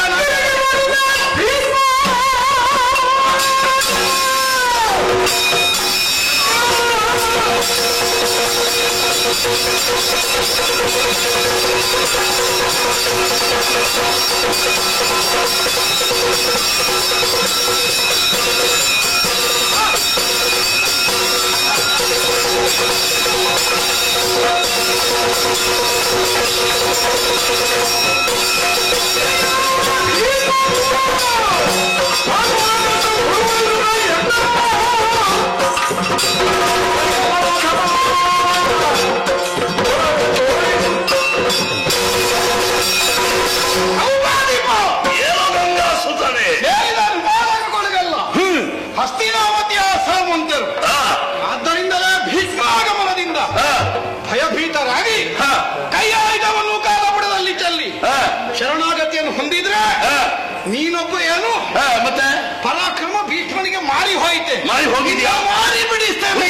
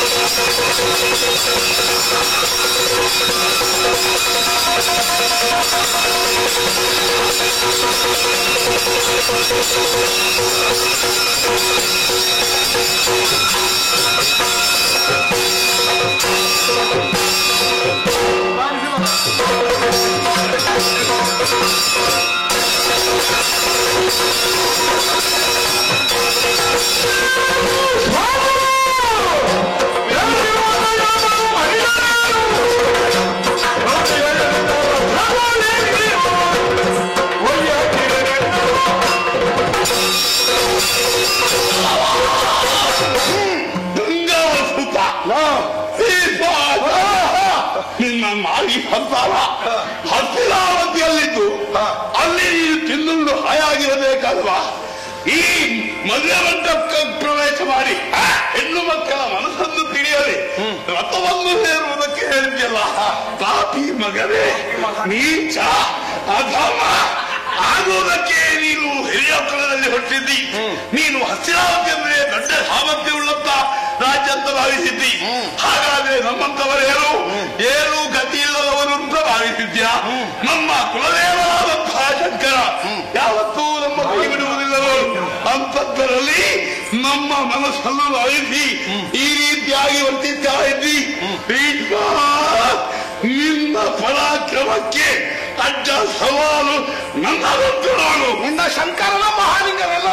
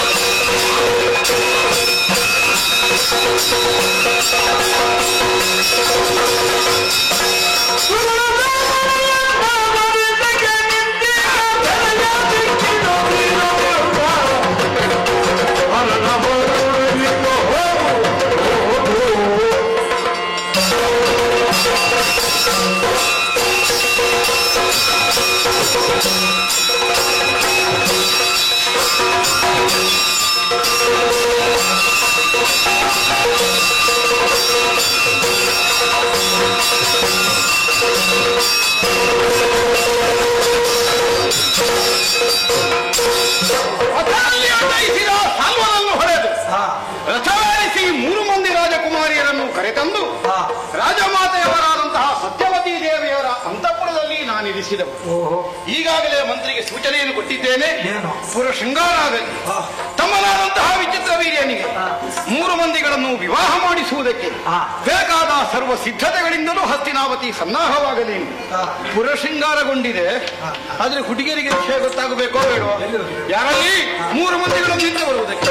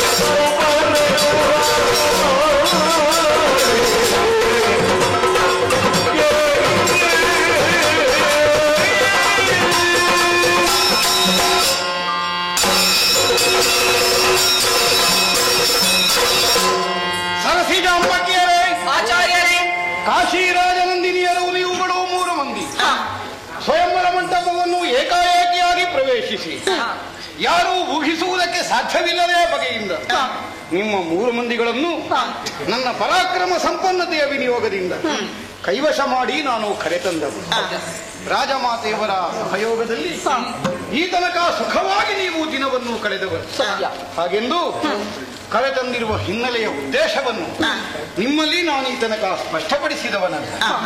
ಈಗಾಗಲೇ ಇಲ್ಲಿಯ ವಿದ್ಯಮಾನಗಳನ್ನೆಲ್ಲ ಗಮನಿಸಿದ ನೀವು ಆ ಬಗೆಯಲ್ಲಿ ತರ್ಕಿಸುವ ಸಾಮರ್ಥ್ಯವನ್ನು ಹೊಂದಿದವರು. ಆದ್ದರಿಂದಲೇ ಹೇಳುವಲ್ಲಿ ವಿಳಂಬ ಮಾಡಿದೆ. ಹಾಗೆಂದು ಇನ್ನೂ ನಾನು ಹೇಳದೆ ಇರುವುದು ಒಳಿತಲ್ಲ. ಪುರ ಶೃಂಗಾರಗೊಂಡಿದೆ, ಮದುವೆಯ ಸಂಭ್ರಮವೆಲ್ಲೆಲ್ಲೂ ಕಾಣಿಸುವುದಕ್ಕೆ ತೊಡಗಿದೆ. ನಮ್ಮ ವಂಶದ ಬಗ್ಗೆ ಈಗಾಗಲೇ ನೀವು ಕರ್ಣಾಕರ್ಣಿಕೆಯಾಗಿ ತಿಳಿದಿರಬೇಕು. ಕಾಶಿ ದೇಶದ ರಘುವರಿಯರಾಗಿ ವಿದ್ಯಾವತಿಯರಾಗಿ ಲೋಕ ಸಮಸ್ತವನ್ನು ತಿಳಿಯುವ ಅನುಭವವನ್ನು ಹೊಂದಿದ ನೀವು ಹಸ್ತಿನೆಯ ವಿದ್ಯಮಾನವನ್ನು ಅರಿಯದೇ ಇರುವುದಕ್ಕೆ ಹೇಗೆ ಸಾಧ್ಯವಾಗುತ್ತದೆ? ಪವಿತ್ರವಾದ ಚಂದ್ರವಂಶದಲ್ಲಿ ಲೋಕಕ್ಕೆ ಆದರ್ಶಪ್ರಾಯವಾದಂತಹ ಬದುಕನ್ನು ಬದುಕಿ ಅನೇಕ ಮಂದಿಗಳು ಈಗಾಗಲೇ ಕೀರ್ತಿ ಶರೀರಿಗಳಾಗಿ ಹೋದರು. ಅವರ ಬಾಳಿದ ಕೀರ್ತಿಯ ಎತ್ತರ ಏನುಂಟೋ ಅದಕ್ಕೆ ಎಳ್ಳಿತು ನ್ಯೂನತೆ ಬಾರದೋಪಾದಿಯಲ್ಲಿ ನನ್ನ ತಮ್ಮನಾದಂತಹ ವಿಚಿತ್ರ ವೀರ್ಯ ಇಂದೀಗ ಸಿಂಹಾಸನಾರೋಹಣವನ್ನು ಮಾಡಿ ಅಧಿಕಾರವನ್ನು ಮುನ್ನಡೆಸುತ್ತಾ ಇರುವ ಎಳೆಯ ಹರೆಯದಲ್ಲಿ ಬಹು ಮೇಧಾವಿಯಾಗಿ ಸಕಲ ಶಾಸ್ತ್ರ ವಿಚಾರನಾಗಿ ಧರ್ಮಜ್ಞನಾಗಿ ರೂಪಜಿತ ಕಾಮನಾಗಿ ಕಂಗೊಳಿಸುತ್ತಿರುವಂತಹ ನನ್ನ ತಮ್ಮನಾದ ವಿಚಿತ್ರ ವೀರ್ಯ ನಮ್ಮ ವಂಶೋನ್ನತಿಗೆ ಏಕೈಕ ಆಸರೆಯಾಗಿರುವ ಈ ಚಂದ್ರವಂಶದ ಉತ್ತರೋತ್ತರವಾದಂತಹ ಅಭಿವೃದ್ಧಿ ಅವನ ಮೂಲಕವಾಗಿ ಆಗಬೇಕಾದ ಅನಿವಾರ್ಯತೆ ಇರುವುದರಿಂದ ನಿಮ್ಮ 3 ಮಂದಿಗಳನ್ನು ಅವನಿಗೆ ವಿವಾಹ ಮಾಡಿಸಿ ಆ ಮೂಲಕವಾಗಿ ನಮ್ಮ ವಂಶದ ಉತ್ತರೋತ್ತರವನ್ನು ನಾನು ಕಾಣಬೇಕು. ಈ ನಿರೀಕ್ಷೆಯಿಂದ ನಿಮ್ಮನ್ನು ಕರೆತಂದವ. ನಿಮಗಿದು ಸಗಮತವೇ? ಆಚಾರ್ಯರೇ, ನಿಮ್ಮ ಮಾತನ್ನು ಕೇಳಿ ಮನಸ್ಸಿಗೆ ತುಂಬಾ ಸಂತೋಷವಾಯಿತು. ನಿಮ್ಮ ಮಾತಿನ ಪ್ರಕಾರ ನಿಮ್ಮ ತಮ್ಮನನ್ನು ಮದುವೆಯಾಗುವುದಕ್ಕೆ ನನ್ನ ಒಪ್ಪಿಗೆಗಳು. ಹಿರಿಯವರು ನೀವು ಆಡಿದಂತಹ ಮಾತಿಗೆ ವಿರೋಧವನ್ನು ಮಾತಾಡುವವರು ನಾವಲ್ಲ. ಎಲ್ಲದಕ್ಕೂ ಅಸ್ತು. ಸರಿ, ನೀವು ಅಂತಃಪುರವನ್ನು ಸೇರಿಕೊಳ್ಳು. ಈಗ ಹೋದವರು ನಿನ್ನ ತಂಗಿ ಅಂದಿರಲ್ವಾ? ಮೊದಲು ನೀನೇ ಮಾತಾಡಬೇಕಾಗಿದ್ದವರು. ಯಾಕೆಂದ್ರೆ ಹುಟ್ಟಿನಿಂದ ಜ್ಯೇಷ್ಠತ್ವವನ್ನು ಹೊಂದಿದವರು, ಲೋಕಾನುಭವವನ್ನು ವೃದ್ಧಿಸಿಕೊಂಡವರು. ಅವರೀರುವರು ಆಡಿದರು, ನೀನು ಸುಮ್ಮನೆ ಇರುವೆಯಲ್ಲ, ಯಾಕೆ? ಕಾರಣವಿದೆ ಆಚಾರ್ಯರೇ, ಆಲಿಸಬೇಕು.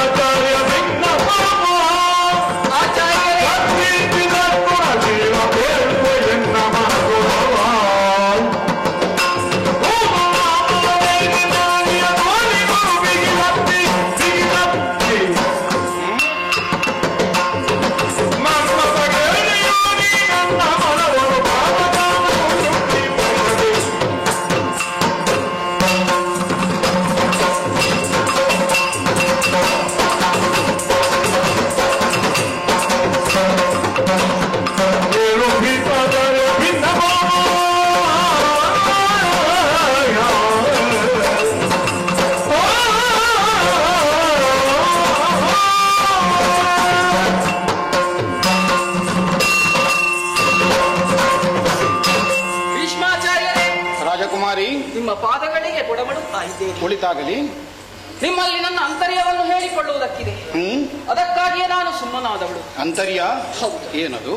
ಸತ್ಯವತಿ ದೇವಿಯವರ ಅಂತಃಪುರದಲ್ಲಿ ಇದ್ದುಕೊಂಡು ಈ ವಂಶದ ಘನತೆ ಏನು, ಈ ವಂಶದ ಯೋಗ್ಯತೆ ಏನು ಎಲ್ಲವನ್ನೂ ಚೆನ್ನಾಗಿಯೇ ತಿಳಿದುಕೊಂಡವಳಿದ್ದೇನೆ.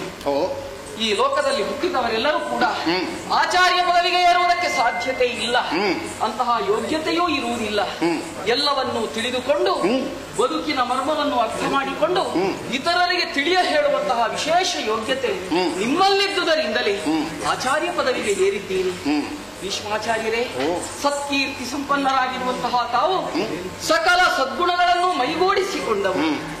ಈ ಕಾಲಕ್ಕೆ ನಮ್ಮನ್ನು ವಿಚಿತ್ರ ವೇಗರನ್ನು ಮದುವೆಯಾಗುವಂತೆ ತಾವು ಒತ್ತಾಯ ಮಾಡುತ್ತಾ ಇದ್ದೀರಿ. ಹೌದು.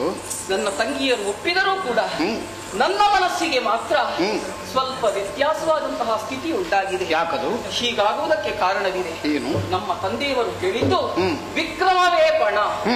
ಯಾರು ವಿಕ್ರಮವನ್ನು ಮೆರೆಸುತ್ತಾರೋ ಅಂಥವರನ್ನು ಮದುವೆಯಾಗಬೇಕು. ಈ ಲೋಕದಲ್ಲಿರುವಂತಹ ಕ್ಷತ್ರಿಯರೆಲ್ಲರೂ ಕೂಡ ಒಬ್ಬೊಬ್ಬರು ಒಂದೊಂದು ರೀತಿಯ ಪರಾಕ್ರಮವನ್ನು ಮೆರೆಸಬಲ್ಲವರು. ಆದರೆ ಪರಾಕ್ರಮ ಎನ್ನುವುದು ಒಬ್ಬನಿಗೆ ಸೀಮಿತವಾದದ್ದಲ್ಲ. ಎಷ್ಟೋ ಮಂದಿ ಯೋಗ್ಯತಾವಂತರಿರ್ತಾರೆ. ಆದ್ರೆ ತಾವು ಹಾಗಲ್ಲ, ಭೂ ಲಲಾಮರನ್ನೆಲ್ಲ ಜಯಿಸಿ ಮೆರೆದವರಿದ್ದೀರಿ. ಆದ್ದರಿಂದ ಈ ಕಾಲಕ್ಕೆ ನಾನು ಬಯಸಿದ್ದು ವಿಚಿತ್ರ ವೀರ್ಯನನ್ನಲ್ಲ. ಸ್ವಾಮಿ, ಎಲ್ಲರನ್ನೂ ಗೆದ್ದು ಯೋಗ್ಯತೆಯ ತುದಿಯನ್ನೇರಿದಂತಹ ತಾವು ಈ ರೀತಿಯಾಗಿ ಆಡುತ್ತಿರುವುದು ಸರಿಯಲ್ಲ. ನಿಮ್ಮನ್ನೇ ಸೇರಬೇಕು. ಆ ಮೂಲಕವಾಗಿ ಸ್ತ್ರೀ ಸಹಜವಾದಂತಹ ನನ್ನ ಕಾಂಕ್ಷೆಯನ್ನು ಈಡೇರಿಸಿಕೊಡಬೇಕು ಅಂತ ಕೈ ಮುಗಿದು ಕೇಳಿಕೊಡುತ್ತೀನಿ.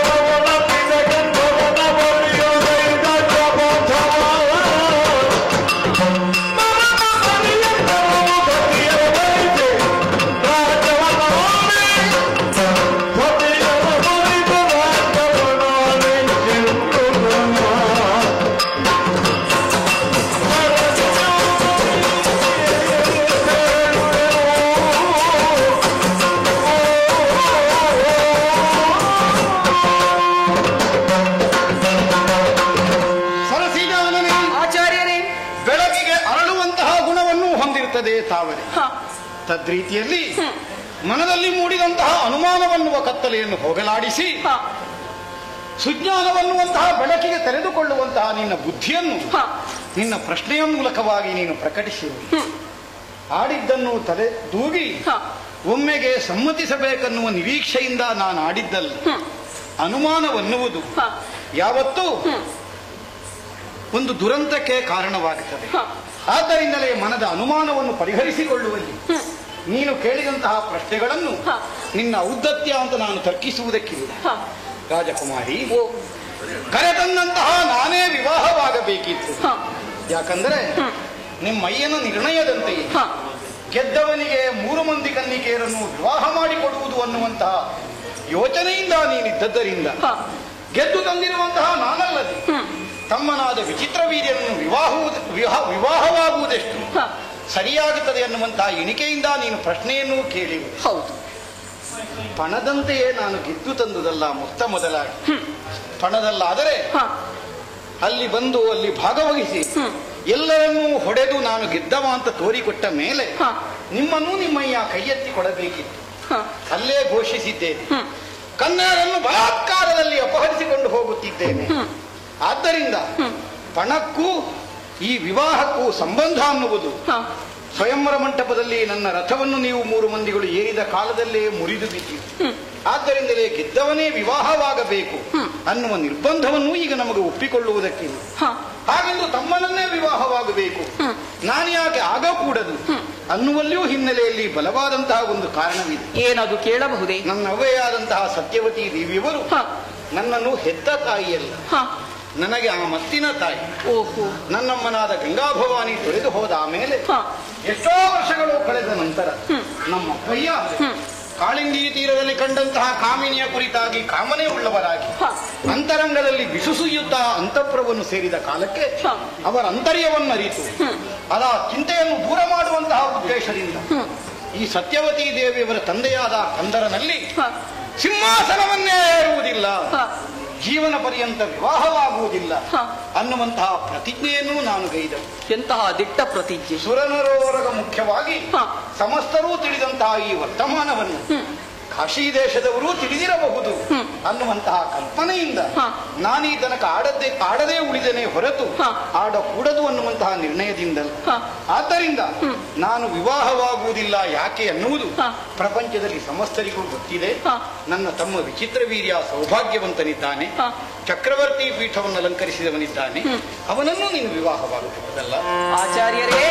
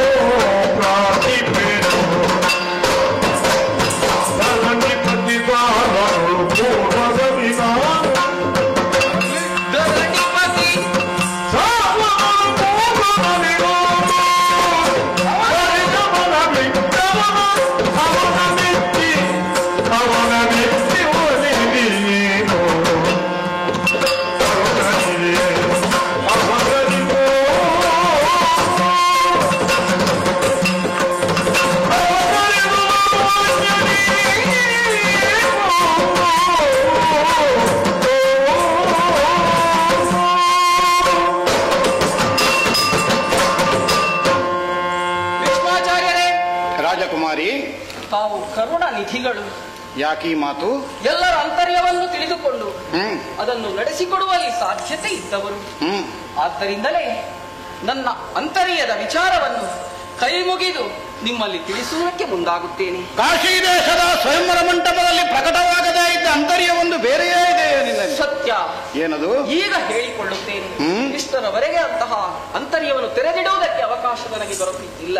ಹೌದೇ ಆಚಾರ್ಯರೇ, ನೀವು ದಿಟ್ಟವಾದಂತಹ ನಿಲುವನ್ನು ಹೊಂದಿದವರು, ತಂದೆಗಾಗಿಯೇ ನೀವು ಎಲ್ಲವನ್ನೂ ತ್ಯಾಗ ಮಾಡಿದವರು. ಸರಿ, ಎಂತಹ ಯೋಗ್ಯತಾ ಸಂಪನ್ನರು, ನಾನು ಒಪ್ಪಿಕೊಳ್ಳುತ್ತೇನೆ.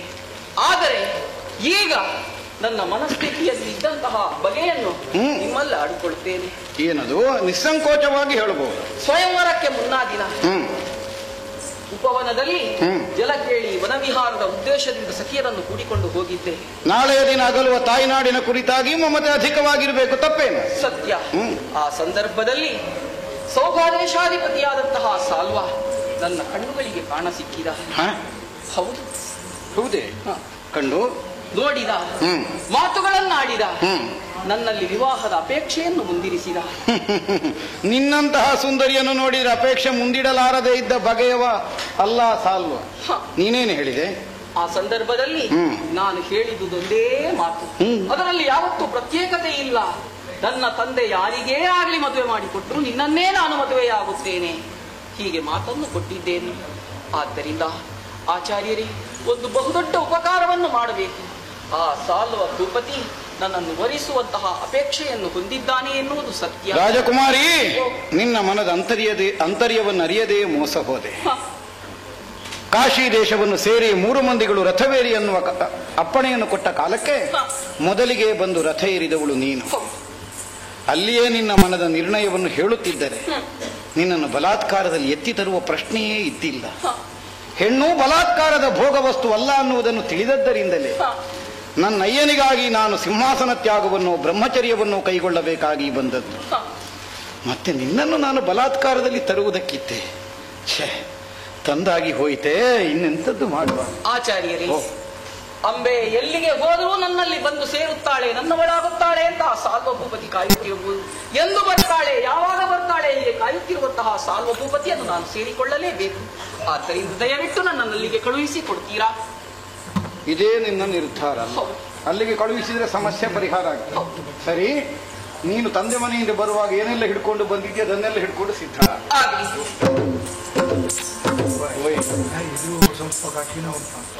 ಸಮಸ್ಯೆ ಆಯ್ತಲ್ಲ. ಯಾವ ಹುತ್ತದಲ್ಲಿ ಯಾವ ಹಾವ ಯಾರು ಬಲ್ಲದು. ಹೌದು, ಸ್ತ್ರೀಣಾಂಚ ಚಿತ್ತಂ ಪುರುಷಸ್ಯ ಭಾಗ್ಯ. ಯಾರಿಂದಲೂ ತಿಳಿಲಿಕ್ಕೆ ಆಗುದಿಲ್ಲ ಈ ಪ್ರಪಂಚದಲ್ಲಿ ಅಂತ ತಿಳಿದವರು ಹೇಳಿದರು. ಹೌದೌದು. ಆದ್ರೂ ನಾನು ದುಡುಕಿದನು ಅಂತ ಅನ್ನಿಸ್ತದೆ. ಸಮಾಧಾನ ಆಯ್ತು ನನಗೆ. ಈ ಪ್ರಾಯದಲ್ಲಿ ನಿಮಗೆ ತೊಂದರೆ ಕೊಟ್ಟೆ. ಎಂತದ್ದು ತೊಂದರೆ ಅಲ್ಲ, ಏನ್ ಮಾಡುದು, ನಿಮ್ಮಷ್ಟಕ್ಕೆ ಬಿಡುವ ಅಂತ ಇದ್ದೆ ನಿಮ್ಮನ್ನು. ಆದ್ರೂ ನೋಡಿ, ಸಂದರ್ಭಕ್ಕೆ ನೆನಪಾಗುದು ನೀವೇ. ನಿಮಗೆ ಗೊತ್ತುಂಟು, ಒಲೆಯಲ್ಲಿರುವ ಬೆಂಕಿ ಹೊತ್ತಿ ಉರಿಬೇಕು ಅಂತ ಆದ್ರೆ ಹೊಸ ಹಸಿ ಕಟ್ಟಿಗೆ ಅಲ್ಲ, ಹಳೆ ಒಣಕ ಕಟ್ಟಿಗೆ ಆಗಬೇಕು. ಹೌದಪ್ಪ, ಮನೆಗೊಬ್ಬ ಮುದುಕನು ಒಲೆಗೊಂದು ಕೊಳ್ಳಿಯೂ ಬೇಕು ಅಂತ ಸಾಮಾನ್ಯರ ನುಡಿ ಉಂಟಲ್ಲ. ನಾನು ಕೊಳ್ಳಿ ಅಲ್ಲ, ಹಾಗಲ್ಲ. ನಿಮ್ಮ ಆದರ್ಶವನ್ನು ಪ್ರಪಂಚದಲ್ಲಿರುವವರೆಲ್ಲರೂ ಕೊಳ್ಳಿ ಅಂತ, ತೆಕ್ಕೊಳ್ಳಿ. ಈ ಪ್ರಾಯದಲ್ಲಿ ಹೇಳಿದ ಕೂಡಲೇ ಹೊರಟು ಬಂದಿದ್ದೀರಲ್ಲ ಸ್ವಾಮಿ. ಈಗಿನ ಯುವಕರಿಗೆಲ್ಲ ಉದಾಸೀನ ಎಷ್ಟು ಅಲ್ಲ. ಒಳ್ಳೆಯದಿದ್ದು, ನಾವು ಬೇರೆ ಮಾತಾಡಿ ನಿಮ್ಮನ್ನು ಬರೆಸಲಿಕ್ಕೆ ಕಾರಣ ಅತ್ಯುನ್ನತಿಯಳು ಅಮರ ಸಿಂಧೋದ್ಭವಂ. ನೀವು ಕರೆಸಿದಾಗ ಬಾರದೇ. ನೀವು ಸಂಶೋಧನೆ ಮಾಡಿದವರು ಭೀಷ್ಮನ ಬಗ್ಗೆ, ಆದ್ದರಿಂದಲೇ ನೀವು ಅದನ್ನು ಕಂಡುಕೊಂಡಿದ್ದೀರಿ. ಸ್ವಾಮಿ, ನಿಮ್ಮನ್ನು ಬರೆಸಲಿಕ್ಕೆ ಕಾರಣ ಏನು ಕಾರಣ? ಇದು ನಾನು ಮೊನ್ನೆ ಕಾಶಿಗೆ ಹೋದೆಲ್ಲ ನಿಮಗೆ ಗೊತ್ತಾಗಿರಬೇಕು. ಏನು ಬಿಟ್ಟು ಬಂದಿದ್ದೀರಿ ಹೇಳಿ? ಕಾಶಿಗೆ ಹೋದ್ರೆ ಏನಾದ್ರೂ ಬಿಟ್ಟು ಬರ್ಬೇಕು ಅಂತ ಹುಟ್ಟುಕೊಂಡು ಸಾಮಾನ್ಯವಾಗಿ ಒಂದು ಲೋಕದ ಆಚರಣೆ ಹಾಗೆ. ಕಾಶಿಗೆ ಹೋದ್ರೆ ಆ ಕ್ಷೇತ್ರದ ಸಂದರ್ಶನದ ನೆನಪಿಗಾಗಿ ಏನಾದ್ರೂ ಒಂದಲ್ಲ, ಪ್ರೀತಿಯದ್ದನ್ನು ಬಿಟ್ಟು ಬರುವುದು ಅಂತ ಲೆಕ್ಕ. ಕೆಲವರು ಆಗದೇ ಇದ್ದದನ್ನೇ ಬಿಡ್ಲಿಕ್ಕೆ ಅಂತ ಅಲ್ಲಿಗೆ ಹೋಗುದು, ನಮಗೆ ಬೇಡದಿದ್ದದನ್ನು ಅಲ್ಲಿ ಬಿಟ್ಟು ಬರುವುದು. ಇದು ಹಾಗಲ್ಲ, ನಾನು ಬಿಟ್ಟು ಬಂದದ್ದಲ್ಲ, 3 ಮಂದಿಗಳನ್ನು ಹಿಡ್ಕೊಂಡು ಬಂದದ್ದು. ಅದು ಗೊತ್ತುಂಟು. ರಾಜಕುಮಾರಿಯರನ್ನು, ಹೌದು, ಕಾಶೀಶ ಕುವರಿಯರನ್ನು ತಮ್ಮನಾದ ವಿಚಿತ್ರ ವೀರ್ಯನಿಗೆ ಮದುವೆ ಮಾಡಿಸಬೇಕು ಅನ್ನುವ ಯೋಚನೆಯಿಂದ ತಂದೆ. ಮಾತನಾಡುವ ವಿಶ್ವನಾಥನ ಮಕ್ಕಳನ್ನು. ಹೌದು, ಅದೊಂದು ಧರ್ಮಾಧಿಕಾರಿ ಅಲ್ವಾ. ಆದ್ದರಿಂದ ಅವನ ಮಕ್ಕಳು ನಡತೆ ಆಚಾರ ವಿಚಾರದಲ್ಲಿ ಸರಿಯಾಗಿರ್ತಾರೆ ಅಲ್ವಾ. ಈ ವಿಶ್ವಾಸದಿಂದಲೇ ನಾನು ಎತ್ತಿಕೊಂಡು ಬಂದದ್ದು. ಆದ್ರೆ ಅಲ್ಲ, ಇಬ್ರು ಒಪ್ಪಿದ್ರಪ್ಪ. ಇಬ್ರು ಒಪ್ಪಿದ್ರು. ಯಾರಪ್ಪ ಇಬ್ರು ಒಪ್ಪಿದ್ರು? ಅಲ್ಲ, ತಂಗಿಯಂದ್ರೆ ಇಬ್ರು ಒಪ್ಪಿದ್ರು ತಮ್ಮನನ್ನು ವಿವಾಹವಾಗಲಿಕ್ಕೆ. ಅವರು ಅಂಬಿಕೆ ಮತ್ತು ಅಂಬಾಲಿಕೆ. ಆದ್ರೆ ದೊಡ್ಡವಳು ಅಂಬೆ, ಅವಳದೊಂದೇ ಹಠ, ನನಗೆ ವಿಚಿತ್ರ ವೀರ್ಯ ಬೇಡ ಅಂತ. ಹಾಗಿದ್ರೆ ಇಬ್ಬರು ಒಳಗೆ ಒಬ್ಬಳು ಹೊರಗೆ. ಹೊರಗೆ ಅಂತ ಮಾಡ್ಲಿಕ್ಕೆ ಆಗ್ತದೆ, ಒಂದು ವ್ಯವಸ್ಥೆ ಆಗಬೇಡ. ಕರ್ಕೊಂಡು ಬಂದದ್ದು ನಾವಲ್ಲ, ಹೊಣೆ ನಮಗಿಲ್ವ, ಹಾಗೆ ಬಿಡ್ಲಿಕ್ಕೆ ಆಗ್ತದೆ. ಒಂದು ಮದುವೆ ಅಂತ ಆಗಬೇಡ್ವಾ? ಪಕ್ಕನೆ ನಿಮ್ಮ ನೆನಪಾಯ್ತು. ಒಂದು 20 ವರ್ಷ ಮೊದಲೇ ಹೇಳಿದ್ರೆ ಹೂ ಅಂತ ಹೇಳ್ತಿದ್ದೆ ನಾನು. ಈಗ ಹೇಳಿ ಸುಮ್ಮನೆ ನಾನು 20 ವರ್ಷ ಮೊದಲೇ ಹೇಳ್ತಿದ್ರೆ ಹೂ ಅಂತ ಹೇಳ್ತಿದ್ದೆ ನಾನು. ಅದಕ್ಕೆ ಅವಳಿಗೆ ಮದುವೆ ಮಾಡಿಸ್ಲಿಕ್ಕೆ ಎಷ್ಟು ಕಷ್ಟ ಉಂಟು, ಒಳ್ಳೆ ವರನ್ನು ಹುಡುಕಿ ಎಷ್ಟು ಕೆಲಸ ಉಂಟು ಅದಕ್ಕೆ. ಹಾಗೆ ನೀವು ಮೊದಲು ಆ ಕೆಲಸ ಮಾಡ್ತಿದ್ರಲ್ಲ, ಮದುವೆ ಗಂಡು ಹೆಣ್ಣು ಆಚೆ. ನೀವು ಆ ನೆನಪಿನಿಂದ ಹೇಳಿದ್ರು. ಆ ಹೊಣೆ ಎಲ್ಲ ನಮಗಿಲ್ಲ, ನಮ್ಮ ಕೆಲಸ ಹಗುರ ಮಾಡಿದ್ದಾಳೆ. ಅವಳೇ ಗಂಡನ್ನು ನಿಶ್ಚಯಿಸಿಕೊಂಡಿದ್ದಾಳೆ. ಅದಮ್ಮಪ್ಪ, ನಮ್ಮ ಸೌಭಾದಿಪ ಸಾಲ್ವ. ಮೊದಲೇ ಮೆಚ್ಚಿಕೊಂಡಿದ್ದಾಳಂತೆ. ಆದ್ದರಿಂದ ಅವಳದ್ದೊಂದೇ ಹಠ, ನಾನು ಅವನನ್ನೇ ವಿವಾಹವಾಗುತ್ತೇನೆ, ನೀವೊಂದು ಕರುಣೆ ಇಟ್ಟು ನನ್ನ ಅಲ್ಲಿಗೆ ಕಳುಹಿಕೊಡಬೇಕು ಅಂತ. ನೀವೇನು ಹೇಳಿದ್ರೆ ನಮಗಾಗದೇ ಇದ್ದದ್ದು ನಮಗಿಂತ ಒತ್ತಾಯದ್ದನ್ನು ಉಳಿಸಿಕೊಡ್ಲಿಕ್ಕೆ ಆಗ್ತದೋ ಹೇಳಿ? ಉಳಿಸಿಕೊಳ್ಳಬಾರದು. ಆದಷ್ಟು ಬೇಗ ಕಳಿಸಿಕೊಡುವುದೇ ಒಳ್ಳೆಯದು. ಹಾಗೆಂದು ಒಬ್ಬಳನ್ನೇ ಕಳಿಸ್ಲಿಕ್ಕೆ ಆಗ್ತದೋ? ಕಳಿಸಬಾರದು. ಗೌರವ ಅಲ್ವಾ? ಆದ್ದರಿಂದ ಹಾಗೆಂದು ಜೊತೆಯಲ್ಲಿ ಯಾರ್ಯಾರನ್ನಾದ್ರೂ ಕಳಿಸ್ಲಿಕ್ಕೆ ಆಗ್ತದೋ? ಹೆಣ್ಣನ್ನು, ಅಗ್ನಿಯನ್ನು, ಕ್ಷತ್ರಿಯನಾದವನು ಬ್ರಾಹ್ಮಣನ ಮೂಲಕವೇ ಕಳಿಸಬೇಕು ಶಾಸ್ತ್ರ ಹೇಳ್ತಾರೆ. ಬ್ರಾಹ್ಮಣ ಹೌದು, ಹಾಗೆಂತ ಹೊಂತಕಾರಿ ಬ್ರಾಹ್ಮಣರೊಟ್ಟಿಗೆ ಕಳಿಸ್ಲಿಕ್ಕೆ ಆಗ್ತದ? ಮದುವೆ ಆಗ್ಲಿಕ್ಕೆ ಹೆಣ್ಣು ಸಿಕ್ಕದೆ ಪರದಾಡುವ ಬ್ರಾಹ್ಮಣರಲ್ಲಿ ಅಂತೂ ಕಳಿಸ್ಲೇಬಾರದು. ಹಾಗೊಂದು ಉಂಟಲ್ಲ, ಈಗ ಹೆಣ್ಣು ಸಿಕ್ಕುದಿಲ್ಲ ಅಲ್ಲ? ಈಗ ಬ್ರಾಹ್ಮಣರಿಗೆ ಹೆಣ್ಣೆ ಸಿಕ್ಕುದಿಲ್ಲ. ನೀವು ನನ್ನನ್ನು ನೋಡಿ ಅಲ್ಲ ಅಲ್ಲ, ನಿಮ್ಮ ಹತ್ರ ಕೆಟ್ಟ ಬ್ರಾಹ್ಮಣರಲ್ವ ನೀವು, ಅದಕ್ಕೆ ಕೇಳಿದ್ದು. ಇರ್ಲಿ, ತರುಣರೊಂದಿಗೆ ಕಳುಹಿಸಿದ್ರೆ ನಮ್ಮ ಊರಿನವರು ನಡತೆ ಮೀರ್ತಾರೆ ಅಂತ ನಮಗೆ ಅಪನೈರ್ಯದಿಂದ ಹೇಳಿದ್ದಲ್ಲ. ಅಮ್ಮನ ಹುಡುಗರು ಹಾಗೆ ಮಾಡ್ತಾರೆ ಅಂತ ಅಲ್ಲ, ನೋಟಕರಿಗೆ ಒಂದು ವಸ್ತು ಆಗುದಿಲ್ವ? ಹಾಗಾಗ ಕೂಡ ತಾವು ವಯೋವೃದ್ಧರು, ಜ್ಞಾನವೃದ್ಧರು, ನಿಮ್ಗೆ ಸ್ವಲ್ಪ ತ್ರಾಸ ಕೊಡ್ತೇನೆ ಈ ಸಲ. ನೀವು ಒಳ್ಳೆ ಸಲ್ಲದು ಅಂತ ಹೇಳಕೂಡದು. ವಿಶ್ವೇಶ್ವರನ ದಯೆ ಇದ್ರೆ ಎಲ್ಲವನ್ನೂ ಮಾಡಿ ಸೌಬದ ತನಕ ಕೊಂಡೋಗಿ ಮುಟ್ಟಿಸಿ ಬರುವುದಷ್ಟೇ ಕೆಲಸ ನಿಮಗೆ. ಮುಟ್ಟಿಸುವುದು ಮಾತ್ರ, ಬೇರೇನಿಲ್ಲ. ಆದ್ರೆ ಒಂದು, ಈಗ ನನ್ನೊಂದಿಗೆ ಬರ್ಲಿಕ್ಕೆ ಅವಳು ಒಪ್ಪಿಯಾಳ. ಕೆಲವು ಹುಡುಗಿಯರಿಗೆ ಹಾಗೆ ಮುದುಕರ ಜೊತೆ ಹೋಗ್ಲಿಕ್ಕೆ ಒಪ್ಪುದಿಲ್ಲ ಅವರು. ಅದು ಹೌದು. ಈಗಾಗಲೇ ಒಂದು ಅನುಭವ ಆದ ಮೇಲೆ ನಾವು ವಿಚಾರಣೆ ಮಾಡಿ ಕಳುಹಿಸುವುದೇ ಒಳ್ಳೆಯದು ಅಲ್ವಾ? ಅರ್ಧ ದಾರಿಗೆ ಸ್ವಲ್ಪ ನೀವಾಗ್ಲಿಕ್ಕೆಲ್ಲ ಹೇಳಿದೆ. ರಾಜಕುಮಾರಿ, ಎಲ್ಲ ಸಿದ್ಧತೆಗಳನ್ನು ಮಾಡಿಕೊಂಡೇ ತಾನೆ? ಹೌದು. ಇವರು ನಮ್ಮ ಅಗ್ರಹಾರದ ಉಪಾಧ್ಯಾಯರು. ಪೂಜ್ಯರೇ, ಅವಳೇ ರಾಜಕುಮಾರಿ ಅಂಬೆ. ಉಂಬೆ ಅಂದ್ರೆ ಉಂಬೆ ಅಲ್ಲ, ಅಂಬೆ. ಅಂಬೆ ಕೇಳಿ. ಅಂಬೆ ಎಂತದ್ದು ಸ್ವಾಮಿ? ಎಂತದ್ದು? ಹಾಗಲ್ಲ, ಮತ್ತೆ ಅಂಬೆ. ಅಂಬೆ ಬೇಡ, ಅದು ಬೇರೆ ಕೇಳುತ್ತೆ. ಅಂಬ ಹೇಳಿ. ಅಂಬ ಇದು ಮತ್ತು ಕಷ್ಟ. ಅದವರಿಗೆ ವೃದ್ಧಾಪ್ಯದಿಂದ ಸ್ವರ ನಡುಗುವುದು, ಪ್ರಾಯದ ದೋಷ, ಕಂಪನ. ಹೌದೌದು ಉಂಟು. ಏನು ಸ್ವಾಮಿ? ಇದು ನಾನು ಆದೀತ, ನಿಮಗೆ ಕೂಡೀತಾ? ನಿನಗೆ ಆದೀತು ಅಂತ ಆದ್ರೆ ಕೂಡೀತು, ನಿಮಗೆ ಕೂಡೀತು ಅಂತಾದ್ರೆ ನನಗ ನೋಡಿ. ಸಾಮಾನ್ಯ ಹೆಣ್ಣಲ್ಲ, ಒಳ್ಳೆ ಕಲ್ತ ಹುಡುಗಿ. ಎಷ್ಟು ಸುಲಭದಲ್ಲಿ ನಿಮ್ಮ ವಾಕ್ಯವನ್ನೆಲ್ಲ ಅರ್ಥ ಮಾಡಿಕೊಂಡು ನೋಡಿ. ಈಗ ಇನ್ನೊಬ್ಬರದ್ರ ಮೇಲೆ ಕೆಳಗೆ ನೋಡ್ತಿರ್ಲಿಲ್ಲ. ಅವಳಿಗೆ ಅರ್ಥ ಆಗಿದೆ. ಅರ್ಥ ಆಗಿದೆ. ನನ್ನ ಕ್ರಿಯೆಗೆ ಸರಿಯಾಗಿ ಬಂದಿದೆ. ಹೌದು, ಉತ್ತರ ಕ್ರಿಯೆ ಅಲ್ಲ, ಉತ್ತರವನ್ನು ಸರಿಯಾಗಿಯೇ ಕೊಟ್ಟಿದ್ದಾಳೆ. ಅದಕ್ಕೆ ಹೇಳುವುದು ಸೂಕ್ಷ್ಮಗ್ರಾಹಿತ್ವವನ್ನು ಹೊಂದಿದವಳು. ಆದ್ದರಿಂದಲೇ ನೀವು ಯಾವ ನೋಟ ಇಟ್ಟು ಕೇಳ್ತೀರಿ ಅಂತ ಕೇಳುವಾಗಲೇ ಗೊತ್ತಾಗಿದೆ. ಈಗ ನಮ್ಮವರಿಗೆ ಅನೇಕರಿಗೆ ಅರ್ಥ ಆಗದಿರ್ಲಿಕ್ಕೂ ಸಾಕು. ನನಗೆ ಗೊತ್ತಾಗಿದೆ. ನೀವು ಆದಿತ ಅಂತ ಕೇಳಿದ್ ಯಾವುದಕ್ಕೆ? ಕರ್ಕೊಂಡೋಗಿ. ನನಗದು ಗೊತ್ತಾಗಿದೆ, ಅವಳಿಗೂ ಗೊತ್ತಾಗಿದೆ. ಅವಳೇನು ಹೇಳಿದ್ಲು? ನಿಮಗೆ ಕೂಡಿತ ಅಂತ. ಕರ್ಕೊಂಡು ಹೋಗ್ಲಿಕ್ಕೆ ಕೂಡಿತ ಕೇಳಿ. ನೀವೇನ್ ಹೇಳಿದ್ರಿ? ನಿನಗೆ ಆದೀತು ಅಂತಾದ್ರೆ ನನಗೆ ಕೂಡಿತು. ನಿನಗೆ ಜೊತೆ ಆಗ್ತದೆ ಅಂತಾದ್ರೆ ಅಲ್ಲಿ ತನಕ ನಾವು ಬಂದೆವು ಅಂತ ನೀವು ಹೇಳಿದ್ದು. ನಿಮಗೆ ಆದೀತಾದ್ರೆ, ನಿಮಗೆ ಕೂಡಿತಾದ್ರೆ ನನಗೆ ಆದೀತು ಅಂತ ಅಲ್ವಾ? ಹಾಗೆ ನಿನ್ನ ಆಕ್ಷೇಪ ಇಲ್ಲ ಅಲ್ಲ? ಅಲ್ಲಿಗೆ ಮುಟ್ಟಿಸಿ ಆಮೇಲೆ ಬಂದು ನಮ್ಮ ವಿಷಯ ಹೇಳ್ತೇನೆ. ನಾನು ವಿಷಯ ಹೇಳುದಂತದಕ್ಕೆ ನಿಮ್ಮಲ್ಲಿ ಹೇಳುವ ಮುಟ್ಟಿಸಿ ಬಂದಿದ್ದೇನೆ. ನನಗೆ ಅರ್ಥ ಆಗ್ತದೆ. ನೀವು ವಿಷಯ ಹೇಳಲಿಕ್ಕೆ ಅಂತ ಅಲ್ಲದಿದ್ರು ಬರಲೇಬೇಕು. ನಾನು ಈಗಾಗಲೇ ಕೋಶಾಧಿಕಾರಿಯಲ್ಲಿ ಹೇಳಿಟ್ಟಿದ್ದೇನೆ. ಬಂದ ಮೇಲೆ ನಿಮ್ಮನ್ನು ದಾನ ದಕ್ಷಿಣೆಗಳಿಂದ ಸಂತೃಪ್ತಿ ಪಡಿಸಿ ಕಳುಹಿಸಿಕೊಳ್ಳ. ಮೊದಲು ಭಂಡಾರಿಗಳಲ್ಲಿ ಹೋಗ್ಬೇಕಾ ನಿಮ್ಮಲ್ಲಿ? ಮೊದಲು ಭಂಡಾರಿಗಳಲ್ಲಿ ಹೋಗ್ಬೇಕಾ ನಿಮ್ಮಲ್ಲಿ? ನನ್ನೇ ಕಾಯುವುದು ಬೇಡ. ನೀವು ನಿಮ್ಮ ಸಂದರ್ಭ ನೋಡಿಕೊಂಡು ಭಂಡಾರಿಗಳನ್ನು ನೋಡಿ ಹೋಗಿ. ನಿಮ್ಮ ಮುಹೂರ್ತ ಎಲ್ಲ ನೋಡಿ ಅಲ್ಲ, ಸಮಯ ಸಂದರ್ಭ ಯಾವುದಕ್ಕೂ ಮುಹೂರ್ತ ಇಲ್ಲ. ಒಳ್ಳೆಯದು. ರಾಜಕುಮಾರಿ, ಆಚಾರ್ಯವರ ಏನೋ ನಡೆಯಬಾರದ್ದು ಆಗಿ ಹೋಯಿತು. ಆ ಬಗ್ಗೆ ಬೇಸರಿಸಿಕೊಳ್ಬೇಡ. ಸೌಭಾಗ್ಯಪನ ಪತ್ನಿಯಾಗಿ ಸೌಭಾಗ್ಯವತಿಯಾಗಿ ಬಾಳಬೇಕಾದ್ದಕ್ಕೆ 4 ದಿನಗಳಿಗೆ ನಾನೇ ತೊಡಕಾಗಿ ಪರಿಣಮಿಸಿ ಅಂತ ನನಗೆ ಅನ್ನಿಸ್ತದೆ. ಇದೇ ನಿರ್ಣಯದಿಂದ ಸೌಭಾದಿಪ ನನ್ನಲ್ಲಿ ಹೋರಾಟಕ್ಕೆ ನಿತ್ತವ ಹೌದು ಅಂತಾದ್ರೆ ಅವನನ್ನು ಪಡೆಯುವ ಪ್ರಶ್ನೆಯೂ ಇರಲಿಲ್ಲ.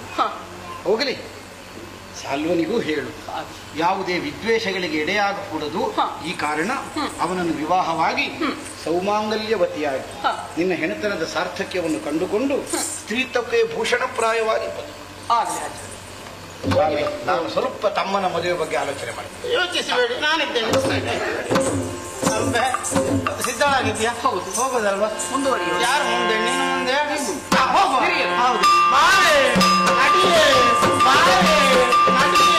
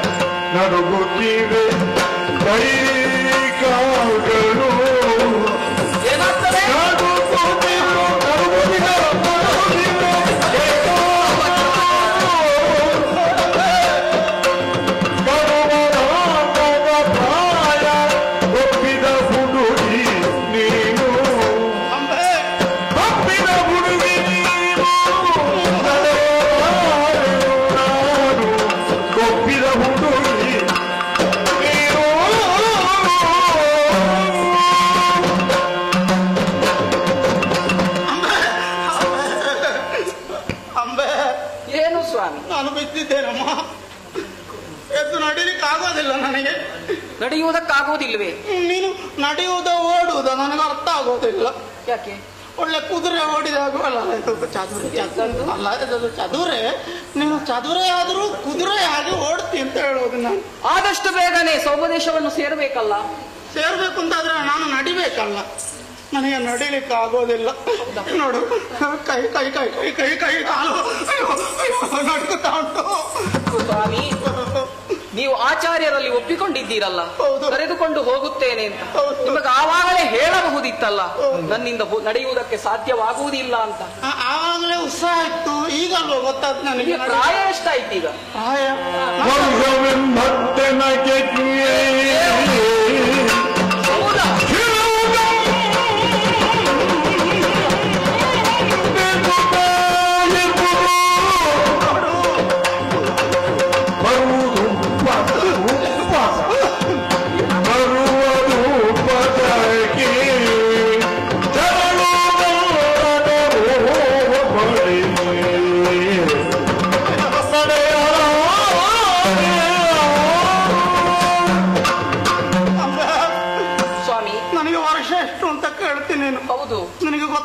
ನೋಡುವಾಗ ವೃದ್ಧರು, ಆದ್ರೆ ಪ್ರಾಯದ ಅವಧಿ ಎಷ್ಟು ಅಂತ ಹೇಳುವುದಕ್ಕೆ ಸಾಧ್ಯ ಇಲ್ಲ. ನನಗೆ 20. ಎಂತದ್ದು? 100ಕ್ಕೆ ಬಾಕು. 20 ಅಂದ್ರೆ 80 ವರ್ಷ. 80 ವರ್ಷ ಆಯ್ತು. ತಲೆ ನೋಡು, ಒಮ್ಮೊಮ್ಮೆ ಬೇಕು ಬೇಕು ಅಂತ ಹೇಳೋದು, ಒಮ್ಮೊಮ್ಮೆ ಬೇಡ ಬೇಡ ಅಂತ ಹೇಳ್ತದೆ. ಕಂಪನ ಕಂಪನ ತಲೆಯಲ್ಲಿ. ಅದು ಪ್ರಾಯಕ್ಕೆ ಸಹಜವಾಗಿ ಆಗುವ ಪರಿವರ್ತನೆ ಅಲ್ವೇ? ಏನಾಯ್ತು?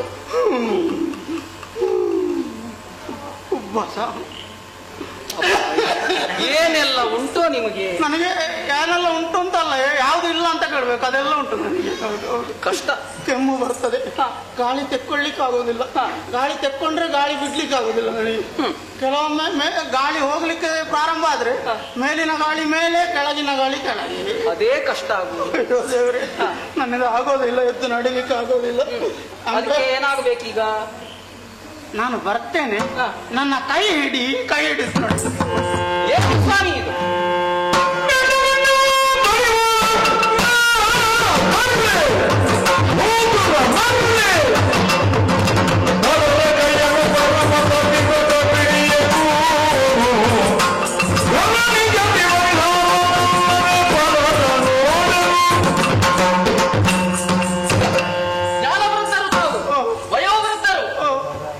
ಮಾತನ್ನು ಶಿರಸ ವಹಿಸಿ ನಡೆಯುವುದಕ್ಕೆ ಸಿದ್ಧಳೇ ನಾನು. ಕೈ ಹಿಡಿಬೇಕಂತ ಏನು ಅಂತ ತಿಳ್ಕೊಂಡಿದ್ದೀನಿ? ನಾನು ಪರಮ ಪತಿವ್ರತೆ, ಸೌಪದೇಶಾಧಿಪರನ್ನು ಮನಸಾರೆ ವಹಿಸಿದವಳು. ಅವನನ್ನು ಹೊರತು ಅನ್ಯರನ್ನು ನಾನು ಕೈ ಹಿಡಿಯುವವಳಲ್ಲ. ಪರಪುರುಷ ಸ್ಪರ್ಶ ಮಾಡುವುದಿಲ್ಲ. ಏನು ನಿಮಗೆ ಮರಳೆ ಹಿಡಿದಿದೆಯಾ?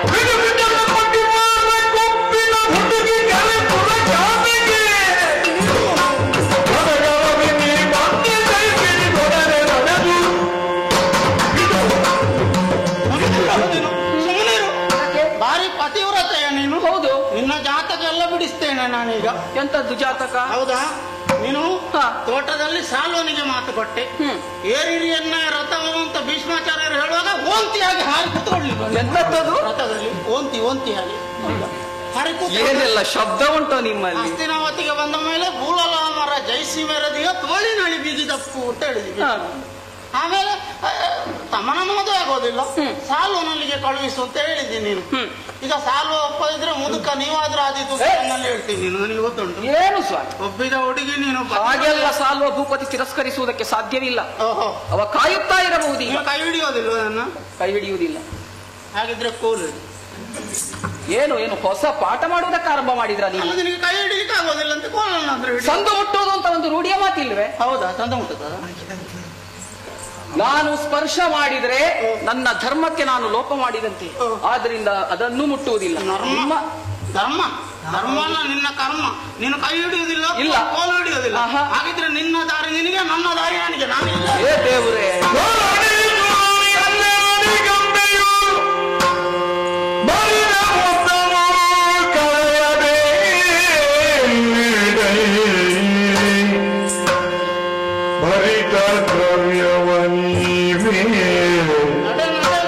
ಸಾಲ್ವನ ಬಳಿಗೆ ತೆರಳಿದ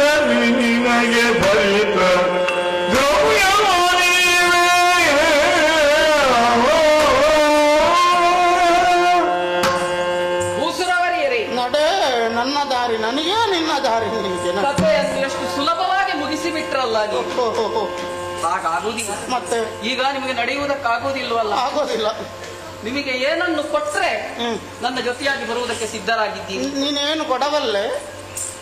ಆ ಬಗ್ಗೆ ನೀವು ಯೋಚಿಸಬೇಕಾದದ್ದಿಲ್ಲ. ನಾನು ರಾಜಕುಮಾರಿ, ಕ್ಷತ್ರಿಯಾಣಿ ಹೆಣ್ಣು ನಾನು. ನಮ್ಮಲ್ಲಿ ಯಾವುದಕ್ಕೂ ಕೊರತೆ ಇಲ್ಲ. ನೀವು ನನ್ನ ಜೊತೆಯಾಗಿ ಬರುವುದಿದ್ದರೆ ತ್ವರಿತ ದ್ರವ್ಯವನ್ನು ನೀಡುತ್ತೇನೆ. ತಕೊಳ್ಳಿ. ನಡೆಯುವುದಕ್ಕಾಗುವುದಿಲ್ಲ ಕೆಮ್ಮುವುದೇನೆ ಏನೆಲ್ಲ ಹೇಳಿದ್ರಲ್ಲ, ಎಲ್ಲ ಕಡಿಮೆ ಆಯ್ತಾ ನಿಮ್ಗೆ? ನಿನ್ನ ದ್ರವ್ಯ ಕೊಡ್ತೀನಿ ಅಂತ ಹೇಳಿದ್ದಲ್ವ? ಹೌದು. ಎಷ್ಟು ಕೊಡ್ತಿ? 1,00,000 ವರಹಗಳನ್ನು ಕೊಡ್ತೀನಿ. ನಾನು ನೀನು ಕೊಡುವ ಹಣಕ್ಕೆ ಎದ್ದದ್ದಲ್ಲ. ಮತ್ತೆ ನಾನು ನಾಟಕ ಮಾಡಿದ್ದು, ನಾನು ಬಿದ್ದದ್ದು ಸುಮ್ಮನೆ ಇಲ್ಲಿ ಅಷ್ಟೇ. ಅಷ್ಟೇ. ನಿನಗೆ ಸಾಲ್ವನ ಮೇಲೆ ಎಷ್ಟು ಪ್ರೀತಿ ಉಂಟು, ಅವಳ ಮೇಲೆ ಮನಸ್ಸು ಹೇಗೆ ಉಂಟು ಅಂತ ತಿಳಿಯುವುದಕ್ಕೆ 1,00,000 ಆದ್ರೂ ಕೊಡ್ತೀಯಲ್ವ? ಸಾಲ್ವನನ್ನು ಹಣ ಕಂಡರೆ ಹೆಣವು ಬಾಯಿ ಬಿಡ್ತದೆ ಅಂತ ರೂಢಿಯ ಮಾತುಂಟಲ್ಲ. ಅಲ್ಲ, ಈಗ ಹೆಣದಾಗೆ ಆಗಿದ್ದೇನೆ ನಾನು ಸ್ವಲ್ಪ. ಹೋಗಿ ಸ್ವಾಮಿ, ತಪ್ಪಾದ್ರೆ ಕ್ಷಮಿಸಬೇಕು. ಬರುವುದಕ್ಕೆ ಸಿದ್ಧರಾಗಿದ್ದೀರಾ? ಸಿದ್ಧನಾಗಿದ್ದೇನೆ. 1,00,000 ಕೊಡ್ತೀಯಲ್ಲ? ಖಂಡಿತ ಕೊಡ್ತೇನೆ. ನನಗೆ ಬೇಡ. ಅಲ್ಲ, ಇನ್ನು ಕೊಡ್ಬೇಕು. ನೀನು ಕೊಡ್ತೇನೆ. ಆಡಿದ ಮಾತಿಗೆ ತಪ್ಪುಗಳಲ್ಲ. ನನಗೆ ಬೇಕಾಗಿ ಅಲ್ಲ, ನೀನು ಆಡಿದ ಮಾತಿಗೆ ತಪ್ಪಬಾರ್ದು. ಸತ್ಯ. ಮುಂಗಡ ಕೊಡ್ತೀಯ? ಹೌದು, ಕೊಡ್ತೇನೆ.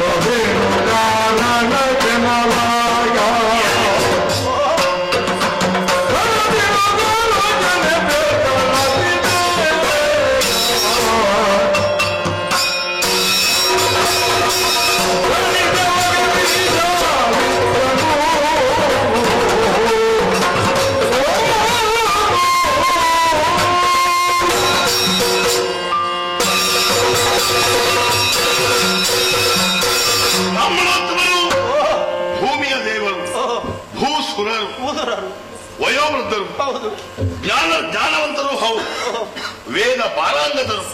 ಸ್ವಾಮಿ, ಹೀಗೆ ಬರ್ಬೇಕು. ಕುಳಿತುಕೊಳ್ಳಿ ಸ್ವಾಮಿ. ನಿಮಗೆ ಬೇಕಾದಂತಹ ರೀತಿಯಲ್ಲಿ ಸತ್ಕಾರವನ್ನು ಮಾಡಿದ್ದೇನೆ. ಸೌಭಾಗ್ಯದ ದೀಪ, ಸಾಲ್ವನ ನಮನಗಳು ಸ್ವಾಮಿ. ಕಲ್ಯಾಣವಾಗಲಿ. ಬ್ರಾಹ್ಮಣೋತ್ತಮರೇ, ವಯೋವೃದ್ಧರಾದಂತಹ ಕೈಯಲ್ಲಿ ಕೋಲನ್ನು ಹಿಡಿದು ಈ ಸೌಭಾದೇಶವನ್ನು ಪ್ರವೇಶ ಮಾಡಿದ್ದೇನೆ. ಬರುವಾಗ ನೀವು ಒಬ್ಬರೇ ಬಂದಿದ್ದೀರಿ ಅಂತ ನಾನು ತಿಳಿದುಕೊಂಡೆ. ಅಲ್ಲ, ಈಗ ನೋಡಿದ್ರೆ ಯಾರೋ ಒಬ್ಬಳನ್ನು ಕರ್ಕೊಂಡೋ ಬಂದಿದ್ದೀರಲ್ವಾ? ಏನು ಸ್ವಾಮಿ ಇತ್ತ ಕಡೆ ಪಯಣ? ಯಾವ ಕಡೆ ನೀವು ಹೋಗುವವರು? ದಾರಿ ತಪ್ಪಿಯಲ್ಲಿ ಆದ್ರೆ ಇಲ್ಲಿಗೆ ಬಂದಿದ್ದೀರೇ ಹೇಳಬಹುದು ಸ್ವಾಮಿ.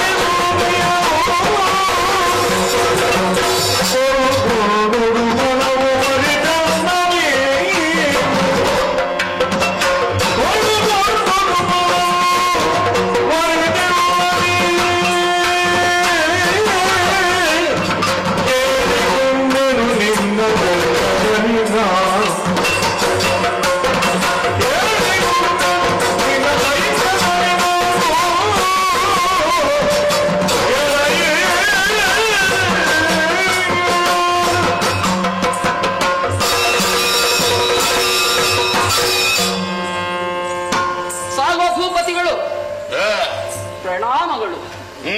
ಖಳರಾಯ ಎಲ್ಲರೂ ಹೇಳುತ್ತಾರೆ, ಆದರೆ ತಮ್ಮನ್ನು ಕಂಡಾಗ ನನ್ನ ಮನಸ್ಸಿನಲ್ಲಿ ಸಾತ್ವಿಕ ಭಾವನೆ ಇದೆ ನಿಮ್ಮ ಆಂತರ್ಯದಲ್ಲಿ ಅಂತ ತಿಳಿದುಕೊಳ್ತೇನೆ. ಆದ್ದರಿಂದಲೇ ನಿಮ್ಮದ್ದಾದಂತಹ ಯೋಗ್ಯತೆಗೆ ನಾನು ಶರಣು. ಕಾಶೀಶ್ವರಕರಣೆ ನಾನು ಹಿಂದೆ ಉಪವನದಲ್ಲಿ ಕಾಣಸಿಕ್ಕಿದವರಲ್ಲವೇ ತಾವು? ಹಿಂದಿನ ಘಟನೆಯನ್ನು ನೆನಪಿಸಿಕೊಡ್ತೇನೆ. ಆ ಉಪವನದಲ್ಲಿ ಕಂಡ ಸಂದರ್ಭದಲ್ಲಿ ನನ್ನನ್ನು ನೋಡಿ ಮನ ಮೆಚ್ಚಿ ಮದುವೆಯಾಗುವ ಬಯಕೆಯನ್ನು ವ್ಯಕ್ತಪಡಿಸಿದವರು. ಆ ಸಂದರ್ಭದಲ್ಲಿ ನಾನು ಸಮ್ಮತಿಯನ್ನಿಟ್ಟಿದ್ದೆ. ಏನೋ ಪ್ರಕರಣ ಮುಂದುವರಿದು ಹೋಯಿತು. ಏನೇನಾಗಲಿ ಈ ಕ್ಷಣದಲ್ಲಿ ನಿಮ್ಮನ್ನು ಸೇರುವ ಉದ್ದೇಶದಿಂದ ಬಂದಿದ್ದೇನೆ. ಆದಷ್ಟು ಬೇಗನೆ ನನ್ನನ್ನು ಮದುವೆಯಾಗಬೇಕು.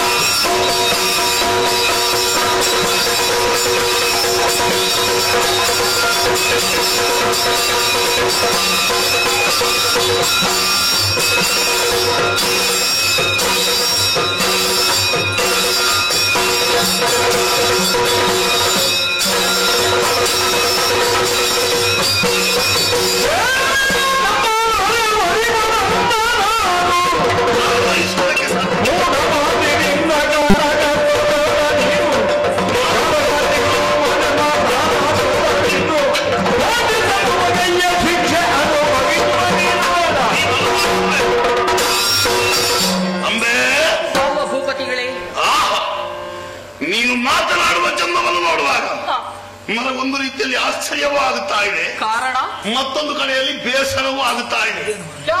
ಬೆಣ್ಣೆಯಲ್ಲಿದ್ದಂತಹ ಕೂದಲನ್ನು ಹಗುರವಾಗಿ ತೆಗೆದ ಹಾಗೆ ಎಷ್ಟು ಮೃದುವಾಗಿ ಮಾತನಾಡ್ತಾ ಇದ್ದೀಯೇ. ನೀನು ಕಾಶಿ ದೇಶದ ಹೊಸತೇನೂ ಅಲ್ಲವಲ್ಲ ನಮ್ಮ ಸಂಭಾಷಣೆ. ಸಂಭಾಷಣೆ ಹೊಸತ. ಹೂದೋಟದಲ್ಲೇ ನಾವು ಮಾತಾಡಿದವರಲ್ಲವೇ? ಅಲ್ಲಿ ಮಾತನಾಡಿದ್ದು ಹೌದು, ಆದ್ರೆ ಈಗ ನನಗೆ ನೆನಪಿಲ್ಲ. ನೀನಾಡುವಂತಹ ಮಾತನ್ನು ಕೇಳುವಾಗ ಒಬ್ಬೊಬ್ಬರಿಗೆ ಕೋಪ ಉಕ್ಕಿ ಬರ್ತಾ ಇದೆ. ಕೋಪ ಮತ್ತೆ ಕೋಪ ಬಾರದೆ ಇದ್ದೀತ ನನ್ನಲ್ಲಿ. ಅಂದ್ರೆ ನಾವು ಆ ಉಪವನದಲ್ಲಿ ಒಂದಾಗುವಾಗ ನಿನಗೆ ನಾನು ಭಾಷೆಯನ್ನು ಕೊಟ್ಟೆ, ನನಗೆ ನೀನು ಭಾಷೆಯನ್ನು ಕೊಟ್ಟೆ. ಮದುವೆ ಆಗುವುದಿದ್ರೆ ನಿಮ್ಮನ್ನೇ ಹೇಳಿದವಳು ನೀನೇ ಅಲ್ಲ. ಆ ಮಾತನ್ನು ನಡೆಸುವ ಉದ್ದೇಶದಿಂದಲೇ ಈ ಕ್ಷಣದಲ್ಲಿ ಓಡೋಡಿಕೊಂಡು ಬಂದಿದ್ದೆ. ಇಲ್ಲಿಗ ನೀನ ನಿನ್ನ ಅವಸ್ಥೆ ನೋಡುವಾಗಲೇ ನಗು ಬರ್ತದೆ ನನಗೆ. ಯಾಕೆ? ಭೀಷ್ಮ ಬಂದ ಏನೆಲ್ಲ ಹೇಳತ್ತವ. ಏನಾದ್ರೂ ಮಾತನಾಡಿದ್ಯಾ ನೀನು? ಇಲ್ಲ. ಹೋಗಿ ರಥದಲ್ಲಿ ಕುಳಿತುಕೊಳ್ಳಿಲ್ವಾ? ಮಾತನಾಡುವುದಕ್ಕೆ ಅವಕಾಶವಿರಲಿಲ್ಲ. ಅವಕಾಶ ಏನು? ನಾನು ಅಷ್ಟು ಕೊಬ್ಬೆ ಹೊಡೆದೆ. ನಿನ್ನನ್ನು ಪಡೆಯಬೇಕು ಅಂತ ನಾನಲ್ಲಿ ಹಾರಾಟ ಮಾಡಿ ಅವರಿಂದ ಪೆಟ್ಟು ತಿಂದು ಮುಸುಕು ಹಾಕಿ ಹೋಗಲಿಲ್ವಾ? ಆದಾಗ ನನಗೆ ಹೇಳುವುದಕ್ಕೆ ಬಾಯಿ ಬರಲಿಲ್ವಾ? ಮುಂದೆ ನಾನು ಅವರನ್ನೇ ಪ್ರೇಮಿಸುವುದು, ಅವರನ್ನೇ ಮದುವೆ ಆಗುವುದು, ಅವನ ಜೊತೆಯಲ್ಲೇ ಬಾಳುವಂತ ಹೇಳುವುದಕ್ಕೆ ಏನು ಸಂಕಟ ಬಂದಿತ್ತು ನಿನಗೆ ಆ ಹೊತ್ತಿನಲ್ಲಿ? ಬಿಡೋಣ, ನೀನು ಭೀಷ್ಮರಲ್ಲಿ ಹೇಳುವುದಕ್ಕಾಗಲಿಲ್ಲ. ನಿನ್ನ ಅಪ್ಪ ಆ ಪ್ರತಾಪ ಸೇನ ಅವನನ್ನು ಹುಟ್ಟಿಸಿದವ ಅಲ್ವಾ? ಅವರಲ್ಲಿ ಹೇಳುವುದಕ್ಕೆ ನಿನಗೆ ಸಲುಗೆ ಇರಲಿಲ್ವಾ? ಅಪ್ಪ, ನೀವು ಬೇಕಾದ್ರೆ ಸ್ವಯಂವರವನ್ನು ಏರ್ಪಡಿಸಿ ಆ ಇಬ್ಬರು ತಂಗಿಯಂದರಿಗೆ ಮದುವೆ ಮಾಡಿ ನನ್ನನ್ನು ಮಾತ್ರ ಅವರಿಗೆಲ್ಲ ಕೊಡುವುದು ಬೇಡ. ನಾನು ಈ ಸಾಲ್ವನ ಜೊತೆಯಲ್ಲಿ ಮದುವೆ ಆಗಿ ಅವರ ಸೌಭಾದೇಶಕ್ಕೆ ಸೇರಿಕೊಳ್ತೇನೆ ಅಂತ ಹೇಳಬಹುದಿತ್ತು. ಆದರೆ ಒಂದಿದೆ, ಅವಕಾಶ ಎರಡು ಕಳೆದು ಹೋಯ್ತು. ಅಪ್ಪ ಪಣವನ್ನು ನಿಶ್ಚಯಿಸಿದ್ದು ನಮ್ಮಲ್ಲಿ ಕೇಳಿ ಅಲ್ಲ, ಅದು ಅವರ ಸ್ವಯಂ ನಿರ್ಧಾರ. ಸ್ವಯಂ ನಿರ್ಧಾರ ಅಪ್ಪರದ್ದಲ್ವೋ? ಆದ್ರೂ ನಿನಗೆ ಹೇಳುವಂತ ಅವಕಾಶ ಇತ್ತಾ ಇಲ್ವೋ? ಭೀಷ್ಮಾಚಾರ್ಯರ ಮುಂದೆ ನಮಗೆ ಮಾತುಗಳನ್ನಾಡುವುದಕ್ಕೆ ಸಾಧ್ಯವಿರಲಿಲ್ವ? ಭೀಷ್ಮಾಚಾರ್ಯರು ಬರುವುದಕ್ಕಿಂತ ಮುಂಚೆ ಆದ್ರೂ ಹೇಳಬಹುದಿತ್ತು ಅಲ್ವಾ? ನನ್ನನ್ನು ನೀನು ಭಾಷೆ ಕೊಟ್ಟು ಹೋಗುವಾಗ ಹೇಳಿದ್ದೇನು? ನಿಮ್ಮನ್ನೇ ವರಿಸುವುದು, ತಂದೆಯಲ್ಲಿ ಬಂದು ಕೇಳಿ. ನೀನು ನೇರವಾಗಿ ಹೋದವಳು ಅಪ್ಪರಲ್ಲಿ ಹೇಳಬಹುದಿತ್ತು. ಆದ್ರೆ ಆ ಮಾತನ್ನು ನೀನು ಆಡಲಿಲ್ಲ. ಎರಡು ಅವಕಾಶಗಳನ್ನು ಕಳಕೊಂಡೆ. ಈಗ ಬಂದು ನಾನು ನಿಮಗಾಗಿ ಇಲ್ಲಿಗೆ ಬಂದಿದ್ದೇನೆ, ಹೇಗೆ ಹೇಗೆ ನಯವಾದಂತಹ ಮಾತುಗಳನ್ನು ನನ್ನನ್ನು ವಂಚಿಸುವುದಕ್ಕೆ ಬಂದಿದ್ದೀಯಾ? ಆದರೆ ಒಂದು ಮಾತನ್ನು ಹೇಳಿದ್ದೇನಲ್ಲ, ನನ್ನ ತಂದೆ ಯಾರಿಗೆ ನನ್ನನ್ನು ಮದುವೆ ಮಾಡಿಕೊಡುವುದಕ್ಕೆ ನಿಶ್ಚಯ ಮಾಡ್ಲಿ, ಆದ್ರೆ ನಾನು ಮದುವೆಯಾಗುವುದು ನಿಮ್ಮನ್ನೇ. ಹೇಳಿದ್ಯಾ? ಹೌದು, ಅದಕ್ಕಾಗಿಯೇ ಈಗ ಬಂದಿದ್ದೇನೆ. ನೀನು ಈಗ ಬಂದ ವಿಷಯವನ್ನು ನಾನು ಹೇಳುವುದಿಲ್ಲ. ಆಗಾಗ ನೀನು ಮಾಡಬೇಕಾದಂತಹ ಕೆಲಸದ ಬಗ್ಗೆ ಎಚ್ಚರಿಸ್ತಾ ಇದ್ದೇನೆ. ಅದನ್ನು ನೀನು ಮಾಡಲಿಲ್ಲ.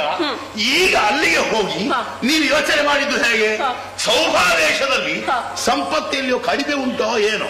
ಈ ಭೀಷ್ಮರ ರಥವನ್ನೇರಿ ಹಸ್ತಿನಾವತಿಗೆ ಸೇರಿದ್ರೆ ಅಲ್ಲಿ ಬೇಕಾದಷ್ಟು ಸಂಪತ್ತಿರಬಹುದು, ಸುಖವಾಗಿ ನಾನು ಅಲ್ಲಿ ಕಾಲ ಕಳೆಯಬಹುದು ಅಂತ ಅಲ್ವಾ? ಅಂತ ಆ ಯೋಚನೆಯಿಂದ ರಥವನ್ನೇ ಏರಿದವರು ನೀನು. ಈಗ ಅಲ್ಲಿ ನೋಡಿದ್ರೆ ಅವ ಬ್ರಹ್ಮಚಾರಿ ಅಲ್ವಾ, ಅವರ ಜೊತೆಗೆ ಹೋಗಿ ಏನು ಪ್ರಯೋಜನ ಇಲ್ಲ. ಇವರ ಜೊತೆಯಲ್ಲಿ ಇಲ್ಲಿಯೇ ಇದ್ರೆ ಒಳ್ಳೆಯದಿರಬಹುದು ಅಂತ ಇಲ್ಲಿಗೆ ಬಂದಿದ್ಯಾ? ನಿನ್ನ ಮಾತನ್ನೆಲ್ಲ ಕೇಳುವವ ನಾನಲ್ಲ, ಅದೆಲ್ಲ ಅಗತ್ಯವಿಲ್ಲ. ಬೇಡ ಬೇಡ,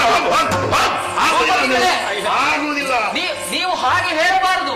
ನಾನು ಶಿರಮುಟ್ಟಿ ಪ್ರಮಾಣ ಮಾಡಿ ಹೇಳ್ತೇನೆ. ನಿಮ್ಮ ಶಿರಮುಟ್ಟಿ ಪ್ರಮಾಣ ಮಾಡುವಂತಹ ಯೋಚನೆ ಬೇಡ ನಮಗೆ. ನಾನು ಸೇರುವುದಿದ್ರೆ ನಿಮ್ಮನ್ನು ಮಾತ್ರ. ನನ್ನನ್ನು ಸೇರುವುದಕ್ಕೆ ನನ್ನ ಮನಸ್ಸೇ. ನಾನೊಂದು ಏನು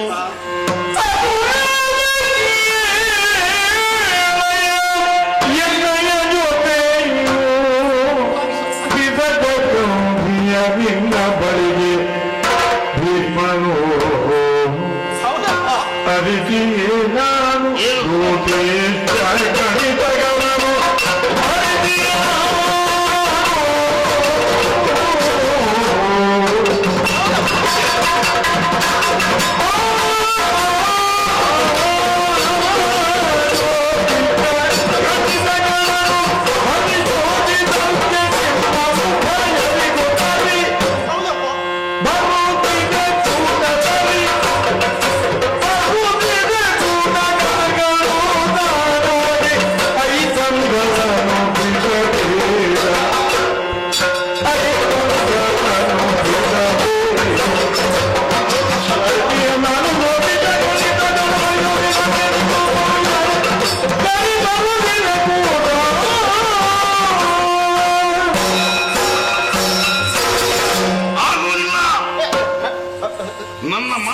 ಗಣಿತಗಳನ್ನು ಸ್ವೀಕರಿಸುವುದಕ್ಕೆ ಹೇಳುವುದೇ ಇಲ್ಲ. ಆ ಸುರೇಶ ಏನು ಬ್ರಾಹ್ಮಣೋತ್ತಮರೇ?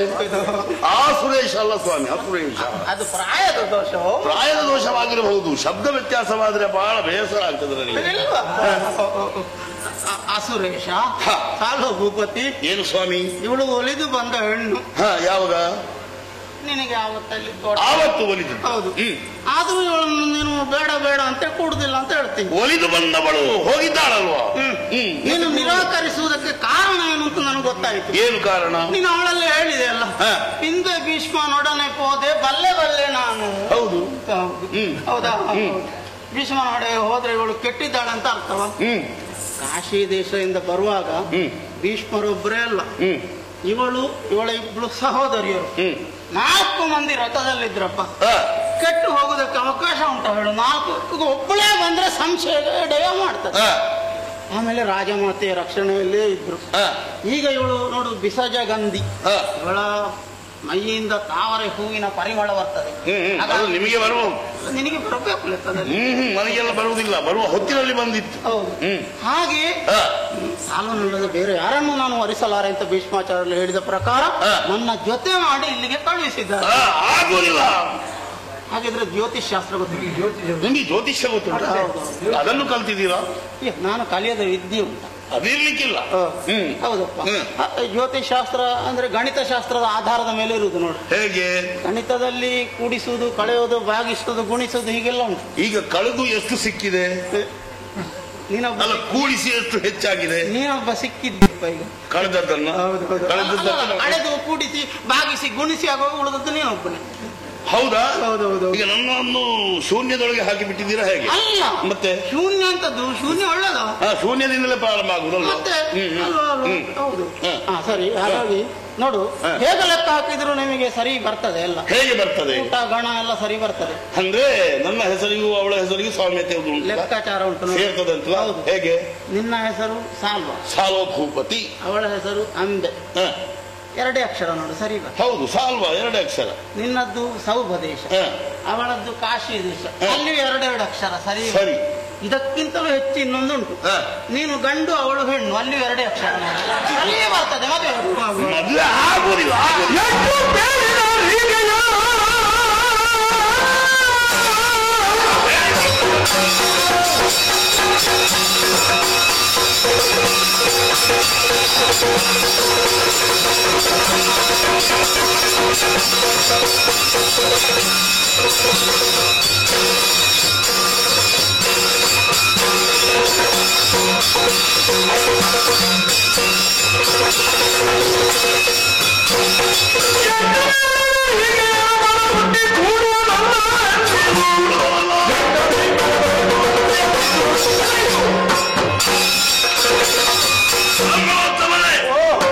ನಿಮ್ಮ ಗುಣಕಾರ ಏನೋ ಸರಿಯಾಗೇ ಇದೆ, ಆದರೆ ನನಗೂ ಅವರಿಗೂ ಯಾವತ್ತೂ ಕೂಡಿ ಬರುವುದಕ್ಕೆ ಸಾಧ್ಯವೇ ಇಲ್ಲ.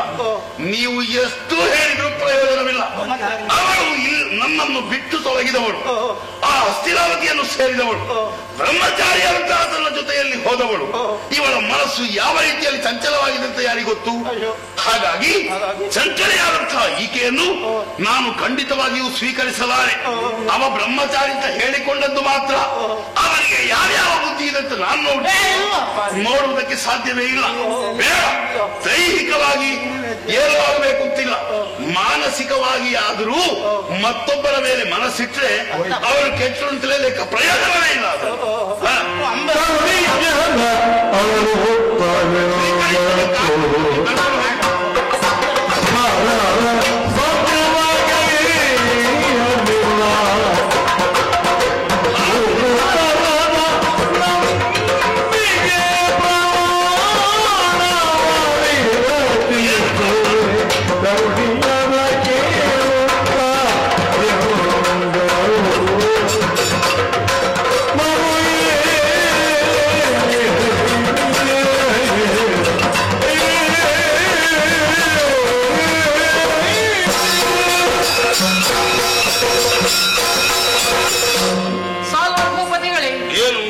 ತಾವಾಡಿದಂತಹ ಮಾತುಗಳನ್ನು ನಾನು ಕೇಳಿಸಿಕೊಂಡಿದ್ದೇನೆ.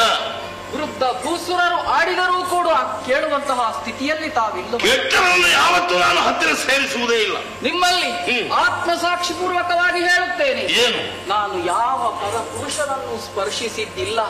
ಭೀಷ್ಮಾಚಾರ್ಯರನ್ನುಳಿದು ಅಥವಾ ಅವರ ಹೊರತು ಬೇರೆ ಯಾರೇ ಆಗಿರಲಿ ಯಾವ ಪುರುಷರನ್ನು ನಾನು ಸ್ಪರ್ಶಿಸಿದ್ದಿಲ್ಲ.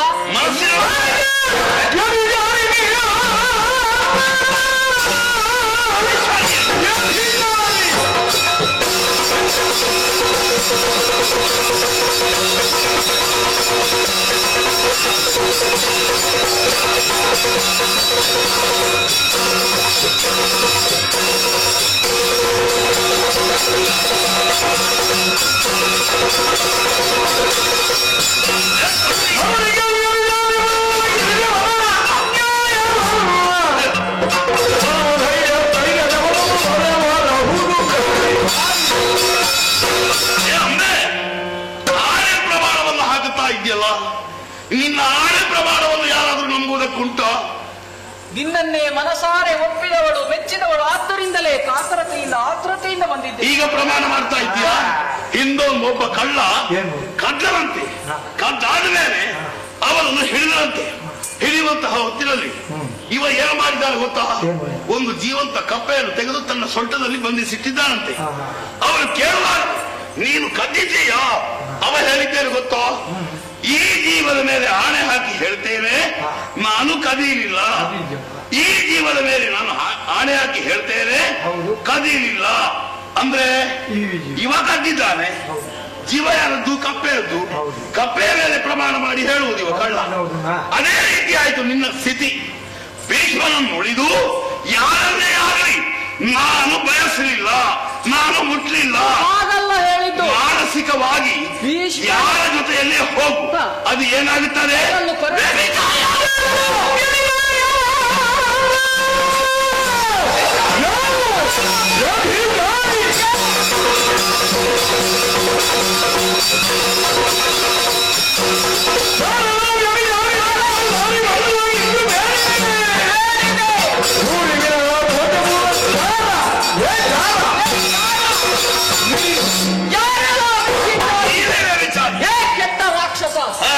ಅಂತರ್ಯದಲ್ಲಿ ಕೆಟ್ಟತನ ಇದೆ, ನೀನೊಬ್ಬ ಖಳರಾಯ, ಇದು ಸ್ಪಷ್ಟವಾಗಿ ನನಗೆ ಗೊತ್ತಾಗುತ್ತಾ ಇದೆ.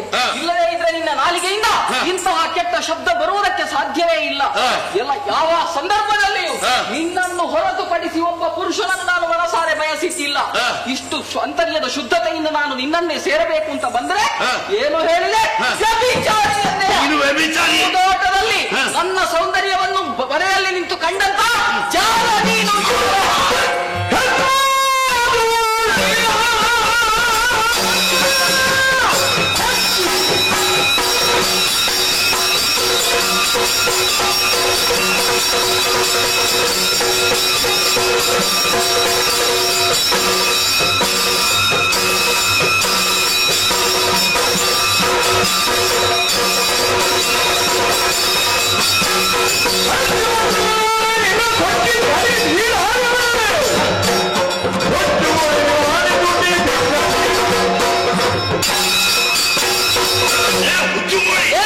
ನಾಚಿಗೆ ಮಾನ ಮರ್ಯಾದೆ ಬಿಟ್ಟವಳು ನಾನು ಯಾರು?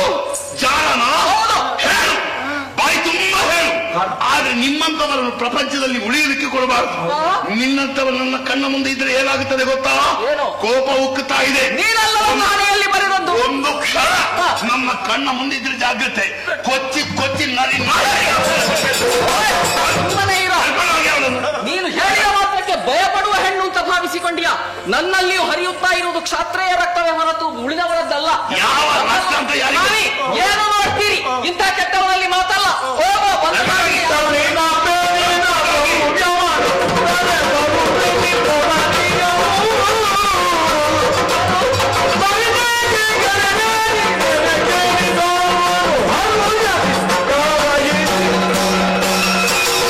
ಹೋಗು ಅಂತ ಹೇಳ್ತೀನಿ. ಹೌದು, ನಾನು ಬರೋದು ಬರುವ.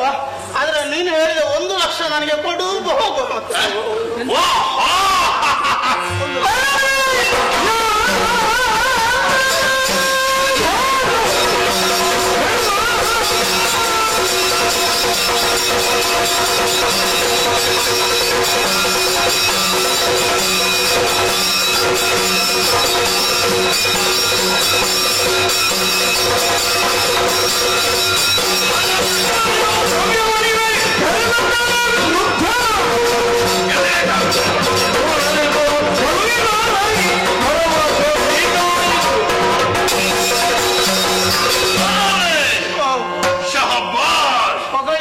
ಬ್ರಾಹ್ಮಣೋತ್ತಮರೇ, ನಿಮ್ಮನ್ನು ಹೊಗಳಬೇಕು, ಖಂಡಿತವಾಗಿಯೂ ಹೊಗಳಬೇಕು.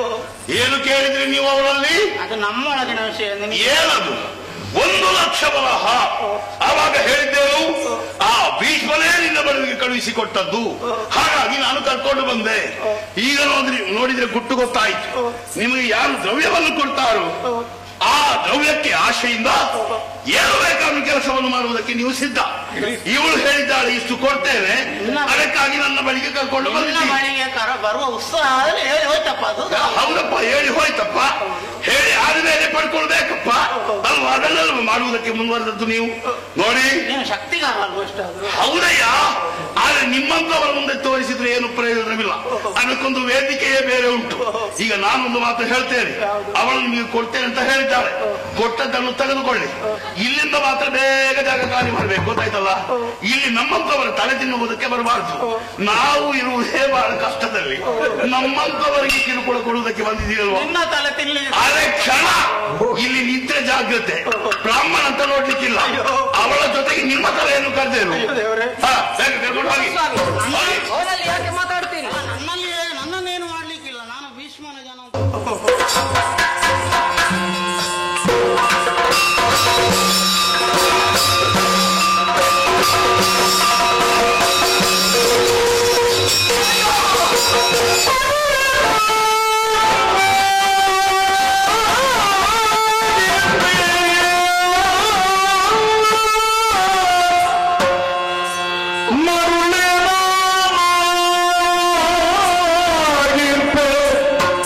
ಮಪ್ಪಿನ ಬರ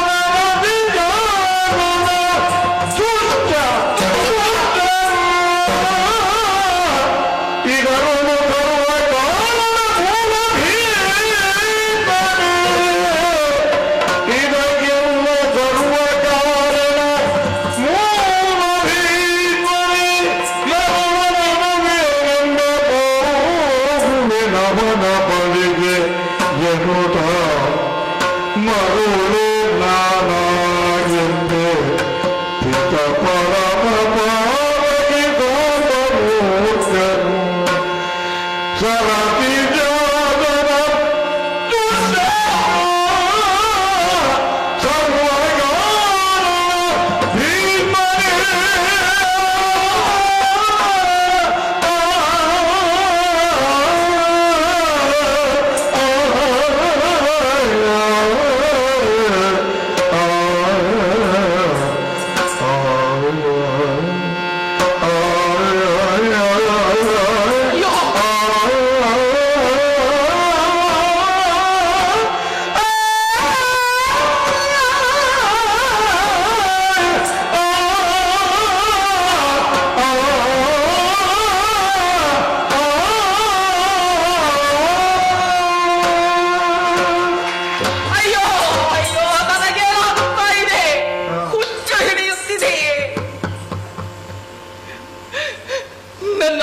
ಸಂಪೂರ್ಣವಾಗಿ ಹಾಳಾಗಿ ಹೋಯಿತು. ಅಲ್ಲ, ನನ್ನ ಬದುಕು ಹಾಳಾಗಿ ಹೋಯಿತು.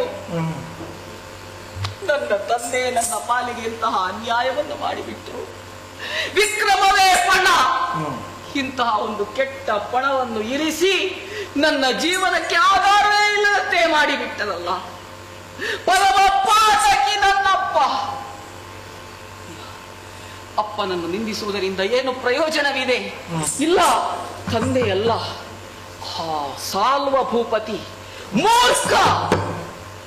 ಇಲ್ಲದೆ ಇದ್ರೆ ಭೂದೋಟದಲ್ಲಿ ನನ್ನನ್ನು ಕಂಡು ನನ್ನನ್ನು ಬಯಸಿ ಅವನ ಪ್ರೇಮಕ್ಕೆ ನಾನು ಒಳಗಾಗಿ ಸೇರುವ ಉದ್ದೇಶದಿಂದ ನಾನು ಹೋದರೆ ನನ್ನನ್ನು ತಿರಸ್ಕರಿಸಿ ಬಿಟ್ಟನಲ್ಲ, ವ್ಯಭಿಚಾರಿ ಎಂದನಲ್ಲ.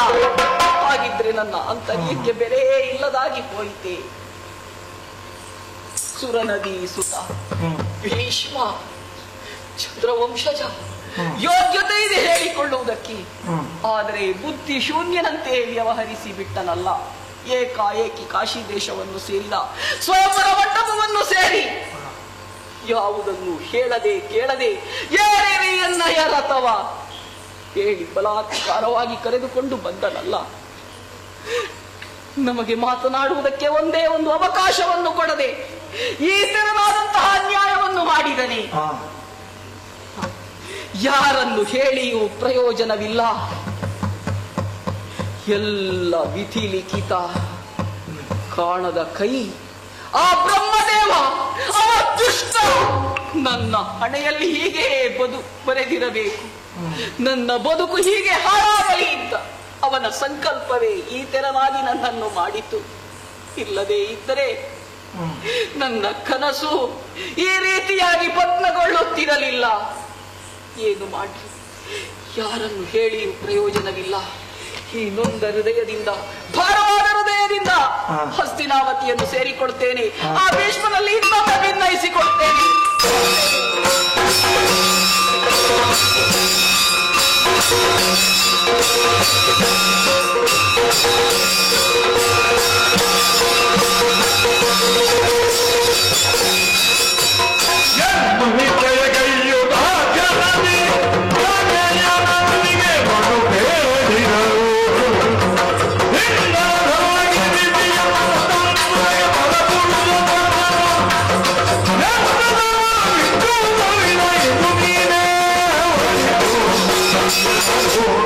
ಭೀಷ್ಮಾಚಾರ್ಯರೇ, ಏನು?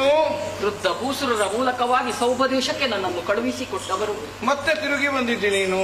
ಒಂದು ನಿರ್ಧಾರಕ್ಕೆ ಬಂದೇ ನಾನು ಇಲ್ಲಿಗೆ ಬಂದಿದ್ದೇನೆ. ನಿರ್ಧಾರವೇ? ಹೌದು. ಏನು ನಿರ್ಧಾರ? ಆ ನಿಶ್ಚಯವನ್ನು ನಿಮ್ಮಲ್ಲಿ ಹೇಳಿಕೊಳ್ಳುತ್ತೇನೆ. ಸೌಭಾಲಿಪನನ್ನು ವಿವಾಹವಾಗುತ್ತೇನೆ ಎನ್ನುವಂತಹ ಬಯಕೆಯನ್ನು ಮುಂದಿಟ್ಟು ನೀನು ತೆರಳಿದವಳು. ಹೌದು. ಮದುವೆ ಆಗ್ಲಿಲ್ಲ? ಇಲ್ಲ, ಎಲ್ಲವನ್ನೂ ಅವನಲ್ಲಿ ಹೇಳಿಕೊಂಡೆ. ಮದುವೆಯಾಗಬೇಕು, ನನ್ನ ಕೈ ಹಿಡಿದು ನನ್ನನ್ನು ಉದ್ಧರಿಸಬೇಕು, ನೀನಲ್ಲದೆ ನನಗೆ ಗತಿ ಇಲ್ಲ ಅಂತ ಅವನಲ್ಲಿ ಹೇಳಿಕೊಂಡರೂ ಕೂಡ ಅವನು ಕೇಳಲಿಲ್ಲ. ಯಾಕಂತೆ? ಭೀಷ್ಮನ ಜೊತೆಯಲ್ಲಿ ರಥವನ್ನೇರಿಕೊಂಡು ನೀವು ಹೋದವರು. ಆದ್ದರಿಂದ ನಿನ್ನನ್ನು ಸ್ಪರ್ಶಿಸಲಾರೆ, ವಿವಾಹವಾಗಲಾರೆ, ನೀನು ನನಗೆ ಅಗತ್ಯ ಇಲ್ಲ ಅಂತ ಹೇಳಿದ. ಆದ್ದರಿಂದ ದಾರಿ ಕಾಣದೆ ನಿಮ್ಮನ್ನೇ ಸೇರುವ ಉದ್ದೇಶದಿಂದ ಬಂದಿದ್ದೇನೆ. ನನ್ನನ್ನು ಮದುವೆಯಾಗಬೇಕು.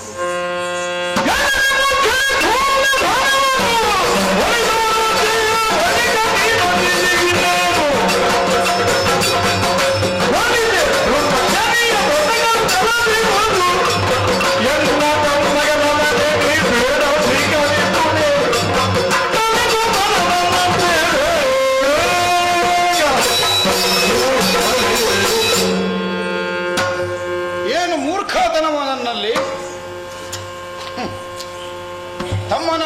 ವಿಚಿತ್ರವೀರ್ಯನನ್ನು ಮದುವೆ ಆಗುವಂತಹ ಅವಕಾಶಕ್ಕಾಗಿ ನಿನ್ನನ್ನು ಕೇಳಿಕೊಂಡ್ರೆ ಸೌಭಾಧಿಪನಿಗೆ ಮನಸೋತವಳು ನಾನು.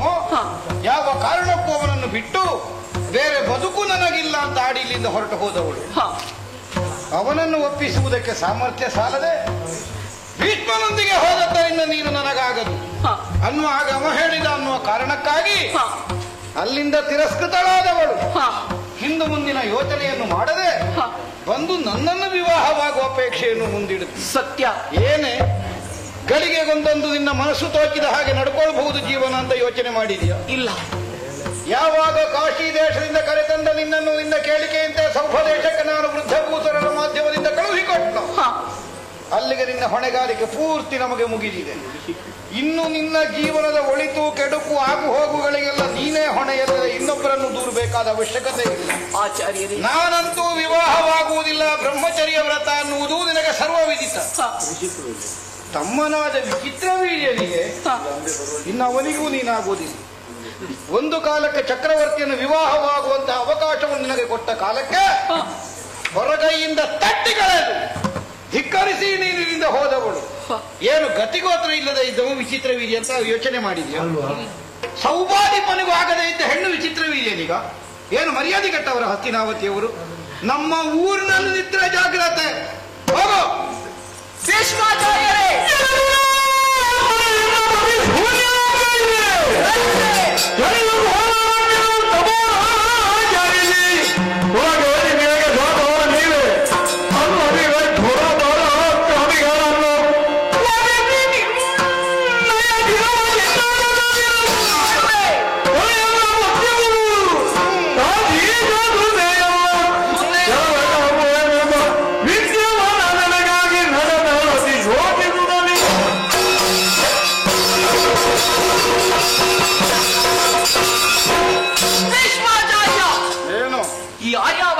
ಯೋಗ್ಯತೆ ಇದೆ, ಕೀರ್ತಿ ಇದೆ, ತನಗೆ ಎಲ್ಲವೂ ಇದೆ. ಹಸ್ತಿನಾವತಿಯ ಆಳ್ವಿಕೆ ಸಿಂಹಾಸನವನ್ನೇರದಿದ್ದರೂ ಕೂಡ ಅಧಿಕಾರ ಸೂತ್ರ ನಿನ್ನ ಕೈಯಲ್ಲಿ. ಹೌದು. ಆದರೆ ಈಗ ಹೆಣ್ಣಿಗೊಂದು ಅನ್ಯಾಯವಾಗುತ್ತಿದೆ. ಈ ಸಂದರ್ಭದ ಬಳಿಗೊಂದು ಬದುಕನ್ನು ಕೊಡಬೇಕು. ಈ ಮನಸ್ಥಿತಿಯು ನಿನ್ನಲ್ಲಿ ಇಲ್ಲದಾಗಿ ನಿನಗೆ ಅನ್ಯಾಯ ಇನ್ನೊಬ್ಬರಿಂದ ಅದಲ್ಲ, ನೀನೇ ಮಾಡಿಕೊಂಡದ್ದು. ನಿನಗನ್ಯಾಯ ಇದೆಯಾ? ನಿನ್ನನ್ನು ಸುಮ್ಮನೆ ಬಿಡುವುದಿಲ್ಲ. ನಿನಗೆ ತಕ್ಕ ಶಾಸ್ತಿಯನ್ನು ಮಾಡಿಯೇ ಸಿದ್ಧ. ಅಪ್ಪ ಅಮ್ಮ ಮಾಡಿದ ನಿರ್ಣಯವನ್ನು ಅತಿಕ್ರಮಿಸಿ ಸ್ವಂತ ಬುದ್ಧಿಯಿಂದ ಮುಂದುವರಿಯುವ ಹೆಣ್ಮಕ್ಕಳಿಗೆಲ್ಲ ಇದೇ ಗತಿಯಾಗುವುದು. ನೀನು ಏನೇ ಹೇಳು, ಆದರೆ ಹೆಣ್ಣಿಗೂ ಒಂದು ಸ್ವಾತಂತ್ರ್ಯವಿದೆ.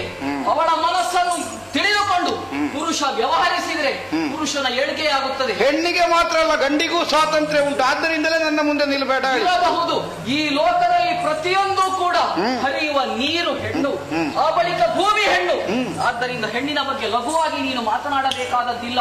ನನ್ನನ್ನು ಲಘುವಾಗಿ ಕಂಡೆ, ಆದ್ದರಿಂದ ಕೇಳು ನನ್ನ ಮಾತನ್ನು. ಘೋರವಾದ ಅರಣ್ಯವನ್ನು ಸೇರಿಕೊಳ್ಳುತ್ತೇನೆ, ತಪಸ್ಸು ಮಾಡುತ್ತೇನೆ, ಶಕ್ತಿ ಸಂಚಯನವನ್ನು ಮಾಡಿಕೊಳ್ತೇನೆ.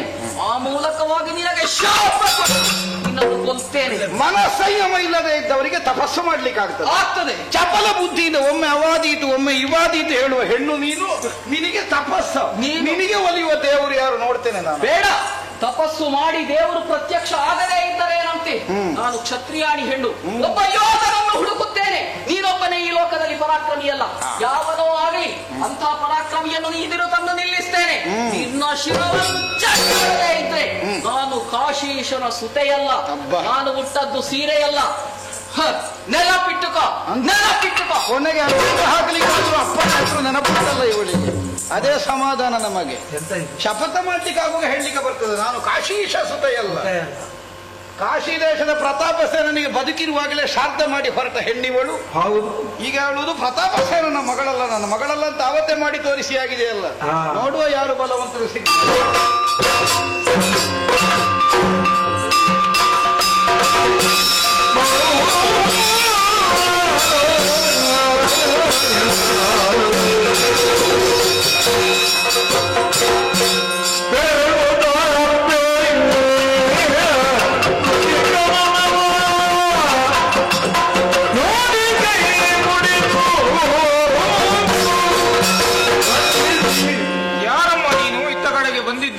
ನಮ್ಮನ್ನು ಸೇರಿಕೊಂಡವಳಿದ್ದಿ ಯಾರು ಅಂತ ಗೊತ್ತಾಗಲಿಲ್ಲ.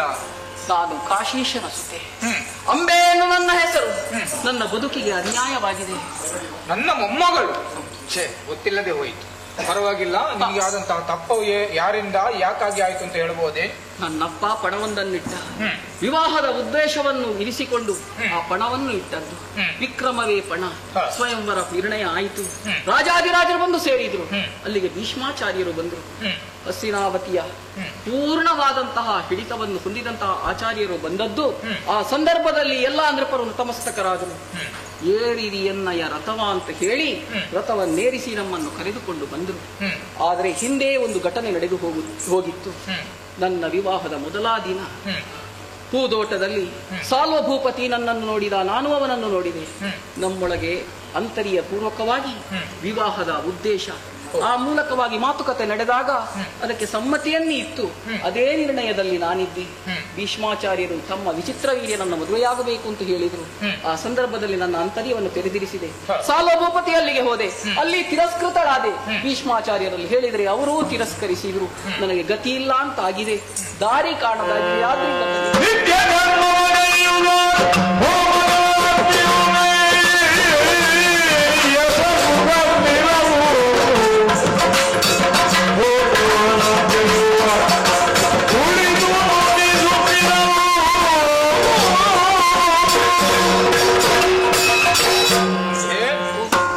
ತಪ್ಪಾಗಿದೆ ಎನ್ನುವುದಕ್ಕಾಗಿ ಇಂದು ನ್ಯಾಯ ದೊರಕಿಸಿಕೊಡುವುದಕ್ಕೆ ಇಲ್ಲಿ ತನಕ ಬಂದವಳಿದ್ದಿ.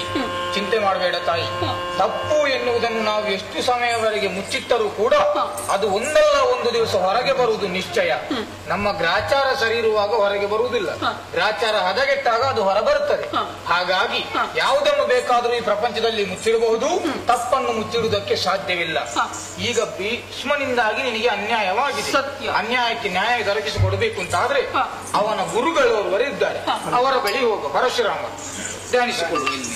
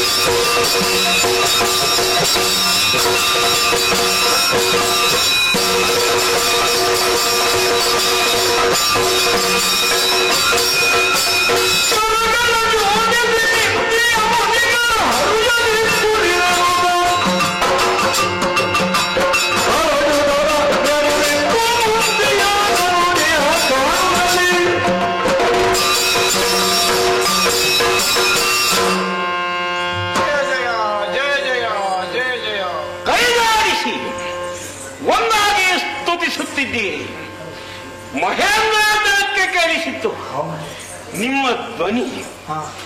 ಓಡಿ ಬಂದು ಏನೆಂದು ನೋಡಿದರೆ ಋಷಿಗಳೆಲ್ಲ ನನ್ನನ್ನು ಪ್ರಾರ್ಥಿಸ್ತೀರಿ.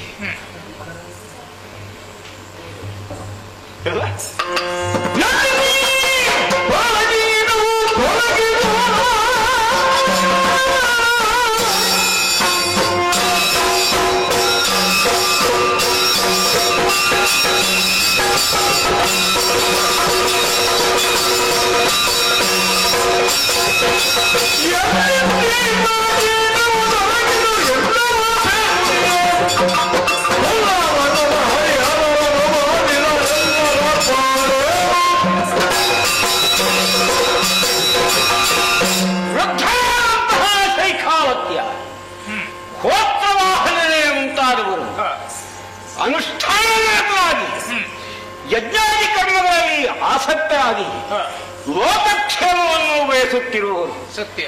ಆದರೆ ಈ ಪುಣ್ಯಾಶ್ರಮದಲ್ಲಿ ಈ ಪ್ರಾಚೀನ ನಿಮಗೇನು ಗಂಟು ಬಿತ್ತು? ಎಲ್ಲಿಂದ ಈ ಪ್ರಾಚೀನವು ದೊರಕಿತು? ಹೆಣ್ಣೊಬ್ಬಳನ್ನು ಬಳಿಯಲ್ಲಿಟ್ಟುಕೊಂಡು ನೀವು ತಪಸ್ಸನ್ನಾಚರಿಸುವುದು ಹೇಗೆ? ನಿಮ್ಮ ಶಿಷ್ಯಕೋಟಿ ಇದೆಯಲ್ಲ, ಇವರೆಲ್ಲ ಇವರ ಹಿಂದೆಯೇ ತಿರುಗುವುದಕ್ಕಿರುವವರೇ. ಯಾಕಾಗಿ ಇವಳಿದ್ದಾಳೆ? ನನ್ನನ್ನು ಪ್ರಾರ್ಥಿಸಿದ್ದೇಕೆ? ಏನಾಗಬೇಕು ಹೇಳಿ.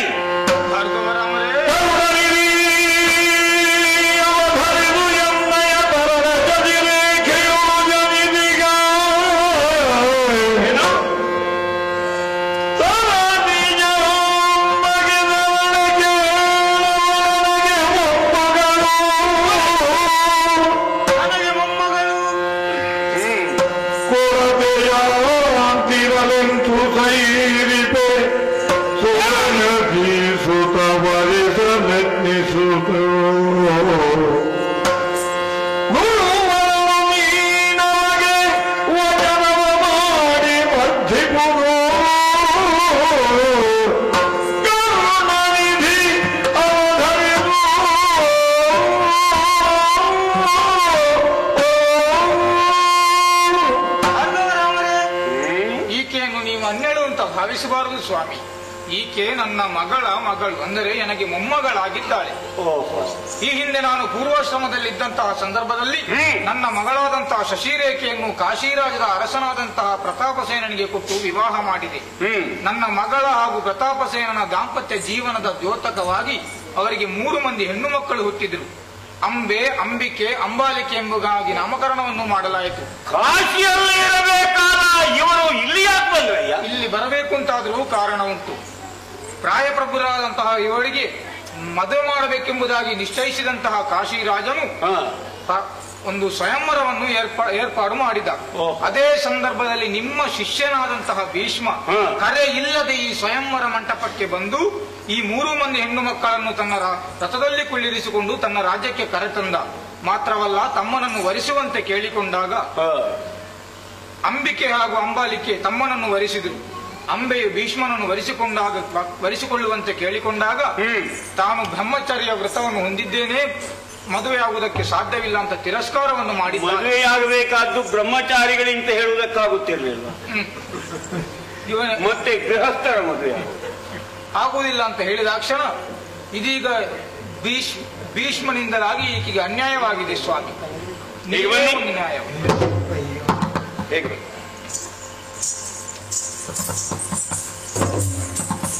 ಇವರು ಹೇಳಿದ್ದಲ್ಲ ಹೌದಕ್ಕೆ. ಭೀಷ್ಮನಿಂದ ನಿನಗಾಗಿರುವ ಅನ್ಯಾಯದ ಪರಿವರ್ತನೆಯಾಗುವಂತೆ ನಾನು ಮಾಡಬಹುದಾಗಿದೆ. ನಿನಗೆ ಭೀಷ್ಮನನ್ನು ಮದುವೆಯಾಗುವುದು ಉದ್ದೇಶವೋ ಅಲ್ಲ ಬೇರೆ ಏನಾದರೂ ಉಂಟ?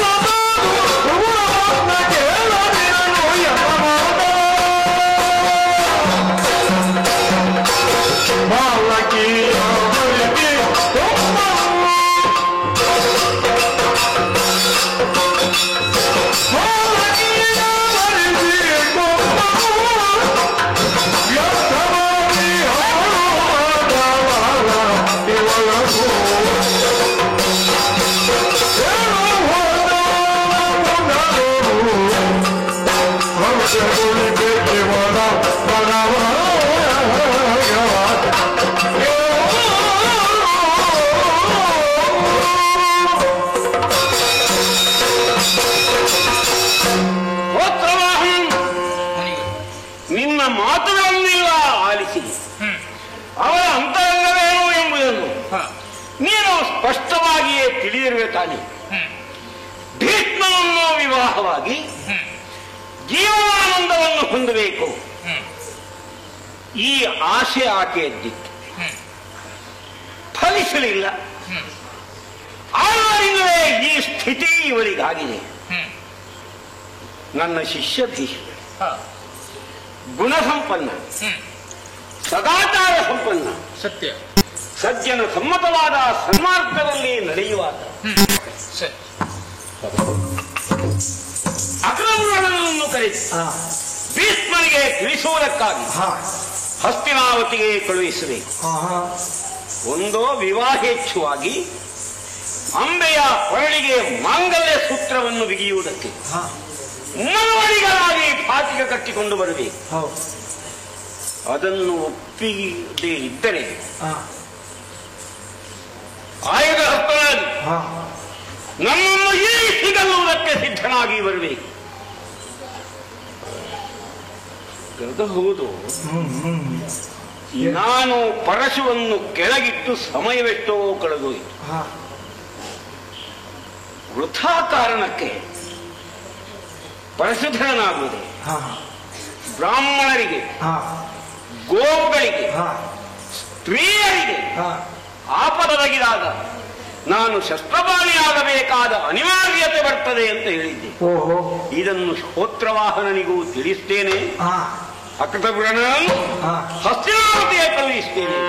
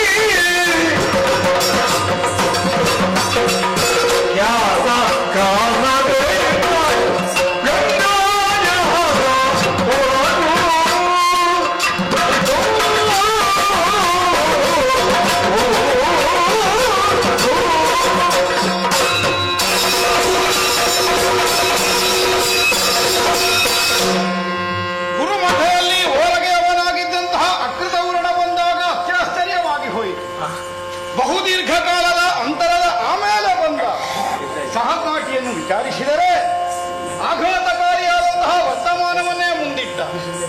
ಗುರುಗಳಾದಂತಹ ಭಾರ್ಗವರಾಮರು ನಿನ್ನನ್ನು ಬರುವುದಕ್ಕೆ ಹೇಳಿದ್ದಾರೆ.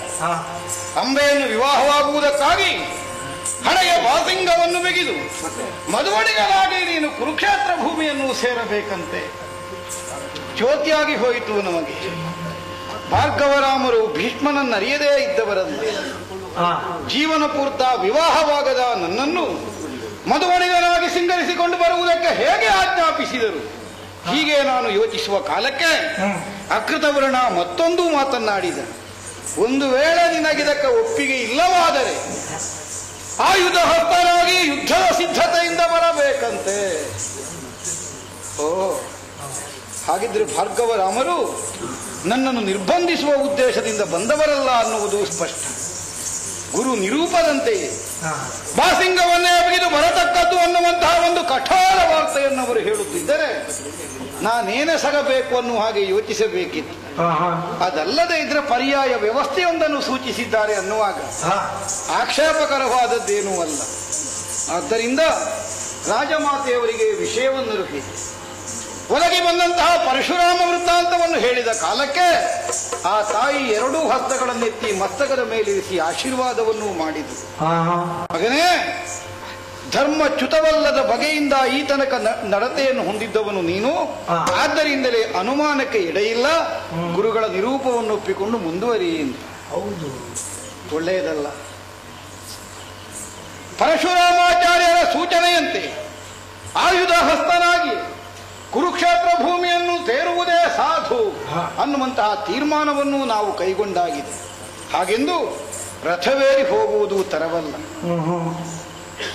ಹಸ್ತಿನಾವತಿಯ ಸಿಂಹಾಸನದ ಪ್ರಾತಿನಿಧ್ಯವನ್ನು ಹೊಂದಿದ್ದರ ಪ್ರತೀಕವಾಗಿ ಮಣಿರಥ ನನ್ನನ್ನು ಅನುಸರಿಸಿಕೊಂಡು ಹಿಂದಿನಿಂದ ಬರಲಿ. ಯಾಕೆಂದ್ರೆ ಗುರುಗಳು ಒಪ್ಪಿದ್ರೆ ಈ ಸಲ ರಥೋತ್ಸವ ಮಾಡಿ ಕರ್ಕೊಂಡು ಬರಬೇಕು ಅಂತ ಉಂಟು. ಹಸ್ತಿನಾವತಿಗೆ ಬರುವಾಗ ಗುರುಗಳನ್ನು ಉಪಚರಿಸುವುದಕ್ಕೆ ಬೇಕಾಗಿ ಗೋಮಿಥುನ ಜೊತೆಯಾಗಿಯೇ ಇರಲಿ. ಸ್ವಸ್ತಿವಾಚನವನ್ನು ಸೂಚಿಸುವುದಕ್ಕೆ ಬ್ರಾಹ್ಮಣರು ನಮಗೆ ಮಾರ್ಗದರ್ಶಕರಾಗಿ ಮುಂದುವರೆದರು. ಸಕಲ ರಾಜೋಪಚಾರದಿಂದ ಗುರುಗಳನ್ನು ಆಧರಿಸುವುದಕ್ಕೆ ಬೇಕಾದ ಸರ್ವ ಸಿದ್ಧತೆಗಳನ್ನು ಮಾಡಿಕೊಂಡು ಗಂಗಾಜಾತ ನಾನು ಅನ್ನುವಂತಹ ಅಭಿಮಾನದಿಂದ ನಡೆಯೋಣ ಕುರುಕ್ಷೇತ್ರ.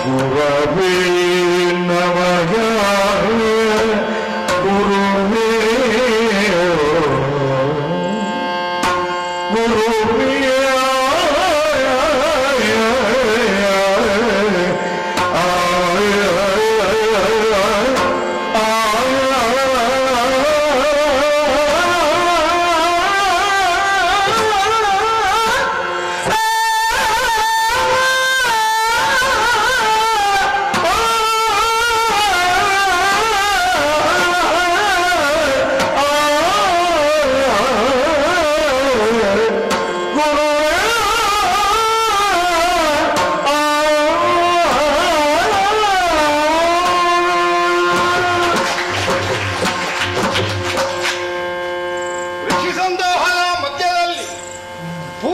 ಜ್ಯೋತಿಯಿಂದ ಜಾಜ್ವಲ್ಯಮಾನವಾಗಿ ಪ್ರಜ್ವಲಿಸುತ್ತಿರುವಂತಹ ಯಜ್ಞೇಶ್ವರನ ಪ್ರಭೆಯಲ್ಲಿ ಜಟಾಮಂಡಲ ವಿರಾಜಿತರಾದಂತಹ ಗುರುಗಳಾದ ಭಾರ್ಗವೇಶ್ವರರನ್ನು ಕಾಣುವಾಗ ಮನಸ್ಸಿಗೆ ಪರಮ ಸಂತೋಷವಾಗುತ್ತಾ ಇದೆ.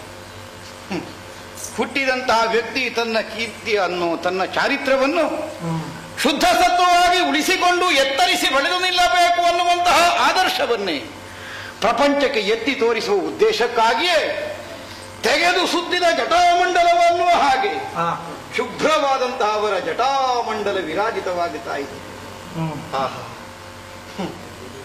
ಶುದ್ಧ ಸತ್ವ ಗುಣದಿಂದ ಪ್ರಪಂಚದಲ್ಲಿ ಕಾಣಿಸಿಕೊಂಡು ಶಿಷ್ಯನ ಪರಮೋತ್ಕರ್ಷವನ್ನೇ ಮನಸ್ಸಿನಲ್ಲಿ ಹಂಬಲಿಸುತ್ತ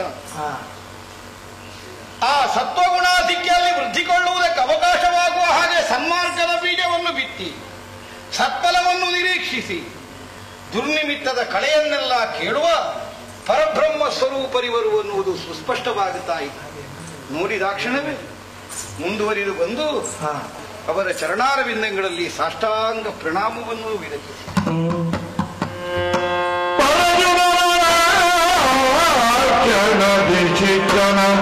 ಪರಮ ಭಕ್ತಿಗೆ ಮೆಚ್ಚಿ ಮನದೊಳ್ ಗರೆಯೊಡಿ ಬಗೆರೆಯುಂಡೆ ನಿನ್ನುದಲಾಗ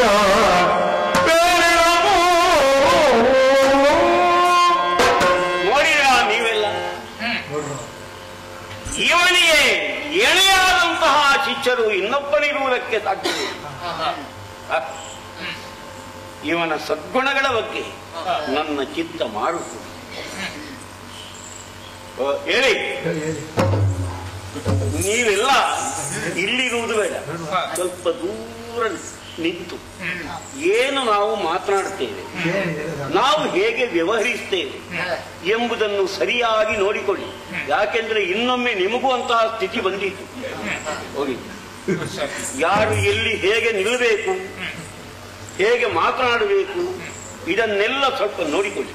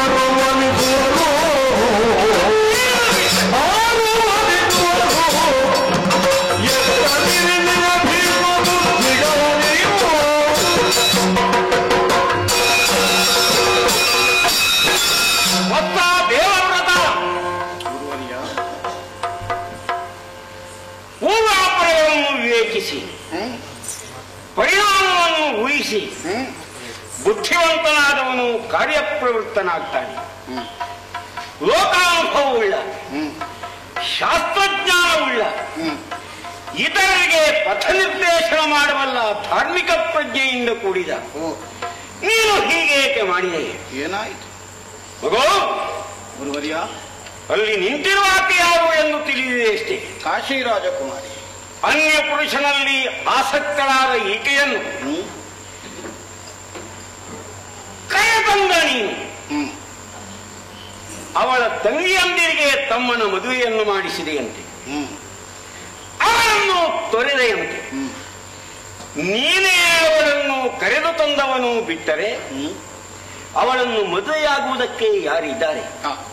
ಹೆಣ್ಣೊಬ್ಬಳು ಅನಾಥರಾಗಿರಬೇಕು, ಅವಳ ಕಣ್ಣೀರಿಗೆ ತಾನು ಕಾರಣನಾಗಬೇಕು. ಎಂದಿತ್ಯಾದಿ ಹಾಗೆ ಏನಾದರೂ ಆಲೋಚನೆ ಮಾಡಿದೆಯಾ? ಯಾಕೆ ಹೀಗಾಯ್ತು?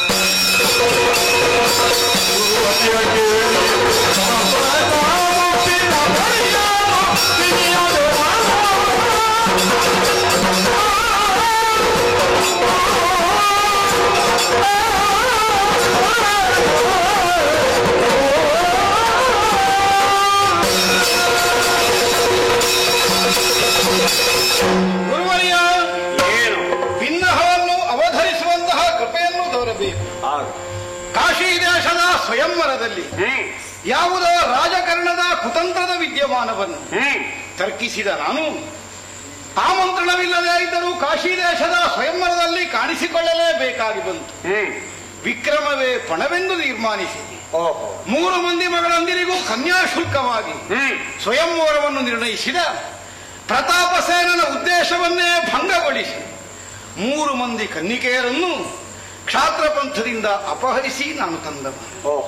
ತಮ್ಮನಾದ ವಿಚಿತ್ರವೀರ್ಯನಿಗೆ 3 ಮಂದಿಗಳನ್ನು ತಂದುಕೊಳ್ಳಬೇಕು. ಈ ಆಲೋಚನೆಯನ್ನು ನಾನು ಹೊಂದಿದ್ದರೆ ಹಿರಿಯವಳಾದ ಅಂಬೆ ಆ ಕಾಲಕ್ಕೆ ತನ್ನ ಅಭಿಪ್ರಾಯವನ್ನು ಪ್ರಕಟಿಸಿದಳು.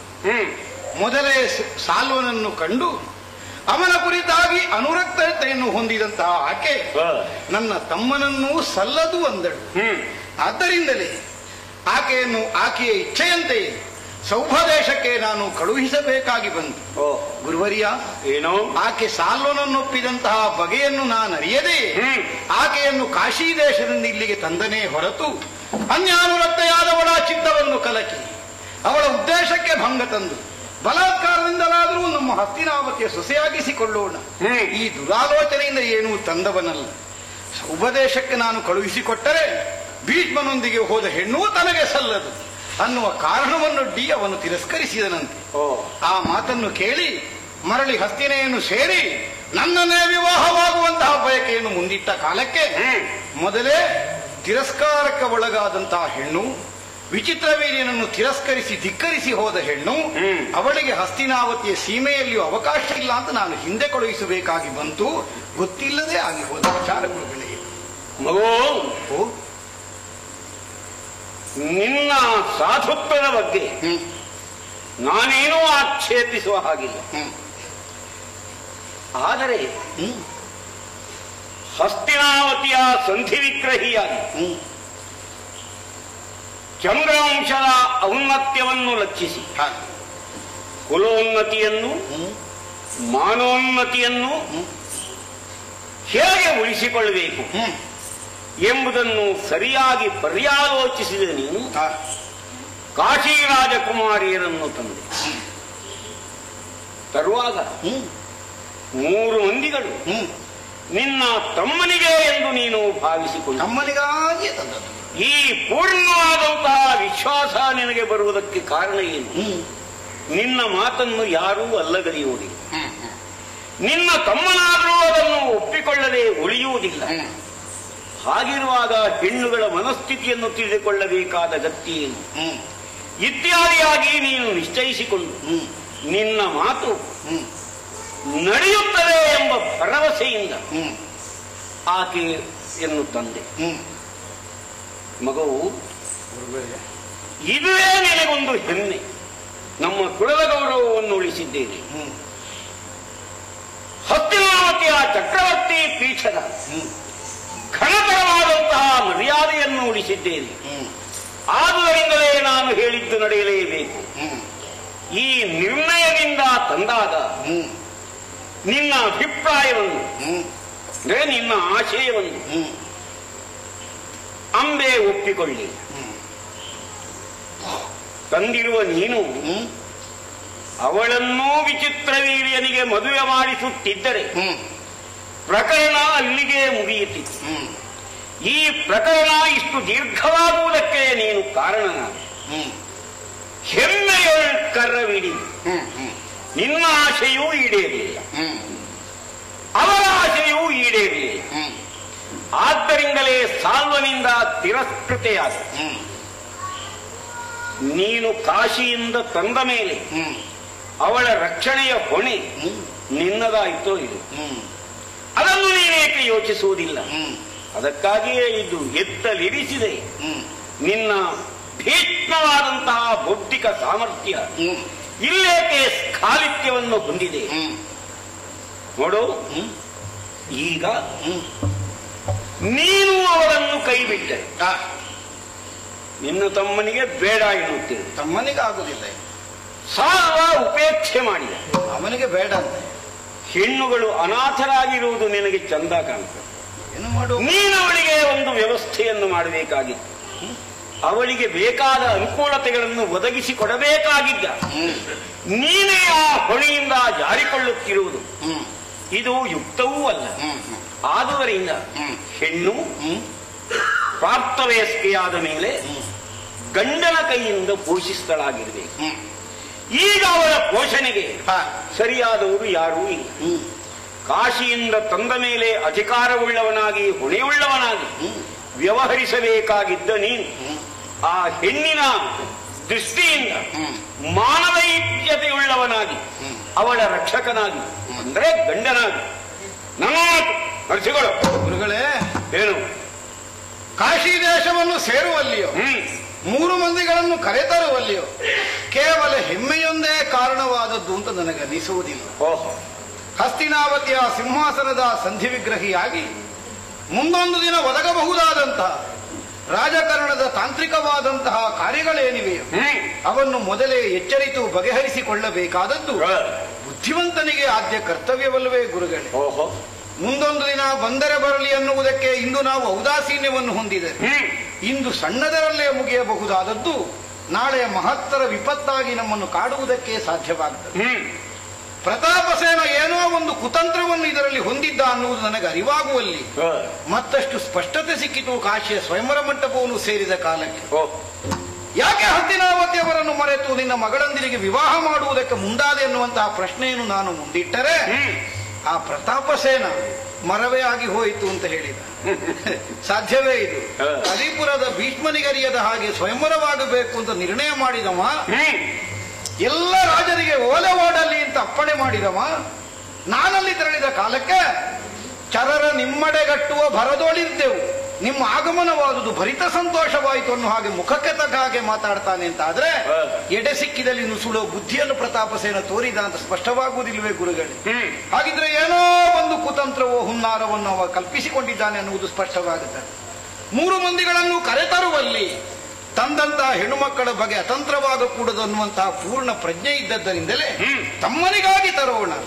ಕಾಶೀಶ ಕುವರಿಯರು ವಿವಾಹ ವಯಸ್ಕೆಯರನ್ನಿಸಿಕೊಂಡವರು, ಸ್ವಯಂವರದ ಕನ್ಯೆಗಳಾಗಿ ಉಳಿದವರು, ಆದ್ದರಿಂದಲೇ ಶುದ್ಧ ಚಾರಿತ್ರ್ಯವನ್ನು ಹೊಂದಿರ್ತಾರೆ ಅನ್ನುವಂತಹ ವಿಶ್ವಾಸವನ್ನು ನಿಮ್ಮ ಶಿಷ್ಯ ಅದಕ್ಕಿಂತ ಹೆಚ್ಚಿನದನ್ನು ಯೋಚಿಸಲಿಕ್ಕೆ ಹೇಗೆ ಸಾಧ್ಯ ಆಗ್ತದೆ ಹೇಳಿ?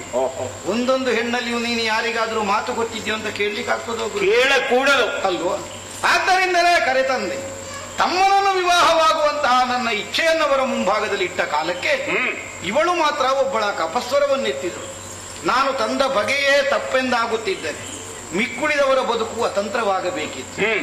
ಉಳಿದವರಿಬ್ಬರಿಗೂ ಬದುಕು ಸ್ವತಂತ್ರವಾಗಿದೆ, ಬದುಕು ಭದ್ರವಾಗಿದೆ.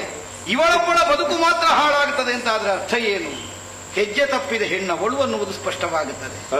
ಪ್ರತಾಪಸೇನ ವಿವಾಹವನ್ನು ನಿರ್ಣಯಿಸುವಲ್ಲಿ ಇರಿಸಿದ ಸ್ವಯಂವರದ ಪಣವನ್ನು ಅರಿತಿರುತ್ತಾ ತನ್ನ ತಂಗಿಯಂದಿರನ್ನು ಯಾರಿಗೆ ಬೇಕಾದರೂ ಕೊಡ್ಲಿ, ನಾನು ನಿನ್ನನ್ನೇ ಓಲೈಸಿ ವಿವಾಹವಾಗುತ್ತೇನೆ ಅಂತ ಸಾಲ್ವನಿಗೆ ಮಾತು ಕೊಟ್ಟ ಅಂಬೆ ಸ್ವಯಂವರ ಮಂಟಪದಲ್ಲಿ ಸ್ವಯಂವರದ ಕನ್ಯೆಯಾಗಿ ವರ್ಣಮಾಲಿಕೆಯನ್ನು ಕೈಯಲ್ಲಿ ಹಿಡಿದು ನಿಂತದ್ದು ಸೇರಿದಂತಹ ಸಮಸ್ತ ಭೂಪಾಲಕರನ್ನು ವಂಚಿಸಿದ ಬಗೆಯಾಗಿತ್ತು.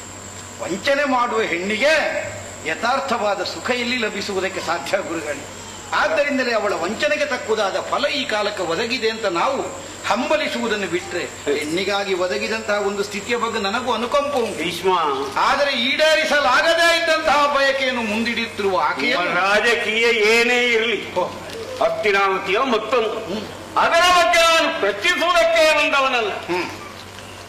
ಆಕೆ ಹೆಜ್ಜೆ ತಪ್ಪಿದ್ದಾಳೆ, ಆಕೆ ಜಾರಿದ್ದಾಳೆ ಅಂತವರು ನಿರ್ಗತಿಕರಾಗಿರ್ಬೇಕಾ? ಆಗ್ಲೇಬೇಕಲ್ಲ. ಮತ್ತೆ ಅವರಿಗೊಂದು ವ್ಯವಸ್ಥೆಯನ್ನು ಮಾಡಬೇಕಾದ ಹೊಣೆ ನಿನಗುಂಟಲ್ಲ. ನನ್ನ ಹೊಣೆಯನ್ನು ಈ ಚಕ್ರವರ್ತಿಯಾದಂತಹ ನಿನ್ನ ತಮ್ಮ ಹೆಣ್ಣುಗಳೆಲ್ಲ ದಾರಿ ಬಿಟ್ರು ಅವರು ಹಾಳಾಗಿ ಹೋಗ್ಲಿ ಅಂತ ಬಿಡುವ. ಅಯ್ಯೋ, ಲೋಕದಲ್ಲಿ ಜಾರುವ ಹೆಣ್ಣುಗಳಿಗೆಲ್ಲ ಚಕ್ರವರ್ತಿಗಳು ವ್ಯವಸ್ಥೆ ಮಾಡಬೇಕಂದ್ರೆ ಸಾಧ್ಯ ಆಗ್ತದ ಗುರುಗಳೇ? ಅದೆಲ್ಲಿಂದ ಸಾಧ್ಯ ಆಗಲಿಲ್ಲ.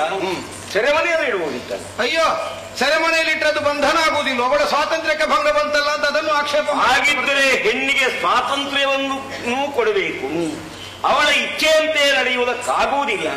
ಇದನ್ನೆಲ್ಲ ಯೋಚಿಸಿದಾಗ ಇದನ್ನೇ ಹೇಳಿದ್ದು ನಾನು ಹೆಮ್ಮೆ ಅಂತ. ಅಯ್ಯೋ, ನಾವು ಹೇಳಂತೆ ನಡೆಯಬೇಕು ಎಂಬ ಕಲ್ಪನೆಯುಳ್ಳವರಾದಂತಹ ನೀವು ಸಮಗ್ರವಾದ ಆರ್ಯಾವರ್ತದಲ್ಲಿ ತಮ್ಮನ ಪ್ರಭುತ್ವ ಸಂಧಿವಿಗ್ರಹಿಯಾದ ನನ್ನ ಮಾತು ನಡೆಯಬೇಕು ಎಂದು ನಿಶ್ಚಯಿಸಿಕೊಂಡ ನೀನು ತಪ್ಪಿಬಿದ್ದೆ ಸರಿಯಾಗಬೇಕು. ಅವಳನ್ನು ಮದುವೆಯಾಗ ಸಾಧ್ಯ ಇಲ್ಲ ಗುರುಗಳೇ. ಯಾಕಿಲ್ಲ? ಯಾಕಂದ್ರೆ ಯಾವ ಪ್ರಾಯಶ್ಚಿತ್ತವನ್ನಾದರೂ ಮಾಡುವಲ್ಲಿ ನಮ್ಮ ವ್ಯಕ್ತಿತ್ವಕ್ಕೆ ಪ್ರತಿಬಂಧಕವಲ್ಲದೆ ಇದ್ದ ಬಗೆಯಿಂದ ಆಗಬೇಕೋ ಬೇಡ? ಏನು ಹೇಳ್ತೀರಿ? ಅಂದ್ರು. ಹೌದು ಸರ್, ವಿಷಯ ಹೌದಂತೆ. ನಾನು ತಂದೆಗಾಗಿ ಬ್ರಹ್ಮಚರ್ಯ ವ್ರತವನ್ನು ಕೈಗೊಂಡವ. ನಿಮಗಿದು ಚೆನ್ನಾಗಿ ಅರಿವಿದೆ. ಹೌದು, ಮದುವೆಯಾಗುವಂತಹ ಅವಕಾಶವನ್ನೇ ನಾನು ಎಂದೋ ತ್ಯಾಗ ಮಾಡಿ, ಆದುದರಿಂದಲೇ ಈವರೆಗೆ ನಿನ್ನನ್ನು ಭೀಷ್ಮ ಅಂತ ನಾನು ಕರೆಯದೇ ಇದ್ದು ದೇವವ್ರತ ಅಂತಲೇ ಸಂಬೋಧಿಸಿದ್ದು ಯಾಕೆ? ನಿನ್ನ ಭೀಷ್ಮತ್ವ ಹೇಗೆ ಪ್ರಾಪ್ತವಾಯಿತು ಎಂಬುದು ನನಗೆ ಚೆನ್ನಾಗಿ ಗೊತ್ತಿದೆ. ಆದರೂ ನೀವು ಮೊದಲಿಗೆ ಕರೆದದ್ದು ಎತ್ತಲಿರಿಸಿದೆ ಭೀಷ್ಮ ಅಂತಲೇ.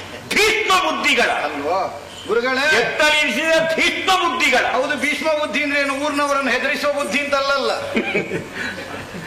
ಹೆದರಿಸುವ ಬುದ್ಧಿ ಅಂತಲೇ ಹೇಳಿದ್ದೆ ನಾನು. ಅದಾದ್ರೆ ಎತ್ತಲಿರಿಸಿದ ಕೇಳಲಿಕ್ಕೆ ಏನು ಉಂಟು? ಮೊದಲಿಗೆ ಎತ್ತಲಿರಿಸಿ ಕೇಳ್ತೀರಿ, ಮತ್ತೆ ಹೆದರಿಸುವ ಬುದ್ಧಿ ಅದು ನಿನ್ನಲ್ಲಿಯೇ ಉಂಟೋ ಅಲ್ಲ ಏನಾದ್ರೂ ಆಗಿದೆ ಅಂತ? ಗುರುಗಳೇ, ನಿಮ್ಮ ಹತ್ರವೇ ಅಭ್ಯಾಸ ಮಾಡಿದವ ನಾನು, ನಿಮ್ಮ ಜಾಣ್ಮೆ ನನಗೆ ಅರ್ಥ ಆಗ್ತದೆ, ಅದೆಲ್ಲ ಬೇಡ.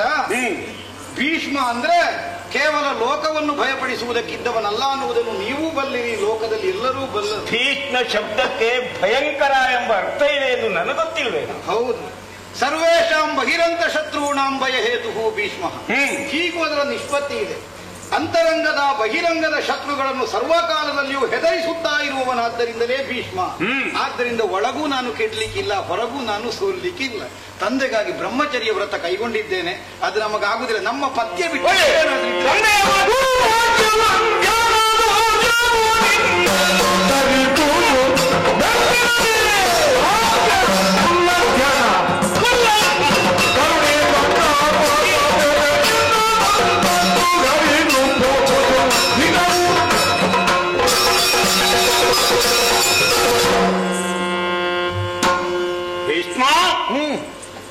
ನಮ್ಮ ಮಾತನ್ನು ನೀನು ಮೀರಿದೆ ಎಂದಾದರೆ ಗುರುವಾಕ್ಯೋಲ್ಲಂಘನದ ದೋಷ ನಿನ್ನನ್ನು ಬಾಧಿಸುತ್ತದೆ. ಆದ್ದರಿಂದ ನಿನ್ನನ್ನು ಎಚ್ಚರಿಸುತ್ತೇನೆ. ತಂದೆಗಾಗಿ ವ್ರತಸ್ಥನಾಗಿರುವ ನೀನು ಗುರುವಿಗಾಗಿ ಆ ವ್ರತವನ್ನು ಬಿಡು. ಮೊದಲು ತಾಯಿ ಗುರು, ಆಮೇಲೆ ತಂದೆ ಗುರು, ಆಮೇಲೆ ಆಚಾರ್ಯ ಗುರು. ಆದ್ದರಿಂದ ತಾಯಿಗಿಂತ ತಂದೆ ದೊಡ್ಡವನೆಂದು, ತಂದೆಗಿಂತ ಗುರುದೊಡ್ಡವನೆಂದು ಒಪ್ಪಿಕೊಂಡಿರುವ ಕಾರಣ ನನ್ನ ಮಾತನ್ನು ನಡೆಸಿದರೆ ನಿನಗೆ ದೋಷ ಬರುವುದಿಲ್ಲ, ದೋಷ ಬರುವುದಿಲ್ಲ. ಹೆದರಿಸಿ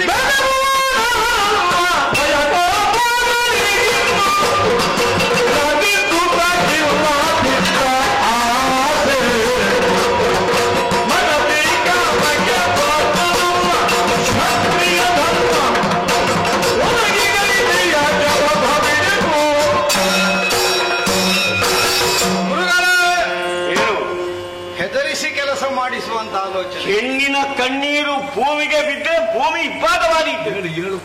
ನಿನ್ನ ಕೀರ್ತಿ ನಾಶವಾದೀತು, ನಿನ್ನ ಸಂಪತ್ತು ವ್ಯರ್ಥವಾದೀತು. ಆಲೋಚನೆ ಮಾಡು. ಬಿಡಿ ಬಿಡಿ, ಅಪರಾಧವನ್ನು ಮಾಡಿದವರು ತಕ್ಕ ಶಾಸ್ತಿಯನ್ನು ಅನುಭವಿಸಲೇಬೇಕಾಗುತ್ತದೆ. ಹೆಣ್ಣೊಬ್ಬಳು ವಿನಾಕಾರಣವಾಗಿ ಕಣ್ಣೀರಿಳಿಸುವಂತಹ ಬಗೆಯಾಗಿ ಹೋಯಿತು ಅಂತಾದ್ರೆ ಆ ಕಣ್ಣೀರಿಗೆ ನಾವು ಅಂಜಬೇಕು. ಅವಳ ಜಾಣ್ಮೆಯಿಂದ, ಅವಳ ಬುದ್ಧಿವಂತಿಕೆಯಿಂದ ಅವಳು ಕಣ್ಣೀರಿಳಿಸುವಂತಹ ದಿನಗಳನ್ನು ಅವಳು ಒದಗಿಸಿಕೊಂಡಿದ್ದಾಳೆ ಅಂತಾದ್ರೆ ನಾವು ಅದಕ್ಕೆ ಅನುಕಂಪವನ್ನು ಹೊಂದುವುದರ ಹೊರತು ಬೇರೇನು ಮಾಡುವುದಕ್ಕಾಗುವುದಿಲ್ಲ.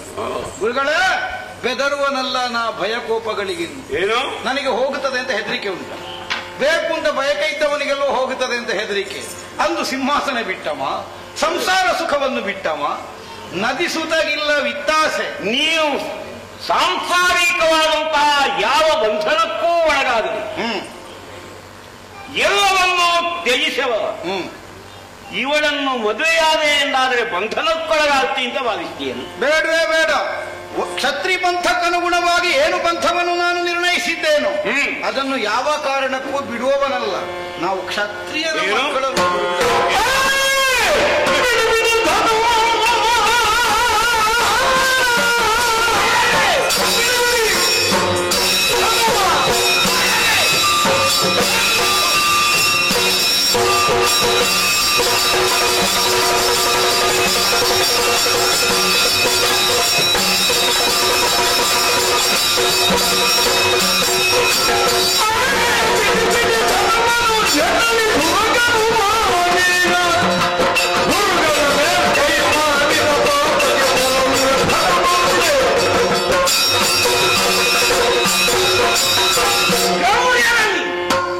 ರಾಕ್ಷಸರಿಗಿಂತಲೂ ಕ್ಷತ್ರಿಯರು ಹೆಚ್ಚಿನವರು. ಆದ್ದರಿಂದಲೇ ಅಂತವರ ನಿರ್ನಾಮ ಮಾಡಬೇಕಾದ ಅಗತ್ಯವಿದೆ. ಎಲ್ಲ ಕ್ಷತ್ರಿಯತ್ವ ಹಿಡಿ, ಧನಸ್ಸನ್ನು ಹಿಡಿ, ನನ್ನಲ್ಲಿ ಸಮರಕ್ಕೆ ಸಿದ್ಧನಾಗು. ಇದು ನನ್ನ ಆಜ್ಞೆ.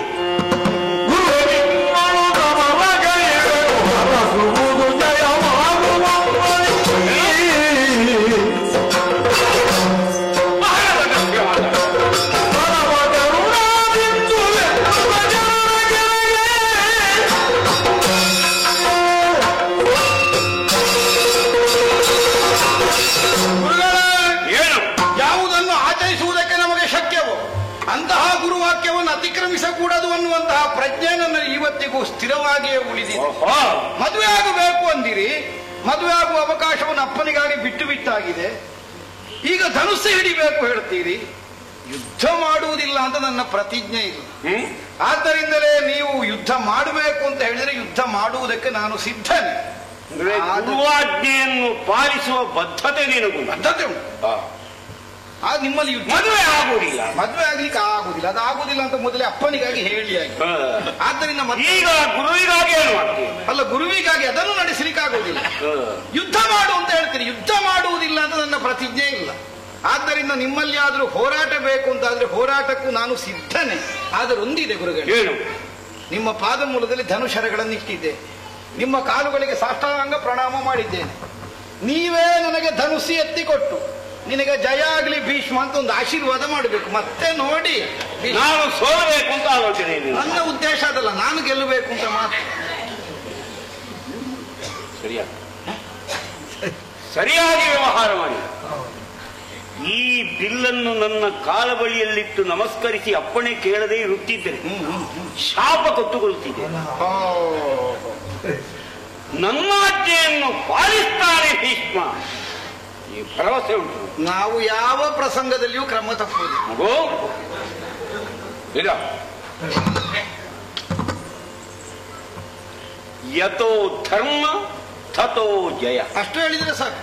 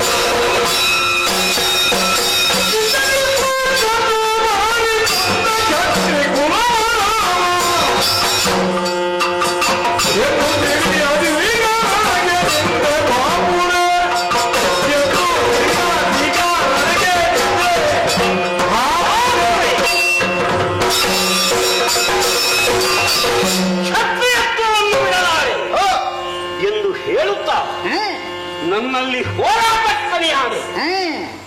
ಭೀಷ್ಮ ಗುರುಗಳ ಹಿಂದೆ 21 ಬಾರಿ ಭೂಪ್ರದಕ್ಷಿಣೆಯನ್ನು ಮಾಡಿ ಕ್ಷತ್ರಿಯರ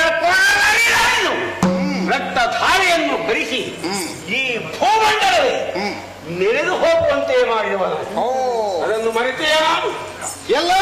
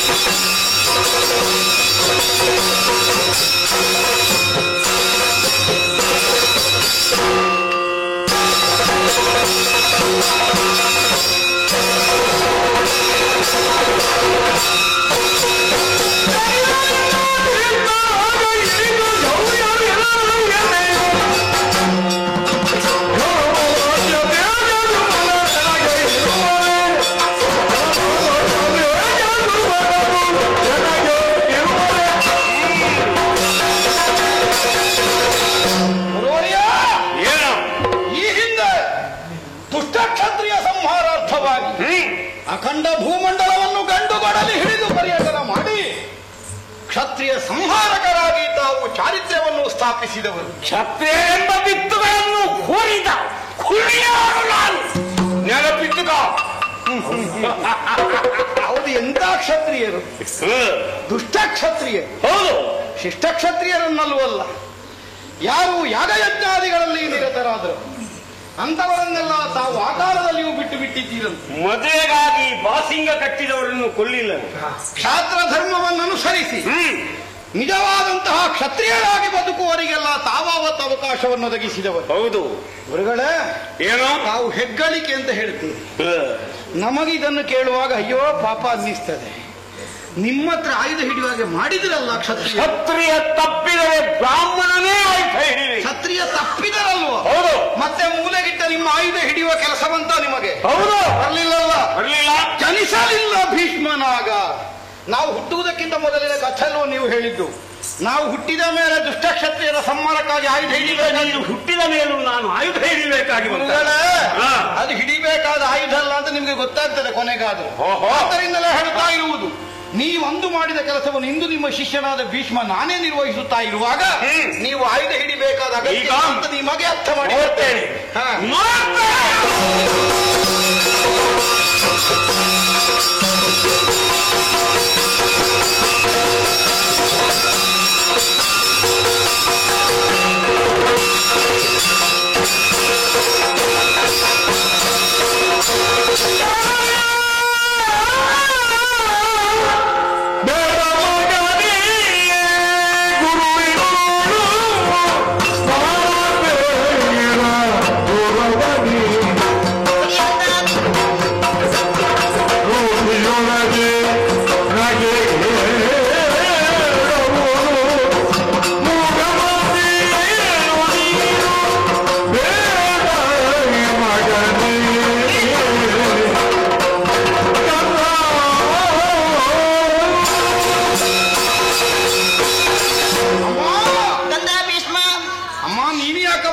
ಕ್ಷೇತ್ರಕ್ಕೆ ಬಂದೆ. ಈ ಕಡೆಗೆ ಬರುವುದಕ್ಕೆ ಬಲವಾದಂತಹ ಕಾರಣ ಉಂಟು. ಹೇಳ್ತಾಯಿ ಕಂದ, ಆಲೋಚನೆಯನ್ನು ಮಾಡಿದ್ದೀಯ. ರಣಕ್ಷೇತ್ರದಲ್ಲಿ ಹೋರಾಟವನ್ನು ಮಾಡ್ತಾ ಇದ್ದಿ. ಅದು ಕೂಡ ಯಾರ ಜೊತೆಯಲ್ಲಿ? ನಮ್ಮ ಗುರುಗಳೊಟ್ಟಿಗೆ. ಗುರುಗಳ ಜೊತೆಯಲ್ಲಿ ಹೋರಾಟವನ್ನು ಮಾಡ್ತಾ ಇದ್ದಿ. ಕಂದ, ಅವರು ಸಾಮಾನ್ಯರಲ್ಲ, ಸಕಲ ವಿದ್ಯೆಯೊಂದಿಗೆ ದಾರಿ ಹಿಡಿದುಕೊಟ್ಟವರು ಅವರು. ಅದರಲ್ಲಿಯೂ ಕೂಡ ಗುರುಗಳು ಮುನಿದರು ಅಂದಾದ್ರೆ ಯಾವುದನ್ನು ಸಾಧನೆ ಮಾಡೋದಕ್ಕೆ ಸಾಧ್ಯವಿಲ್ಲ. ಆದ್ರಿಂದ ಯುದ್ಧವನ್ನು ಮಾಡುವುದು ಬೇಡ ಕಂದ, ನಿಲ್ಲಿಸು.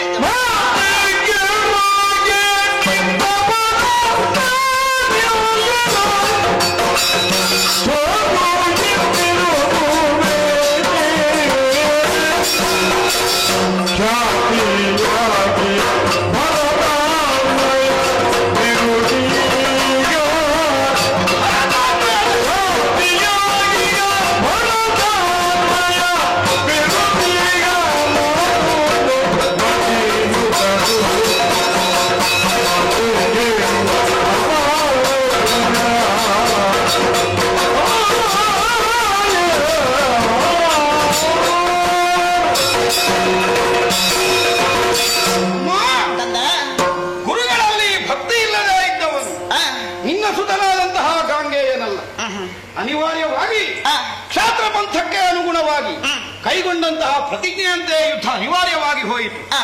ಉತ್ತಮವಾದ ಭರತಮೇಧ ಉತ್ತರಾಧಿಕಾರಿಯಾದ ನಾನು ಕ್ಷಾತ್ರ ಪಂಥಕ್ಕನುಗುಣವಾಗಿ ಕೈಗೊಂಡಂತಹ ಯುದ್ಧದಲ್ಲಿ ಒಂದು ಸೋಲಬೇಕು ಅಥವಾ ಗೆಲ್ಲಬೇಕು.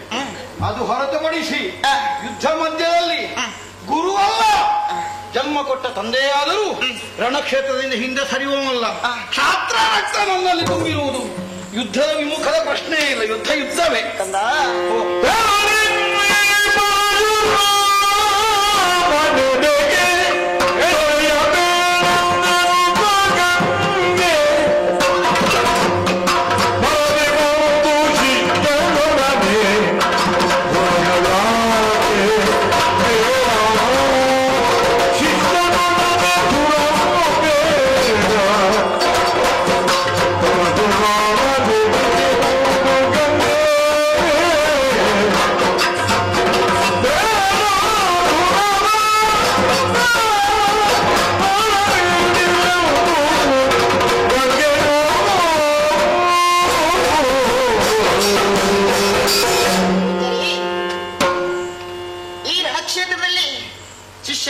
ಹೋರಾಟವನ್ನು ಮಾಡೋದಕ್ಕೆ ಮುಂದುವರಿತಾ ಇದ್ದೀರಿ.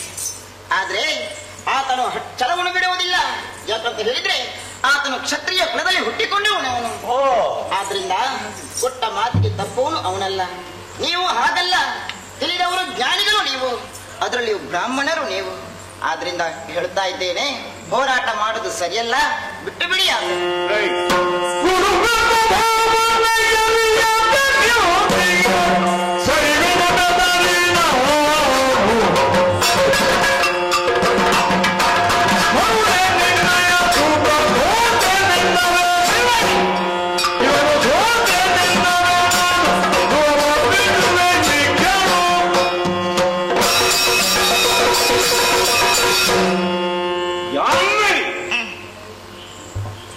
ಏನೇ ನನಗೆ ಉಪದೇಶಿಸುವುದಕ್ಕೆ ಬಂದದ ದಗಣಿ ನನಗೆ ಹೇಳ್ತಾಳಲ್ಲ, ನಿನ್ನ ಮಗನಿಗೆ ಹೇಳುವುದಕ್ಕೆ ನಿನ್ನಿಂದಾಗುವುದಿಲ್ಲ. ಗುರುವಾರನಲ್ಲಿ ಹೋರಾಟಕ್ಕೆ ಸಿದ್ಧನಾಗಿದ್ದಾನೆ. ನಾನೇನೆಂದು ನಿನಗೂ ಸರಿಯಾಗಿ ಗೊತ್ತಿದೆಯಲ್ಲ. ಗೊತ್ತಿದೆ. ನಿನ್ನ ಅಪ್ಪ ನಾನು. ನಿನ್ನ ಮಗನಲ್ಲಿ ನನಗೆ ನಮಸ್ಕರಿಸುವಂತೆ ಮಾಡುವುದಕ್ಕೆ ನಿನ್ನಿಂದ ಆಗುವುದಿಲ್ಲ. 7 ಮಕ್ಕಳನ್ನು ಹೊಳೆಗೆ ಹಾಕಿ ಕೊಂದಿರುವ ನಿನಗೆ ಇವನ ಬಗ್ಗೆ ಏನು ಆಸಕ್ತಿಯ? ಈಗೆಲ್ಲ ತರುಣರ ಕಾಲ. ಹೆದರಬೇಡ. ಹೇಳ ನಾನು ಸೋತೆನೆಂದು ನಮಸ್ಕಾರ ಮಾಡಿ ಯುದ್ಧ ಬಿಡ್ತೇನೆ.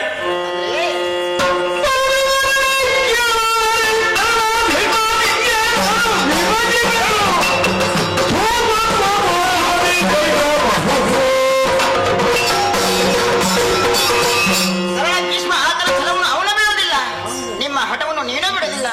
ಆದ್ರೆ ಇಷ್ಟರವರೆಗೆ ಕೇವಲ ತಲ್ಲ ಭೀಷ್ಮನೊಬ್ಬನೇ ಹೋರಾಟವನ್ನು ಮಾಡುತ್ತಾ ಇದ್ದ.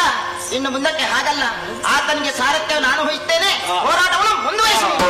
ಸಮರ್ಥವಾಗಿ ಹೋರಾಡುವುದಕ್ಕೆ ನನಗೆ ಸಾರಥ್ಯವನ್ನು ಮಾಡುವವರು ಯಾರೂ ಇಲ್ಲ ಅಂತ ತಿಳಿದೆಯಾ? ನಿಮಗೆ ಜನ ಇಲ್ಲ. ನನ್ನ ಸಾರಥಿ ಅಕೃತವೃಣ. ನಮ್ಮ ರಥ ಯಾವುದು ಅಂತ ನೋಡು. ನನ್ನ ತೇಜಿಗಳೇನು ಎಂಬುದನ್ನು ಅರ್ಥ ಮಾಡು. ನನ್ನ ಕೈಯಲ್ಲಿರುವ ಆಯುಧದ ಮಹತ್ವವನ್ನು ಗಮನಿಸು. ಇದರಿಂದಲೇ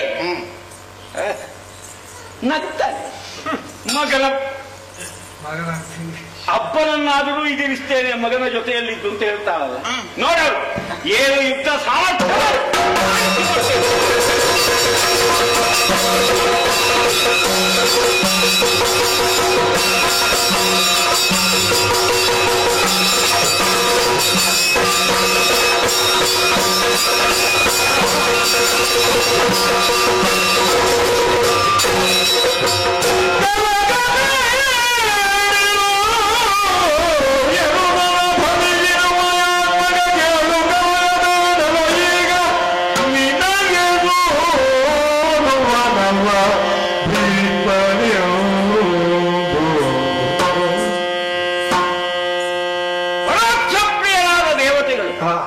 ಸದಾಚಾರ ಸಂಪನ್ನರನ್ನು ಸದಾ ಸರ್ವದ ಅನುಗ್ರಹಿಸುತ್ತಾರೆ. ಈ ನಂಬುಗೆಯುಳ್ಳವರು ನಾವು. ತರಳ ಭೀಷ್ಮ ನಿನಗೆ ಸೋಲುವವನಲ್ಲ. ಅವನಲ್ಲಿ ಯುದ್ಧ ಬೇಡ. ನಿಮಗೆ ಕೇಳಲಿಲ್ಲ ಆಕಾಶವಾಣಿ? ನನಗೆ ಪೂರ್ತಿ ವಿಶ್ವಾಸ ಯಾಕಿರ್ಲಿಲ್ಲ. ಆಕಾಶವಾಣಿಯಲ್ಲಿಯೂ ಕೆಲವು ಬಾರಿ ಹೆಚ್ಚು ಕಡಿಮೆ ಆಗಿದೆ. ಆದುದರಿಂದಲೇ ಹೌದಾ ಅಲ್ಲೋ ಅಂತ ಲಕ್ಷ್ಯ ಹರಿಸಿದ್ದೆ. ಹೌದೇ ಹೌದೇ ಕುಮಾರ.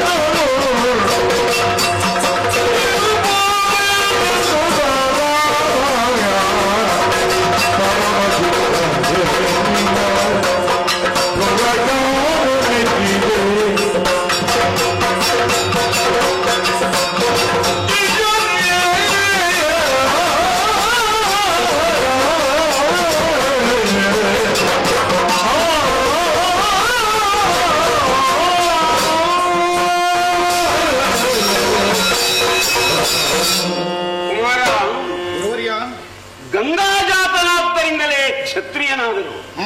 ನಿನಗೆ ವಿದ್ಯೋಪದೇಶವನ್ನು ಮಾಡಿ ಬೇರೆ ಬೇರೆಡೆಗಳಲ್ಲಿ ಅಧ್ಯಯನವನ್ನು ನಡೆಸಿದವ ನೀನು. ವಸಿಷ್ಠರನ್ನು ಶುಕ್ರರನ್ನು ಕಂಡು ಅವರಿಂದ ಯಾವ ರೀತಿಯಲ್ಲಿ ಅಧ್ಯಯನ ನಡೆಸಬೇಕು, ಶುಕ್ರರಿಂದಲೂ ನೀತಿಯನ್ನು ತಿಳಿದವ. ಆದ್ದರಿಂದ ನಿನ್ನ ಈ ಯುದ್ಧಕ್ರಮ ನನಗೆ ಮೆಚ್ಚುಗೆಯನ್ನು ಮಾಡಿದೆ. ಮಗೋ, ನಾನು ಸೋತದ್ದು ಯುದ್ಧಕ್ಕಲ್ಲ, ನಿನ್ನ ಗುಣಕ್ಕೆ ನಾನು ಸೋತೆ. ಯುದ್ಧದಲ್ಲಿ ನಿಮ್ಮನ್ನು ಸೋಲಿಸುವ ಇನ್ನೂ ಹುಟ್ಟಲಿಲ್ಲ, ಅದು ಪ್ರಶ್ನೆ. ನಿನ್ನ ನ್ಯಾಯನಿಷ್ಠೆಗೆ, ನಿನ್ನ ಧರ್ಮಜ್ಞತೆಗೆ, ನಿನ್ನ ಸತ್ಯಸಂಧತೆಗೆ ನತ್ತಿ ದೇವತೆಗಳಾಡಿದ್ದನ್ನು ಕೇಳಿದಾಗ ನಿನಗೆ ಸೋಲದಿರುವುದಕ್ಕೆ ಸಾಧ್ಯವಿದೆ. ಅಂಬಾ ಪ್ರಕರಣದಲ್ಲಿ ನ್ಯಾಯಾನ್ಯಾಯಗಳನ್ನು ವಿಮರ್ಶಿಸುವುದಕ್ಕಾಗಿ ತಾವು ಯುದ್ಧವನ್ನು ಘೋಷಿಸಿದವರು. ಭೀಷ್ಮ, ಹೋತ್ರವಾಹನನೇ ಮುಂತಾದ ಋಷಿ ವರ್ಗದವರು ಎಲ್ಲಿ ನ್ಯಾಯ ಇದೆ, ಎಲ್ಲಿ ಧರ್ಮ ಇದೆ ಎಂಬುದನ್ನು ಈಗಲಾದರೂ ತಿಳಿದುಕೊಂಡರಷ್ಟೇ. ಸ್ವಚ್ಛಂದ ಪ್ರವೃತ್ತಿಯುಳ್ಳಂತಹ ಅಂಬೆ ಇನ್ನೂ ಅಲ್ಲಿಯೇ ಇದ್ದಾಳೆ. ಇನ್ನು ನೀನು ಏನು ಬೇಕಾದರೂ ಮಾಡಿಕೊ, ಏನು ಬೇಕಾದರೂ ಹೇಳು, ನಾನು ಮಾತ್ರ ಇಲ್ಲಿರೋದಿಲ್ಲ. ಮತ್ತೆ ನಿನ್ನನ್ನು ಅನುಗ್ರಹಿಸಿಯ ನಾನು ಮತ್ತೆ ಮಹೇಂದ್ರಾಚಲದತ್ತ ತಪಸ್ಸಿಗಾಗಿ ಸಾಕ್ತೇನೆ. ಶ್ರೇಯವಂತ ಶ್ರೇಯವಂತ. ಅಮ್ಮ, ಗಂಗಾ ಭವಾನಿಯ ಸುಕುಮಾರ ಅಗವಿದೂರವಾದಂತಹ ಬಗೆಯಿಂದಲೇ ಬದುಕಿದವ ಅನ್ನುವುದನ್ನು ತೋರಿಕೊಡುವುದಕ್ಕಾಗಿ ನೀನೊಮ್ಮೆ ಒದಗಿ ಬಂದಿದ್ದೆ. ಆಗ್ಲಿ, ಅಪ್ಪನನ್ನು ಮಗಳನ್ನು ಒಟ್ಟಿಗೆ ನೋಡುವ ಸೌಭಾಗ್ಯ ಸಿಕ್ಕಿತ್ತು ನನಗೆ. ನೀನು ಮಗನ ಜೊತೆಯಲ್ಲಿ ಇರ್ತೀಯ, ಅಪ್ಪನವನಿಗೆ ಬರ್ತೀಯ. ನೀನು ಇನ್ನಾಚೆಗೆ ಹೋಗುದೇ ಬಿಡು.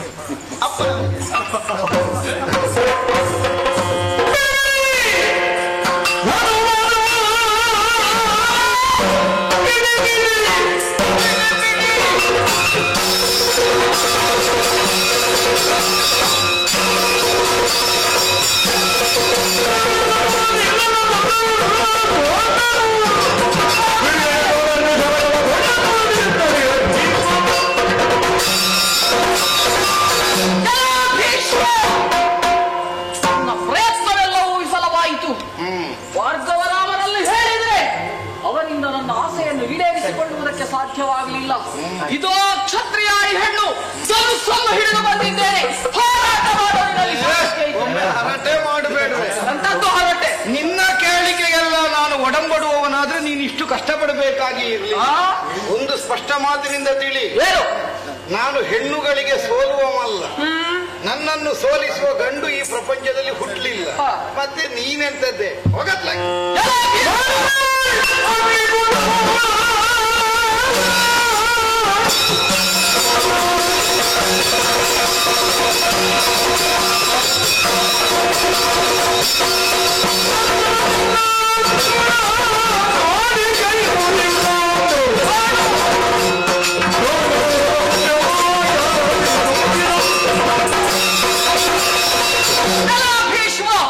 ಹೋರಾಟ ಮಾಡುವುದಕ್ಕೆ ನಿನಗೆ ಮನಸ್ಸಿಲ್ಲ. ಹೆಣ್ಣೆಂಬ ಸತ್ಸಾರ ಬೇಡ. ನೀನು ಯುದ್ಧ ಮಾಡಬೇಕಾದದ್ದಿಲ್ಲ. ಆದರೆ ಒಂದು ಪ್ರತೀಕಾರವನ್ನು ನಾನು ಮಾಡಿಯೇ ಸಿದ್ಧ. ಈ ಜನ್ಮದಲ್ಲಿ ನನ್ನಿಂದ ಏನನ್ನು ಸಾಧಿಸಿಕೊಳ್ಳುವುದಕ್ಕಾಗಲಿಲ್ಲ. ನನ್ನ ಬಾಳನ್ನು ನಿರರ್ಥಕವಾಗಿಸಿದೆ. ಆದ್ದರಿಂದ ನನ್ನ ಮಾತನ್ನು ಕೇಳು. ಈ ಜನ್ಮದಲ್ಲಿ ಈ ದೇಹವನ್ನು ತ್ಯಾಗ ಮಾಡ್ತೇನೆ. ಮುಂದೊಂದು ಜನ್ಮದಲ್ಲಿ ಹೆಣ್ಣು ಅಲ್ಲದ ಗಂಡು ಅಲ್ಲದ ಸ್ಥಿತಿಯಲ್ಲಿ ಬಂದಾದರೂ ನಿನ್ನ ಸಾವಿಗೆ ಕಾರಣವಾಗ್ತೇನೆ. ಈ ಕ್ಷಣದಲ್ಲಿಯೇ ಅಗ್ನಿಕುಂಡವನ್ನು ನಿರ್ಮಿಸಿ ಅಷ್ಟಾದಶ ದಿಕ್ಕುಗಳಿಗೆ ವಂದಿಸಿ ಈ ದೇಹವನ್ನು ಕೊನೆಗೊಳಿಸ್ತೇನೆ. ನೋಡಿ, ಸಂತೃಪ್ತಿ ಪಡೆ, ಸಂತೃಪ್ತಿ ಪಡೆ.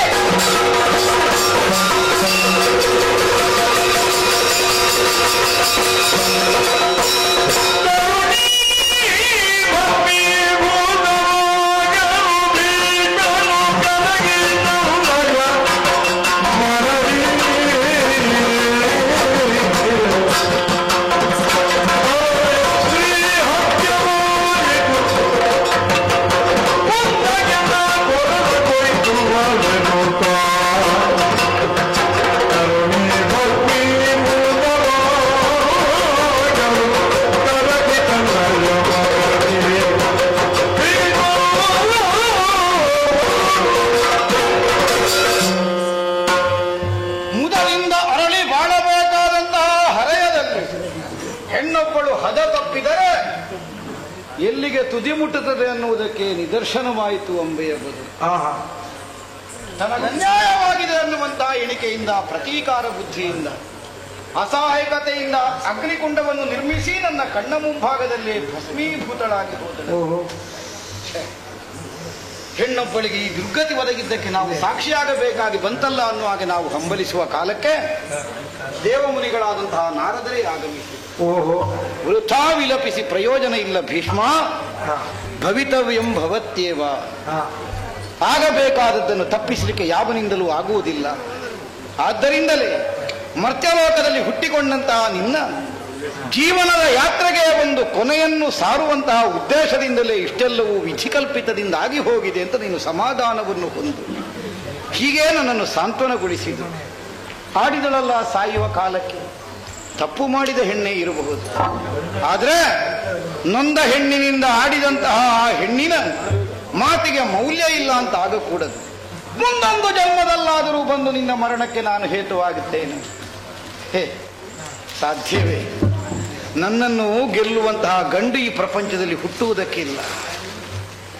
ನಾನು ಹೆಣ್ಣುಗಳಿಗೆ ಯಾವ ಕಾರಣಕ್ಕೂ ಸೋಲುವವನಲ್ಲ. ಹಾಗಿದ್ರೆ ಮತ್ತೆ ನನಗೆ ಕೊನೆ ಹೇಗೆ? ನನ್ನ ಅಯ್ಯನಾದಂತಹ ಶಾಂತನು ಚಕ್ರವರ್ತಿಗಳು ಇಚ್ಛಾಮರಣತ್ವದ ವರವನ್ನೂ ನನಗೆ ದಯಪಾಲಿಸಿದರು.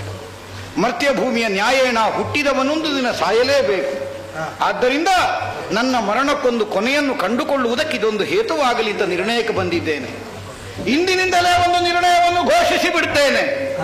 ಇನ್ನು ಮುಂದೆ ಹೆಣ್ಣಿನಲ್ಲಿ, ಹೆಣ್ಣಾಗಿ ಹುಟ್ಟಿ ಗಂಡಾದವರಲ್ಲಿ, ಹೆಣ್ಣಿನಂತೆ ಕಾಣಿಸುವ ಗಂಡಸರಲ್ಲಿ ಮಾತ್ರ ಅಲ್ಲ, ಹೆಣ್ಣಿನ ಹೆಸರನ್ನು ಹೊಂದಿದ ಅಂದ್ರೆ ಸ್ತ್ರೀಲಿಂಗ ವಾಚಕವಾದ ಹೆಸರನ್ನು ಹೊಂದಿದ ಗಂಡಸರ. ನಮ್ಮದು ಶಸ್ತ್ರ ಸನ್ಯಾಸ. ಸ್ತ್ರೀ ರೂಪಿ, ಸ್ತ್ರೀ ಪೂರ್ವಕೆ, ಸ್ತ್ರೀ ನಾಮನಿ, ಇಂಥವರಲ್ಲಿ ನಮ್ಮದು ಆಯುಧ ಹಿಡಿಯೋಣ. ಹೆಣ್ಣಾಗಿ ಹುಟ್ಟಿ ಗಂಡಾದ್ರೆ ಅಂದ್ರೆ ಹುಟ್ಟುವಾಗ ಹೆಣ್ಣಾಗಿದ್ದವಳು ಅಂತ, ಮತ್ತೆ ಗಂಡಾದ್ರೂ ನಮಗೆ ಲೆಕ್ಕ ಇದೆ. ಹೆಣ್ಣಿನಂತೆ ಸ್ವರೂಪವನ್ನು ಹೊಂದಿದ ಗಂಡಿನಲ್ಲಿ, ಹೆಣ್ಣಿನ ಹೆಸರನ್ನಿಟ್ಟುಕೊಂಡ ಗಂಡಿನಲ್ಲಿ ನಾವು ಆಯುಧ ಹಿಡಿಯುವುದಿಲ್ಲ. ಅಂದಿಗೆ ಶಸ್ತ್ರ ಸನ್ಯಾಸ ಅನ್ನುವಂತಹ ನಿರ್ಣಯಕ್ಕೆ ನಾನು ಬಂದಿದ್ದೇನೆ. ನನ್ನ ಕೊನೆಗದೇ ಕಾರಣವಾಗಿದೆ. ಯಾಕಂದ್ರೆ ಅತ್ತ ಗಂಡು ಅಲ್ಲದ ಇತ್ತ ಹೆಣ್ಣು ಅಲ್ಲದ ಸ್ಥಿತಿಯನ್ನು ನಪುಂಸಕತ್ವ ಅಂತ ಮಾತ್ರ ಅಲ್ಲ ಗುರುತಿಸುವುದು. ಪ್ರಪಂಚದಲ್ಲಿ ಪರಾತ್ಪರವಾದಂತಹ ಪರಬ್ರಹ್ಮ ತತ್ವವನ್ನು ಗಂಡೋ ಹೆಣ್ಣೋ ತರ್ಕಿಸಲಿಕ್ಕೆ ಯಾವನಿಂದಲೂ ಆಗಲಿಲ್ಲ. ಆದ್ದರಿಂದಲೇ ಪರಬ್ರಹ್ಮ ತತ್ವವೇ ಮೈದಳೆದು ಬಂದು ಭೀಷ್ಮ ನಿನ್ನ ಉಸಿರು ಸಾಕು ಅಂತ ನನಗೆ ನಿರ್ದೇಶನ ಮಾಡ್ತದೆ ಅಂತ ಆದ್ರೆ ಮತ್ತೆ ಉಸಿರಾಡಬೇಕು ಅನ್ನುವಂತಹ ಹಠ ಏನು ನನಗಿಲ್ಲ. ಆ ತನಕ ಹಸ್ತಿನಾವತಿಯ ಧರ್ಮ ಸಿಂಹಾಸನದ ಸಂರಕ್ಷಕನಾಗಿ ನನ್ನನ್ನು ನಾನು ದುಡಿಸಿಕೊಳ್ತಾ ಇರ್ತೇನೆ. ಲೋಕಕ್ಕೆ ಉಳಿತಾರೆ.